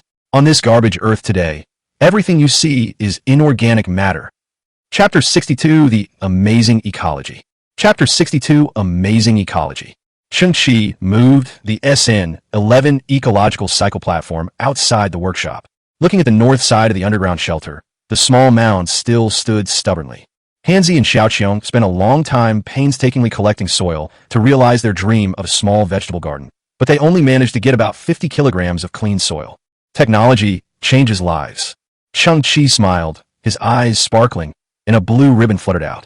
Suddenly, emerald green cracks appeared on the surface of the SN11 ecological cycle platform. Its cover then split open, activating the extended mode. A slight mechanical sound came from the SN11, which first expanded into a rectangular platform of 10m x 10m. Then, a water wheel made of metal flipped up on the surface of the platform. Yes, it is that kind of ancient and practical irrigation tool made of wood that existed in the old days. It has a 3-meter diameter water wheel connected to a sunken pool below. Squeak, squeak. The water wheel was turning, and there seemed to be a sound system simulating the sound of wood rubbing together. Its water lifting device is a barrel made of silver metal, from which it pulls out buckets of transparent gelatinous substance from a sunken pool. This gelatinous substance is clear and pure, with a faint greenish tint. Then, the buckets tilted slightly, continuously pouring the gel onto the ground. The pale green gel accumulated more and more, flowing slowly and gradually covering the ground on the north side of the shelter, looking from a distance like a large piece of delicious jelly. Cheng Qi's eyes were full of curiosity. This is the eco-gel mentioned in the annotation. At this time, the SN11 platform opened its hatch again, and a small sun radiating dazzling light slowly rose, eventually hovering at the top of the ecological dome. Cheng Qi looked up at it. Upon discovering this artificial sun, it was observed that it continuously adjusted the intensity of its light according to the surrounding environment. After about 10 seconds, it changed to a comfortable brightness, bright but not glaring, making people feel warm and cozy. It's been a very long time since I felt real sunshine. Cheng Qi's pupils were also made crystal clear by the sunlight. He glanced at the floating lights in the Earth Dragon King's expansion dock, and then gave a command. The floating lights slowly descended and retracted into the Earth Dragon King's body. I looked at the shelter's dome again. The background is scattered with beautiful metallic stripes, with the Saturn formed by the Innocence defense system to the north, and the Sun formed by the SN11 ecosystem platform in the center. It's becoming more and more like a miniature universe. In Cheng Qi's heart, there was a sense of observing the process of all things in the universe from chaos to rebirth, which was inexplicably magnificent. Looking at the ground, the water wheel was still turning with a creaking sound, and it had already formed a fertile field. At the very front of this field, a strange flower had appeared out of nowhere. It is no more than 20 centimeters tall, with a compact flower head surrounded by a ring of blue petals. It resembles a blue sunflower, its flower head gently rotating, always facing the artificial sun. Cheng Qi recalled for a moment. This is the biosymbiotic enhancement technology that combines microbial civilization. It can create special microorganisms that increase plant growth efficiency by 6,400%. Looking back now, Cheng Qi finds it all quite amusing. Are microorganisms also a form of civilization? Are there also different levels of technology among them? Seed. The ecological environment is ready. Now I need seeds. Cheng Qi hurriedly searched through his old belongings. Once, when he went out to sell scrap, he encountered a mysterious scavenger. The guy had a thick beard, and you couldn't even see his face clearly. The guy had his eye on a micro-nano chip in Cheng Qi's hand, but couldn't pay for it, so he offered a bag of seeds in exchange. Seeds are scarce and useless on Earth today, because they have no space to grow. Cheng Qi agreed to the exchange, because he thought that if he really didn't have enough to eat that day, he could cook the bag of seeds. Thank goodness I didn't cook it. Cheng Qi found the small cloth bag and a few apple tree seeds. He had gotten a few apples from the hunting dog's safe last time, and after the fruit was harvested, Hansi kept the seeds. After opening the small cloth bag, the seeds inside were colorful and varied in size. Cheng Qi had absolutely no idea what these plants were. But with the SN11 platform, we'll soon see the results. Cheng Qi evenly sprinkled all the seeds onto the ecological gel. The ecological gel felt very firm when stepped on, but once the seeds landed, they seemed to have some kind of inclusiveness, sinking to different depths, which seemed to be their ideal planting depth. The gel is translucent, and the seeds are clearly visible around it, surrounded by a layer of tiny water droplets. Then those seeds sprouted at a speed visible to the naked eye. Cheng Qi's eyes widened. This was the first time he had ever witnessed the growth process of plants. In his mind, there were only two words: vitality, bursting forth with vitality. This boy, born in a garbage dump, and who had always lived in a garbage dump, was now incredibly excited. Greenery is so rare and scarce in garbage-stricken areas. That's the most beautiful color. In an instant, countless green shoots broke through the soil. The artificial sun overhead adjusted the light at the same time, reducing the intensity of the light. The tender shoots were fragile, and too much light would cause them to lose moisture. 3 minutes later, most of the buds have grown to a height of 5 centimeters, showing clear distinctions and varying shapes. Holy crap, that's amazing. Cheng Qi's hands trembled slightly with excitement. He gently lifted a green leaf in front of him, not daring to use too much force, for fear of hurting this young life. Why has it stopped growing? Cheng Qi slightly opened his eyes. Energy and nutrients. He then looked at the other side of the SN11 platform, where there was an empty conveyor belt. Cheng Qi's eyes lit up. Inorganic matter. Upon arriving at the surface, Cheng Qi carried a large amount of broken and tattered garbage, including rusty metal, broken ceramics, and sand, and placed it all on the conveyor belt. Buzz. As the conveyor belt turned, the SN11 platform emitted a blue glow, scanning these inorganic objects inch by inch, somewhat like a security inspection machine from an old era. At the connection point between the ecological gel and the SN11 platform, a green light suddenly burst forth. Then, the entire ecological gel resembled a piece of illuminated green crystal, with countless tiny green light spots wandering within it and being absorbed by the plant's roots. It really can transform inorganic matter. Cheng Qi was thrilled. This was the most amazing technology on the entire SN11 platform, whether it was molecular recombination or some other amazing principle. This is the true strength of a level 4 civilization. In some ways, it has already encroached upon the realm of the creator. It's too powerful. Countless plants began to grow rapidly again. At the same time, a magical scene unfolded. The little blue sunflower at the edge of the field suddenly began to wiggle rhythmically, as if it had come to life. It even seemed to make some kind of chirping sound, so cute and adorable. The blue sunflowers seemed to be scattering some kind of blue pollen, forming wisps of drifting smoke that evenly settle on each new plant. At the same time, the growth rate of other plants seems to have increased several times over. Chapter 63, like Kunlun Mountain. Chapter 63, like Kunlun. Above the hazy, gray atmosphere in the east. Finally, a faint glimmer of dawn appeared. 6 Uhr 9 morgens. Xiao Qian woke up groggily, wearing a patched-up nightgown, and slowly walked out of the Earth Dragon King expansion dock. When she stood on the wooden platform in front of her, she suddenly froze. The wooden covered bridge is lined with lush greenery on both sides. Apple tree, pumpkin, tomato, morning glory. Wow, that must be a grapevine, and there are strawberries underneath like a carpet. Cut. Xiao Qian simply raised an eyebrow. I thought I was awake, but I'm still dreaming. Thump. Xiao Qian looked up and noticed that a cherry tree had grown on one side of the Earth Dragon King expansion dock. A bright red cherry fell down and hit her on the head. Cut. It's quite realistic. Xiao Qian shook her head indifferently, her arms hanging down like noodles, and turned around to go back inside. Thump. On the other side, Hansi was standing under a tall coconut tree. A coconut hit its metal head. Hansi was not injured, but spiral vortexes appeared in its electronic eyes. Hey, silly boy, you're my dreams too. I heard that if you die in your dream, you can wake up. Xiao Qiong swayed and staggered to the coconut tree, where she stood side by side with Hansi. She looked up and deliberately shifted her feet, standing under a rickety coconut. Immediately, the boy's eyes were like spiral vortexes. Xiao Qiong was still sleepy, her mouth slightly open and her arms swinging like noodles. The two waited quietly. Gabba, gabba. A slight cracking sound came from above. The coconut had ripened and suddenly fell from the tree. Xiao Qiong's positioning was extremely precise, resulting in a 100% headshot. Thump! Like a whirlwind, Cheng Qi appeared beside Xiao Qiong, caught the coconut, and with a flick of his wrist, produced a memory metal dagger. He quickly sliced the coconut and poured the clear, sweet coconut juice into Xiao Qiong's mouth. Xiao Qiong's eyes widened suddenly. She felt the taste in her mouth, the coolness in her throat, and the fragrance of Jesus that filled her mind. From now on, please call me Inventor Cheng Qi. The boy pointed behind him and said, I spent the whole night inventing, and the results were remarkable. I created a device that can only be described as miraculous. Xiao Qiong has finally woke up. Reality is even better than dreams. Cheng Qi, you're amazing. My God. Ha ha ha. A big watermelon.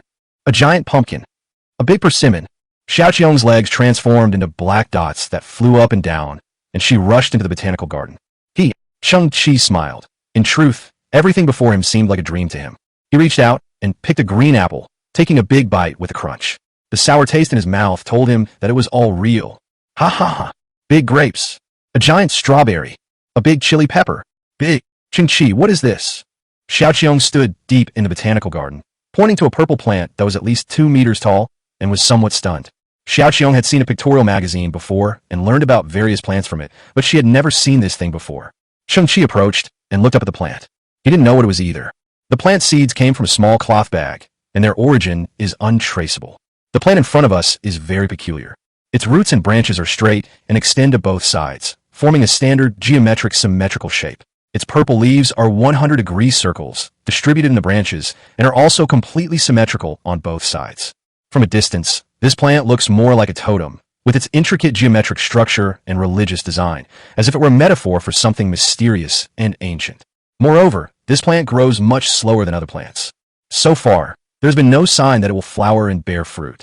If placed in an ordinary environment, this plant's growth cycle might extend to hundreds of years. Everything about this plant demonstrates its extraordinary nature. Cheng Qi guessed that it might be some kind of alien plant, or some kind of ancient plant from Earth.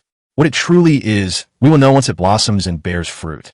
A big peach, big celery. Xiao Qiong started running and playing happily in the botanical garden again. Cheng Qi noticed that Kunlun, which was still fixed to the frame in the distance, had slightly revived, perhaps because it had accumulated some energy. She looked at the lush green botanical garden in front of her, at Xiao Qiong running around, and at Cheng Qi standing quietly. Kunlun's beautiful eyes flickered, and an image was projected into her red pupils. It was a vast and beautiful field. A little girl with a red ponytail stood next to a strong man in military uniform. Dad, can I keep my right hand? The little girl lowered her head and stretched out her hands. Her right hand was fair and clean, with human skin, while her left hand had turned into a dark gray metallic body. Through the gaps between her hands, you can see that her feet have also been replaced with cybernetic prosthetics. The burly man bent down and stroked the little girl's head. Child, how can you gain strength that surpasses others if you don't replace your prosthetic body? You are my child, and the descendants of our family are destined to become the strongest soldiers. The burly man smiled. This is an unparalleled honor. But the little girl lowered her head, tears welling up in her eyes. I love this hand, and I don't want to replace it with a machine. The burly man frowned. Have you heard some crazy nonsense again? The little girl clutched the hem of her clothes with her robotic arm. The other children are afraid of me, and they're getting further and further away from me. What do they know? Those ordinary people simply don't understand your value. The burly man raised his voice a few decibels, his tone tinged with anger, and the little girl took a step back in fright. At that moment, the burly man in military uniform took a deep breath, his tone softening as he gently tidied the girl's hair. A daughter should be like Kunlun Mountain, daring to be the first in everything. Be a good boy and listen to me. Dad promises you, no matter what you're transformed into in the future, Dad will keep your beautiful red hair. As long as you have it, you will always be the most beautiful girl. At this time, Kunlun's shoulders trembled slightly. Her red ponytail, which was burned down to only half its length, began to tremble slightly. She has no tear ducts, but the images projected into her pupils are becoming increasingly blurry. Sister, here you go. At this moment, Xiao Qiong stood beside Kunlun and offered him a freshly picked peach, saying, sweet things can make people happy. Kunlun's expression clearly paused. Cheng Qi also came closer. Xiao Qiong, your sister doesn't need to eat. Xiao Qiong turned her head and said, of course I know that my sister is a cybernetic. I did this to let her know that someone cares about her, and I hope she feels better. Then I'll thank you on behalf of my sister. Cheng Qi nodded, looking directly at Kunlun. I know your greatest pain right now is humiliation and resentment. Especially after paying such a high price, you still ended up like this, while those murderers are still at large.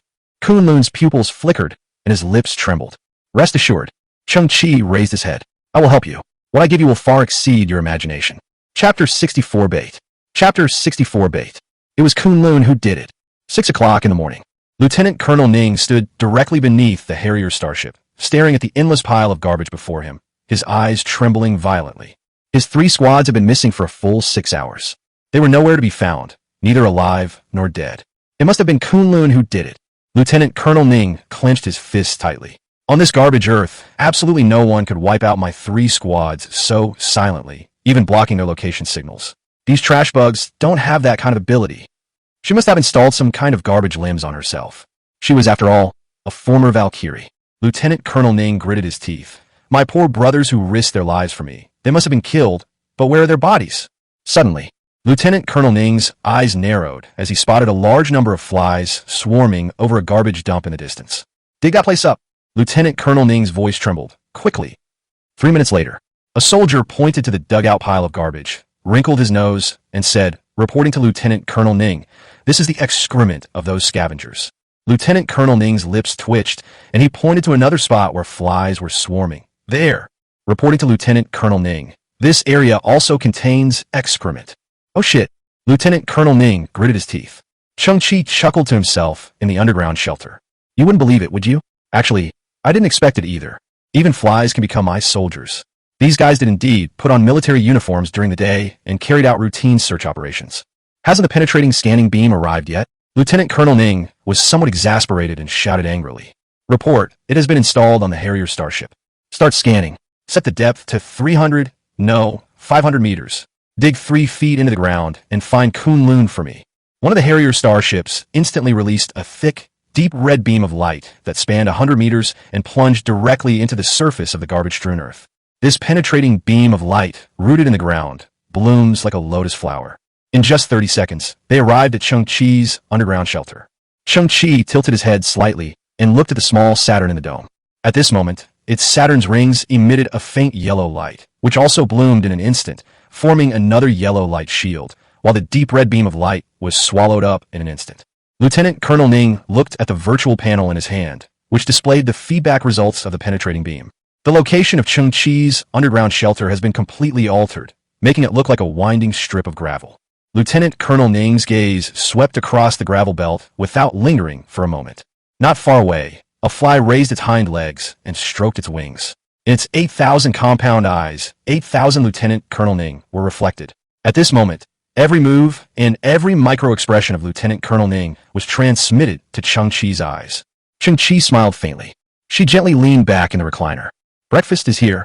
Charcoal grilled whole wheat bread, steamed pumpkin, tomato, and cucumber soup, and 18 kinds of fruit for dessert. Wearing an apron, Hansi, and a 24 nanny robot, finally put its built-in cooking module to use. It carried 2 full trays of food to Cheng Qi. Cheng Qi twitched his nose. The aroma of fruit is irresistible, and the whole wheat bread is incredibly fragrant. The food in this garbage planet is beyond the word luxury. It's simply impossible. Lieutenant Colonel Ning went to the Scavengers Alliance headquarters again. They exaggerated the facts and pinned the charge of murdering soldiers on Kunlun. This caused the entire Scavengers Alliance to be on edge, seeing threats everywhere. Throughout the day, a large number of scavengers worked with soldiers to conduct a thorough search. Cheng Qi looked at Chairman Li's trembling and fearful appearance in front of Lieutenant Colonel Ning, and at the countless scavengers who were bowing and scraping. He suddenly realized a problem. What was weighing them down was not their status or position, but their deep-seated inferiority complex. Night had fallen. Harrier starship cargo hold. Lieutenant Colonel Ning still hadn't found anything, and he looked extremely impatient. Continue the hunting game. The 12 members of the Daggers team swallowed hard as they looked at their scoreboard, which was filled with zeros. Honey, are you sure? Sure. Lieutenant Colonel Ning squinted. If I'm not mistaken, Kunlun will likely ambush you in secret. If they're making a large-scale troop deployment, Kunlun definitely won't show themselves. The Dagger team was all taken aback. Are you going to use us as a target? Rest assured, Kunlun is just a collection of junk parts put together. Lieutenant Colonel Ning looked into the depths of the warehouse. But they are different. From the depths of the warehouse, 8 enormous figures slowly emerged, like metallic demons, their aura terrifying. They will follow behind you. Once Kunlun is locked down, you don't need to worry about the rest. Lieutenant Colonel Ning chuckled in a low voice. No matter who killed Kunlun, I will give your Dagger team 1,000 points. After Kunlun is captured, we will be playing here for several days. These 1,000 points are not a small number. The members of the Dagger squad gleamed with greed. Let's do it. It was late at night. A landing craft slowly descends onto the garbage-strewn earth. This time, the Dagger team, equipped with Rome's 16-beam rifles, slowly emerged from the landing craft. After landing, the previous groups were like wild beasts searching for prey. But now, the members of the Dagger group conceal their presence, grip their guns, hunched over, and were on high alert like rats that couldn't be seen by anyone. There's someone up ahead. Who cares who they are? Step back and let those 8 guys go. The Dagger's psychological defenses collapsed and disintegrated in an instant. With a deep, resounding hum, 8 enormous figures stepped slowly out of the landing craft. A boy wearing a blue scavenger's cloak stood quietly in front of them. The Innocence Defense Array, located 20 kilometers apart, released a directional camouflage beam that covered a 1-kilometer radius around it. Lieutenant Colonel Ning, aboard the Harrier starship, saw a different scene. From his perspective, the Dagger squad was advancing cautiously, while the 8 ace warriors were lying in ambush in the shadows. I thought it was something else. Turns out he was a petty scavenger. A huge figure emerged from the darkness, revealing a complex hydraulic power system and a massive metal body. Then, the imposing metal mask flipped up to reveal a righteous and awe-inspiring middle-aged face. I am Long Zhanxiao from the Extreme Warriors team. I order you to come forward for inspection. Unseen by anyone, a dark gun muzzle had silently emerged from Long Zhanxiao's exoskeleton arm. Their mission is to arrest Kunlun. There's no need to waste a single moment on such a worthless scoundrel. Chapter 65. The True and the False Heroes. Chapter 65. True and False Heroes. Oh, are you the 8-member Ultra Warriors team? The boy in the blue cloak's eyes shone brightly. That 8-man team of Ultra Warriors, known as the Pioneers of the Universe, who explored more than a dozen new planets and completed countless arduous missions. The arm concealing the black gun barrel paused. Long Zhanxiao smiled and said, "It's us." 20 years ago, they underwent facial plastic surgery, fingerprint modification, teeth mark modification, and genetic disguise, transforming themselves from ruthless bandits into an extreme warrior team. They were told to keep a low profile, avoid all unnecessary public appearances, and gradually fade out of people's sight. But this is far from satisfying their vanity. They finally managed to cleanse their image, but they can't enjoy the glory, the flowers, and the honor. More than a decade ago, one of the team members secretly went out and, posing as a member of the Extreme Warriors team, slept with his wife. The woman, who seemed virtuous and dignified, but was actually incredibly flirtatious, didn't even notice anything amiss. However, this team member was injected with 6 times the pain-inducing agent by the second-in-command and brutally beaten for 2 hours. Since then, the entire Ultramarines team has kept a low profile, almost to the point of being transparent. The little trash bug in front of us is clearly a fan of Ultra Warrior.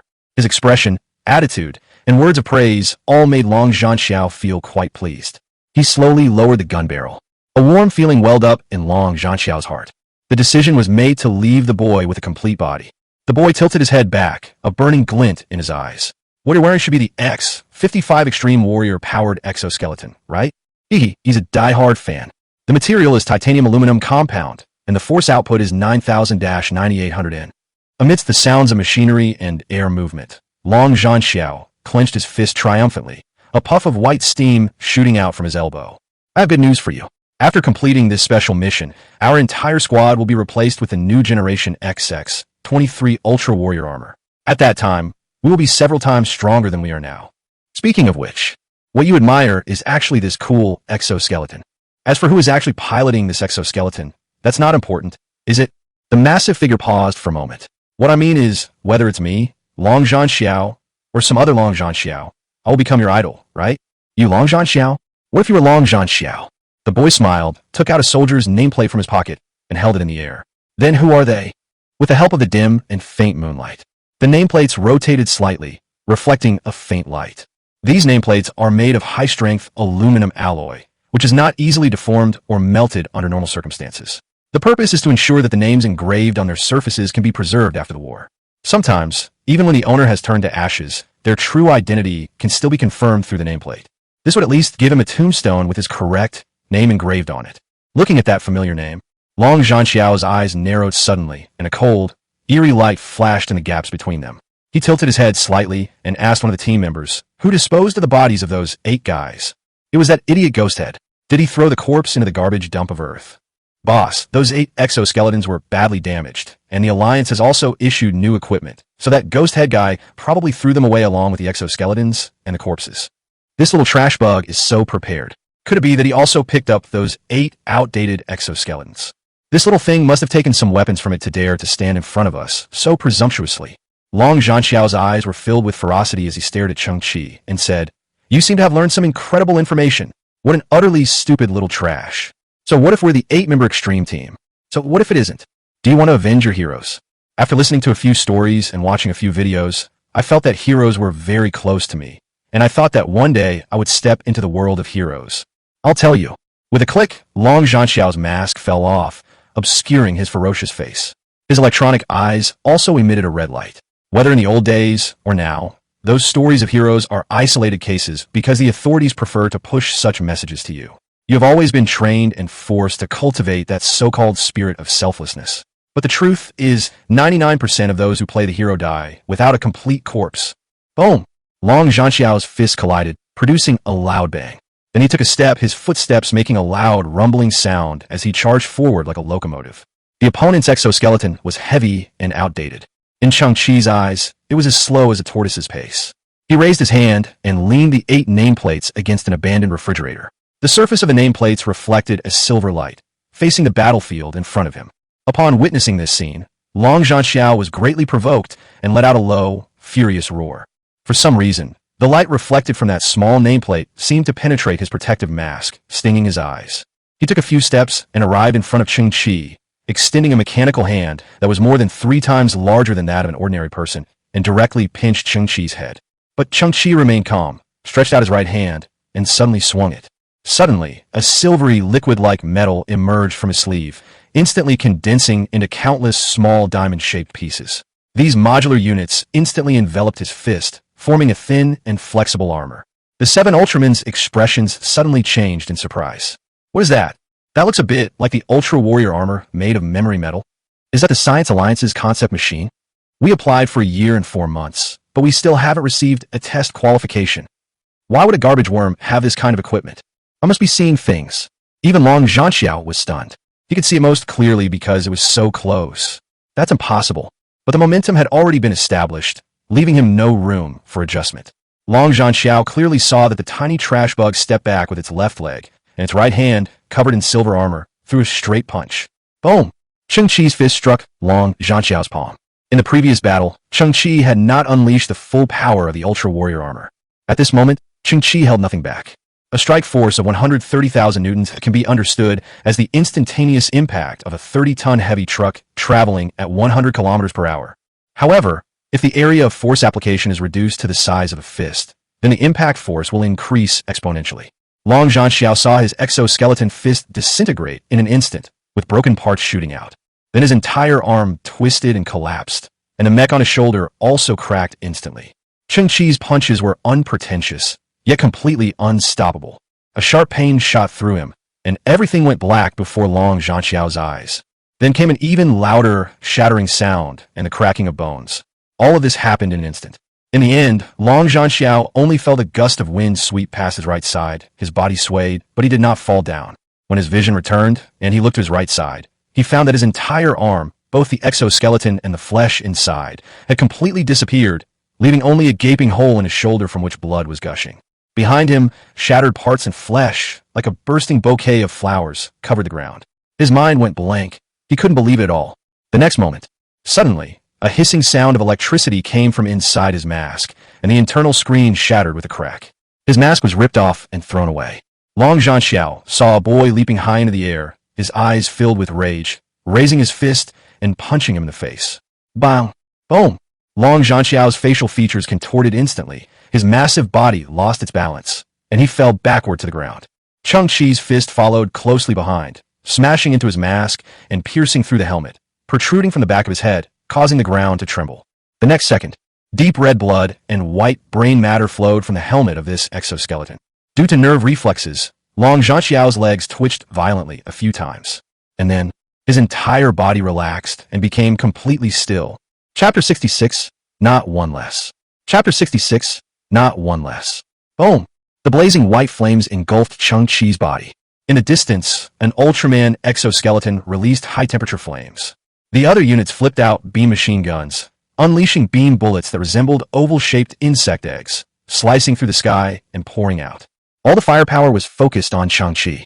The remaining members of the Ultraman squad were terrified, but a picture also flashed through their minds. The little trash bug was scorched like charcoal, and its body was riddled with bullet holes. It is said that everyone who pulls the trigger in a moment of panic has similar thoughts in their mind. But this is just imagination. But then, from the white flames, a figure clad in silver armor slowly emerged. Every inch of his skin seemed to be covered with a layer of rhomboid metal sheets. As he moved, these rhomboid metal sheets shifted and expanded, moving flexibly and smoothly, while providing an impenetrable defense. His face was covered by a silver facial armor, and his eyes gleamed with a dark blue light. Bite! A beam bullet struck Cheng Qi in the face. He merely tilted his head slightly before straightening it again. The remaining members of the Ultraman squad were all utterly horrified. That really is the memory metal limit breaker armor. It seems even more refined than the concept model. How is this possible? Cheng Qi spoke in a low voice. Envious? Let me tell you, I will soon possess armor that you can't even comprehend, but unfortunately, you will never have the chance to witness it firsthand. Flames flickered at the scene. The nameplates of the 8 true Ultra Warriors were illuminated by flickering light. It was as if their spirits in heaven were seeing the scene before them through these plaques. The sounds of metal shattering, bones breaking, and screams echoed continuously.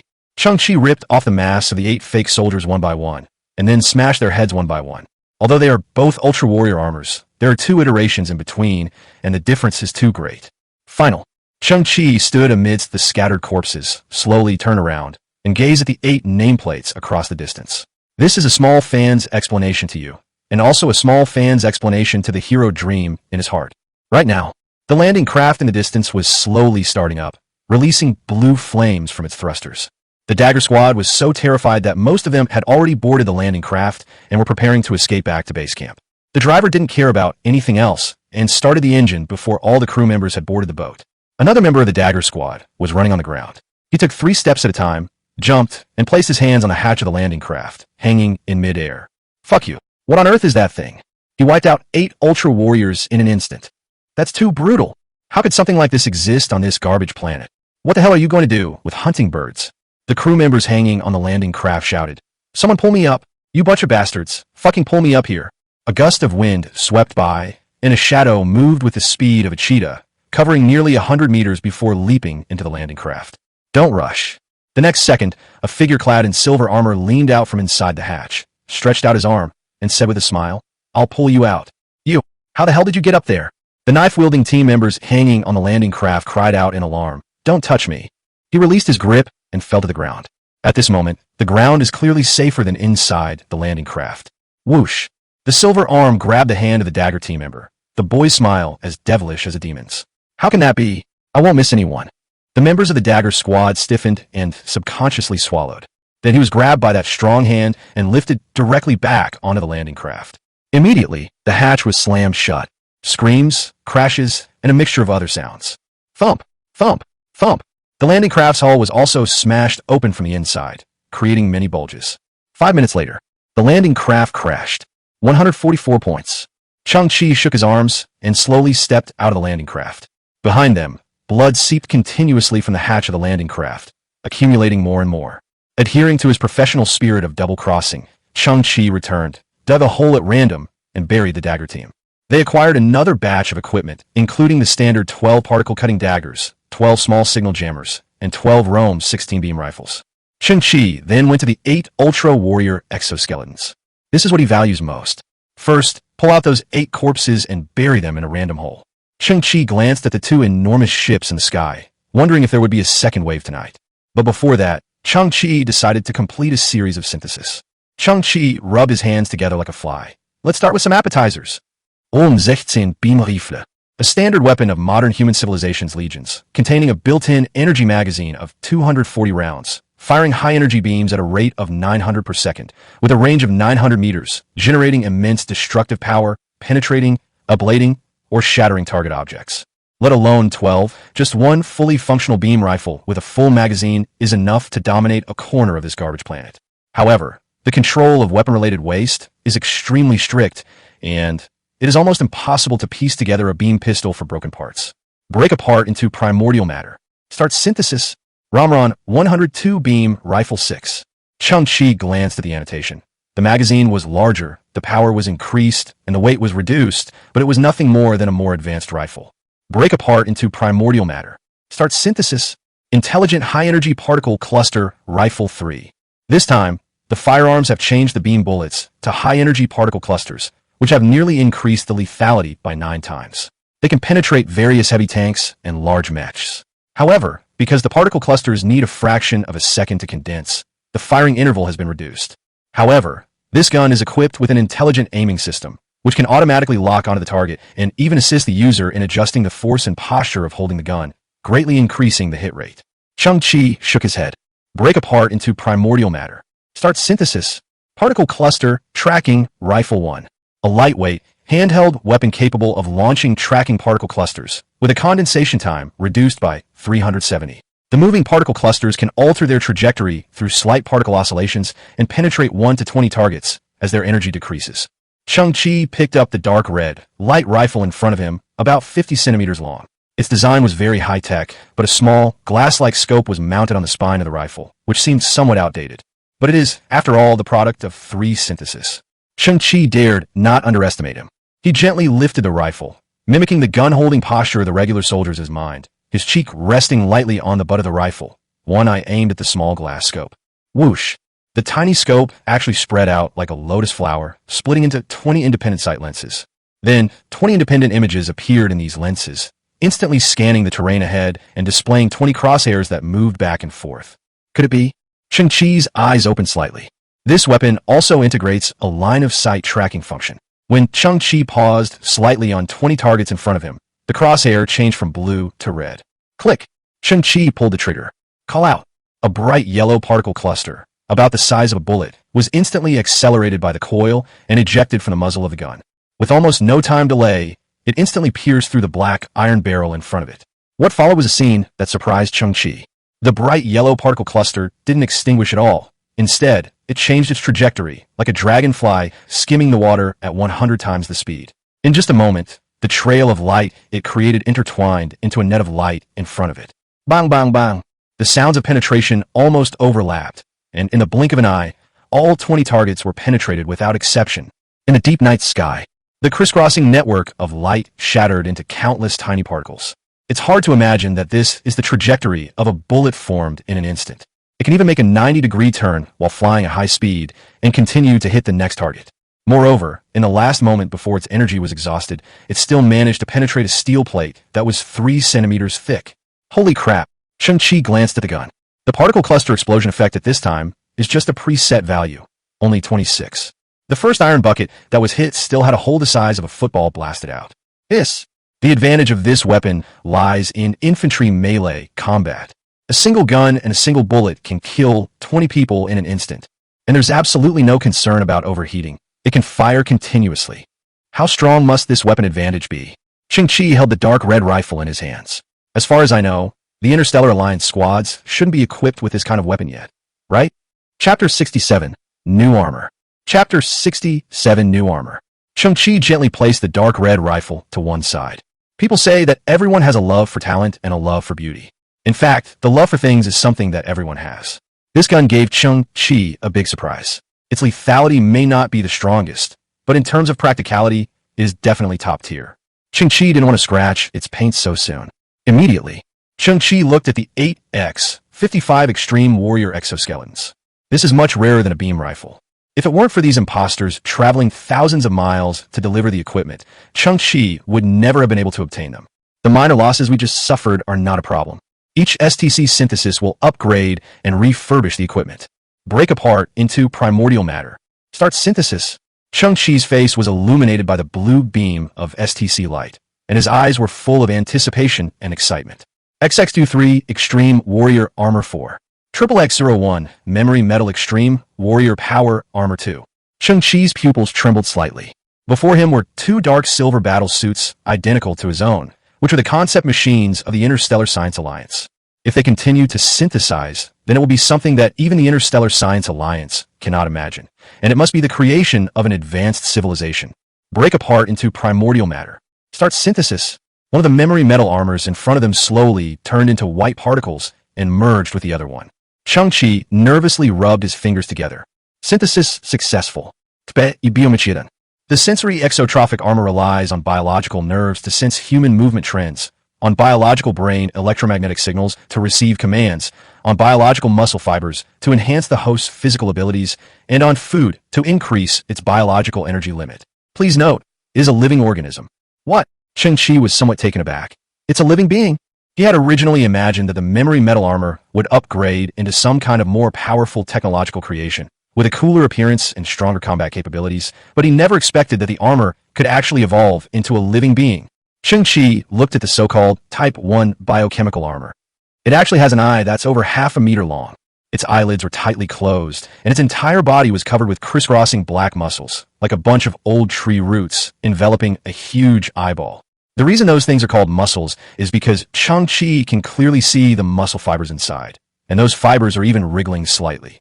The reason this eye can stand in midair is because three muscular tentacles extend from its body, standing on the ground like a tripod. Cheng Qi's eye twitched. STC, you call this thing armor? The so-called Type 1 bioarmor is actually from residents of a Level 3 biological civilization. Resident? Cheng Qi's voice rose a few decibels, his expression even more astonished.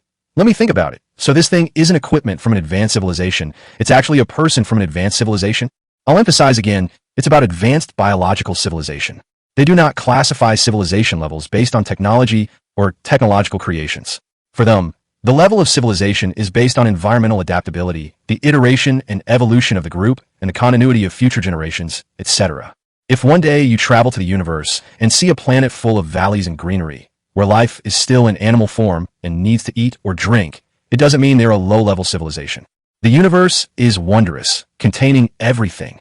Cheng Qi's eyes widened. I've learned a lot. The creature before you comes from the distant Triangulum Galaxy, a place containing billions of stars and home to multiple civilizations.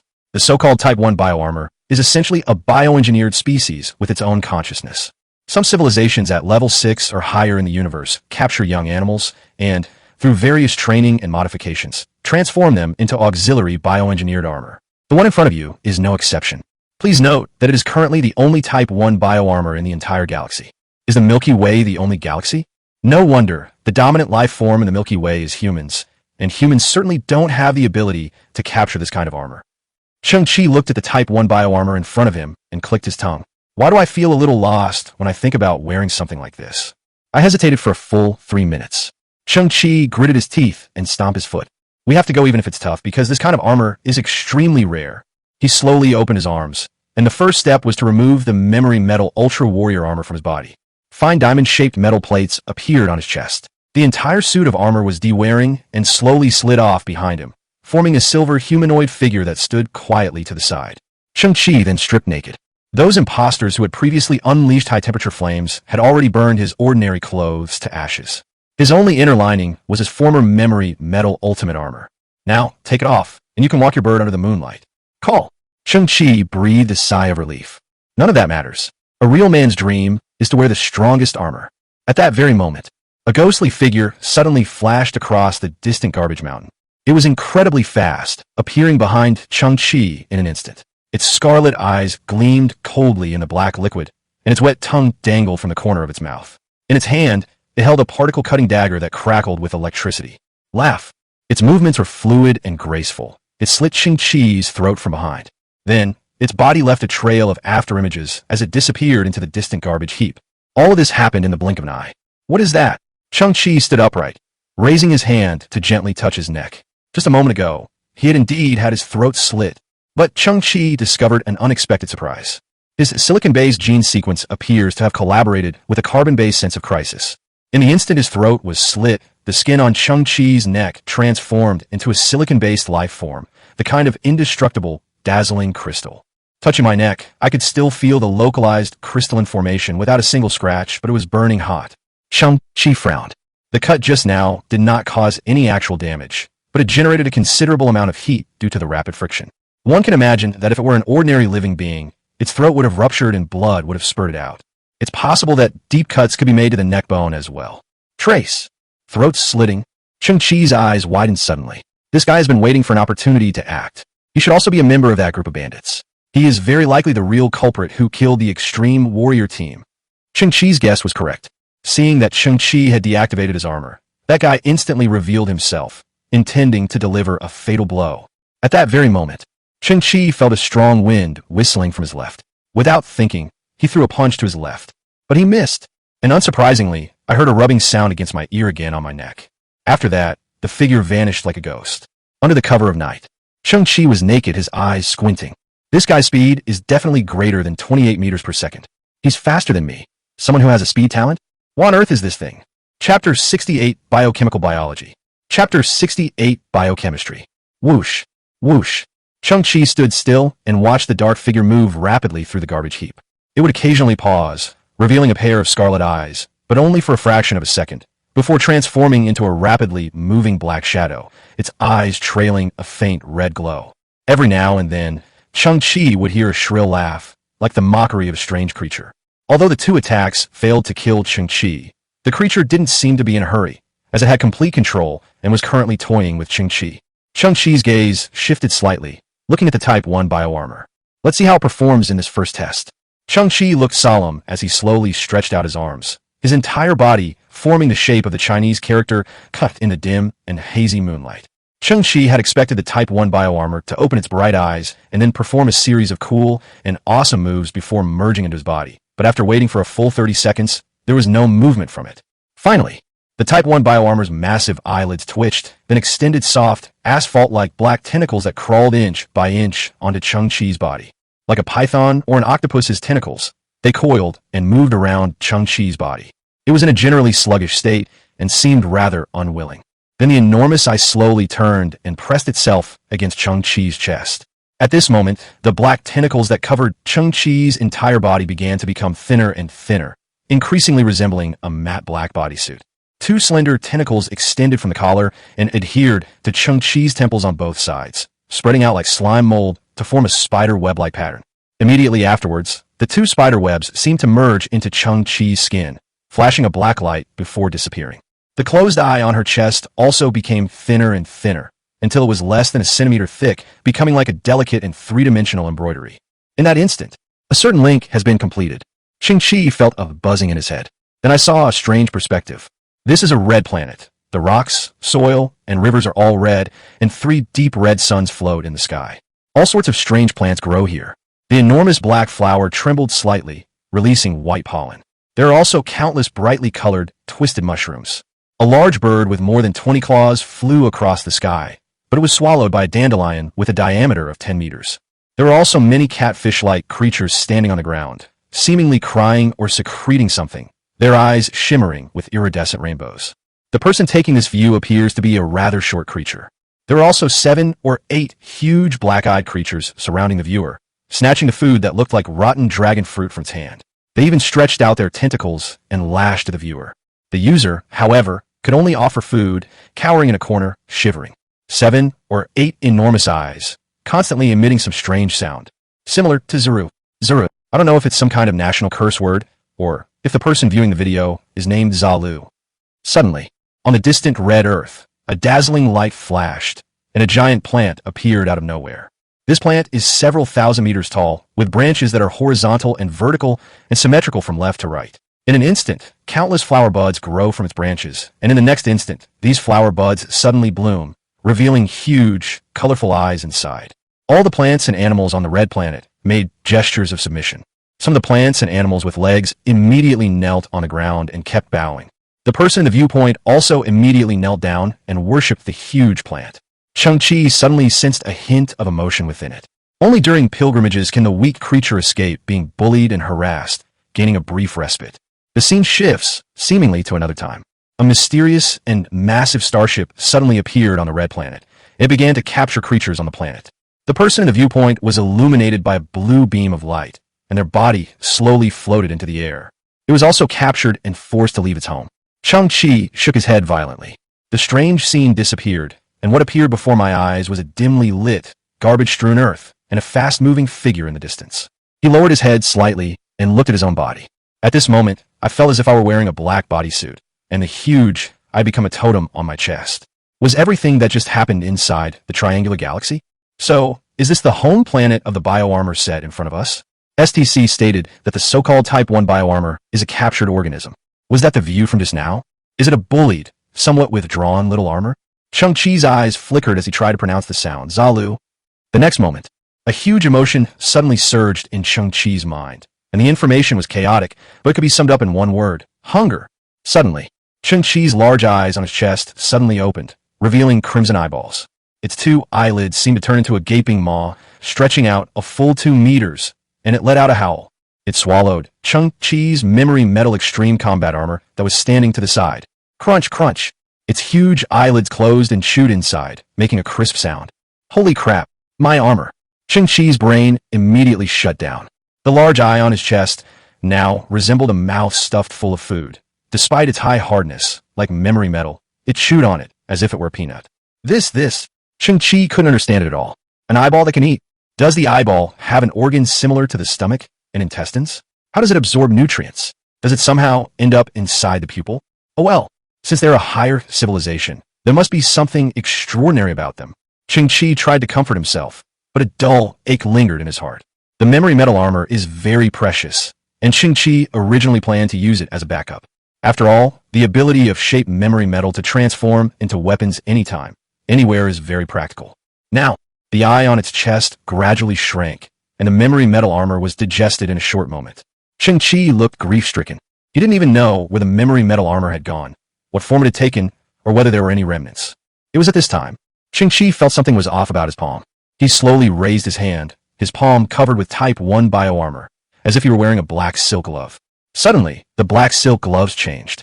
In an instant, a jet-black dagger materialized. Cheng Qi was taken aback. From a distance, it looks like you're holding a dagger, but in reality, the dagger's handle is completely connected to your skin. In the next instant, the dagger transformed into a cleaver, and then quickly turned into a spear. Then, like a revolving lantern, it kept changing into various weapons. Cheng Qi had seen or had not seen before, and knew how to use or did not know how to use at least 100 kinds of things. At the same time, black spikes continued to grow from Cheng Qi's back and the soles of his feet, like giant spider legs deeply embedded in the ground. Their purpose was to help Cheng Qi stabilize his body when facing the powerful recoil. Cheng Qi slightly opened his eyes. These are all functions of the memory metal armor. Cheng Qi then realized what was happening. The Type 1 bioarmor swallowed the memory metal ultimate armor and gained similar functions to the memory metal. The diverse array of weapons flashing by in front of me is clearly a test. The Type 1 bioarmor is adapting to its new capabilities. Chapter Shaizit Shinor Rapid Assassin. Chapter Shaizit Shinor Rapid Killer. So, just how good are your enhancement abilities? Cheng Qi opened his eyes slightly and began scanning the garbage heap, searching for the ghostly figure. In that instant, he locked onto his target. The other person's scarlet eyes were hiding behind a pile of garbage, secretly observing him. Cheng Qi bowed slightly, stepped back 20 centimeters with his right foot, and planted it deeply into the ground. With a loud bang, Cheng Qi's leg's strength exploded. What he couldn't see was that at this moment, muscle fibers suddenly bulged up on the surface of the Type 1 bioarmor on his legs, like thick steel bars twisted together. The fibers contracted and stretched, revealing small blue squares that emitted a dim blue light, a characteristic of an alien creature.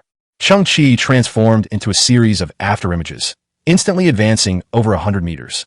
During the process, Cheng Qi could clearly feel that the previous feeling of energy overflow had disappeared. Because of genetic enhancement, my speed had exceeded the limit of the memory metal armor, meaning that some of my speed was wasted. But at this moment, it feels completely different. He felt that this Type 1 bioarmor had no upper limit. It's a completely different kind of auxiliary method. The memory metal armor gave Cheng Qi the feeling of wearing an iron suit.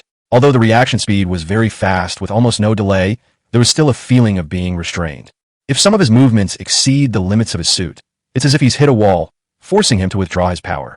The Type 1 bioarmor no longer feels like just a piece of clothing. It was a completely comprehensive help from the outside world. For example, when Cheng Qi runs, the moment he lifts his leg and fully releases his power, the Type 1 bioarmor will simultaneously release another force, like a pair of large hands that completely envelop Cheng Qi, giving him another push.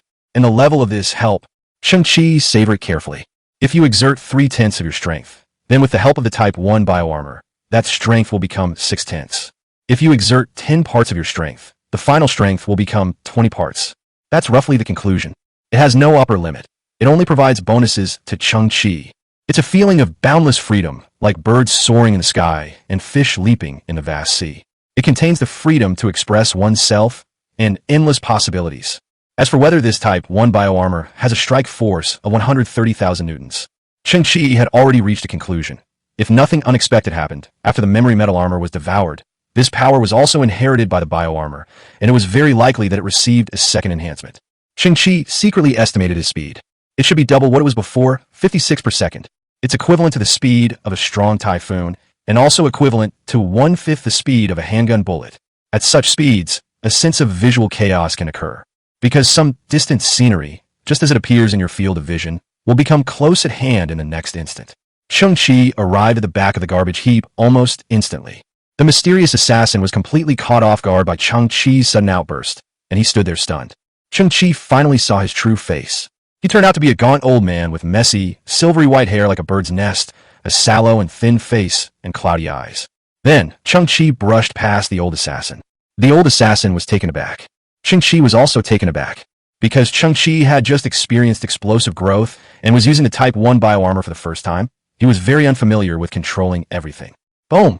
But Cheng Qi, who had gone too far, tumbled more than a dozen times before crashing into a mountain of garbage, which fell and buried him. Are you off work? The old assassin's lips twitched. He deduced that the kid must have activated some kind of propulsion device, but couldn't control the enormous thrust, which was why he fell.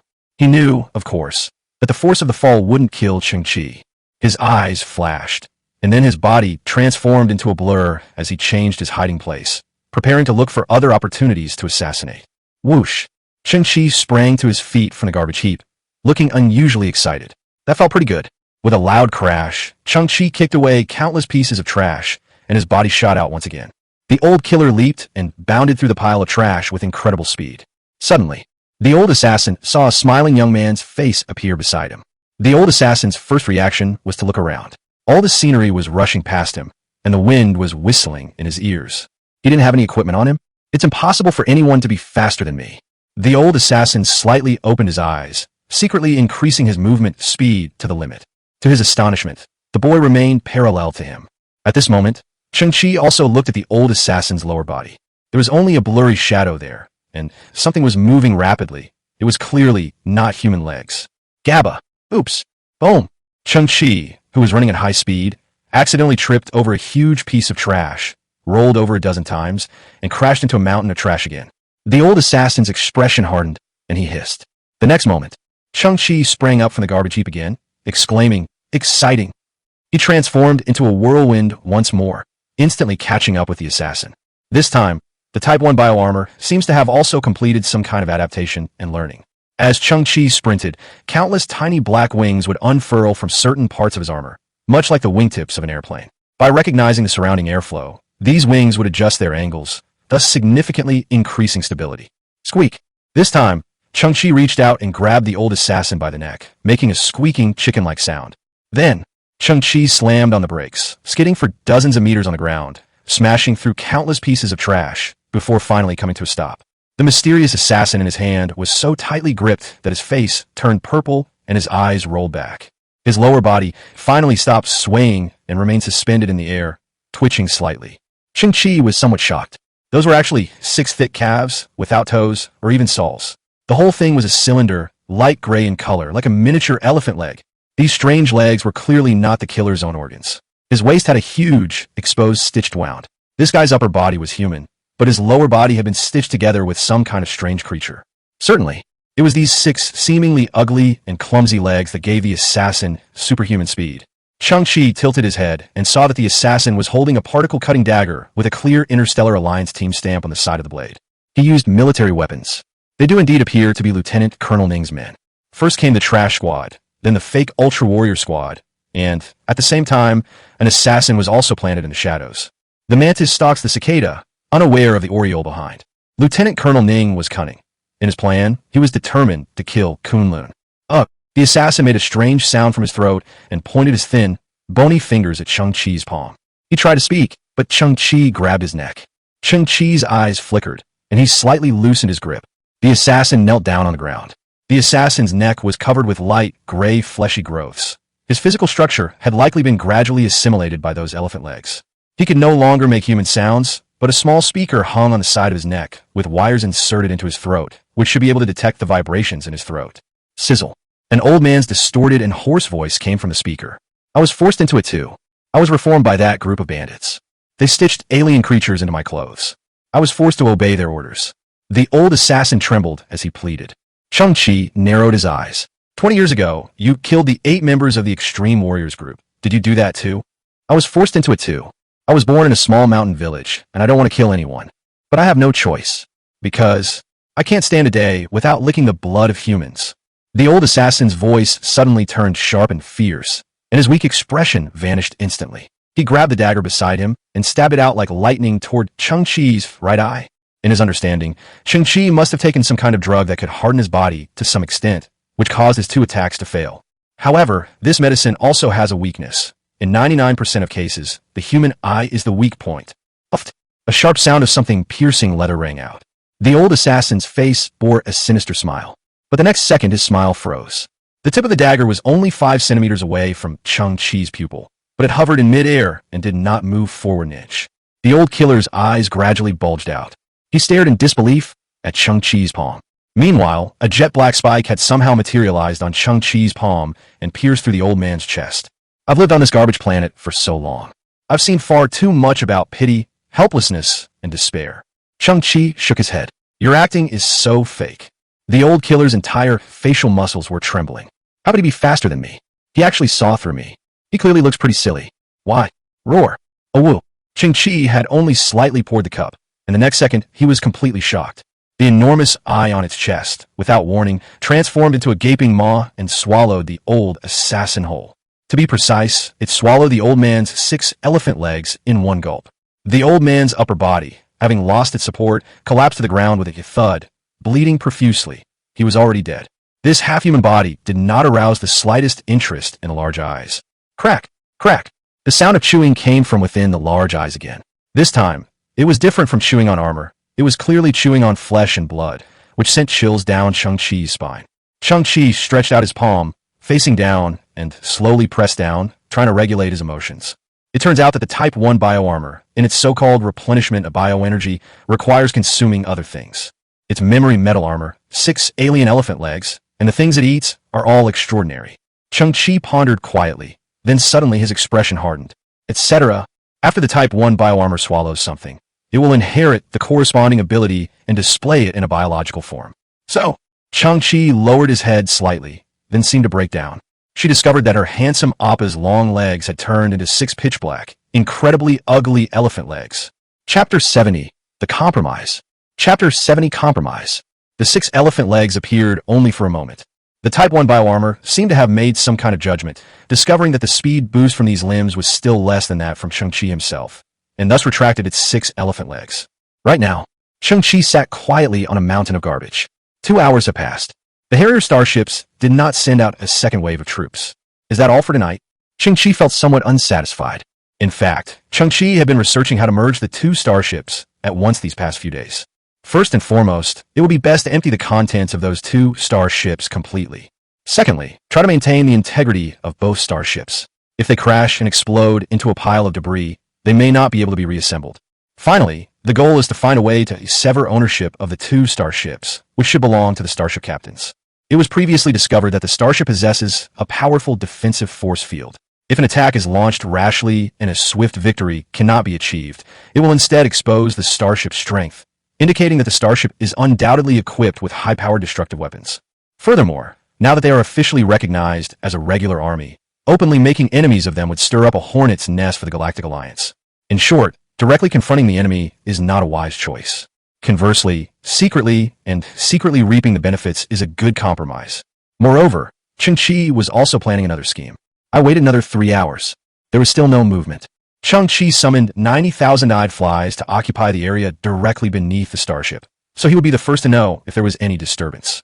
Then, Cheng Qi used a miniature directional stargate to teleport today's spoils back to the underground shelter. At the same time, Cheng Qi took out turbojet-powered shoes and anti-gravity gloves. He plans to take a walk on this garbage planet.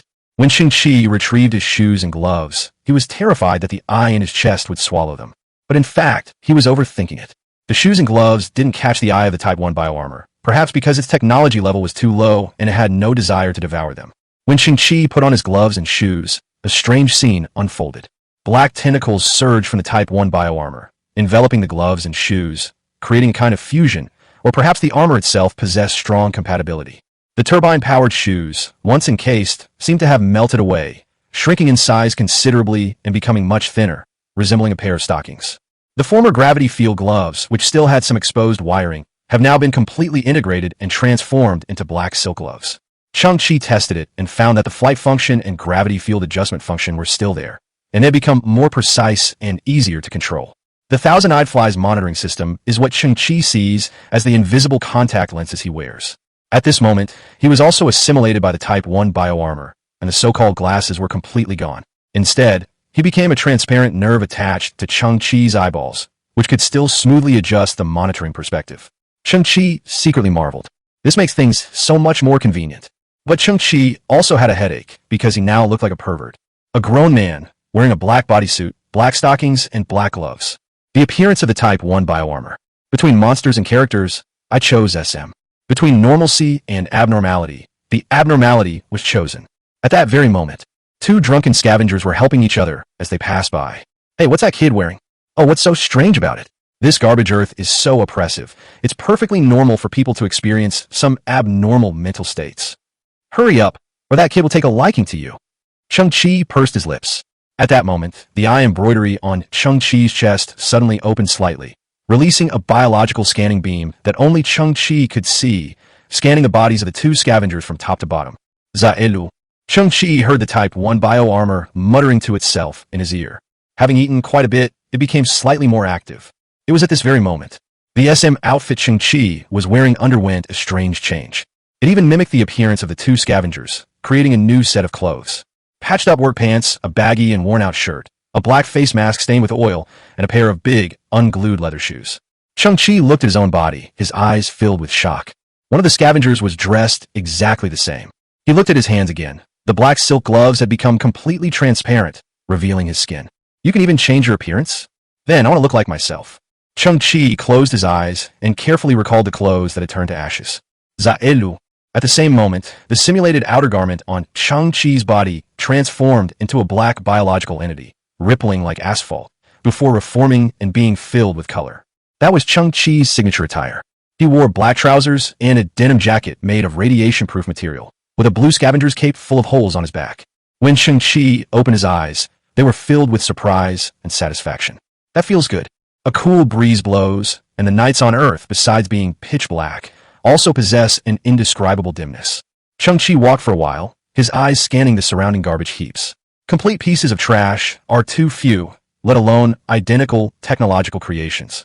Suddenly, Cheng Qi saw a hazy light emanating from afar, illuminating a small patch of sky. Several scavengers, their bodies swaying unsteadily, went in and out of the area. That place is the old European Pentagon, now a bar street. In the midst of a garbage-strewn earth at night, it is the only place with some human presence. Cheng Qi slowly stepped inside. They discovered that the bar they had destroyed during their previous brutal attack on the hyenas had been rebuilt and was now filled with customers. Cheng Qi entered the bar and scanned the area. Then they discovered something unusual in the corner. She was an incredibly ugly woman. She was drinking a huge glass of cheap beer alone in front of her. Cheng Qi walked forward and sat down opposite the woman, sharing a table with her. The woman was somewhat drunk, with a huge, festering, and pus-filled scar on her face, making her extremely ugly. Although her body beneath the gray cloak looked alluring and graceful, her face was enough to scare away any man. The Type 1 bioarmor assimilated Cheng Qi's contact lenses, so it could provide Cheng Qi with some unexpected information through visual imaging. For example, the woman in front of me was wearing a relatively advanced biological skin on her face, the purpose of which was to conceal her true appearance. The woman's true face, if placed on this garbage planet, can only be described as shocking. Cheng Qi was very certain. She is Li Hongyun, the eldest daughter of the leader of the Scavengers Alliance. Chapter 71 Talent. Hey, Did you see what happened that day? Look at what you're saying. What the hell is that day? What the hell is the scene? There's no specific time, no specific location. How am I supposed to see anything? Inside the bar, two drunken scavengers are talking. The latter clearly possessed excellent logical thinking, hitting the nail on the head. After arrogantly filling a glass, he tilted his head back and downed the wine in one gulp. However, due to cerebellar paralysis caused by alcohol, all the wine ended up in his nostrils. That's the day the Interstellar Alliance team arrives. Did you see that? Miss Hong Yun, Chairman Lee's eldest daughter, is so beautiful. I saw it, but so what? Do you think trash like us can even set our sights on someone like that? Miss Hong Yun is as beautiful as a fairy, like a flower in the desert, a diamond in a garbage dump, or a precious single-leaf grass growing on a cliff. If we try to pick her, we will all fall into an abyss. Miss Hong Yun, she will surely leave our dreams with a dazzling and magnificent light, gracefully turning away, carrying the hopes of all the scavengers, and stepping out of this garbage-strewn earth. Someone worthy of Miss Hong Yun, they can only be genetically superior, more advanced, and as perfect as ancient Greek sculptures. As he spoke, he looked up at the ceiling, his eyes filled with longing. Hey buddy, you're quite the writer. Another scavenger clasped his hands in a fist and palm salute. We're just a last-minute group. May I ask your name? Of course, of course. The scavenger, whose nose was dripping with alcohol, also clasped his hands in a fist and palm salute, saying, I am Wang Zi. Oh, no law, no law, no law. Brother, just for your name, I'll treat you to drinks tonight. Hey, we're all just scrap collectors. Why are you and me making such a fuss? Bartender, 8 more drinks, please. 5 meters away, Cheng Qi sat in front of Hong Yun. Hong Yun was very curious. There were still empty seats in the bar, but the boy chose to share a table with this extremely ugly woman. Slightly drunk, she leaned forward and squinted at Cheng Qi. This movement caused her gray cloak to tighten, revealing her beautiful silhouette. Below her slender waist, her firm and perky buttocks resembled a ripe peach, and her crossed legs were equally long and graceful. But her face was repulsive. Cheng Qi paused and then heard a sizzling sound.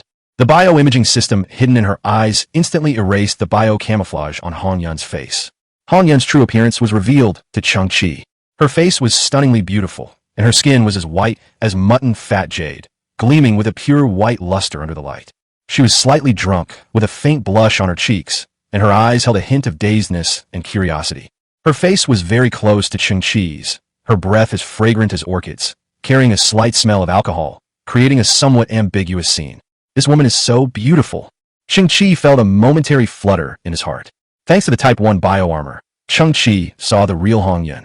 That flawless face, coupled with that impeccable figure and being viewed so closely, will be a top-notch enjoyment for any sexually normal man. Moreover, Cheng Qi could still use the guise of treating everyone equally to watch without restraint, which secretly pleased him greatly. Hong Yun tilted her head. This woman's thoughts were a bit mischievous. She knew perfectly well that her face looked terrible, but she still wanted to see if the other person would find it offensive. She looked at Cheng Qi, then suddenly smiled, revealing a captivatingly alluring eye. Her white teeth gently bit her bright red lips, and she let out a soft moan. The drunkard in the distance also saw this scene, and his mouth twitched. My God, who can stand this? Cheng Qi also opened his eyes wide. My goodness, who could stand this? At this moment, Cheng Qi's perspective was different from that of all the other men in the bar. It couldn't even be called a perspective. It was a brave new world. Who would have thought that the beautiful and aloof Miss Hong Yun was doing everything she could to seduce him? Giggle. Hong Yun smiled. The prank was over, and she sat back down in her seat. She didn't try to disguise her voice. It was clear and crisp, yet distant. The legendary mature, sophisticated voice. Why would someone as ugly as me sit at the same table as me? Cheng Qi shrugged, looking at the other person's perfect face. We're here for drinks to relax and have fun. Why worry so much about what others look like? Hong Yun nodded. I like your point of view.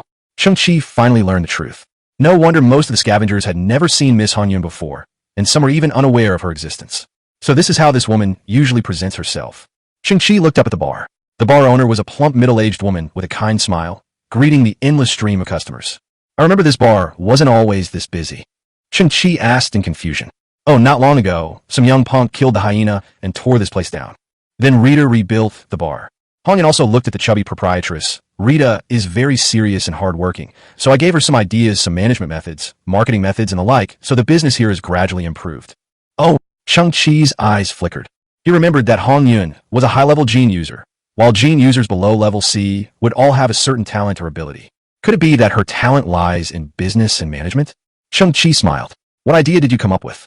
Hong Yun smiled mischievously and tapped the wine glass in front of her. Dip the wine in water. Cheng Qi was taken aback. Aren't you afraid of ruining your reputation? On the contrary. Hong Yun laughed and said, life on garbage earth is oppressive and arduous. The main purpose of the scavengers who enter the bar is not the alcohol, but the rare time to relax. If a glass of alcohol can be finished in 3 or 5 minutes, then this time of relaxation will become very short.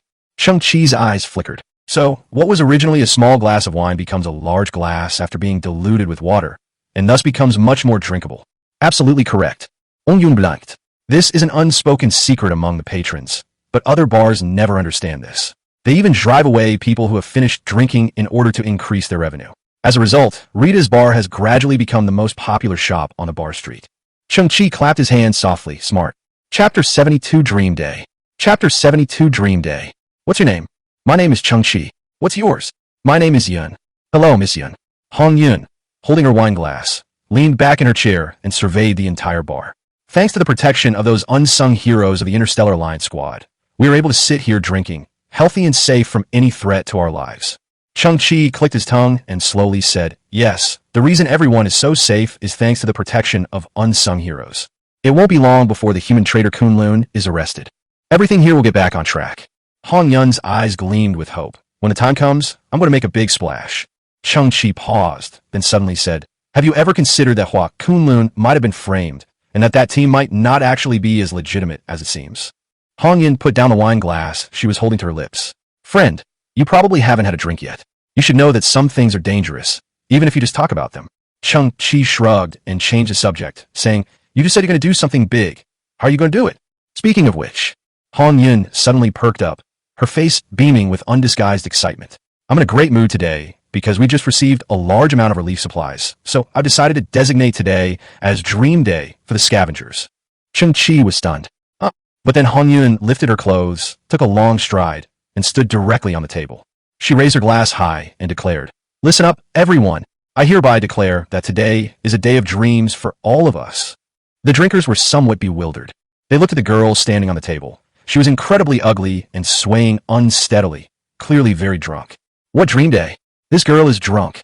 We're lucky to be alive. What dreams do we have?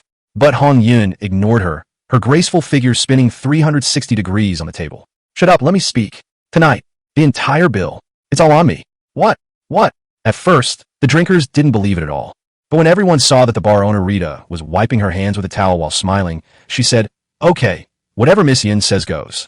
Wow, really? Miss Yun is so generous. Long live Miss Yun. But Hong Yun, all smiles and swaying slightly, held up one finger and said, but today, everyone must speak out their dreams, and they must shout them out loud. Because today is the Scavenger's Dream Day. No problem. My dream is to marry Hong Yun. My dream is to save up 20,000 credits. My dream is to become an E-level gene. My dream is that I'm not dreaming right now. My dream is to have a brand new second child. Cheng Qi was also taken aback, then looked towards the corner of the bar, only to see his little brother Xiong Zi drinking there. His eyes glazed over, and he didn't recognize Cheng Qi. He wiped his robotic arm and said, don't get me wrong, my second thing is an arm. I am Miss Yun. But then Hong Yun raised her wine glass and said, my dream is to clean up the entire garbage-strewn earth. I want to establish a fair business system, a strict judicial system, and I also want to recruit talent, research new energy sources, and research agricultural planning techniques. Her words stunned all the scavengers. Everyone was watching quietly as the girl, who was standing on the table, seemed a little drunk. Do you know? Hong Yun raised her wine glass high, looking up at the ceiling, as if her gaze could pierce through the dark atmosphere and see the brightest sun. We were born here and grew up here. This is something we cannot change.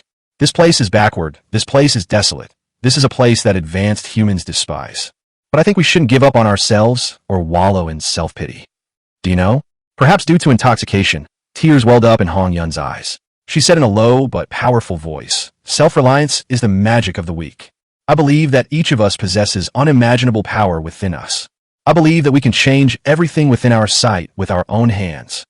I believe that a bright future and a better tomorrow are just around the corner. Hong Yun's voice echoed throughout the bar.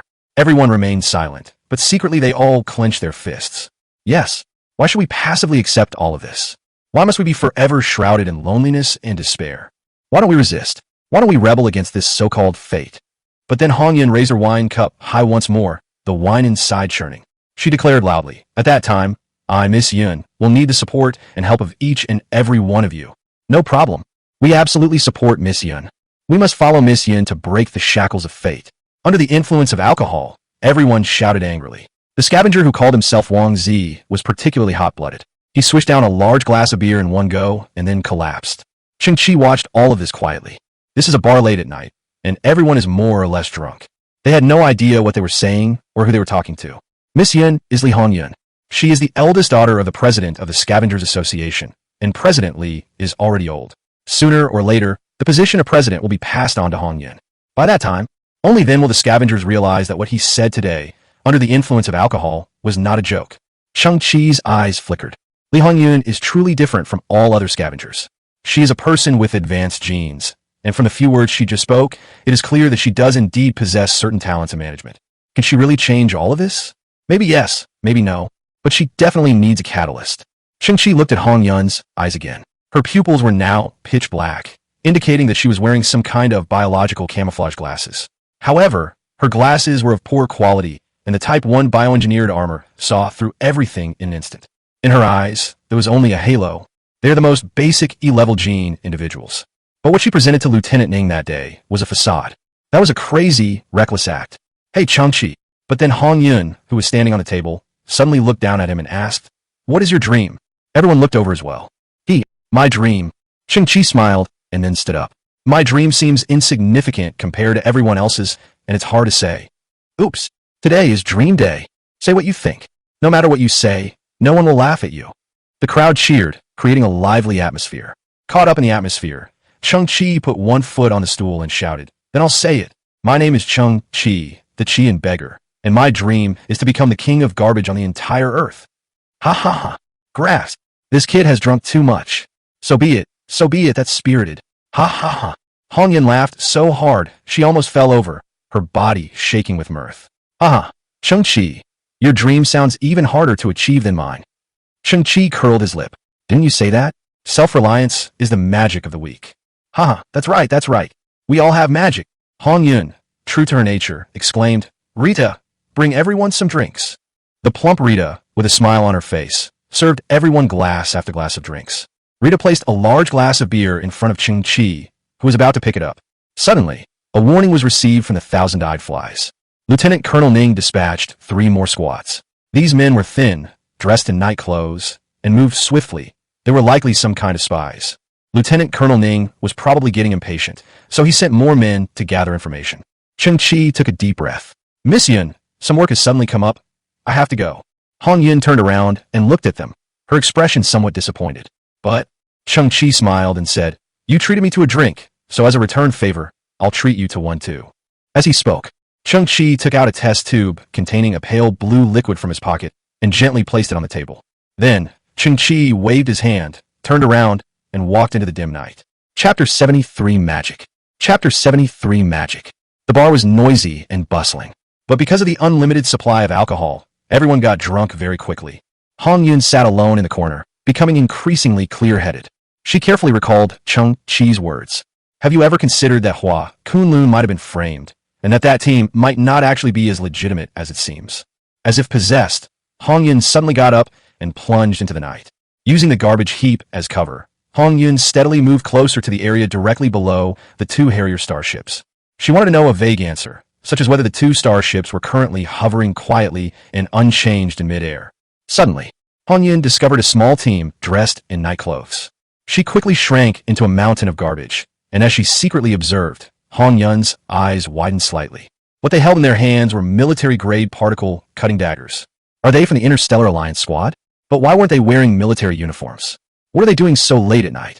Searching for Kunlun? But why is there only 1 squad? Hongyun was completely baffled. Inadvertently, she stepped on a piece of metal debris, which made a crisp sound.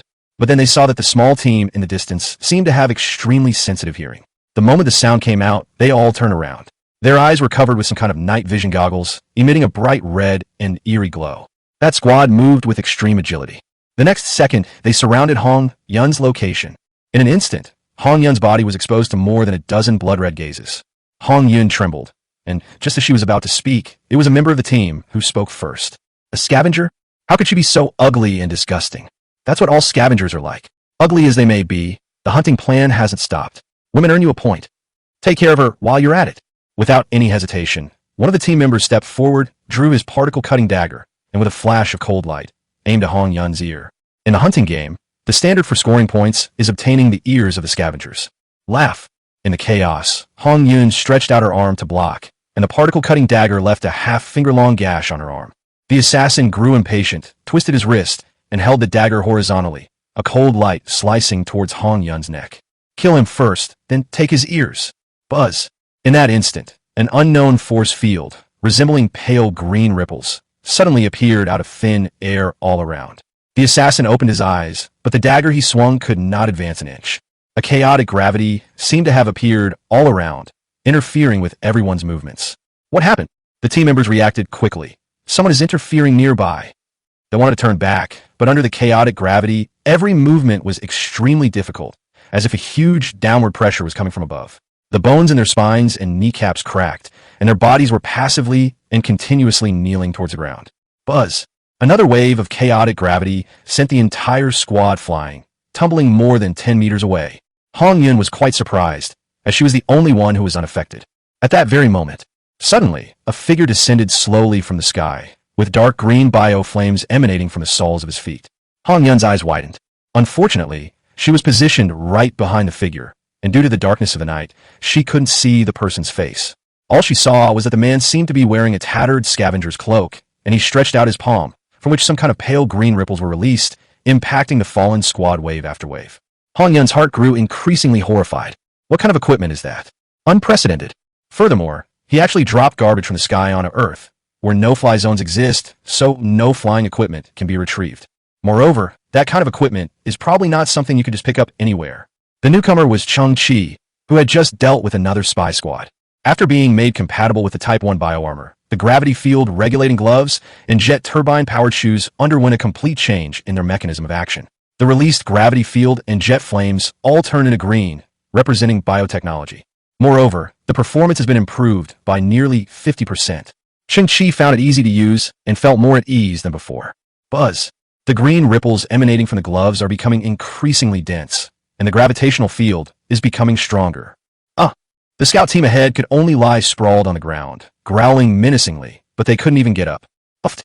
Click. The gravitational field had exceeded the critical value that their bodies could withstand. The scout squad's bones shattered instantly, their skins split open, and blood splattered out like exploding tomato sauce. One by one, whole people were instantly crushed into meat patties. They were wiped out in an instant before they even saw who it was. Cheng Qi waved his hand. The signal jammers and particle-cutting daggers carried by this squad were enveloped in green ripples and slowly floated into the air. Then, Cheng Qi's bioturbojet shoes activated, releasing green flames. He put his hands behind his back and slowly rose into the air. The equipment, as if controlled remotely, also floated up and took off, closely following Cheng Qi. Moments later, a man and a pile of equipment disappeared into the night sky. Because there's a third scout team waiting for Cheng Qi to harvest them. As for why he put his hands behind his back, there was absolutely no need for that. Cheng Qi simply thought the look was very cool, like an ancient immortal. Hong Yun witnessed everything. His eyes widened, and he looked completely like a clay or wooden sculpture. Who is that? What level of technology does he possess? He shouldn't be from Earth, but why is he wearing a scavenger's cloak? Why do the effects of his equipment look so fantastical? It's like magic. The next moment, Hong Yun shook her head violently, the alcohol in her body instantly turning into cold sweat. There's something really wrong with the Interstellar Alliance squad. I must go back and tell my father and my sister as soon as possible. Harrier Starship No. 2, in its shipboard warehouse. The atmosphere here was somber at the moment. The more than 600 imposters here hadn't even had a chance to participate in the hunting game when they heard the news from inside Starship No. 1. The previous teams that went down were all wiped out, and their bodies were never recovered. Has Hua Kunlun really healed himself? A terrifying cloud of doubt hung over their minds. The thought of the brave and invincible female war goddess sent chills down their spines. Suppressed, stifled, and uncertain. This is the most distressing thing, especially since the current orders from above are for them to stay obediently on the starship and not go anywhere. Click, click. The fake soldiers' expressions changed, and they looked at the transport boxes to the side. In order to play the role of a regular army, the higher-ups applied for some energy blocks, and these boxes are used to transport the energy blocks. However, the distribution was completed 2 days ago, and the empty boxes were returned to the starship. But then, a noise came from inside the box. Thump! Thump! Someone was knocking on the box from the inside. A group of imposters instantly grabbed weapons and surrounded them. A bold man stepped forward, his fingers trembling slightly as he unlocked the box, yanked the door open, and immediately raised his gun, aiming it at the inside of the box. The next second, the group of fake soldiers were all stunned. Inside the box was a beautiful woman wearing a red dress. The woman's hands trembled slightly as she smoothed her long hair. "Hello everyone, my name is Hina." The imposters were all taken aback. "A scavenger woman? Terribly sorry." Hina pursed her lips. "I hid in the box and came here with the transport ship. Don't worry, I just wanted to get to know your Lieutenant Colonel Ning. I've been hiding here for 2 days, but I haven't found a chance to sneak out. I might need some food and water now." Hina shrugged, trying to put on a charming smile. "Afterwards, could you take me to see Lieutenant Colonel Ning?" Suddenly, one of the imposters laughed. "I'd heard before that some low-level gene users will become the bitches of high-level gene users in order to rise in rank. I didn't believe it at first. Haha. Yeah, I never thought Earth, this garbage planet, will be like this too. Look, she's an E-level gene user. Hey guys, have any of you ever been with a woman with E-level genes? We've been so cooped up these past few days, we need to release some stress." A look of horror crossed Hannah's face. "What did you say? You're soldiers. Little girl. Even if we really send you to Lieutenant Colonel Ning, he might not even want you. But your brothers don't look down on you. Look, we've also been injected with physique-enhancing drugs, and we even have pale yellow halos around our eyes." More than 600 fake soldiers slowly gathered around, drooling and their eyes gleaming with a devilish light. Hannah couldn't believe what she was seeing. Her eyes widened, and she quickly shrank back into the cargo container. "What are you doing? Don't come any closer." Chapter 74, The Genius General. Chapter 74, The Genius General. Top, top, top. Lieutenant Colonel Ning walked on the bridge, and the sound of military leather shoes tapping against the steel plates could be heard. A bead of sweat slid down his forehead. With only 12 hours left to capture Kunlun, the general suddenly wanted to see him. After crossing the long suspension bridge, we arrived at the central circular platform. Lieutenant Colonel Ning slowly stopped and gave a standard military salute to the dark figure in front of him. Normally, a large starship like the Harrier should have a bridge bustling with people. But at this moment, the place was unusually quiet, with no staff members present. The entire starship was operating perfectly. Whoosh! A dim light was lit on the platform. The general's true appearance slowly emerged. This was a strong man around 50 years old, dressed in a black captain's uniform, sitting imposingly on a huge metal seat. His face was a standard square face with dark skin. However, he has a noticeable facial defect. He was born with a cleft lip, with his upper lip splitting and growing to both sides, a congenital genetic condition. The general tilted his head back, looked at Lieutenant Colonel Ning, and said in a low voice, "Tear off that ugly mask of yours." Lieutenant Colonel Ning frowned, but still raised his hand, his fingers digging into the right side of his jawline. A very realistic biological mask was torn off Lieutenant Colonel Ning's face. Ning Zhongxiao's true colors were also revealed in the dim light. He was no longer the handsome man he used to be. He still had a square face, dark skin, and a congenital defect in his face, a cleft lip. Lieutenant Colonel Ning lowered his head slightly, his eyes darting around as he said, "Brother." The general still held his head high. "Fourth brother." At this moment, a clear contrast emerged between the two faces. The resemblance between Lieutenant Colonel Ning and the general is close to 90%, except that the general is older and Lieutenant Colonel Ning is slightly younger. "Fourth brother, do you still remember our happy childhood on planet K-23, when we quadruplets were together?" Lieutenant Colonel Ning lowered his head and said, "I remember." The general rested his hands on the metal armrests of the chair, seemingly lost in some kind of memory. "Our father was a notorious interstellar bandit. He raised the 4 of us brothers with the money and food he stole. He used his decades of experience fighting the Interstellar Alliance to teach us how to arm ourselves. However, my father ultimately died in the bombardment by the Interstellar Alliance, leaving no ashes behind." The general sighed slowly and said with the earnestness of an elder, "From that time on, I understood a principle. If we fight head-on, we will never be able to defeat the Interstellar Alliance. But if we do the opposite, we join the Interstellar Alliance using false identities. Not only will we gain a legitimate identity, but we can also gradually dismantle this behemoth from within." At that time, none of you agreed with my ideas. I had no choice but to go my own way. He enlisted in the army alone and became a starship soldier. We were born with E-level genes, but we don't have individual talents.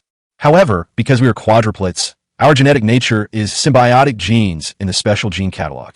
This is a powerful collective talent.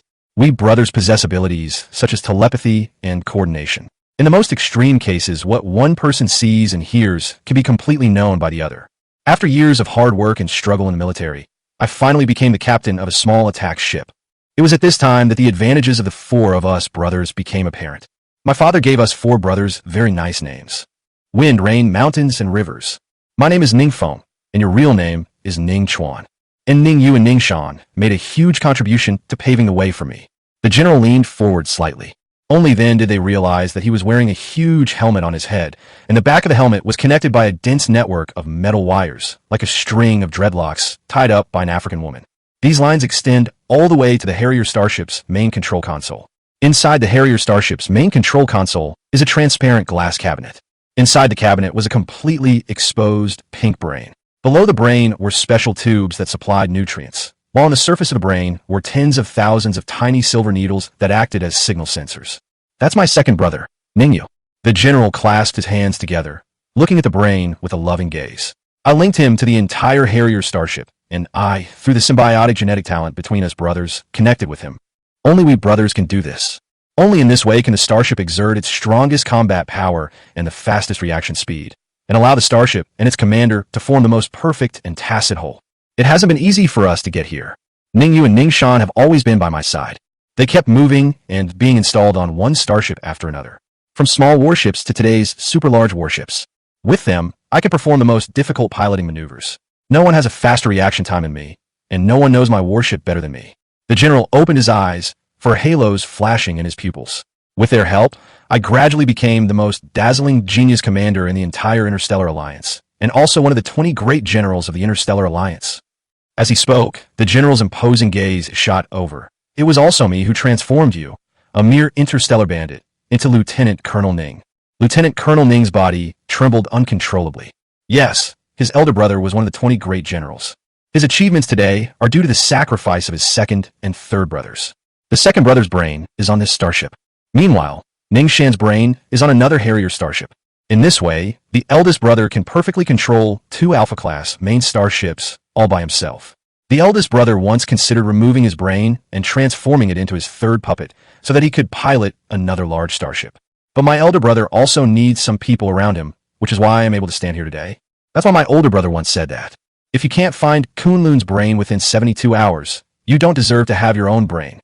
Fourth brother, is it really that difficult to capture a Kunlun warrior who is covered in wounds? The general, head bowed, looked down at Lieutenant Colonel Ning from his massive metal seat. You've disappointed me somewhat. Chapter 75, Double Crossing. Chapter 75, Double Crossing. Lieutenant Colonel Ning's legs were trembling. There was a faint trace of urine seeping from the crotch area.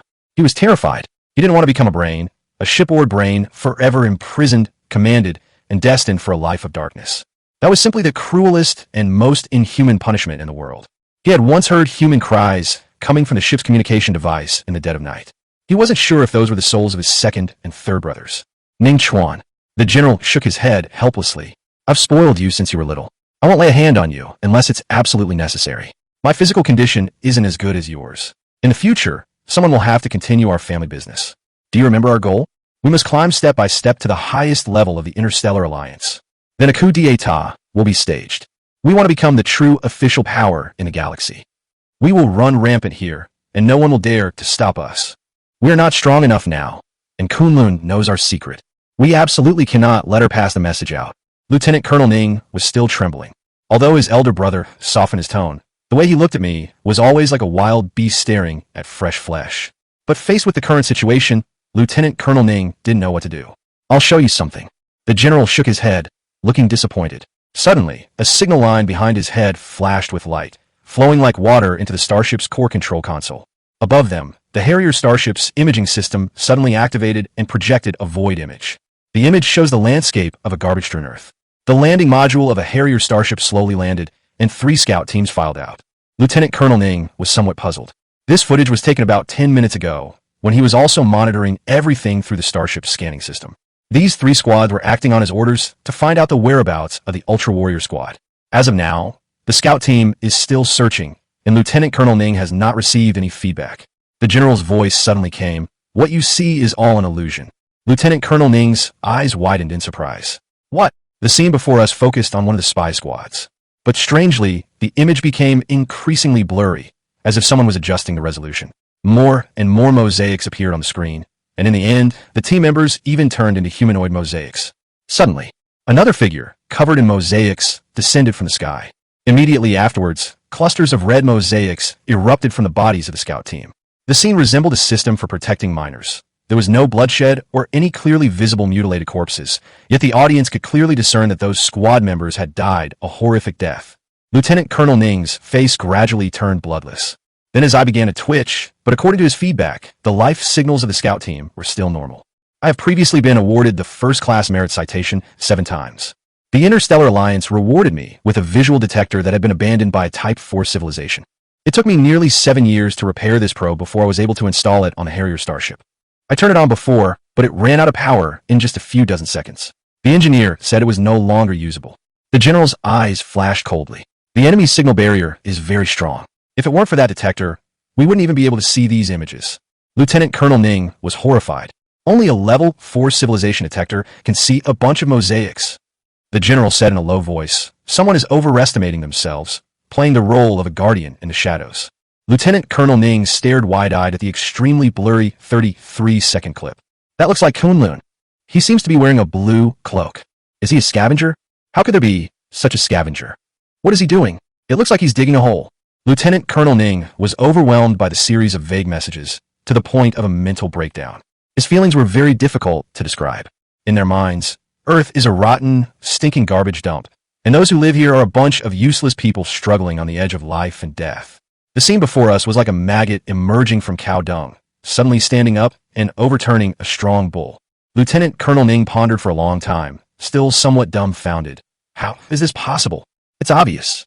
The general said in a low voice, he found some powerful equipment, and even a very advanced signal jammer. Although the probability of this is very, very low, it just so happened that he happened to be there. Oh shit. Lieutenant Colonel Ning stared at the screen, gritting his teeth. He killed my brothers who had risked their lives for me. The good news is that Kunlun has not recovered its combat strength.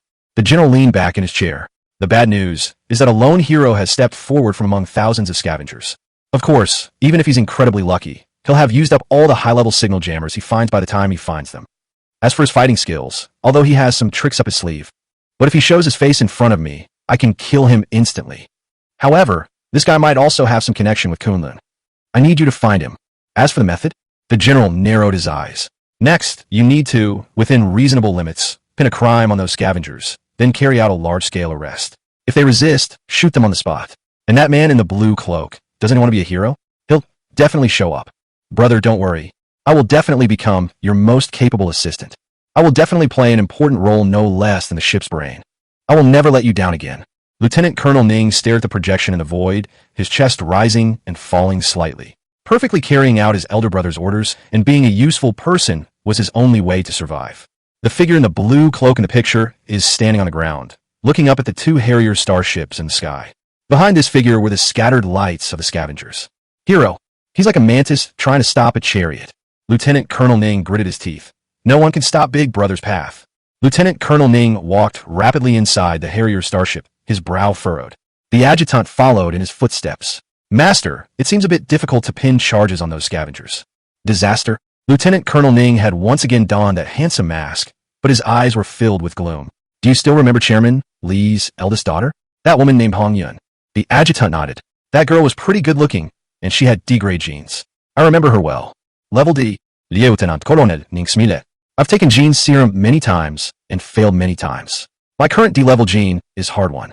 As for that woman, I could tell something was wrong with her that day. Her condition was clearly a sign of a failed gene enhancement. The adjutant was taken aback. Then why are you still preventing us from conducting genetic testing? If she is indeed a D-level, then her data will be simultaneously transmitted to the Galaxy Star Alliance headquarters during the genetic testing. The emergence of individuals with advanced genes on this garbage planet will definitely attract the attention of those in power. Lieutenant Colonel Ning chuckled softly. Although the possibility was almost zero, I didn't intend to take the risk at the time because I had promised the brothers that I would organize a hunting game. In other words, as long as we killed some trash, it wouldn't attract the attention of the Alliance at all. Understood. The adjutant nodded. You're no longer willing to play along with their act, and are ready to expose them directly? Deceiving Allied officers and falsifying genetic identities are serious crimes. Chapter 76, Second Life. Chapter 76, Second Life. The hazy morning sun slowly rose. On this garbage-strewn earth filled with murky air, a glimmer of light has finally appeared. Headquarters of the Scavengers Alliance. Chairman Li's face flushed red. Hong Yun, do you know what you're saying? I understand.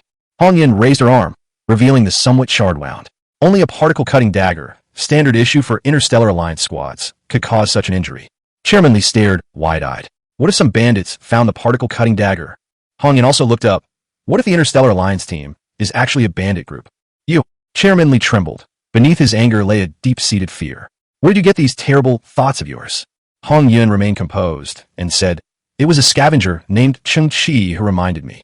Cheng Qi? A scavenger? Chairman Li was on the verge of tears. Why trust a scavenger when we have the regular army to trust?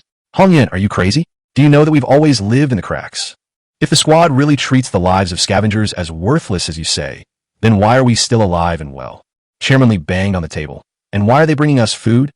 Hong Yun's eyes flashed. Someone is protecting us. Chairman Li stared wide-eyed. Who? Ong Yun Foned. I'm not sure, but he's also a scavenger, and could be Cheng Qi as well. What Cheng Qi is it now? Chairman Li was even more helpless. Daughter, open your eyes and look. The place we are in is just a junkyard. Do you think a scavenger who can fight against an Interstellar Alliance team could be born here?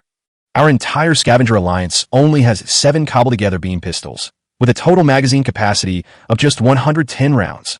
Under such conditions, could an ordinary scavenger fight against an Interstellar Alliance squad? He can secretly hinder the Interstellar Alliance team. You almost led me astray. The Interstellar Alliance squad would never harm us, Chairman Li said, emphasizing each word. I cannot believe what you are saying, nor can I accept it. At that very moment, a member of the Scavengers Alliance rushed into the house. President, Lieutenant Colonel Ning has suddenly come to visit. What? Chairman Li's expression hardened, and he quickly began to straighten his clothes while urging Hong Yun to stand up and prepare to greet her. Where did that girl Hannah run off to? Never mind, never mind. Prepare the best filtered water, and take out that bag of tea I've been saving. Just as Chairman Li was filled with trepidation, Lieutenant Colonel Ning led a squad of soldiers and slowly entered the house. President Li, there's no need to go to that trouble. Lieutenant Colonel Ning Smilet. This conversation will be very brief, and is the tea you've been collecting even drinkable? Chairman Li was completely stunned. But then Lieutenant Colonel Ning slowly sat down in the chair, staring at the 2 halos in Hong Yun's eyes that represented the D-level gene. Chairman Li.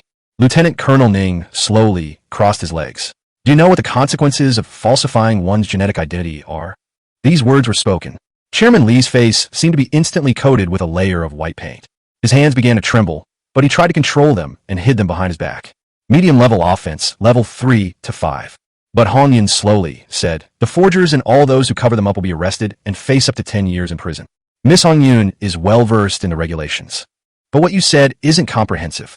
Lieutenant Colonel Ning laughed and said, let me add something. Suppose that Miss Hong Yun's D gene is fake, and you're just deceiving some scavengers on this garbage planet in order to gain some respect. Then this crime is indeed a medium-level crime. But if you deceive a commander like me, a member of an Interstellar Alliance combat squad, and by using their status as D-level gene donors, they demanded that I donate resource subsidies worth millions of credits. That would be deceiving the entire Galactic Alliance. This is a level 9 felony, 60 years in prison, or even the death penalty. Lieutenant Colonel Ning scanned the room. And this scope includes not only the dozens of people in your Scavenger Alliance, but also those scavengers who were fighting over energy blocks in the square. They either protected them or participated in the distribution of the spoils. Not a single one will escape.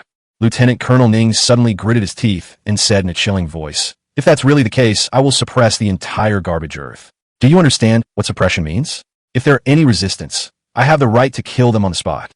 Chairman Li was trembling like a leaf, but managed a forced smile as he said, Lieutenant Colonel Ning, you're joking. How could we dare deceive you? Perhaps it's a blessing from heaven. Hong Yun is truly gifted. However, Lieutenant Colonel Ning interrupted Chairman Li by waving his hand. Behind him, for soldiers carried a huge genetic testing machine into the room. Chairman Li nearly suffered a heart attack on the spot, his entire body turning ice cold in an instant, as if he had suddenly fallen into a deep lake in the dead of winter. At that moment, he had only one thought in his mind. It's over. It's all over. Miss Hong Yun. Lieutenant Colonel Ning extended his hand, pointed to the gene analyzer, and said with a smile, excuse me. The gene analyzer has been activated, its surface opened, revealing a humanoid space inside. The reason this device is so large is because it integrates a full range of detection functions. Genetic level is a major issue, and the entire Galactic Alliance has always treated it with utmost care.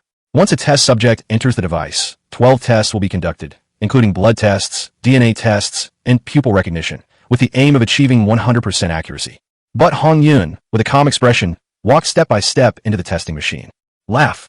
As the hatch slowly closed, Hong Yin took one last look at her father.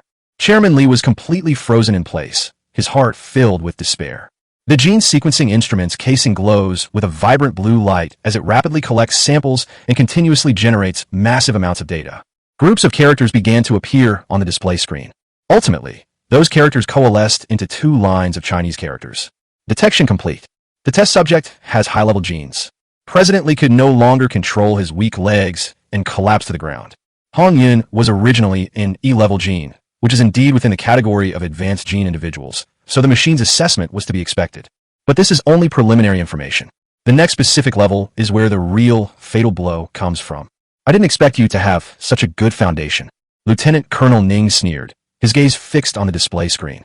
An E-grade gene disguised as a D-grade gene is also a major deception. Bite. The test subject's accurate genetic level is D. The gene testing machine has reached its final conclusion. Chairman Li slapped his forehead, wailing, "It's over, it's over. My daughter actually has D-grade genes, and we're actually just a bunch of duds." D-grade. Chairman Li suddenly widened his eyes and stood up abruptly. He went to the screen of the testing machine and rubbed his cloudy eyes hard. Hiss. Chairman Li gasped, taking 3 steps back.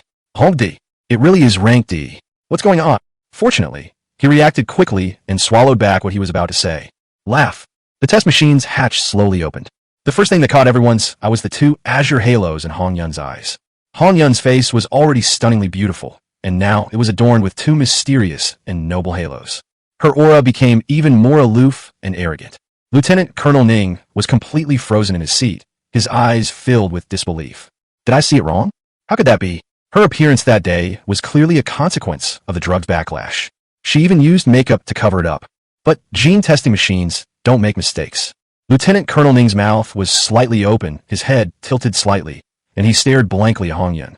How could a Class D genetic individual appear on this garbage earth? They couldn't possibly obtain the highly effective drug. They didn't have the capability or the financial resources. But faced with the facts, Lieutenant Colonel Ning was speechless. Just then, a staff member from the Scavengers Alliance brought a pot of brewed tea into the room and placed it next to Lieutenant Colonel Ning. Hong Yun gently straightened her clothes, stepped out of the testing machine, and walked slowly on the ground. This stunningly beautiful woman held her head high and her chest out, her beautiful eyes sparkling. She recalled the bar from last night. Thinking back to last night's dream day, I recall that scavenger boy wearing a blue cloak. She also recalled the pale blue potion that the boy had left behind before he left. Last night, she also tried her best to find out the origin of this potion. It seemed to be the work of the genius pharmacist Valente, but in all the available information, there was never any Valente potion in this form. In the hazy morning when the sun is rising, she leaned against the window, recalling the pure eyes of the boy in the blue cloak, and a sense of trust arose in her heart without any reason. Finally, facing the distant, dim sun, she drank the potion. Right now, Hong Yin stood in front of Lieutenant Colonel Ning.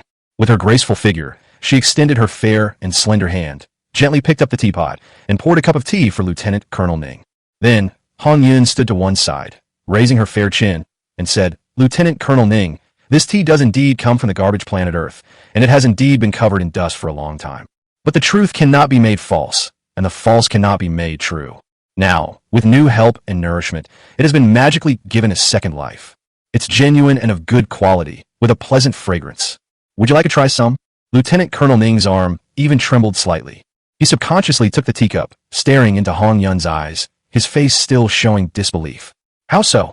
Chapter 77, Who is the Red Lotus? Chapter 77, Who is the Crimson Lotus? Lieutenant Colonel Ning led a group of people away from the Scavengers Alliance headquarters. After walking several hundred meters in front of the square, I couldn't help but look back at the Scavenger headquarters building again.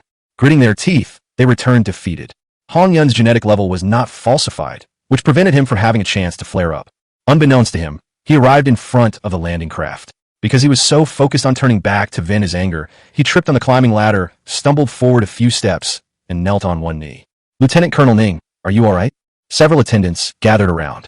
Lieutenant Colonel Ning's eyes were filled with anger. He waved his hand and straightened up on his own.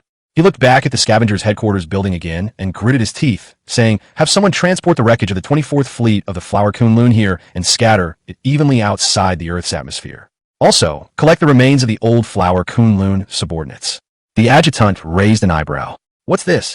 The Interstellar Alliance has received Hong Yun's genetic information, but their system is bloated and their response is slow. It will take at least 10 to 12 hours before they send someone to investigate and verify it. Lieutenant Colonel Ning's gaze had turned icy cold. And during this time, I want to kill every single one of the scavengers, including the one in the blue cloak. He also learned our true identities. I must lure him out, and I must find clues about Hua Kunlun from him. Lieutenant Colonel Ning growled. Then kill them all and end this. A bloodthirsty glint flashed in the adjutant's eyes. Then we can pin the blame for this massacre on Hua Kunlun. It's not just a case of framing someone because they're dead and there's no way to verify it. Lieutenant Colonel Ning's face gradually became distorted. After this is over, I will report to my superiors that after Hua Kunlun, that demon, inhumanly slaughtered innocent people, we arrived a step too late and destroyed her outside the Earth's atmosphere. Our merits and demerits cancel each other out, and we can at least be credited as heroes in name. The adjutant stared wide-eyed. This is thrilling, but also very difficult. If even one person escapes alive. Therefore, not a single one can be left alive. There is no turning back on this path. But they forced me into this situation. I had no other choice. Lieutenant Colonel Ning looked up at the Scavenger's headquarters, his eyes filled with madness. Time is of the essence. Tell the brothers to check the equipment, tell the medics to prepare pain-relieving drugs, and tell the mechanics to inspect the equipment. 3 hours later, the army will arrive, beginning this most thrilling hunting game. Cheng Qi stood in front of his shack, watching Lieutenant Colonel Ning's landing craft soar straight up and return to the Harrier starship. He shrugged, guessing that Ning Zhongxiao would use the pretext of Hong Yun's genetic fraud to stir up a blatant incident. When the gene potion was first synthesized, the first batch of Valiant Fantasy potions produced was exactly 5 vials. Therefore, he gave the remaining odd number of Valiant Fantasy potion to Hong Yun. The success rate of Valiant Fantasy potion is 99.9%, essentially a blind box, with genetic enhancement depending on the user's original talent. But Hong Yun has a natural E-level gene, a dazzling gem on this garbage earth, so her original talent must be exceptional. It seems she succeeded. Moreover, after her gene level is upgraded, Hong Yun's management talent should also be enhanced. A single Valiant Fantasy potion is nothing to Cheng Qi. But for Hong Yun, for the entire Scavenger Alliance, and even for all scavengers, it could very well be the beginning of a new era. But Cheng Qi narrowed his eyes slightly. For someone like Lieutenant Colonel Ning, extremism and madness are the norm. Especially after constantly hitting walls, the primal instincts he harbors become even more uncontrollable. Like a bomb with its fuse lit, he probably won't be so timid anymore. The final battle is about to begin. Let's fight. Cheng Qi's eyes gleamed. Behind them, the door to the underground shelter slowly opened. The boys slowly walked in. He too was about to begin preparing his strategic supplies. In the workroom, Cheng Qi's recently acquired equipment was laid flat on the ground. By taking down 3 spy squads, he acquired another 36 small signal jammers and 36 particle-cutting daggers. Including previous stockpiles, the number of military particle-cutting daggers has reached 84. I've organized my thoughts. Cheng Qi first merged the small signal jammer into a second innocent defense array. Immediately, Cheng Qi looked at the 84 military-grade particle-cutting daggers. This is a cold weapon that incorporates modern technology. Cheng Qi had never synthesized similar equipment before. The reason he accumulated so many of them was that he hoped to complete the project in one go. Similar technological creations detected. Start synthesis. Cheng Qi raised his arm, and the STC on his wrist emitted a blue fan-shaped scanning beam. Break apart into primordial matter. Synthesis successful. Military particle curved knife, 42. Military-grade light blade longsword, 21. Looking at the military-grade light blade longsword in front of me, its appearance has completely changed. It has changed from a dagger to a longsword, and it is longer and more powerful. But Cheng Qi didn't stop. He wanted the ultimate answer. Break apart into primordial matter. Military quantum oscillation sword, 10. Military force field shield sword, 5. Why are they all labeled military? Cheng Qi paused slightly. Could it be that the upgrade path for these weapons are all locked into military equipment? He gently picked up a military-grade force field shield sword. Despite its futuristic appearance, the sword showed no signs of activation and remained completely dull. Such technological weapons must be activated before they can display their full functionality. At that moment, a line of red text suddenly appeared on the holographic screen at the hilt of the sword. No military personnel file found. Device cannot start. Cheng Qi nodded in a daze. These weapons are locked. After all, they are high-level military equipment. Even if they accidentally fall into civilian hands, they cannot be used because there is no corresponding access to the files. However, this weapon is only a transitional one, and Cheng Qi still has 2 more opportunities to synthesize it. Break apart into primordial matter. Military gravity spear 2. break apart into primordial matter. Exclusive military weapon. Crimson Lotus War God 1. This weapon comes from an immortal legend 120 years in the future, and is also a technological creation of the Human Legion 120 years from now. It does not belong to the present era, but is a unique, customized weapon of the future. It has built-in biometric identification system, force field protection system, gravity field flight system, particle oscillation penetration system, antimatter flame system, and holographic red lotus totem. This weapon integrates multiple technologies from civilizations at levels 2.9 to 4.0. Although melee weapons are no longer effective in this era of space exploration, this weapon is more of a symbol of the spirit of a warrior, an unending battle drum in the hearts of countless soldiers. Cheng Qi opened his eyes slightly. Before me stood a crimson spear, its body coiled with golden patterns. It automatically activated its built-in force field and stood quietly on the ground. It was a full 2 meters long and a head taller than Cheng Qi. At first glance, the spear exuded an unparalleled aura of killing intent. Its red, technological glow flowed continuously, like water flowing backwards, constantly converging from the base of the spear to its tip. The bright blade at the tip also made a clang sound, reflecting a sharp starlight that shot into Cheng Qi's eyes. Hiss! Cheng Qi took a slight breath. The feeling was like gazing at an interstellar battlefield littered with corpses. The wielder of this spear will always be the victor. It seems never to fall, and with its penetrating clang and unparalleled sharpness, it inspires all the blood-soaked warriors. It's actually combat equipment for humans in the future. It integrates so many functions. There is even antimatter technology, which humanity has always been hesitant to pursue. This is a huge profit. Just a unique, custom-made weapon. Could it be what I'm thinking? Cheng Qi's eyes flickered, and he slowly stood up, stretched out his arm, and slowly reached for the imposing spear. Buzz! The spear suddenly released a defensive force field that seemed to be a tangible entity, like a transparent wall, which pushed Cheng Qi back 2 meters. This weapon can only recognize the Crimson Lotus martial god, whose creator was a legendary genius mechanic. Fuck you. Cheng Qi had understood everything. It was exactly as he had thought. Even if one forcibly takes possession of the weapon, it will be unable to be activated due to the limitations of the biometric system. This is a bit of a trap. Cheng Qi picked at his teeth. Who is Honglian? Chapter 78, Know Yourself and Your Enemy. Chapter 78, Know Yourself and Your Enemy. Dad, if I equip myself with those things, will I really become the most powerful soldier in the entire galaxy? Of course, you're not only the strongest in the entire galaxy, you will also become the strongest soldier in the entire universe. In the underground shelter, the tattered Hua Kunlun was placed on an iron frame, its program chaotic, and images were constantly projected into its eyes. On the boundless green grassland, a little girl with a red ponytail sat quietly with a strong man. The scenery is beautiful and inviting. Anything unpleasant would spoil this beauty. Suddenly, the image blurred. A blinding flash of light erupted. Screams and explosions filled the air. In the dark universe, hundreds of sniper beams struck the body of the adult flower Kunlun. Her body was like a kite with a broken string, riddled with countless bullet holes. Inside the shelter, Hua Kunlun's head began to tremble, and he let out a low growl of anger and fear. Cheng Qi stood with his arms crossed, leaning against the door of the workshop, quietly watching Hua Kunlun, feeling a pang of regret. Cheng Qi, the monkeys are here. After holding back for so many days, they just exploded like a volcano, sending over a ton of trash. The simple-minded boy appeared at the entrance of the shelter, carrying a huge mountain of garbage that was more than 6 meters high. Zha is a dialect word for trash or garbage.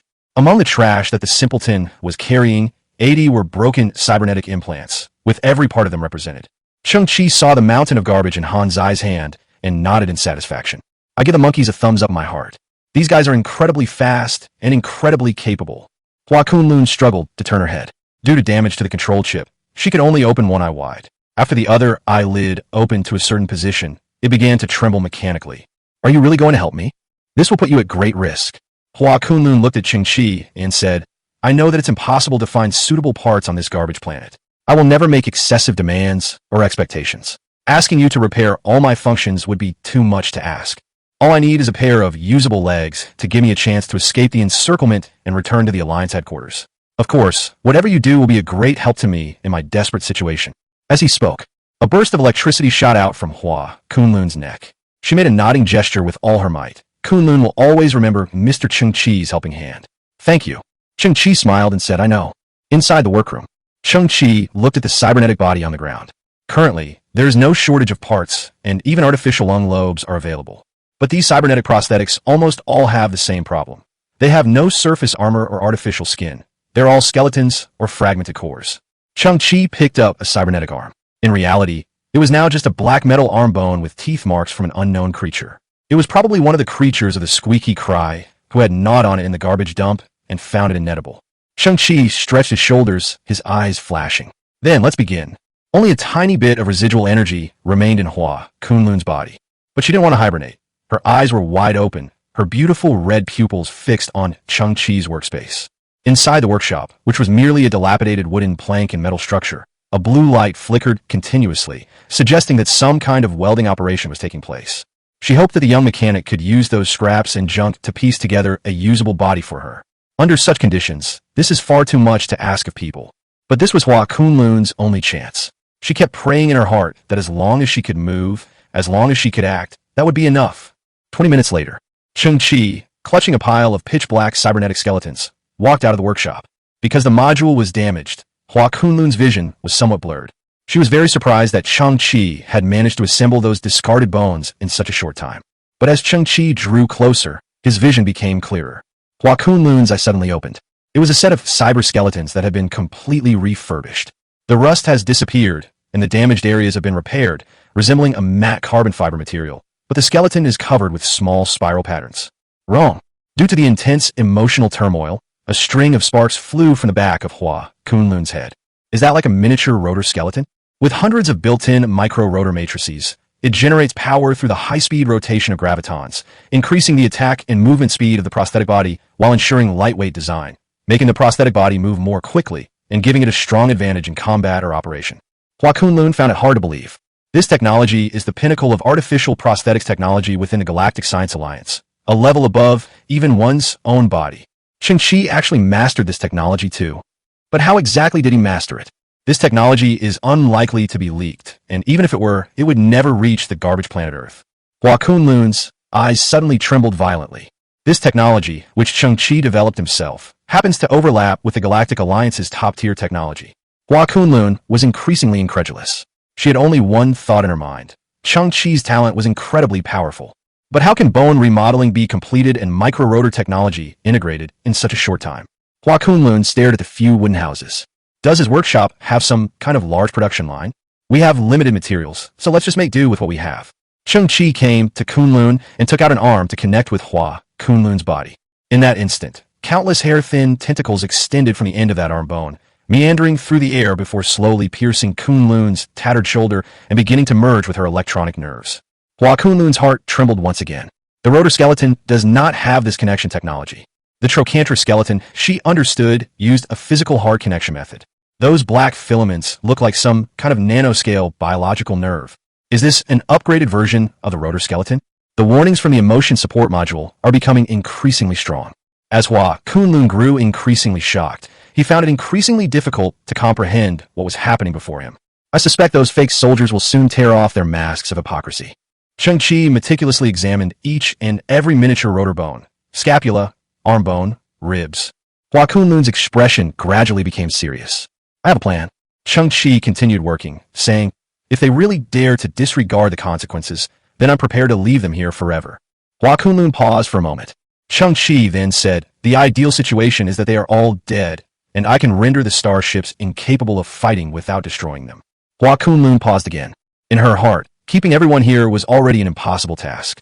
Unexpectedly, Cheng Qi wanted to increase the difficulty, not to destroy the starship, but to render it incapable of fighting. This seemed like a fantasy. Cheng Qi remained calm.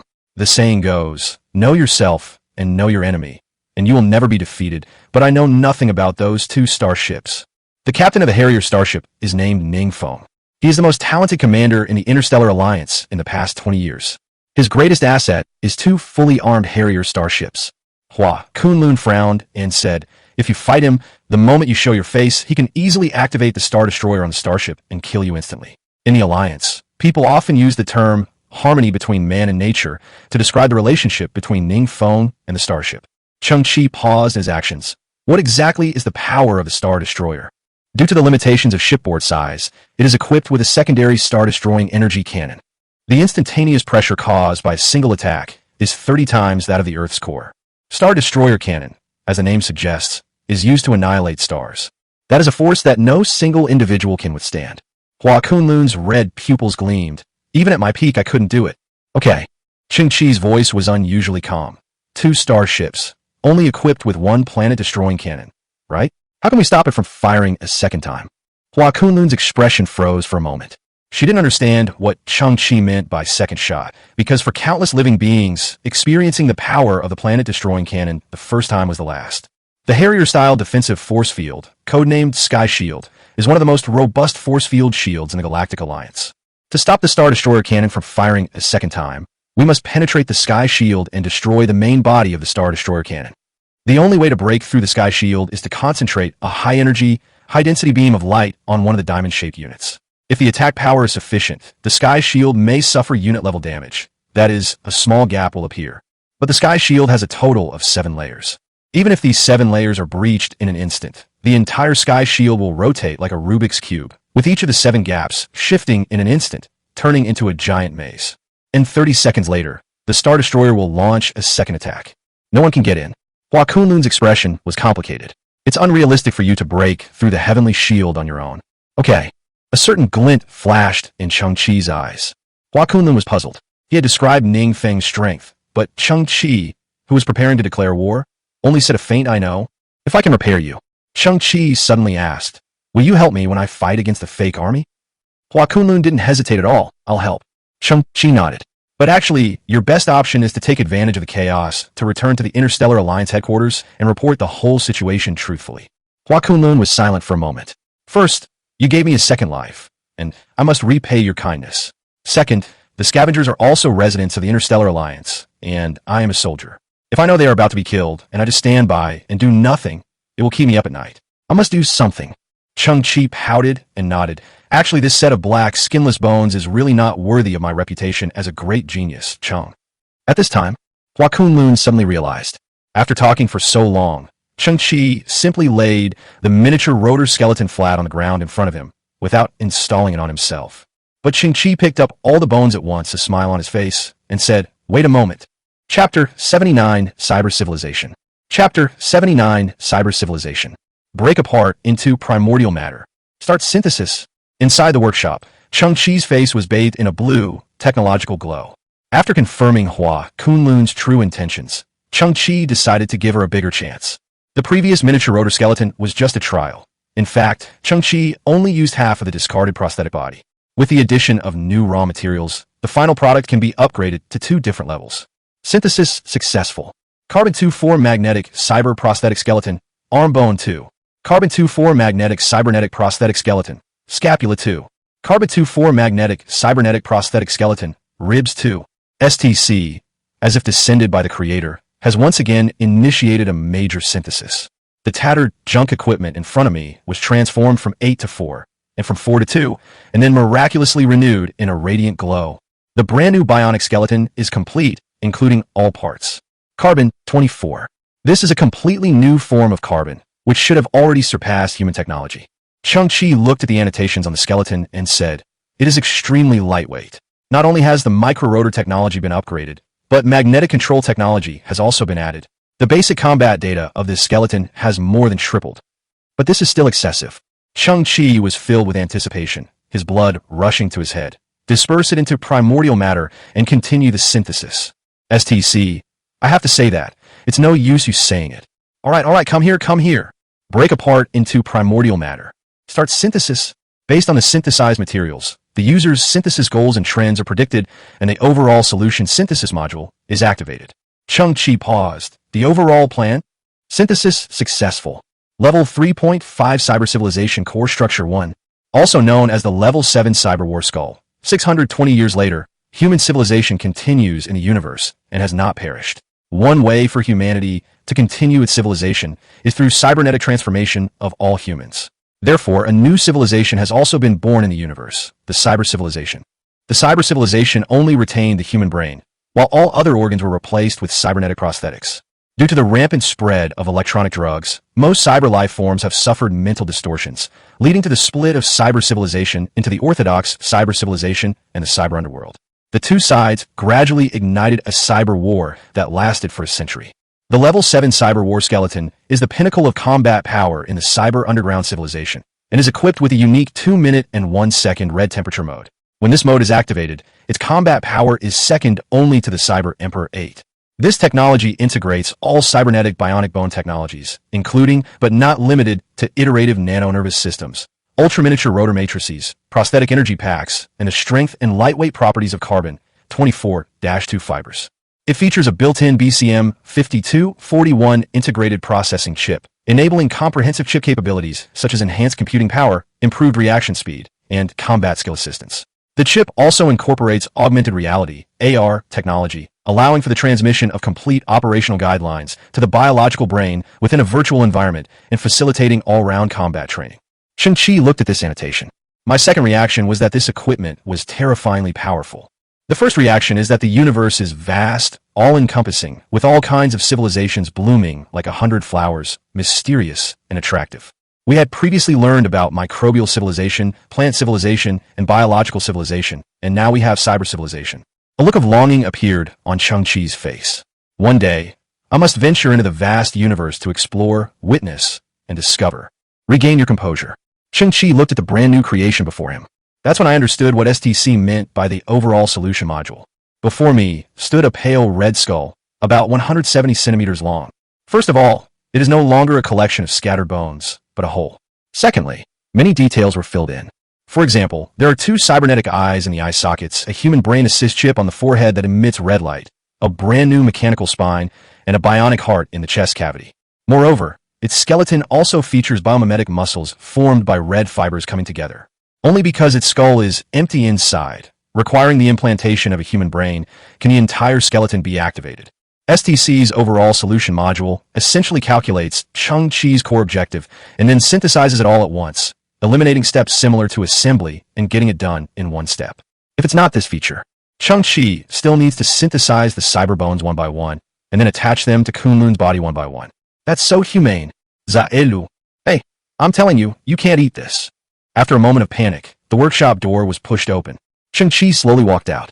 The beautiful woman's head struggled to lift itself and look in Cheng Qi's direction. Her pupils, which had been dimmed due to energy shortage, once again emitted a bright light. Behind Cheng Qi, a cybernetic skeleton, unlike anything seen before, was floating in the air.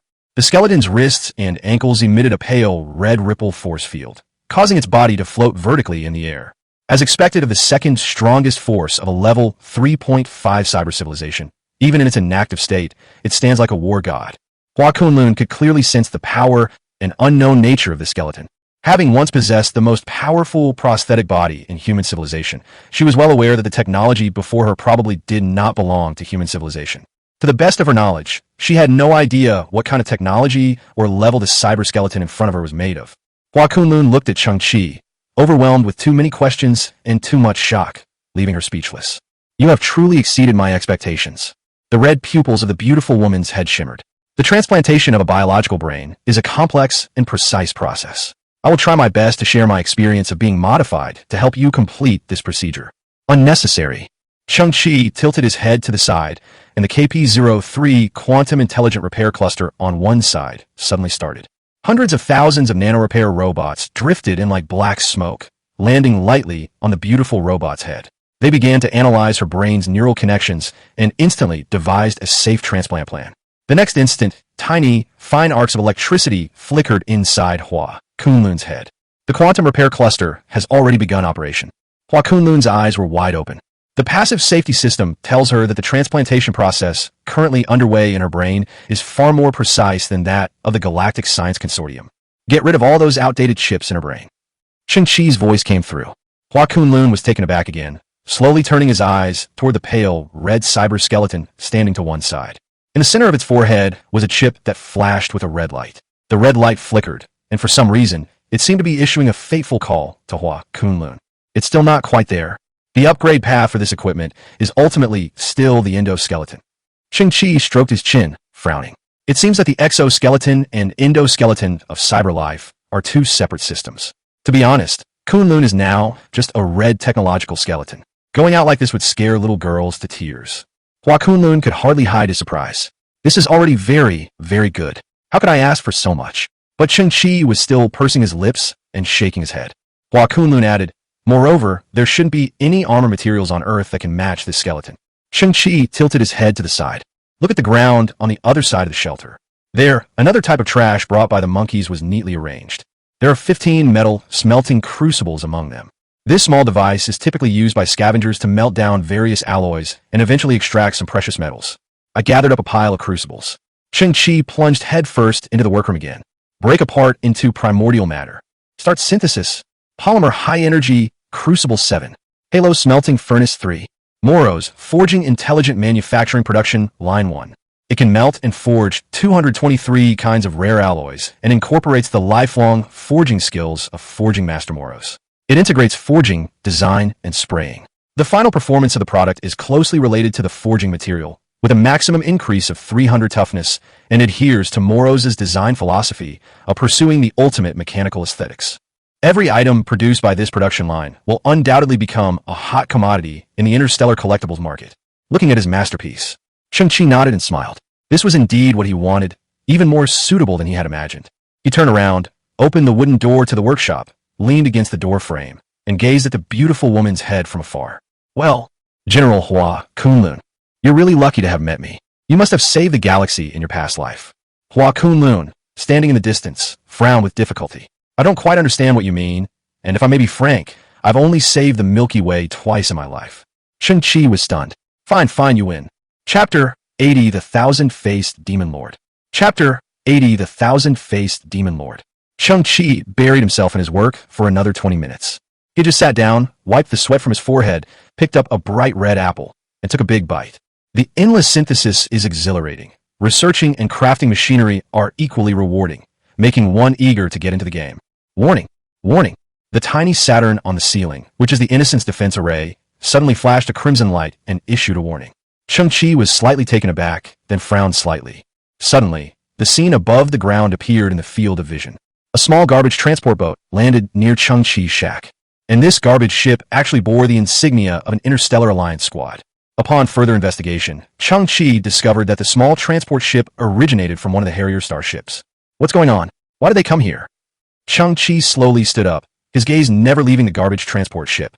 But then the hatch of the garbage ship slowly opened, and a man in a white coat, about 60 years old, with shifty eyes, stepped out. The man stood in front of Cheng Qi's shack, waving his hands repeatedly and hissing, don't shoot, we're on the same side. Cheng Qi was taken aback again. This guy gives off a Japanese invader's vibe, like, who's on your side? I'm coming in. Don't attack me. As he spoke, the man in the white coat raised his hand and lifted Cheng Qi's tent, but he was stunned to find that the tent was tattered and there was not a single person in it. At this time, wearing a blue scavenger's cloak, Cheng Qi slowly emerged from behind the garbage mountain not far away. A black dagger had appeared in Cheng Qi's hand. If you can't explain what's going on, I'll have no choice but to leave you here forever. Is this Mr. Cheng Qi? The man in the white coat jogged over and said, I was sent by Boss Missouri. Dessert. Cheng Qi was taken aback. He looked at the garbage ship and then at the Harrier starship in the sky. Hey. The man in the white coat bowed and scraped a smile on his face. I am not very talented, but I am known as the Thousand-Faced Demon Lord. I am currently employed by Boss Missouri, and he sent me here to pick up the goods. The Thousand-Faced Demon Lord? Cheng Qi's eye twitched. What era is this? People still use such silly code names. Hey, don't worry. I'm not a member of the Interstellar Alliance. I just kidnapped one of their logistics team members beforehand and put on a full set of biological camouflage masks. 2 days ago, I infiltrated one of their Harrier starships along with their supplies. The man in the white coat chuckled. My job is to pick up the goods from you, then take them and make a quick getaway. Sigh. Cheng Qi was somewhat stunned. This works? Mo did say before that he would find a way to take away those more than 10,000 pieces of high-entropy alloy. At the time, Cheng Qi was somewhat curious. Now that Earth was under the control of the Interstellar Alliance team, what methods could he possibly use? Unexpectedly, he used this opportunity to his advantage, managing to infiltrate the Interstellar Alliance team with someone. Mr. Chung, the Interstellar Alliance team is planning something big, and things are in complete chaos inside. That's why I managed to slip out under the pretext of disposing of medical waste. The guy who called himself the Thousand-Faced Demon Lord laughed. I'm just disguised as a nutritionist. My daily routine is to deliver anti-aging drugs to them. I don't know anything about their plans. You'd better be careful, hee. Cheng Qi tilted his head. What are you babbling about? Hey. The doctor in the white coat nodded. This is an interjection from my hometown, roughly meaning that's how it is. Cheng Qi looked up. Is it that easy to sneak into a Harrier starship? It's not easy. The man in the white coat patted his chest. This is my specialty. Cheng Qi was still somewhat skeptical. Do you know what kind of goods you want to pick up? 12,450 pieces of high-entropy alloy. Then you must know that this thing is very valuable, so I must handle it with caution. Hey, I understand your concerns. The man in the white coat nodded and said, First, you can contact Boss Missouri at any time to confirm my identity. Second, before I came, Boss Missouri specifically told me your secret code. Cheng Qi paused for a moment. I've never agreed on any secret code with MO, so what is this guy making up on the spur of the moment? But then the old man in the white coat looked around seriously, covered his mouth with his hand, and whispered, Mr. Cheng, listen carefully. The first half of this code is wolf's heart and pig's lungs. Cheng Qi was completely stunned. But the man in the white coat said earnestly, Mr. Cheng, please be sure to say the second half of the code. Cheng Qi's eye twitched, and he tentatively asked, Using a meat bun to hit a donkey? Rendezvous successful. I told you we're on the same side. The doctor in the white coat exclaimed excitedly. We've successfully reunited. Cheng Qi slowly rubbed his forehead. What is all this?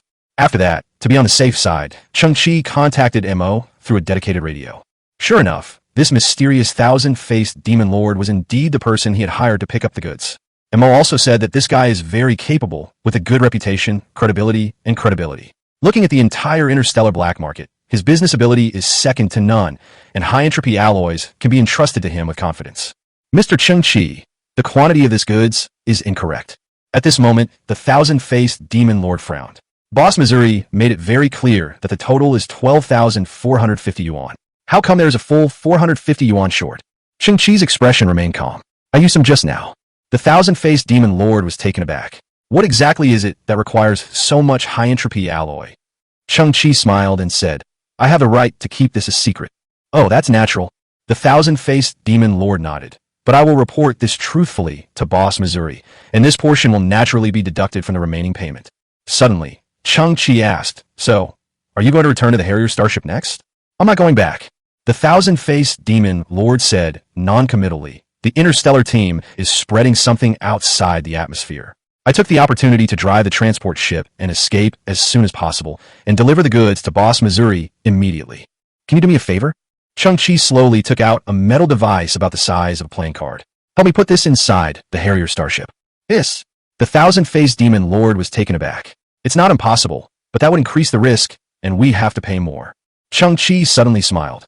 As for the extra fee, asked Boss Missouri, just say you did something for me, Cheng Qi, and he will pay for it. The thousand-faced demon lord did not take the device, but said, But I must tell you in advance that this device obviously has a remote communication function. The detectors inside the Harrier starship are very sensitive. Once this kind of foreign device is activated, even if the signal is weak, it will definitely be detected by the captain within 60 seconds at most. 60 seconds of usage time? Cheng Qi's eyes flickered. That's enough. The thousand-faced demon lord was puzzled, but still asked, Where do you intend to place it? Didn't they buy a batch of black market weapons? Cheng Qi's eyes flashed as he said, I need you to put this in the warehouse where the black market weapons are located. Hey, is this a bomb? You're not thinking of blowing up those weapons, are you? The thousand-faced demon lord seemed to realize something. Never mind, being blown to bits has nothing to do with me. My job is to deliver goods and earn a living.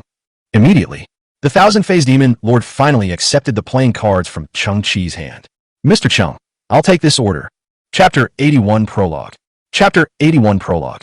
In the underground shelter, Cheng Qi looked at the completely transformed Hua Kunlun in front of him. She is now equipped with brand new external armor, and her beautiful artificial skin cheeks and long, fiery red hair have been perfectly transplanted onto her new skeleton by the quantum repair cluster. Cheng Qi couldn't help but admire it. At this moment, Hua Kunlun has perfectly exemplified what ultimate mechanical aesthetics means. Hua Kunlun's eyes were closed, seemingly in a deep sleep. In reality, she was immersed in the augmented reality technology of Level 7 cyber technology. Her consciousness resides in a separate virtual space, where she is learning how to operate this new cybernetic body while simultaneously undergoing new adaptive combat training. Cheng Qi was unsure how long it would take for her to wake up. But Cheng Qi left. He crossed the wooden corridor of the underground shelter, looked at the scavenger communicator standing to one side, and gently tapped the silent communicator with his finger. Cheng Qi smiled and said, I hope you won't disappoint me. All scavengers, proceed immediately to Sector B-24. The sky resounded with audio waves like shock waves, spreading to every corner of this garbage-strewn earth. 2 Harrier starships, each 20 kilometers long, were positioned thousands of meters in the air, slowly adjusting their attitude. The bow of the ship tilts downwards, pointing towards the ground, like two sharp swords hanging high in the sky. More and more scavengers gathered, and soon they formed a huge group. The team moved slowly across the ground like a bloated behemoth. For some reason, the temperature today is much lower than usual. The chill can always penetrate the protective suit and seep into the bones, making people shiver. In the distance, small whirlwinds, swirling with gray metallic dust, were constantly churning and swirling. Chairman Lee walked at the front of the group. The sudden order from the Interstellar Alliance squad struck him as somewhat abrupt, but he dared not conceive of the worst. There must be some unified order, or better yet, they will distribute a second round of supplies. I glanced at the crowd around me, but he couldn't see his two daughters. Chairman Lee frowned. The two children were extremely rude. Suddenly, a magnificent scene unfolded before us. The main hatches of the two Harrier starships roared open, and landing craft lined up in a straight line, descending toward the ground. Then, squads of Interstellar Alliance soldiers, armed to the teeth, emerged from the landing craft, their eyes cold and menacing, and formed square formations in front of them. Chairman Lee's heart skipped a beat. He felt an immense sense of oppression. At that moment, one of the Harrier starships suddenly released a red laser beam, which illuminated the scavenger team in front of them. It was a clearly visible red line running from north to south. "Everyone, stand behind the line." A furious shout came from afar, and it was Lieutenant Colonel Ning standing at the forefront of the Interstellar Alliance squad, a full 100 meters away from the scavenger squad, his face expressionless. Chairman Lee swallowed hard. He took a half step forward and immediately withdrew, standing behind the red line. It was at this time, a 7 or 8-year-old scavenger girl, clutching an unknown wildflower she had picked with great effort, crossed the red line and ran towards Lieutenant Colonel Ning. In her mind, he was still the group of soldiers who brought her food. A gust of wind, carrying metallic dust, swept by. The little girl stood in front of Ning Zhongxiao, holding up a white flower.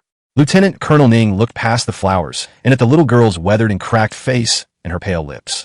He suddenly smiled. Lieutenant Colonel Ning accepted the flower. The little girl grinned. Suddenly, Lieutenant Colonel Ning crushed the flower-shaped pieces of flesh in his hand, his smile turning into a gritted teeth expression. The little girl's eyes were filled with terror. How disgusting. Whoosh. Lieutenant Colonel Ning suddenly threw the flower fragments at the little girl's face, then kicked her in the chest. With a thud, the little girl was kicked 4 or 5 meters away and fell into the garbage heap. But the little girl was incredibly resilient. She sat in the garbage heap with blood streaming from her mouth, crying her heart out, her cries echoing in everyone's ears. "What the hell are you doing?" Among the scavengers was a thin young man who cursed and was about to step forward.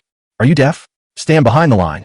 Lieutenant Colonel Ning roared. "Dare to cross the line, and I'll shoot you right now." He then looked at the little girl. "Bedbugs are tough. Why didn't he kick her to death?"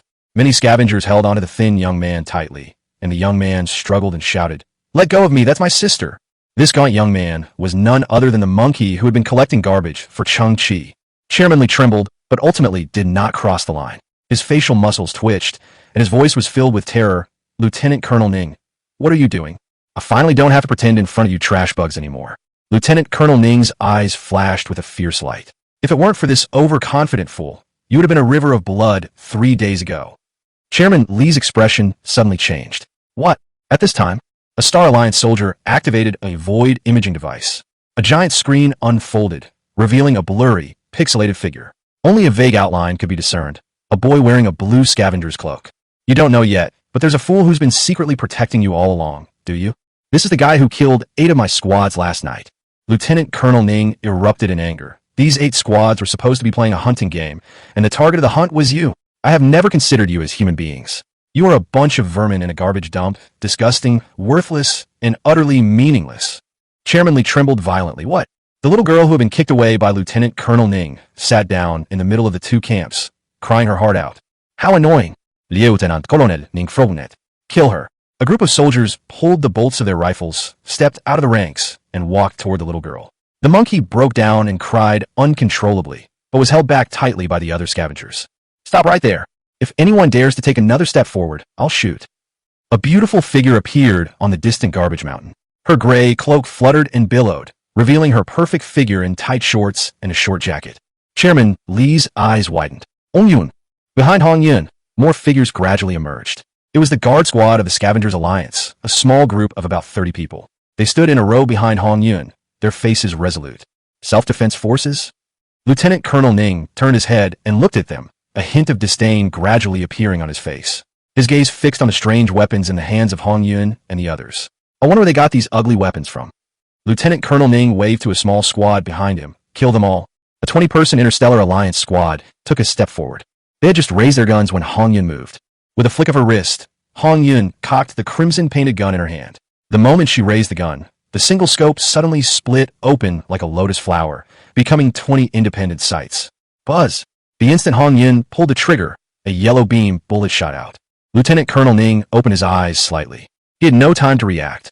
All he saw was the oval-shaped beam bullet hurtling toward his face. But an unbelievable scene unfolded. The beam bullet, just as it struck his face, suddenly turned 90 degrees and grazed his cheek, leaving a scalding burn mark. Uft, uft. The sounds of 20 bullets piercing a human body almost overlapped. A drop of blood slowly trickled down Lieutenant Colonel Ning's face from the abrasion, before the blood even hit the ground. A pool of blood erupted from each of the 20 members of the Interstellar Alliance squad. Thump! They both collapsed at the same time. Lieutenant Colonel Ning's expression froze. Before him lay a yellow net of light that was slowly dissipating. A ballistic trajectory that can change direction. Lieutenant Colonel Ning looked at the weapon in Hong Yun's hand in disbelief. At the same time, he witnessed an even more shocking scene. Behind Hong Yun, every member of the Scavenger Self-Defense Force held this same weapon. Forget about official equipment. Lieutenant Colonel Ning has never even seen this kind of weapon before. Chairman Li was also shocked. Hong Yun, where'd you get all this stuff? Hong Yun stood atop the garbage mountain, a gentle breeze ruffling her cloak and long hair. Her figure seemed much taller than before, and her beautiful face bore a resolute expression of someone who had faced death to find a way out. 1 hour ago, a voice came through the communicator of Hong Yun and the entire self-defense force. My name is Cheng Qi, the Qi as in beggar. Now, we are facing a band of bandits disguised as a regular army. If we compromise this time, so how should we deal with the emergence of space pirates, alien invaders, and the like in the future? Giving in is definitely not the only solution. If you're willing to fight back, then I have prepared some weapons for you on the north side of Scavenger Square. If you take up these weapons, then you will be on the same side as me. Everyone, I once heard a saying that I would like to share with you now. Self-reliance is the magic of the weak. Right now, Hong Yun's gaze swept across the distance of more than 10 meters to her father. I once mentioned his name to you. Chairman Li was struck dumb. Subconsciously, he glanced at the tall figure in the void projection with a look of horror on his face. Chapter 82, like a mantis trying to stop a chariot. Chapter 82, like a mantis trying to stop a chariot. 2 hours ago, inside the secret cargo hold of a Harrier starship, in a corner where no one noticed, a strange metal playing card lay quietly. Buzz, a miniature, azure blue directional stargate suddenly unfolded, illuminating the surrounding dark space. A steel mother slowly emerged, then opened its chest compartment and drove out a shrunken steel mother. After the second steel mother emerged, it slowly opened its chest compartment again, and the third steel mother appeared. Within 60 seconds, the starship's detection system can identify these foreign electronic devices. But then, 3 steel giant robots suddenly extended 176 robotic arms. The ultimate secret technique. Ma moves house. It was all over in just 50 seconds. The 3 steel mothers swept away all these shady weapons, stuffing them all into their belly and arranging them neatly. Then, the 3 of them took off running, one after another entering the directional stargate. When Lieutenant Colonel Ning was preparing to deploy these weapons, he discovered that the warehouse was empty. However, Steel Mom was equipped with an innocent defense array, so he did not obtain the surveillance footage. He ultimately deduced that a traitor within his own ranks had betrayed him for personal gain and taken advantage of the chaos to smuggle the equipment away for profit, since it was unregistered black market goods. Lieutenant Colonel Ning was furious, but he could only swallow his anger and resentment, because this group is made up of despicable thugs at its core. Not to mention, a transport ship also happened to be missing from the starship. Lieutenant Colonel Ning will never understand the underlying principles in his lifetime. The lost weapons were combined by Cheng Qi into 200 particle cluster tracking rifles and dozens of directional shock bombs. The particle cluster tracking rifle is also known as the battlefield ghost. It was at this moment that Hong Yun held those incredibly powerful, unprecedented crimson rifles. Is that all? Lieutenant Colonel Ning, who had just been looking shocked, suddenly revealed a sinister smile. I'm afraid you only have these 30 people and 30 weapons, right? At the same time, the 20 members of the Interstellar Alliance squad who had just fallen suddenly stood up unsteadily. They had bullet holes of varying sizes. Some had pierced their chests, some had their shoulders shattered, and some had their entire arms blown off. But these people stood up leisurely, expressionless. At the same time, the Alliance combat suits they were wearing immediately released medical gel to seal their wounds and provide basic treatment. The scavengers were utterly horrified. Chairman Li's eyes widened as well. Hong Yun's eyes slowly narrowed. She noticed that each of the soldiers had a black syringe attached to their arm, with the needle always inserted into their vein, slowly being injected. The moment they stood up, the dosage suddenly increased, and the entire black tube was injected. Pain-inducing drugs. Lieutenant Colonel Ning's eyes gleamed coldly. It can shield their brains from all pain. As long as their bodies can still move, they will be tireless and painless, turning into killing machines. As for you guys, trash is trash. Even with such good weapons, your accuracy is still terrible. Hong Yun, let me ask you, how many people can you kill with one shot? But Lieutenant Colonel Ning's face was still stained with bright red blood. He raised his hand and pointed at Hong Yun, roaring, "If you dare to fire another shot, I will activate the Star Destroyer and wipe out half of your scavengers." Hong Yun's face turned pale, and her hand holding the gun suddenly trembled slightly. Ha ha ha. Rubbish. Lieutenant Colonel Ning laughed wildly. Looking at these tens of thousands of scavengers, how many of them can stand up? You think you can be my enemy? A few high-powered firearms. You think you can scare me off? I've also been licking blood off the edge. I've come this far. Chairman Li, I can slaughter you, or I can spare your lives. Now it all depends on your attitude. Lieutenant Colonel Ning narrowed his eyes. I order you to kneel down. As he finished speaking, suddenly, a black cannon barrel with a diameter of tens of meters extended from inside one of the Harrier Star ships. A pure black light brewed within, churning and exploding, instantly enveloping the entire ground in an invisible pressure. I need to know if you have concealed any information about Kunlun. I also want to know everything about that blue cloak. Lieutenant Colonel Ning Fropunet. But I demand that you kneel down and speak to me. Chairman Li's body was trembling violently. He believed in the doctrine of the mean and was timid and fearful. When faced with any powerful force, he would choose to be subservient, even if it meant being humiliated without any limits, just to gain a false sense of peace. Hong Yun, put down your gun. As Chairman Li spoke, his hands hung limply at his sides, and his knees bent involuntarily. He knew that Hong Yun and her few guns were like a mantis trying to stop a chariot against the entire Interstellar Alliance squad. If I bow my head and obey orders, I might give the scavengers a chance to survive. Father, you mustn't kneel. Hong Yun shouted. Do you really think they'll let us go? Chairman Li's eyes trembled. You don't understand. Lieutenant Colonel Ning was still laughing wildly. Look at them. They are so humble, so fragile. They finally managed to muster a little momentum, and it crumbled in an instant. In the distance, landing craft continued to descend, and the Interstellar Alliance squad was still growing stronger.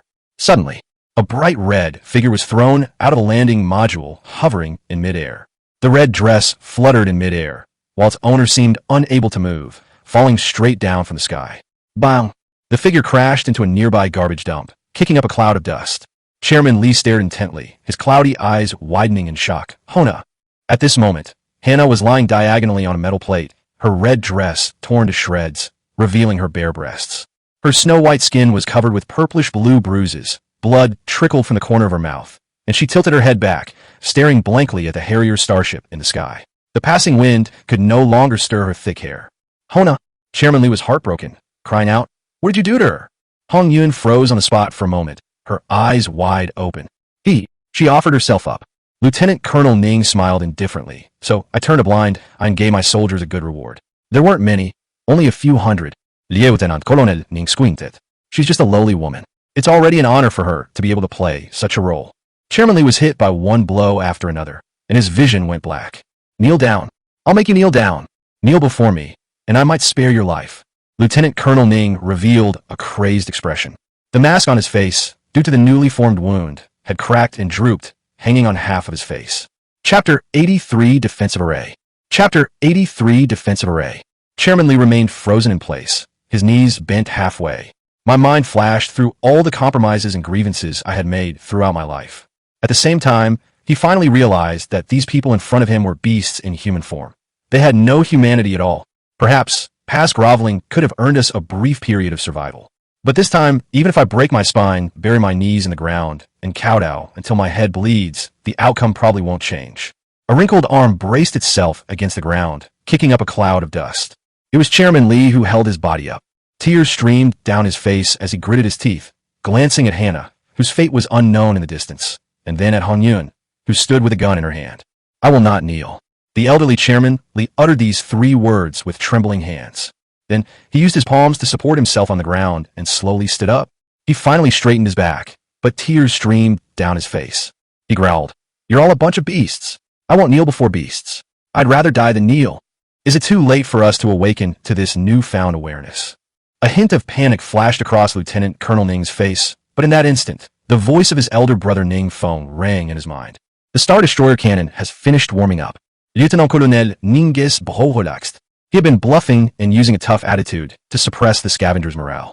He was also afraid that his head would suddenly be blown apart by that incomprehensible beam weapon. The phrase, licking blood from the edge of a knife, is just a line from a movie. He finally bought time through his acting skills, and now he has nothing to worry about. Lieutenant Colonel Ning turned around, pointed in the direction where Hong Yun and Chairman Li were both, and gritted his teeth, saying, "Die." Buzz. Without any hesitation, a terrifying black light burst forth from the muzzle of the planet-destroying cannon, and in an instant, half the sky lost its light and became pitch black. A terrifying amount of annihilating energy was unleashed in an instant. A black beam of light descended from the sky, carrying terrifying pressure as it streaked across the void.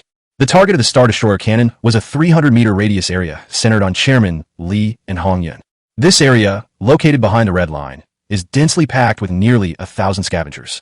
Once this beam of light falls, no one will survive. Brute! Chairman Li uttered one last curse before closing his eyes as if he had accepted his fate. A mad glint flashed across Lieutenant Colonel Ning's face. Kill you troublemakers, and the rest will surely obey. They're all trash, spineless. No one can stand in our way. As for that guy in the blue cloak, isn't he trying to be a hero? As long as he doesn't show up, I'll kill 1,000 people every 2 minutes.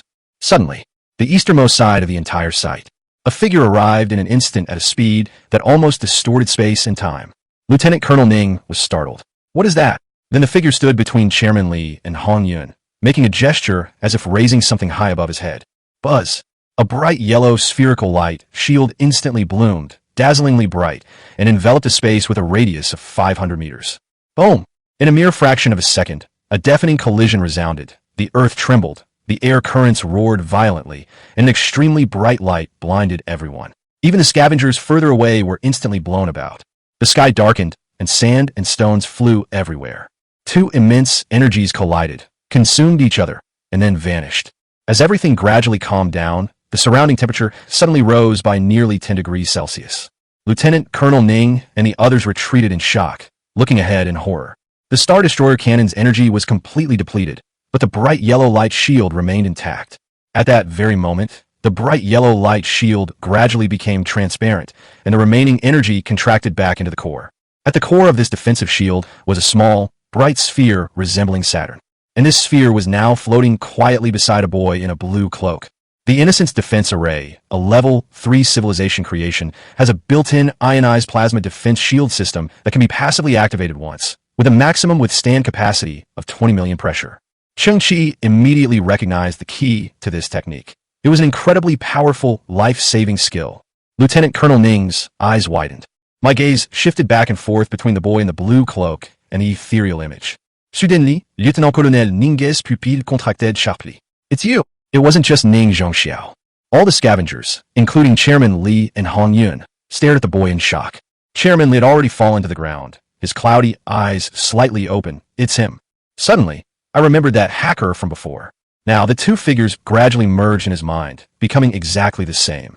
The cloak fluttered slowly, and the boy always gave people the illusion that he stood firm in the storm. He had reminded me a long time ago. Chairman Li clenched his fists, his expression filled with self-reproach. As Hong Yun gazed at the boy's figure, her fears slowly dissipated, and a light gradually appeared in her eyes. Chairman Li's body trembled, and flashes of lightning swept through his mind. He was also the one who helped Hong Yun improve her genes. He was also the one who secretly ambushed the Interstellar Alliance team. What was his name again? But no matter how hard Chairman Li tried to recall, he couldn't remember the name he had once scorned. How do you possess such a level of defensive capability? A handheld defensive shield can actually withstand a planet-destroying cannon. Lieutenant Colonel Ning's eyes widened in disbelief. His life as a bandit and his military service had never seen such technology before. He couldn't comprehend anything he was seeing. Who exactly are you? The boy in the blue cloak, his face somber, took a step beyond the red line, crossed nearly 100 meters alone, picked up the little girl from the ground, returned to the scavengers, and handed the little girl to the monkey. The monkey's eyes welled up with tears. Brother beggar. The boy smiled, then turned to look at Lieutenant Colonel Ning. My name is Cheng Qi, the Qian beggar, and I am a genuine scavenger. This. Lieutenant Colonel Ning instinctively took a step back and gasped. Suddenly, he seemed to have discovered something. He stared intently at the little Saturn on Cheng Qi's shoulder. The light on that piece of equipment has gone out.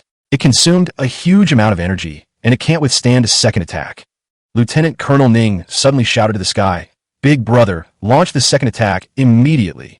Chapter 84 Minor Issue. Chapter 84 Minor Issues. The Star Destroyer consumes a huge amount of energy and requires a second recharge between firing intervals. However, once preheated, its charging time is very short, requiring only 55 seconds under extreme conditions. Visible to the naked eye, the terrifying black light was once again brewing within the massive cannon muzzle. You truly exceed my expectations. But what I love most is seeing the expressions on the faces of those so-called heroes when they finally discover that they're actually just humble and weak ants, and that they're not even as good as a speck of dust in the face of true power. Lieutenant Colonel Ning was extremely arrogant, saying, "Without the defensive shield, everything under the Star Destroyer cannon is nothing but ants." The next moment, the scavengers, their minds reeling, were all taken aback. Cheng Qi bent his legs slightly and leaped into the air with a roar. At that moment, dark green bioflames were released from the soles of his feet, lifting him dozens of meters higher.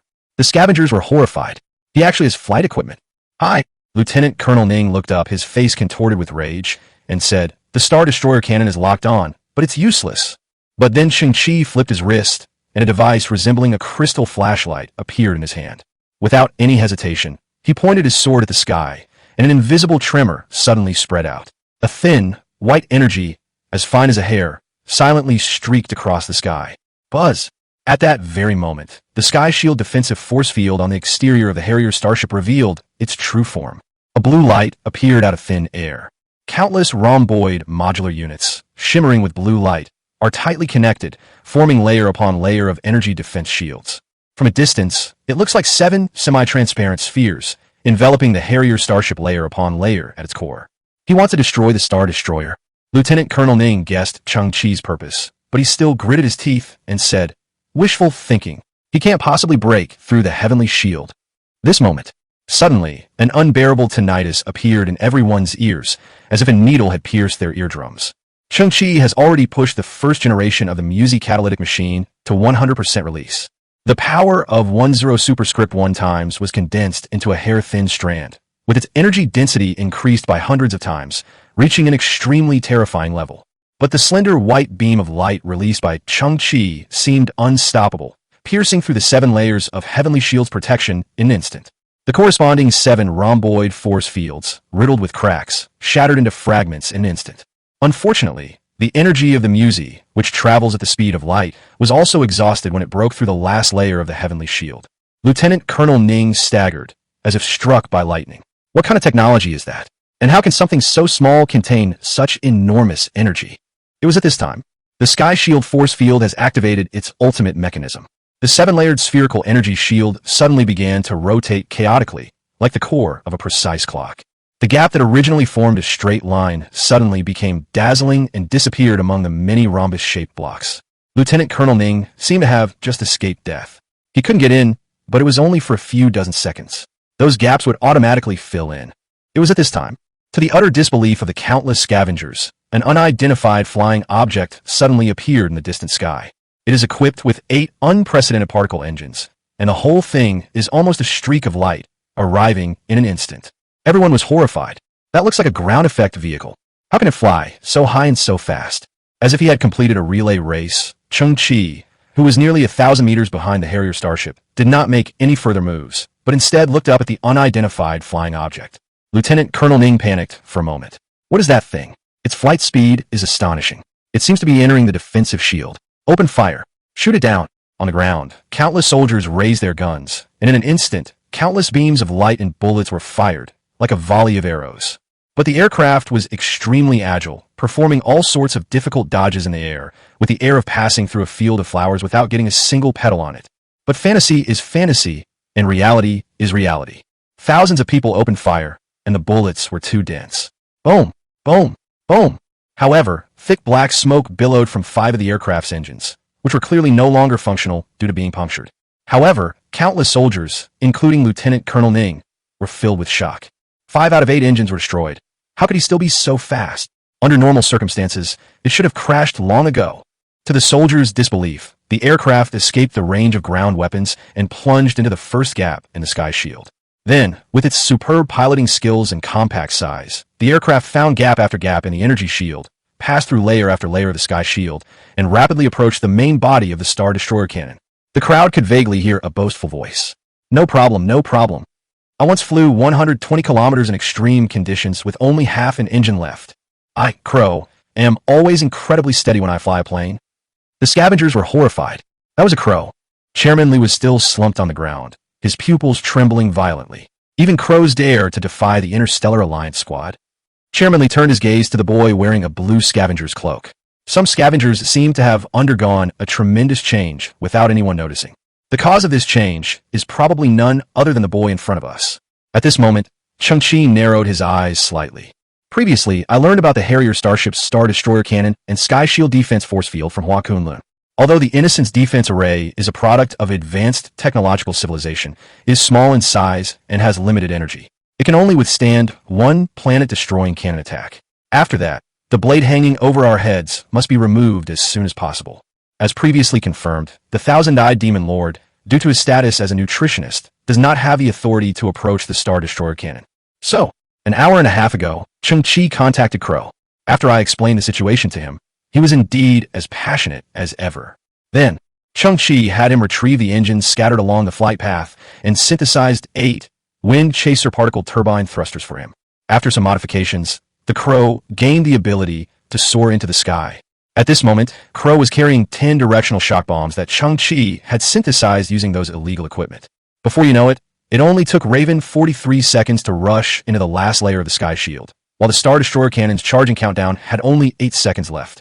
But then Crow raised his hand, and 10 directional shock bombs were attracted to the surface of the Star Destroyer cannon like magnets. The bomb's countdown to explosion lasted only 5 seconds. This moment, Crow stood on his dilapidated ground effect vehicle, turned around, and looked through the now completely closed sky shield at Cheng Qi, as well as at the thousands of scavengers. He revealed a triumphant smile. He choked up a little as he said, "Everyone, I, Raven, never disappoint. No matter when, I can safely deliver anyone or anything to any place." Finally, the Crow slowly closed its eyes. But this time, it said, "I will not rebel." But Cheng Qi spoke from afar, "Stop showing off and come back quickly." Okay. But then, just a second before the explosion, the Crow turned around, opened the directional star gate that Cheng Qi had given it in advance, and plunged into it, disappearing completely. Boom! Boom! The star-destroying cannons on that Harrier battleship were engulfed in bursts of fire, and the massive main body disintegrated and fell apart. Lieutenant Colonel Ning was completely dumbfounded. This? Why is that person's driving skill so superb? Where did that spaceship come from? And where did the bomb come from? Where did he go again? How did they manage to do that? Chapter 85, An Army of Billions. Chapter 85, The Army of Billions. Kill. Indiscriminate attack. I don't believe that he alone, with those strange guns, can defeat my army, which has been given pain-inducing drugs. Lieutenant Colonel Ning stared at the Harrier starship billowing thick black smoke, almost driven mad, and became reckless. With a wave of his hand, the ranks behind him immediately dispersed, forming a fan-shaped encirclement. Call out. Hong Yin pulled the trigger first, and the bright yellow light net pierced through the bodies of more than a dozen soldiers in an instant. However, due to a lack of training, she and the other scavengers were unable to unleash the weapons at their maximum power, as they could not control the powerful recoil. The soldiers' bodies were riddled with obvious holes, some even had half of their cheeks blown off. But their expressions remained unchanged. They merely swayed slightly before resuming their steps and raising their weapons. Hong Yin looked horrified. In her eyes, the other party was like a group of mindless zombies, a dark mass that was unstoppable in its approach. "Miss Yin, you did enough the moment you picked up the gun." But it was Cheng Qi's voice that came through. "The reason I made this arrangement is to ignite the flame in the hearts of the scavengers, and the rest can be left to me." "You?" Hong Yin looked at Cheng Qi from afar. "How can you face this army of thousands all by yourself?" "That guy, focus fire on him." Lieutenant Colonel Ning pointed at Cheng Qi, gritting his teeth and screaming maniacally. "Trash. All trash. There's even a rat on his shoulder. Disgusting people. Disgusting rats. Beat them to a pulp." Hong Yin was taken aback, only then noticing that there was a white, fluffy thing perched on Cheng Qi's shoulder. But then Cheng Qi slowly exhaled and turned his head to look at the little white mouse wearing a straw hat on his shoulder. "Squeak, did you hear that? He's cursing you." Squeak. The little white mouse stood up, its straw hat blown away by a gentle breeze, revealing its pink brain and rows of pink crystals. It has a highly anthropomorphic expression, with its brows furrowed and its small eyes filled with anger. Squeak, roar, roar. Throughout the entire garbage planet, from distant Kyoto to the ground beneath our feet, countless wild beast-like roars suddenly resounded. These roars formed an overlapping wave that shook the heavens and the earth. Immediately, a strong smell of blood hit us. Unaware of the truth, everyone instinctively shuddered. The next second, suddenly, pairs of scarlet eyes appeared in the surrounding mountains of garbage and in the cracks in the ground. These eyes were ferocious and terrifying, and were as big as a fist. A soldier felt a jolt beneath his feet, and then the steel plate beneath his feet was blown away. A horrifying scene unfolded as a giant, 5-meter-long red-haired rat emerged from the garbage heap. Roar! The red-haired rat opened its mouth, which was at least 2 meters in diameter, and spewed out corrosive saliva, letting out a deafening roar at the soldier. Although the soldier had been injected with an analgesic, his mental state was normal. He couldn't understand what was happening before him, and he had never seen such a ferocious and terrifying beast. Moreover, these wild beasts emerged from the nearby garbage heap without warning, causing his inner fear to erupt instantly. He widened his eyes and let out a terrified scream. But the giant red-haired rat gave him no chance to breathe, biting down and tearing off half of the soldier's body. Then, with its mouth facing upwards, the rat crunched and chewed, making sounds of eating flesh and bones. Those are killer rats. Countless killer rats. The scavengers were also gripped by immense fear, and they stumbled backward on the ground. Killer rats are the nightmare of scavengers, not to mention that giant red-haired killer rats, unlike anything they've ever seen before, have appeared on the battlefield. But gradually, the scavengers discovered a strange phenomenon. The killer rats, as if being directed by someone, did not attack any of the scavengers. It's him, it's that boy. Someone shouted in terror and pointed at Cheng Qi. But Cheng Qi stood still, slightly turning his head. Wherever his gaze fell, countless red-haired killer rats would emerge from the ground in the corresponding direction. Chairman Li was completely frozen in place. Hong Yun was the same, her beautiful eyes wide open. He can actually control killer rats. The scene was filled with screams of terror. The soldiers were terrified and went hysterical. In the blink of an eye, the number of killer rats was 10 times, 20 times, 50 times, 100 times that of this Interstellar Alliance squad. Each soldier's body was being devoured by at least 3 or 4 killer rats. The soldier felt no pain, and his death was delayed. He could clearly see his body being torn apart, and then, dragging his intestines and entrails, he was swallowed whole by those killer rats. Before they died, they suffered the most cruel mental torture of their lives. Lieutenant Colonel Ning was specially kept behind. The biomask had been peeled off his face, and he stood on the ground trembling, his crotch already wet with his own urine. Cheng Qi raised his head and slowly said, "I actually quite like seeing this scene. In the end, you realize that you are just a humble and weak ant, and that in the face of true power, you are not even as good as a speck of dust." Lieutenant Colonel Ning's face was deathly pale. He muttered to himself as he backed away. "Brother, what are you waiting for? Why aren't you making a move? Are you just going to watch my brothers die one by one?" A deep, powerful voice suddenly came from inside one of the Harrier starships. "I've wanted to get rid of this bandit gang for a long time. They are fraught with uncontrollable risks and offer no help whatsoever to my future. So, this farce should come to an end now." Chapter 86 Black Cybernetic Body. Chapter 86 Black Cybernetic Body. "General, you must run. Someone has to take the message back. My brothers and I will hold them off at all costs." In the depths of the universe, bursts of fire and explosions continued unabated. Inside the bridge, a young lieutenant, his face smeared with blood, but his eyes held a death-defying resolve. "Our warships are surrounded. There is no way to escape. In 2 minutes, I will launch a suicide ramming attack. General, you must seize this opportunity and escape. If possible, go see my wife and my unborn child. Tell them I'm not a traitor." The scene became chaotic. On the vast grassland, a little girl with a red ponytail sits with her father. "Dad, my right hand has also been replaced with metal. Now, am I the strongest warrior in the galaxy?" "My child, you are not yet. When will that be?" "Yes, it's a long road. As technology advances and you grow up, your prosthetic body will be replaced continuously. One day, you will become the most powerful warrior." The scene became chaotic again. The bridge of the crumbling starship was already on fire. The young lieutenant stood in front of the control panel. He turned around and shouted, tears streaming down his face, "General, run." Boom! A huge explosion suddenly occurred, and a huge hole was blasted in one side of the ship's hull. A tall, dark figure appeared inside the hole. It was able to withstand the powerful air pressure leakage with its physical body and walked into the cabin step by step. He is also a highly cybernetic being. It has no living skin. Its entire body is black metal, Its face is like a demon. Its four huge metal fangs gleam coldly, and it holds a giant axe crackling with electricity in its hand. It glanced around and spotted the young lieutenant setting the ramming command. A turbulent current surged forth, accompanied by howls and screams. The black prosthetic body instantly moved, raised the giant axe in its hand, and cleaved the young lieutenant in half at the waist. Clang!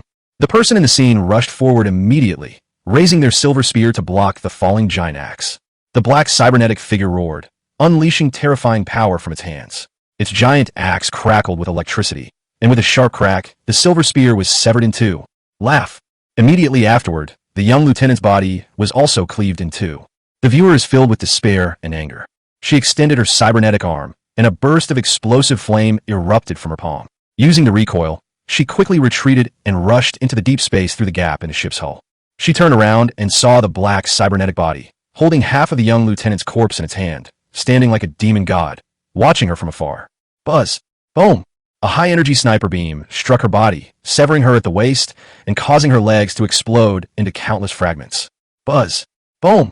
Another sniper beam struck her left arm, shattering it into countless fragments. During the process, she saw her 24th Fleet surrounded by nearly 100 warships, which fired a barrage of arrows and turned into cosmic dust. Her body was not designed with tear glands, so she cannot shed tears. But her heart was bleeding, and her world had fallen into boundless darkness. The shockwaves continued to rip her mangled body apart as she plummeted endlessly. She was confused, and her visual system was malfunctioning. The final scene is a gray, hazy planet. When she regained consciousness, she found herself on a ground covered in trash. In a blur, she saw a boy in a blue cloak standing in the storm. The image became distorted and blurry again. Dad, my name is clearly Honglian. Why choose the codename Kunlun? That sounds like a boy's name. The strong man smiled. The Red Lotus is too delicate, while Mount Kunlun is towering and solid, representing strength. Oh, I see. The day will come when I will no longer be vulnerable. I will let people know that my real name is Red Lotus. In the underground shelter, a pair of dazzling eyes suddenly opened, their red pupils radiating unparalleled brilliance. Those eyes were filled with anger, resentment, and an intense fighting spirit. The red chip on her head, beneath her artificial skin, was now shimmering with a red light, and the outline it reflected was that of a blooming lotus flower. Xiao Qiong was startled and stepped back, because at that moment, she was wiping the woman's cheek with a cloth. Thanks. The woman with an extraordinary presence turned her head and said something. A slight rustling sound was heard, and she slowly straightened up. You're welcome. Xiao Qiong clutched the rag, her eyes wide open, her pupils reflecting an extremely perfect body. Bite! A crisp metallic, clanging sound rang out. But then a slender hand made of crimson metal grasped the imposing spear called Crimson Lotus Martial God. Exclusive military weapon, biometric authentication approved. The golden patterns on the spear shone brightly, eventually converging on the sharp blade, and this unique weapon was fully activated. So, this farce should come to an end now. Inside the Harrier starship, a deep and extremely oppressive sound emanated. As soon as he finished speaking, the frontal armor of a Harrier starship slowly opened, revealing a square space inside. A cyber robot, made entirely of black metal and wielding a giant axe, was fixed in that square space. Its body was covered with thick wires used for charging, and the sound of valves shutting off could be heard as the wires peeled off one by one.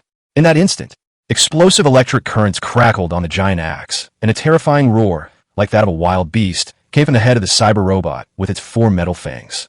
It lowered its head, surveying the battlefield from its elevated position. The red halos in the field of vision swept over the red-haired rats without stopping, and finally the two halos, one large and one small, locked onto Cheng Qi and the squirrel on Cheng Qi's shoulder. Its combat chip provides it with the most accurate prompts. The boy in the blue cloak and a white-haired rat are the controllers of the thousands of rats. As long as they are killed, the rat swarm will naturally disintegrate. The black cybernetic prosthetic body let out another strange and terrifying roar, like a combination of a tiger's howl and a wolf's howl. The armor on its back opened slightly, and black propulsion flames erupted out. It swooped down from extremely high altitude, its giant axe crackling with electricity as it soared high into the air, heading straight for Cheng Qi. Chapter 87 Red Lotus. Chapter 87 Red Lotus. After Kunlun was defined as a traitor to humanity, Ningfeng has taken over Kunlun's prosthetic body research team. He provided the brain and used oppressive methods and a tough attitude to force the team to come up with the latest technology. Left with no other choice, the team resorted to the still immature Carbon-12 technology. But to everyone's surprise, the trial fitting yielded amazing results. This brand new artificial prosthetic body has been defined as the strongest artificial prosthetic body in the next 5 years. At least within human civilization, no other artificial prosthetic body can compare with it. During the combat capability testing phase, this black prosthetic body destroyed all other prosthetic bodies in the laboratory with a bloodthirsty and crushing force, including the replacement parts that Kunlun had previously replaced. Despite opposition, Ningfeng gave this artificial body a strange name, Evil Star. The researchers concluded that the killer star was a full 1.5 levels ahead of Kunlun. Today, human civilization has reached a technological bottleneck, and the growth of all advanced technologies is very slow. If a country suddenly gains an order of magnitude lead in a certain field, it is an extremely rare occurrence and represents an incredibly significant gap. Dr. Zheng Tian, Kunlun's former chief mechanic, committed suicide by jumping off a building on the night the Evil Star was officially named. He left behind only one last message. The glory of the past has turned into regret today. I will no longer serve this scourge because I cannot accept it. Inside the Harrier starship, sitting quietly in his general's metal seat, Ningfeng observed the situation on the ground. It turns out that the one who stirred up everything and caused trouble in the shadows was just a callow scavenger. It has to be admitted that this kid has amazing luck. Perhaps on this garbage-strewn Earth, he found the remains of some advanced civilization and acquired multiple pieces of advanced equipment at once. But he was ultimately just a scavenger.